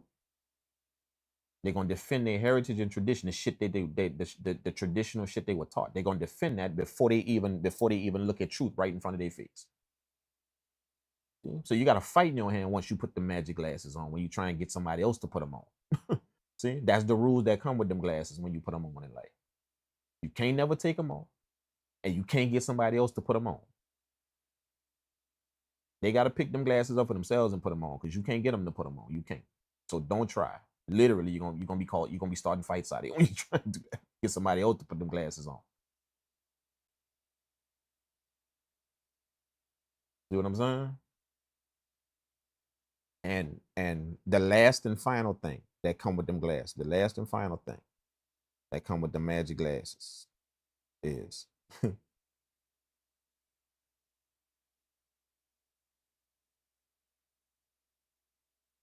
when the glasses are on,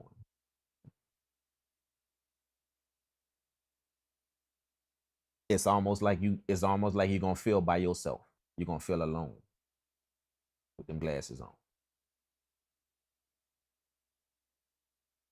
You're gonna feel by yourself. You're not gonna feel accepted nowhere.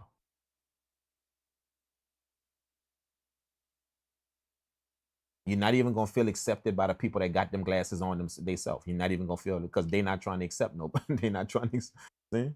They too busy looking through the glasses, so they're not even trying to accept you. So if you think you got some partners with you, and because they got the glasses on too, that's the three things that come with them glasses. The three rules that come with them glasses. So if you listen to the rules, number one, you can't take them off once you put them on. Once you start seeing it, you can't unsee it now. You can't. Second thing is once you put them glasses on, good luck trying to go get your boy and tell him to put them on. Good luck with that. Good luck. The third thing is once them glasses on, you're gonna literally feel like you're in a dog room by yourself.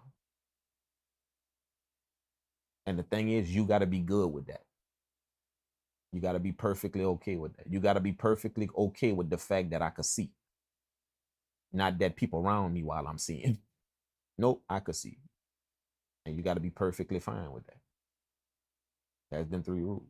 So that's why people stay the hell away from putting on the magic glasses and continue to follow traditions and things they've been taught. Not the truth of it, just the traditions they've been taught.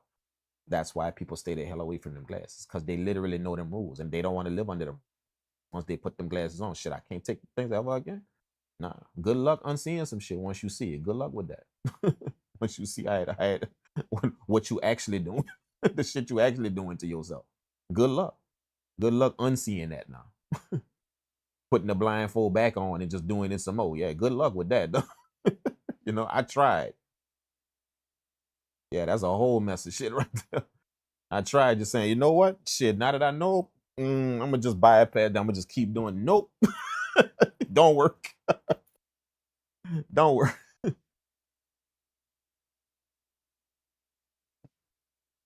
Nope. You know what I'm saying? So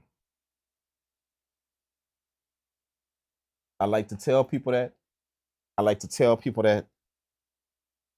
And it's not to encourage you to put the magic glasses on. It's not to encourage you to do that.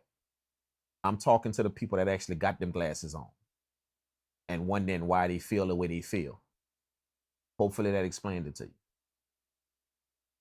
Why you always feel like you're by yourself. Why you always feel like you're on the outside, not on the inside with everybody. You always feel like you're on the outside.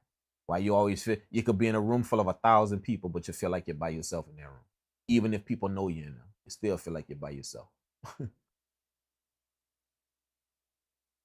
You could be as popular as you want on the internet and everywhere, and people could be watching you and comment, but you still feel like you're by yourself. See, all of that shit. Still feel like you're by yourself. Understand, you got them glasses on. You got them on. You do. You do. Yep. And you can't take them as the thing. You can't never take them off. You can't. You can't say, oh shit, well, I know this and I see it, but I'm gonna just disregard that and go back to doing such and such. Good luck with that one, bro. You literally about to cause yourself all type of problems. See? So people stay away from putting on them glasses, man. They stay away from that, bro. And sometimes they stay away from people who got them glasses on. They're gonna stay the hell away from them people who got them glasses on, who can literally tell them the truth about the thing that they're doing and prove it factually that they're doing. Oh, they're gonna stay the hell away from them people, bro. 100%. They're gonna block them. They're gonna stop watching them. They're gonna stay, because they hope if they don't hear it no more, then they hope that it'll be all good if I don't hear it no more. You know, it's kind of like when you tell somebody the truth about something. When you tell them the truth about something, and you can prove it. Anything in life, when you can prove it, and they don't want to hear that truth because that truth pertains to them. Oh, they're gonna haul ass. They're gonna do that, bro. Yeah, you're gonna be blocked on everything. And it's just simply because they figuring that if I don't hear that anymore, then it makes it now okay. It's kind of like that phrase I tell y'all. You know, you could run away from it, but you can't make it go away. That's what they're gonna run from it, but they can't never make that truth go away ever, no matter where they run. They can't never make it go away. So that's why people who got them glasses on, people deal with them like that. It's just simply because I don't want to keep hearing that truth over and over. I don't keep hearing that factual thing. I don't want to keep hearing that. So they haul that. You know what I'm saying? So for any of y'all that's out there and that understand that, get what I'm saying, and you understand, and you find yourself with them same type of feelings, you find yourself like that, don't get upset. It's part of it. It's part of the responsibility you take on once you put them glasses on. Part of the responsibility you take on. Them three things fit in the house. Part of. You know what I'm saying?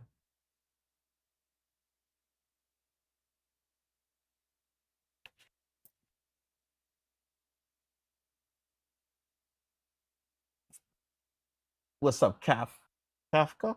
Kafka?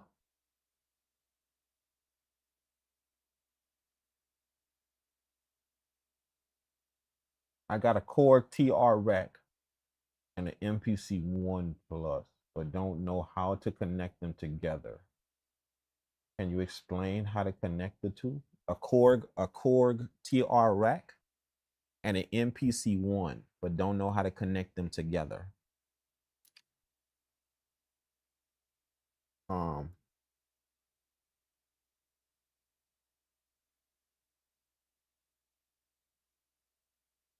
Any rack sampler, there are sounds inside of that, right? You now want to be able to take it. A rack sampler doesn't come with a way for you to trigger those sounds. See, this is a rack. There's no way for me to trigger the sounds. There's no way for me to actually play the sounds. That's what a rack sampler is. So you have to give it that. That's the first thing. Okay, so your rack sampler needs to have something attached to it to trigger the sounds. That's your MPC. Or your rack synthesizer, your Korg, you know, whatever. Still same exact concept. Sampler, synthesizer, same exact concept. You don't have anything to trigger the sound. So your MPC now allows you a way with the pads to trigger the sounds inside of that, right? Okay, that's the first thing you have to understand. The second thing you have to understand is your rack synthesizer, that Korg, doesn't have a way to play these sounds linear, meaning over a course of time, you know, from 1, 2, 3, 4, 2, 2, 3, 4. Doesn't have a way to do that. So you need that. Your MPC 1 has that also. It has a sequencer, a way to play when you trigger them, it's now going to play them in sequence. In 8 bars, 16 bars, 4 bar, whatever you choose. So you need it for that. So understanding those two things now help you to understand how to connect them. Understanding those two things. Those two main things you need. I need to be able to trigger the sounds, see? So I have to understand, how do I do that with devices? Well, that's what your MIDI is for. Your MIDI helps you to trigger things. See? So I need a MIDI cable. I need a MIDI cable to go from what I'm triggering into the thing that I'm triggering. It needs to go from the device I'm triggering into the thing that I'm triggering. See? So it needs to go from the MPC into the Korg. I need that. I need to be able to trigger that. Okay? I also need for that Korg to be able to talk back to the MPC. So in that other, if you notice, you're going to have 2 MIDI ports. In that other one, I need to come out of the Korg back into the MPC. Okay? So I have this loop of MIDI that's happening. Okay? So now I can trigger things. Remember, we said 2 things need to happen. I need to understand 2 things. First, I need to understand and I need to trigger these things. these things that's happening in this because I don't have that. I just got a rack. It has no keyboard keys on it. It has no pads on it. It's just a rack. So I got to give it a way to trigger these sounds. There's your MPC. That's the first thing. And then the second thing is once I'm able to trigger these sounds, they have to play in a sequence. They have to play over time in a sequence. 8 bars, 4 bars, 16 bars, whatever. They have to play in that fashion. Okay? So we took care of one. We took care of the triggering part with the MIDI. Second part is the sequencing. I now have to be able to go in that MPC, because that's what a sequence is. I have to be able to go in that MPC and set up the tracks that is going to play that stuff on. That's my sequencer. There it is. I have to be able to do that. Go in that MPC and set up the tracks that I need for these sounds to play on. There's your sequencer. Take care of them two things, you're good to go. That's explaining to you the overall version of when you get any rack, not just that one, any rack, anyway. Now, just from that, rack samplers do those two things in different ways. They do it in different ways. You're gonna have to figure out what that is, the way the Korg does it, or whatever you're looking at. But all of them will do those two things. They're looking for those two things. They're looking for a way to trigger it, and they're looking for that rack is looking for a way to trigger it, and it's also looking for a way to sequence it. It's looking for that. You have to provide it those two things. That MPC does both of them. Pads to trigger, and there's a sequencer in it where you can literally play stuff out. You can do that. The MIDI takes care of the triggering part. That MIDI loop takes care of the triggering part. And the way you set up the tracks inside of that machine is going to take care of the sequencing part. You're good to go. Now you're ready to rock. You are now connecting both of your devices and any other device you choose to use. Anyway.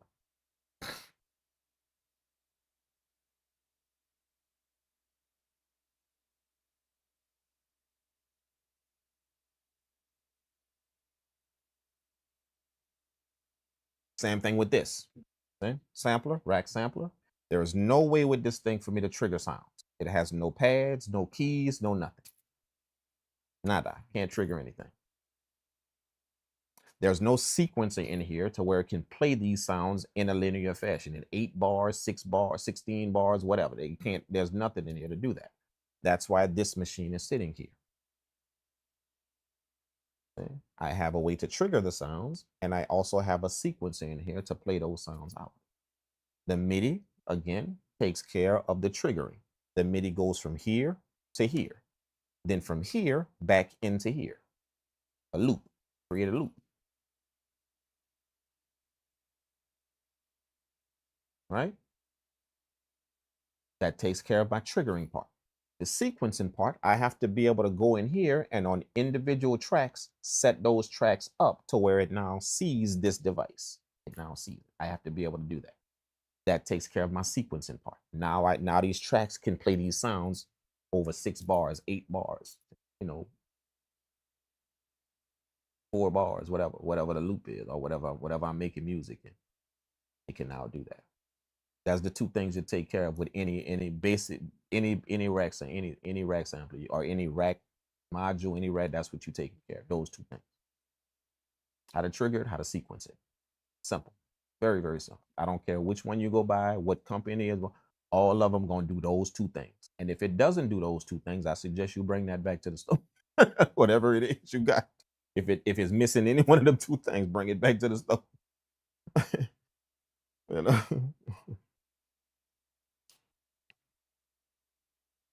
All right, fellas. Thank y'all so much for pulling up, man. I appreciate it, bro. I gotta go get me a run in. It's happening. It's going down, man. And I'm right on time too. I'm gonna go get me a run in. I've been sitting right here with my back curved. If y'all notice, I've been sitting down here slumped over looking at this thing. Yeah, not good for the back. I'm not even bullshitting. So it's time to go get that run in, exercise the joints, put some life back into this, man. And then later on today, let's see what we got on the table today.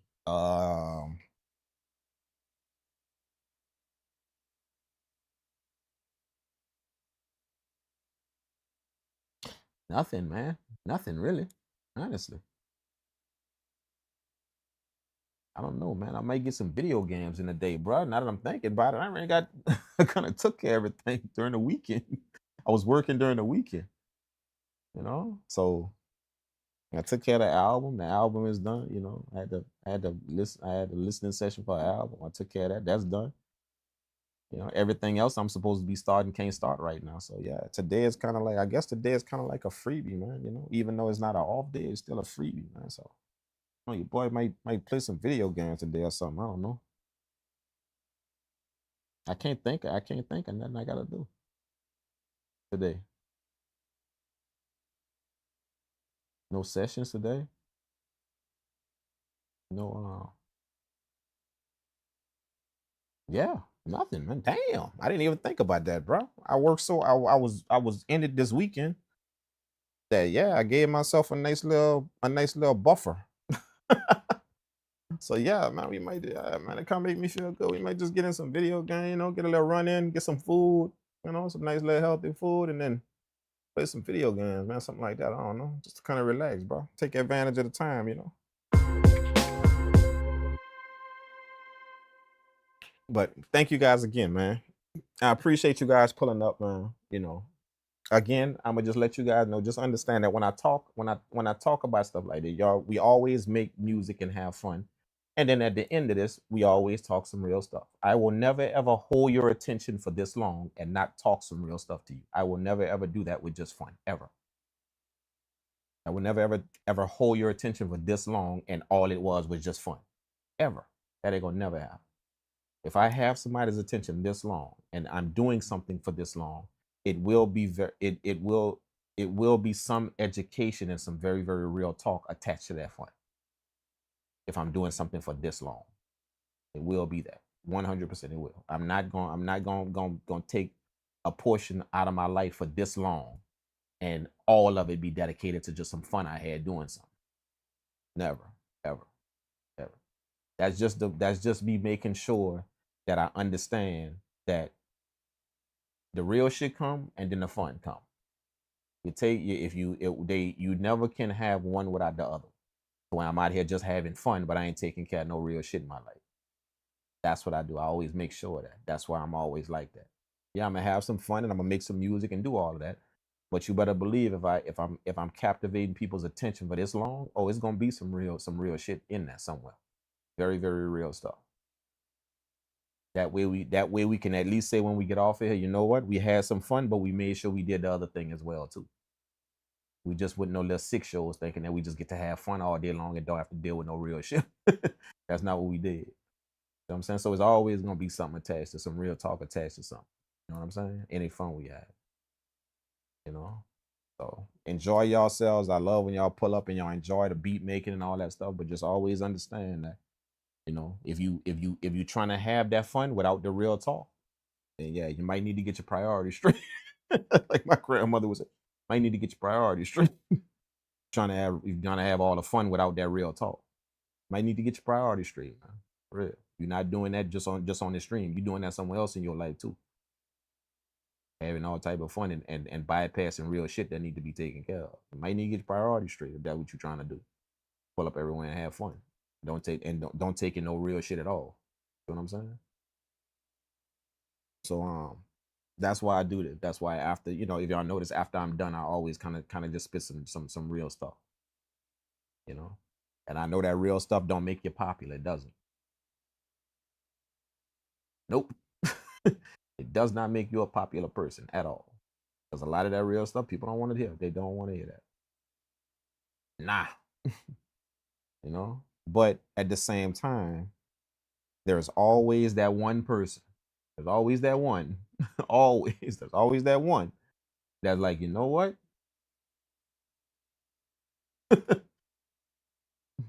Keep doing that thing, man. Keep doing it. Keep doing it.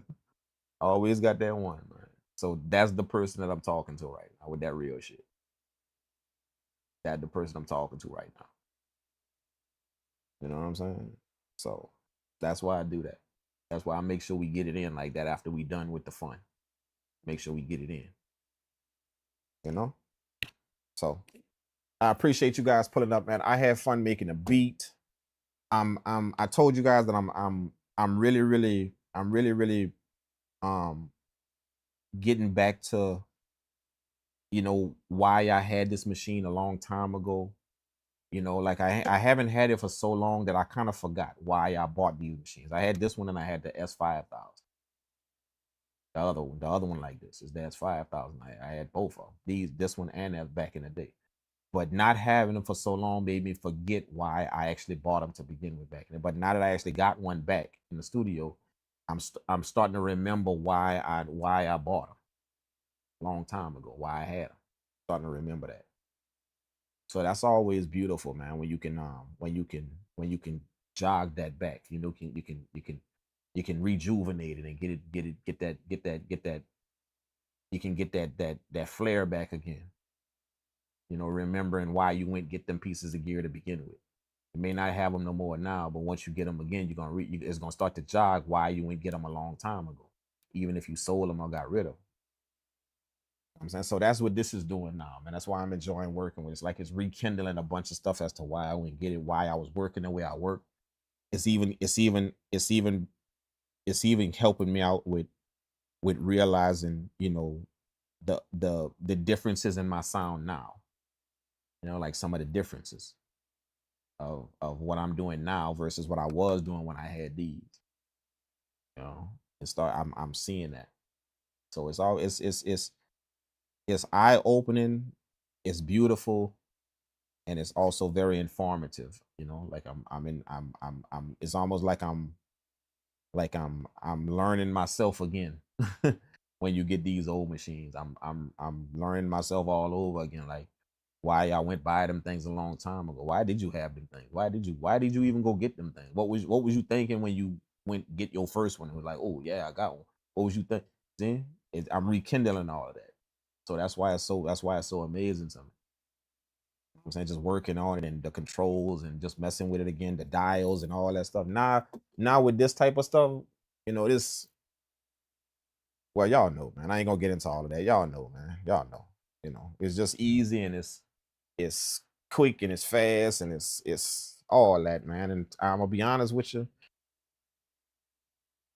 I'm gonna just be honest with you, man. That's cool, but at the same time, it's cool, but at the same time, you know, don't ever believe that that's just 100% helpful to you. That fast way and that quick way to do something. I don't ever think that that's 100% helpful to you. It's a part of that that's whooping the shit out you, whether you choose to see it or not. This type of stuff that we doing now, when stuff is just microwavable and just fast to do and just quick to workflow, just quick to do it. Yeah, it's something about that that's whipping the shit out of all of us. It is. We can't possibly believe that 100% of that is good for us. We can't believe that, man.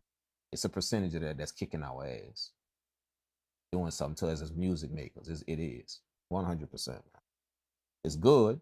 It is good that things are efficient and, you know, you can do things very quickly now and get this done quick. It's good, but at the same time, like I said, you can't think that that's 100% good for you. Like all of it is just 100% good for you. They got some pieces of that that's killing us, man. So that's what this machine is reminding me of. You know what I'm saying? I told y'all later on during the week, maybe, or probably next week sometime, I'm gonna get my 2000 from out of the front studio. I got the 2000, the 2000 in the front studio, the 25.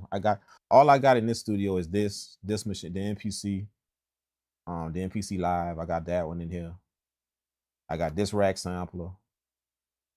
I got the Juno.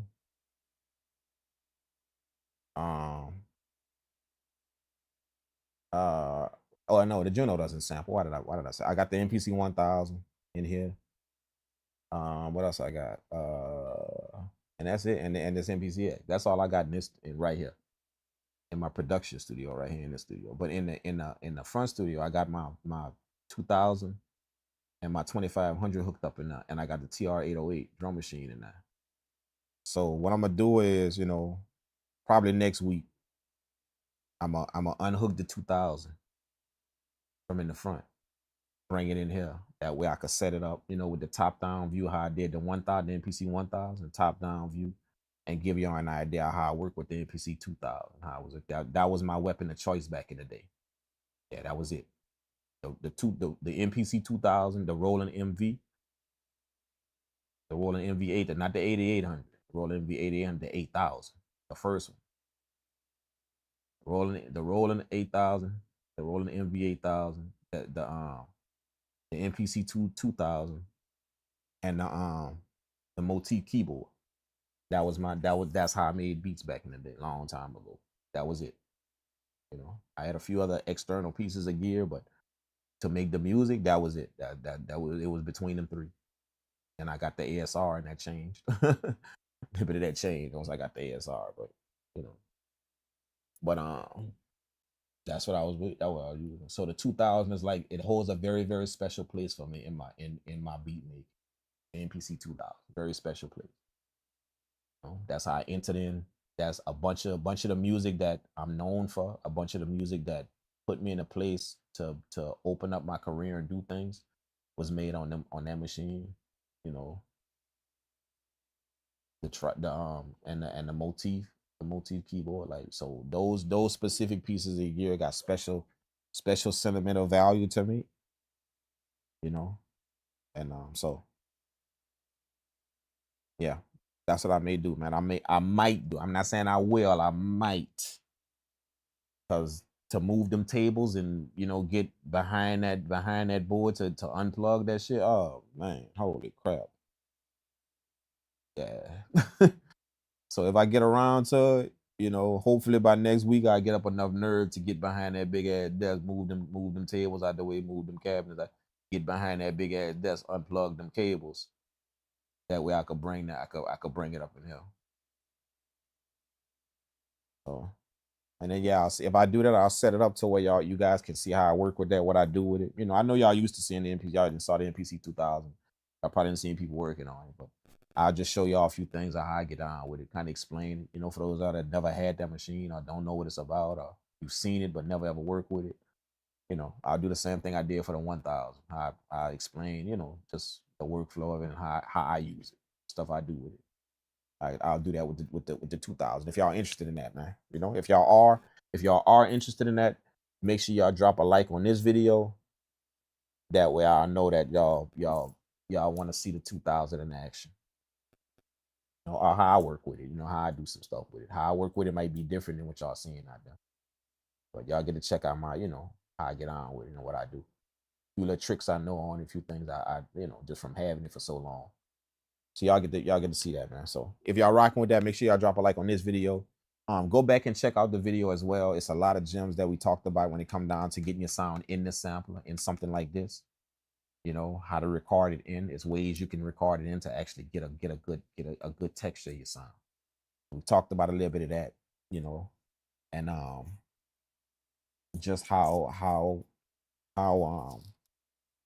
the machine operates as a whole when it comes down to piecing your track together. You know, go check it out, man. I also have some other videos that I did with this machine as well, some other live streams, so y'all can go check those out too. Okay. And yeah, shout out to everybody that went ham on the 1000 video, on the MPC 1000 live stream that I did. You know what I'm saying? Like, y'all went ham on that thing, man. I appreciate that. You know, all of the likes, all of that. You know, I really, really appreciate that, man. Seemed like everybody really enjoyed that. So, you know, I'll definitely pull up with that machine again. You know, probably like, you know, another week or so I'll pull up with that machine. We'll do that one all over again too. Just have some fun with it, man. Hook it up and do some stuff with it, man. So I appreciate you guys, man. Thank y'all so much for pulling in, man, for pulling up. I appreciate it. Joe, for what games you play? I play Assassin's Creed. Right now I'm playing Assassin's Creed. What's the one I'm playing? What's the name of that thing, man? Assassin's Creed is the one where you're in the desert. Whichever one that is. Which one that is? They got a bunch of them, huh? But it's the one where you're in the desert, like Egyptian stuff. You know, that one. I forgot the name of it. But it's Assassin's Creed, whatever. But they got different ones. Assassin's Creed this, Assassin's Creed that, but they all in different eras. So this is the one where you're in Egypt. You run around in Egypt doing a bunch of shit. So that's what I'm playing right now. Right now I'm playing. I also play the Mafia. I like open world kind of game. You know what I'm saying? And I like sports games as well too. But I like open world games where you can go anywhere and do damn near. You can go like if you see something way in the distance, you can ride your horse way over there and go see what that is. You know, I like them type of games. You know, puzzle type of stuff you gotta figure out. You know, I like that type of stuff. I'm also playing Mafia. Where's the Mafia? I just took Mafia back out. I finished one of the day. I got Mafia. Let me see, where is that? I think it's right here somewhere. I got Mafia. I got Mafia. This the disc right here. I got the trilogy. I got right here. See. So I finished this. This is one. You go from 1 to 2 to 3. So I finished this right here. I finished this one, and now this one is what's in there now. Second one. So I kind of started on it, but I ain't really got. And then they got this one left. Third one right here to play. So I like Mafia. That's a good game. Really good game. You know. I like the old school kind of vibe he got. You know what I'm saying? With them gangsters and all that. I like that. What else, man? I play sports games as well. You know, I play FIFA. I play a lot of FIFA. I play Madden. We play Madden for money though, so y'all watch out. Watch out if you want to play Madden with me, dog. I don't play Madden unless it's for money. You know, but I play Madden. I play 2K, but not much though. You know, 2K didn't got kind of, I don't know, probably I don't want to say boring, but it got monotonous to play. You know, so I play 2K, but I ain't been playing it too tough like talking about. But yeah, that's what I like to play, man. Open world games, stuff like that. I want to play that new James Bond game. I want to play that. Absolute. That's like an open world game. That new James Bond game that just dropped like a few months ago. Definitely want to. What it's called, First Light or something like that. James Bond First Light.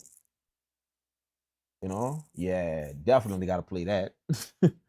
I seen the previews on that bad boy, man. That dude driving Aston Martins and road chases and jumping out of helicopters, jumping out of planes and shit like all that stuff. Saw the preview for it. I'm like, hell yeah, what that's about. So yeah, we definitely gonna get in that James Bond. You know, but I don't want to buy it just yet because I ain't finished that Assassin's Creed yet. You know, somebody actually gave me that game and they were like, man, play this game. Play this. If you want an open world game last night, play this one. So they gave it to me. So I'm playing that one now. You know, I don't know how long I got with it or how long is left to play it, but I'm just playing it. You know, trying to play it a little bit every week. You know, like once or twice every week. You know, but that's the kind of games I like, man. Open world shit. I may pull up on the stream and play it because I figured out how to connect. I figured out how to connect, how to stream straight from my PlayStation, straight from my PS5. I figured out how to do it straight from there. Like you don't need no computer, no nothing. You can just turn on that, boom, and go live straight from there. So I may test that out. You know, that shit. I didn't even know it do that, bro. Like anytime I didn't ever stream playing video games live, that was on my computer, and I just connected it to the PlayStation. But I didn't know you could stream straight from the PlayStation. Like literally, like you don't need no computer, no nothing. Like straight on the PlayStation, you can connect your shit, all that. I didn't know you could do that, bro. You know what I'm saying?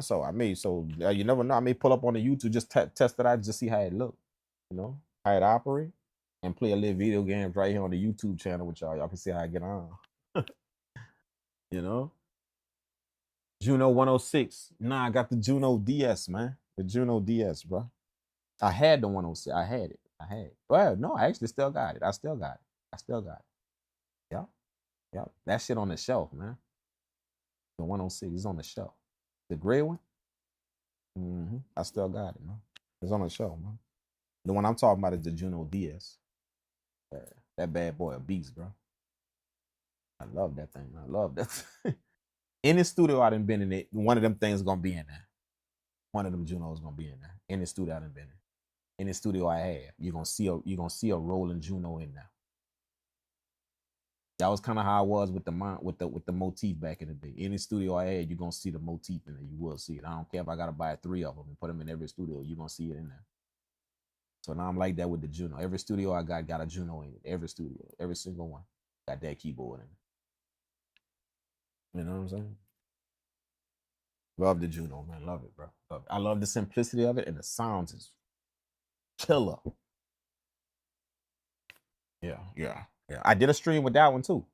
Matter of fact, now that I'm thinking about it, I did that. I did a stream with that. I had the MPC. If y'all watched that, I had the MPC hooked up to the Juno with the top down view, and I showed y'all the Juno hooked up to the MPC, and we made some beats with the Juno, the sounds in the Juno, nothing else, no other sounds, just the sounds in the Juno, sequence to the MPC. If y'all remember, I did that live stream. Probably that was like I think the stream before the last one I did. It was the stream before that.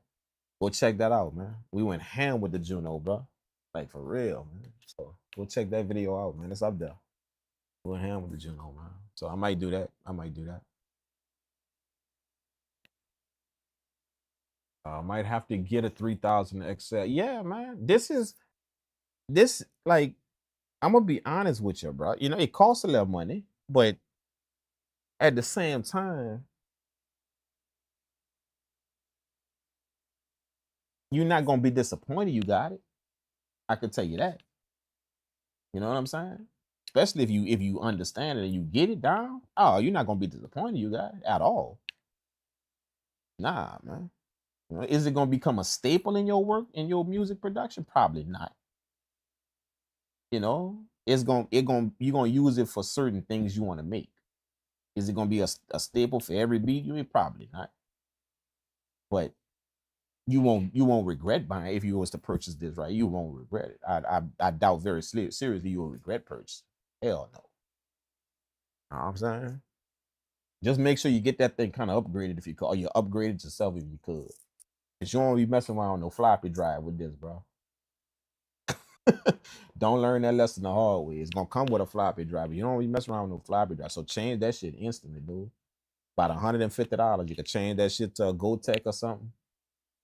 You know, USB drive right here in the front, something like that. Now you ain't got to worry about that floppy. You know them floppy? You ain't got to worry about that. And then get you like a SCSI or something to go in the back. You know, that way you can save your beat, save all your stuff, and you can bypass the limit. You know. And then the last thing I would say is just to upgrade the memory. That's about it. You know what I'm saying? So once you do that, then you got a powerhouse sitting right here, man. You know, you don't have to worry about your sample time. You don't have to worry about what you're saving on, and none of that, bro. You just can go ham. Man. Okay. Yeah, I tell people that if you getting it for it to be a staple in your setup, like a staple in your studio, you're probably not gonna be using it for that. To where like, okay, you putting that up every time to make a beat, you going in there. You ain't gonna be doing that. But at the same time, though, again, you're not gonna regret buying it though. When you do make beats in it, yeah, you're not gonna regret buying. You won't.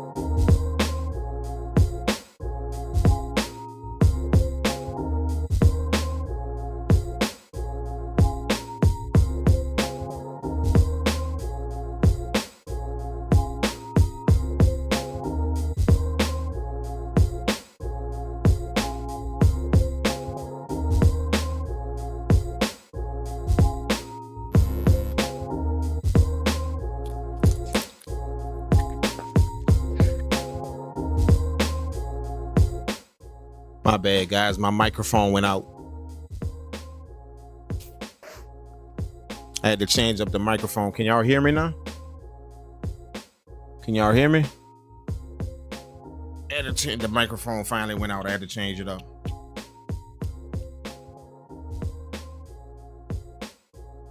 Nice. Appreciate that, man.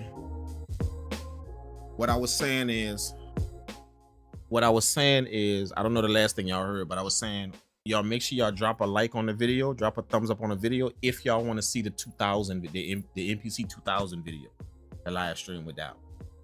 Drop a like on this video if y'all want to see that. Y'all be able to see how I work with it. You know, I know y'all probably done saw it already before. Y'all saw the 2000 already before, but you know, y'all can see how I work with it. Kind of like I showed y'all how I work with the 1000. Just a few tricks in it that I know, a few things that I understand about it, all that.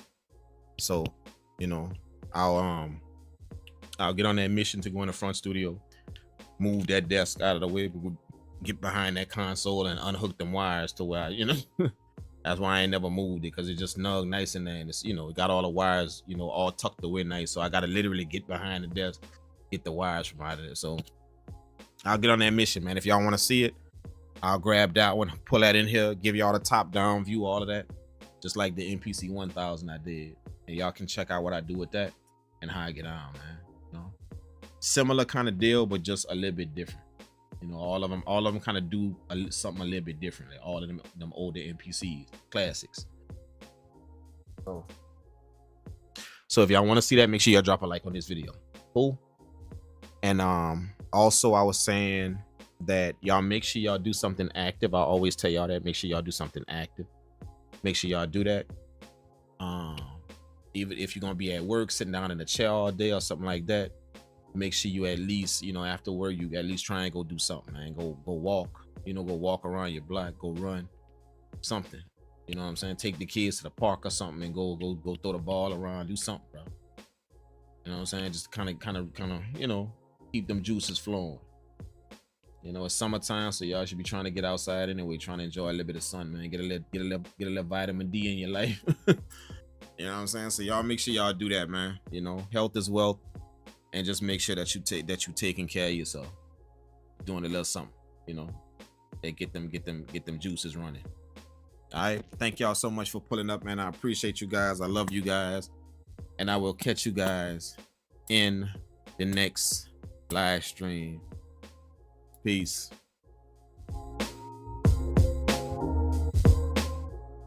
Is that a floppy to USB? This right here? Floppy didn't know. I got rid of the floppy drive. Well, I mean, it's a emulator, you know, it took the place of the floppy. This right here took the place of the floppy. Yeah, so. But I got this on the front right here, and then on the back I got the SCSI on the back. You know, but this right here is kind of what a new operating system come from. This front right here. It ain't really doing nothing with the music, with the saving of the music, or it ain't really doing. It just got the operating system on it right here in the front. I could put more on it, but it's just the operating system. So the original operating system is on here. Is on the internal memory. The new OS is on this stick right here. That's poking out right here. This white stick right here. That's poking out. I don't know if y'all can see that. But right here. The new OS is on there. So when this thing boot up, when you boot it up, you see the original operating system booting up. I think it's the 2.16 or something, 2.17, something like that. And then you see the new one kick in. You see it as it's booting up, you see it switch to the new one running off of here. You know what I'm saying? So that's why I got this in the front right here. And then the SCSI in the back is where all of the files and stuff be saved at. The actual beats and samples and files and all of that. You know? And then it's the upgraded memory in it. Make sure that I ain't got no problems when I'm sampling it, you know. It ain't gonna never tell me, oh, you doing too much. It ain't gonna never tell me that. So that's usually the things that I take care of with any sampler, you know, any vintage sample. You know, I make sure that I make sure that it's that it's efficient, meaning that chances are I'm not gonna be doing no floppy drive. That's gonna come out of it. Make sure that's efficient, not really necessarily fast, but just efficient. Floppy drive is not, you don't change that just to make it faster. You change it to make the machine more efficient. Meaning it's now practical now. You ain't got to go get no floppy disk. You can now just use the thing that we all got in our house, a flash drive or something. You're just making it more practical to use. And it does make it faster, but that's not really why you're changing it, to make it fast. You're just changing it to make it practical. A floppy drive is not practical anymore. And that's way long past, you know what I'm saying? So you just change it to make it more practical. And then you make sure you get something on the back end, SCSI on the back or something like that, to make sure you can load your files efficiently. You don't have to start the wait times, and you're not gonna be receiving error messages and shit because your files is corrupt or something. These machines is known for that. Once you start diving into them and doing some wild shit, as long as you keep it light, you ain't gonna have no problems with the machine. But once you start sampling, doing all type of shit, that machine gotta pull all that up. Remember, like once you save it all and then you load it all again, that machine gotta pull all that stuff up and put it back how it was. And it's pulling that from some old ass drives. See? So it's better you get like a SCSI or something that has an SD card on it. That way, when they do all of that, it's doing it from that SD card, not from some old ass floppy drive or some shit like that. You're heading for error messages. As long as you keep it light, you're good. You sample into it, drop some drums, and that's about it. You're good. You ain't gotta worry about that. But when you start doing some wild shit, some stuff in your MPC, then don't be surprised when you start coming up with corrupt files and shit, simply because it just can't really pull all that up that you're doing. It can't really do it. So that's what I tell people. Just make sure them things taken care of. Cost a little money, but just make sure they're taken care of. You get a vintage sample.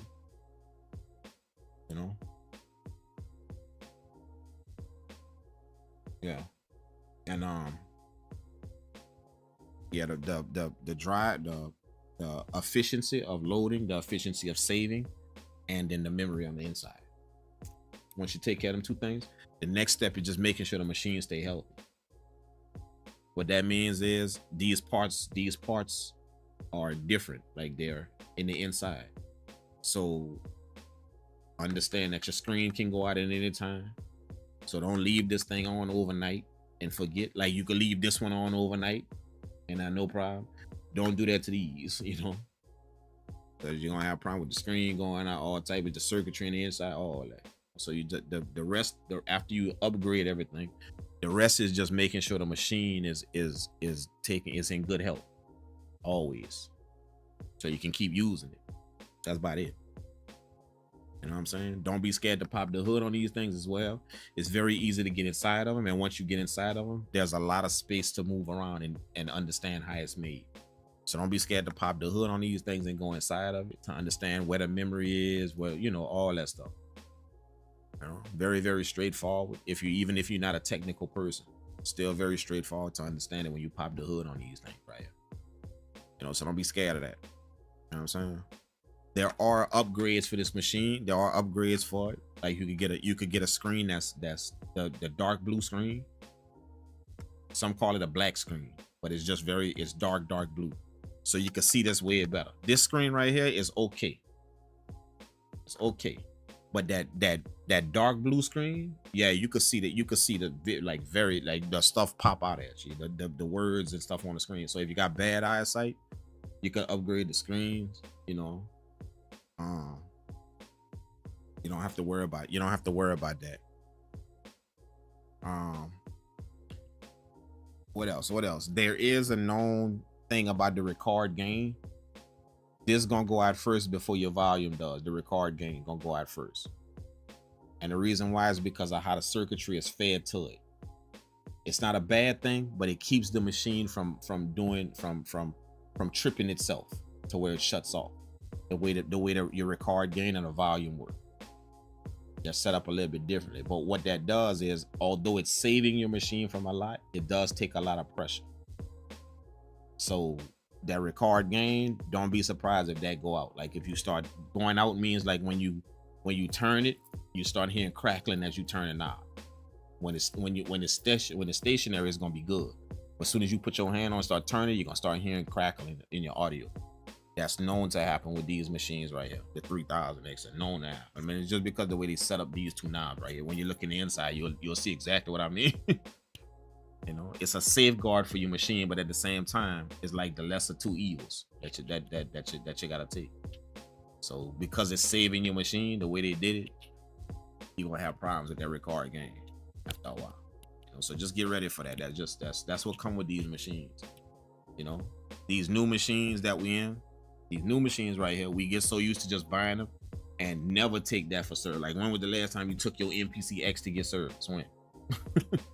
See, you can have the thing for 10 years and never get that service. You see what I'm saying? But always understand that about these vintage pieces of gear. When you buy these pieces of gear like this, you taking on the bill that come with it to go get it serviced, to go get it redone, you know, or else the circuitry ain't gonna wear out.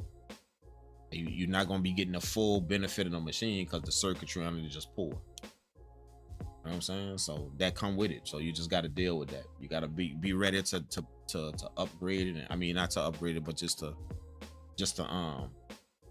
keep it in good health. Get it serviced, bring it to the necessary places, get it serviced. If you got a guy that does that, or there's all type of people that service these machines, they do it. There's different places that service it in multiple areas.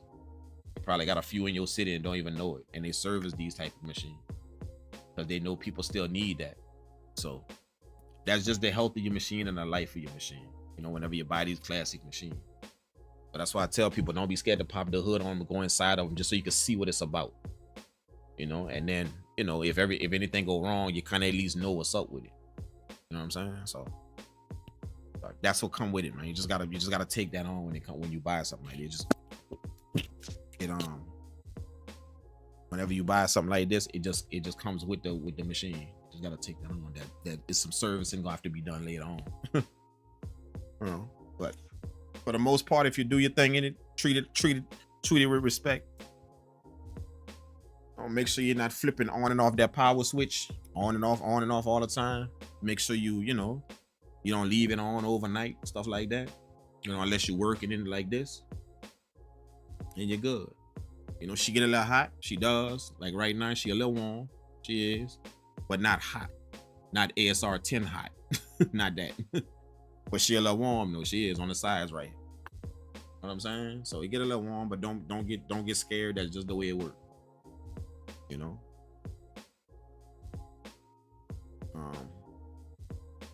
What else? That's about it, man. That's about it. And just enjoy it, man. You know. It's a pretty good machine once you understand it and you know it. Pretty good machine, bro. It is. You know, like I said, it's jogging a lot.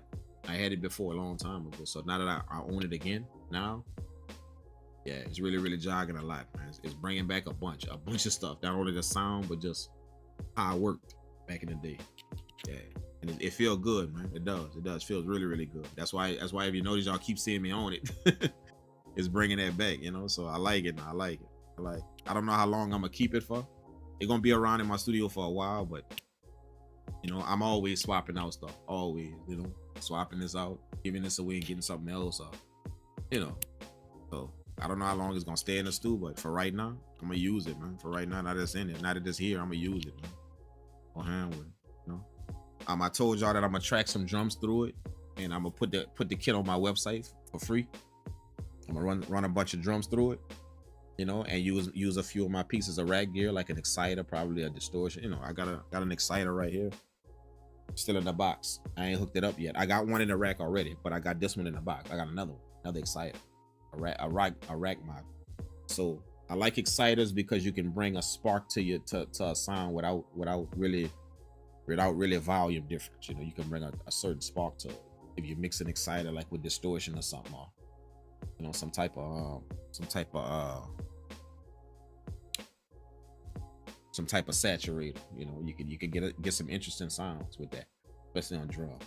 So one of these days, probably like next month, I'm gonna take a little bit of time out and just run a bunch of drums through here. You know, hook it up to the board and have it run through the exciter and the saturator, probably a preamp or two, and I'm gonna track the drums out and put that in a kit on my website so y'all can have them drums. And I'm gonna label it like a S3000 kit or something like that. And y'all have them drums, and y'all could use them in y'all music, man. Like even in y'all DAWs, you can use them in your sampler, you use them in MPC, you know. So do that for you guys, man. So be on the lookout for that, bro. It's gonna go up on my website for free. Literally, you can just go get it for free on my website once I do it. You know, just so y'all can kind of hear it, man. Y'all can kind of hear what's going on, you know, the difference in the sound. Cool. I appreciate you guys, man. I gotta get out of here, man. Y'all take care. And yeah, man, I'm gonna catch you guys in the next live stream, man. Y'all stay up, man. Love all you guys, man. Y'all make sure y'all drop a like on the video if y'all want to see the MPC 2000 right here in the stew going ham with it. Make sure y'all drop a like on this video, man. All right. The Discord link is in the video description as well. We always in there cooking up if y'all want to come join. We talk about gear, we answer questions, all that stuff. And it's just not me, it's a bunch of knowledgeable people in there. If y'all ever want to come through there, post up in there. That link is in the video description. Just go check it out. Click that, come join the Discord, man. We always welcoming new people in there, man. You know, talk about some gear, cook up some music, live, all of that. All right, y'all take care, and I'm gonna catch you guys in the next live stream. Peace.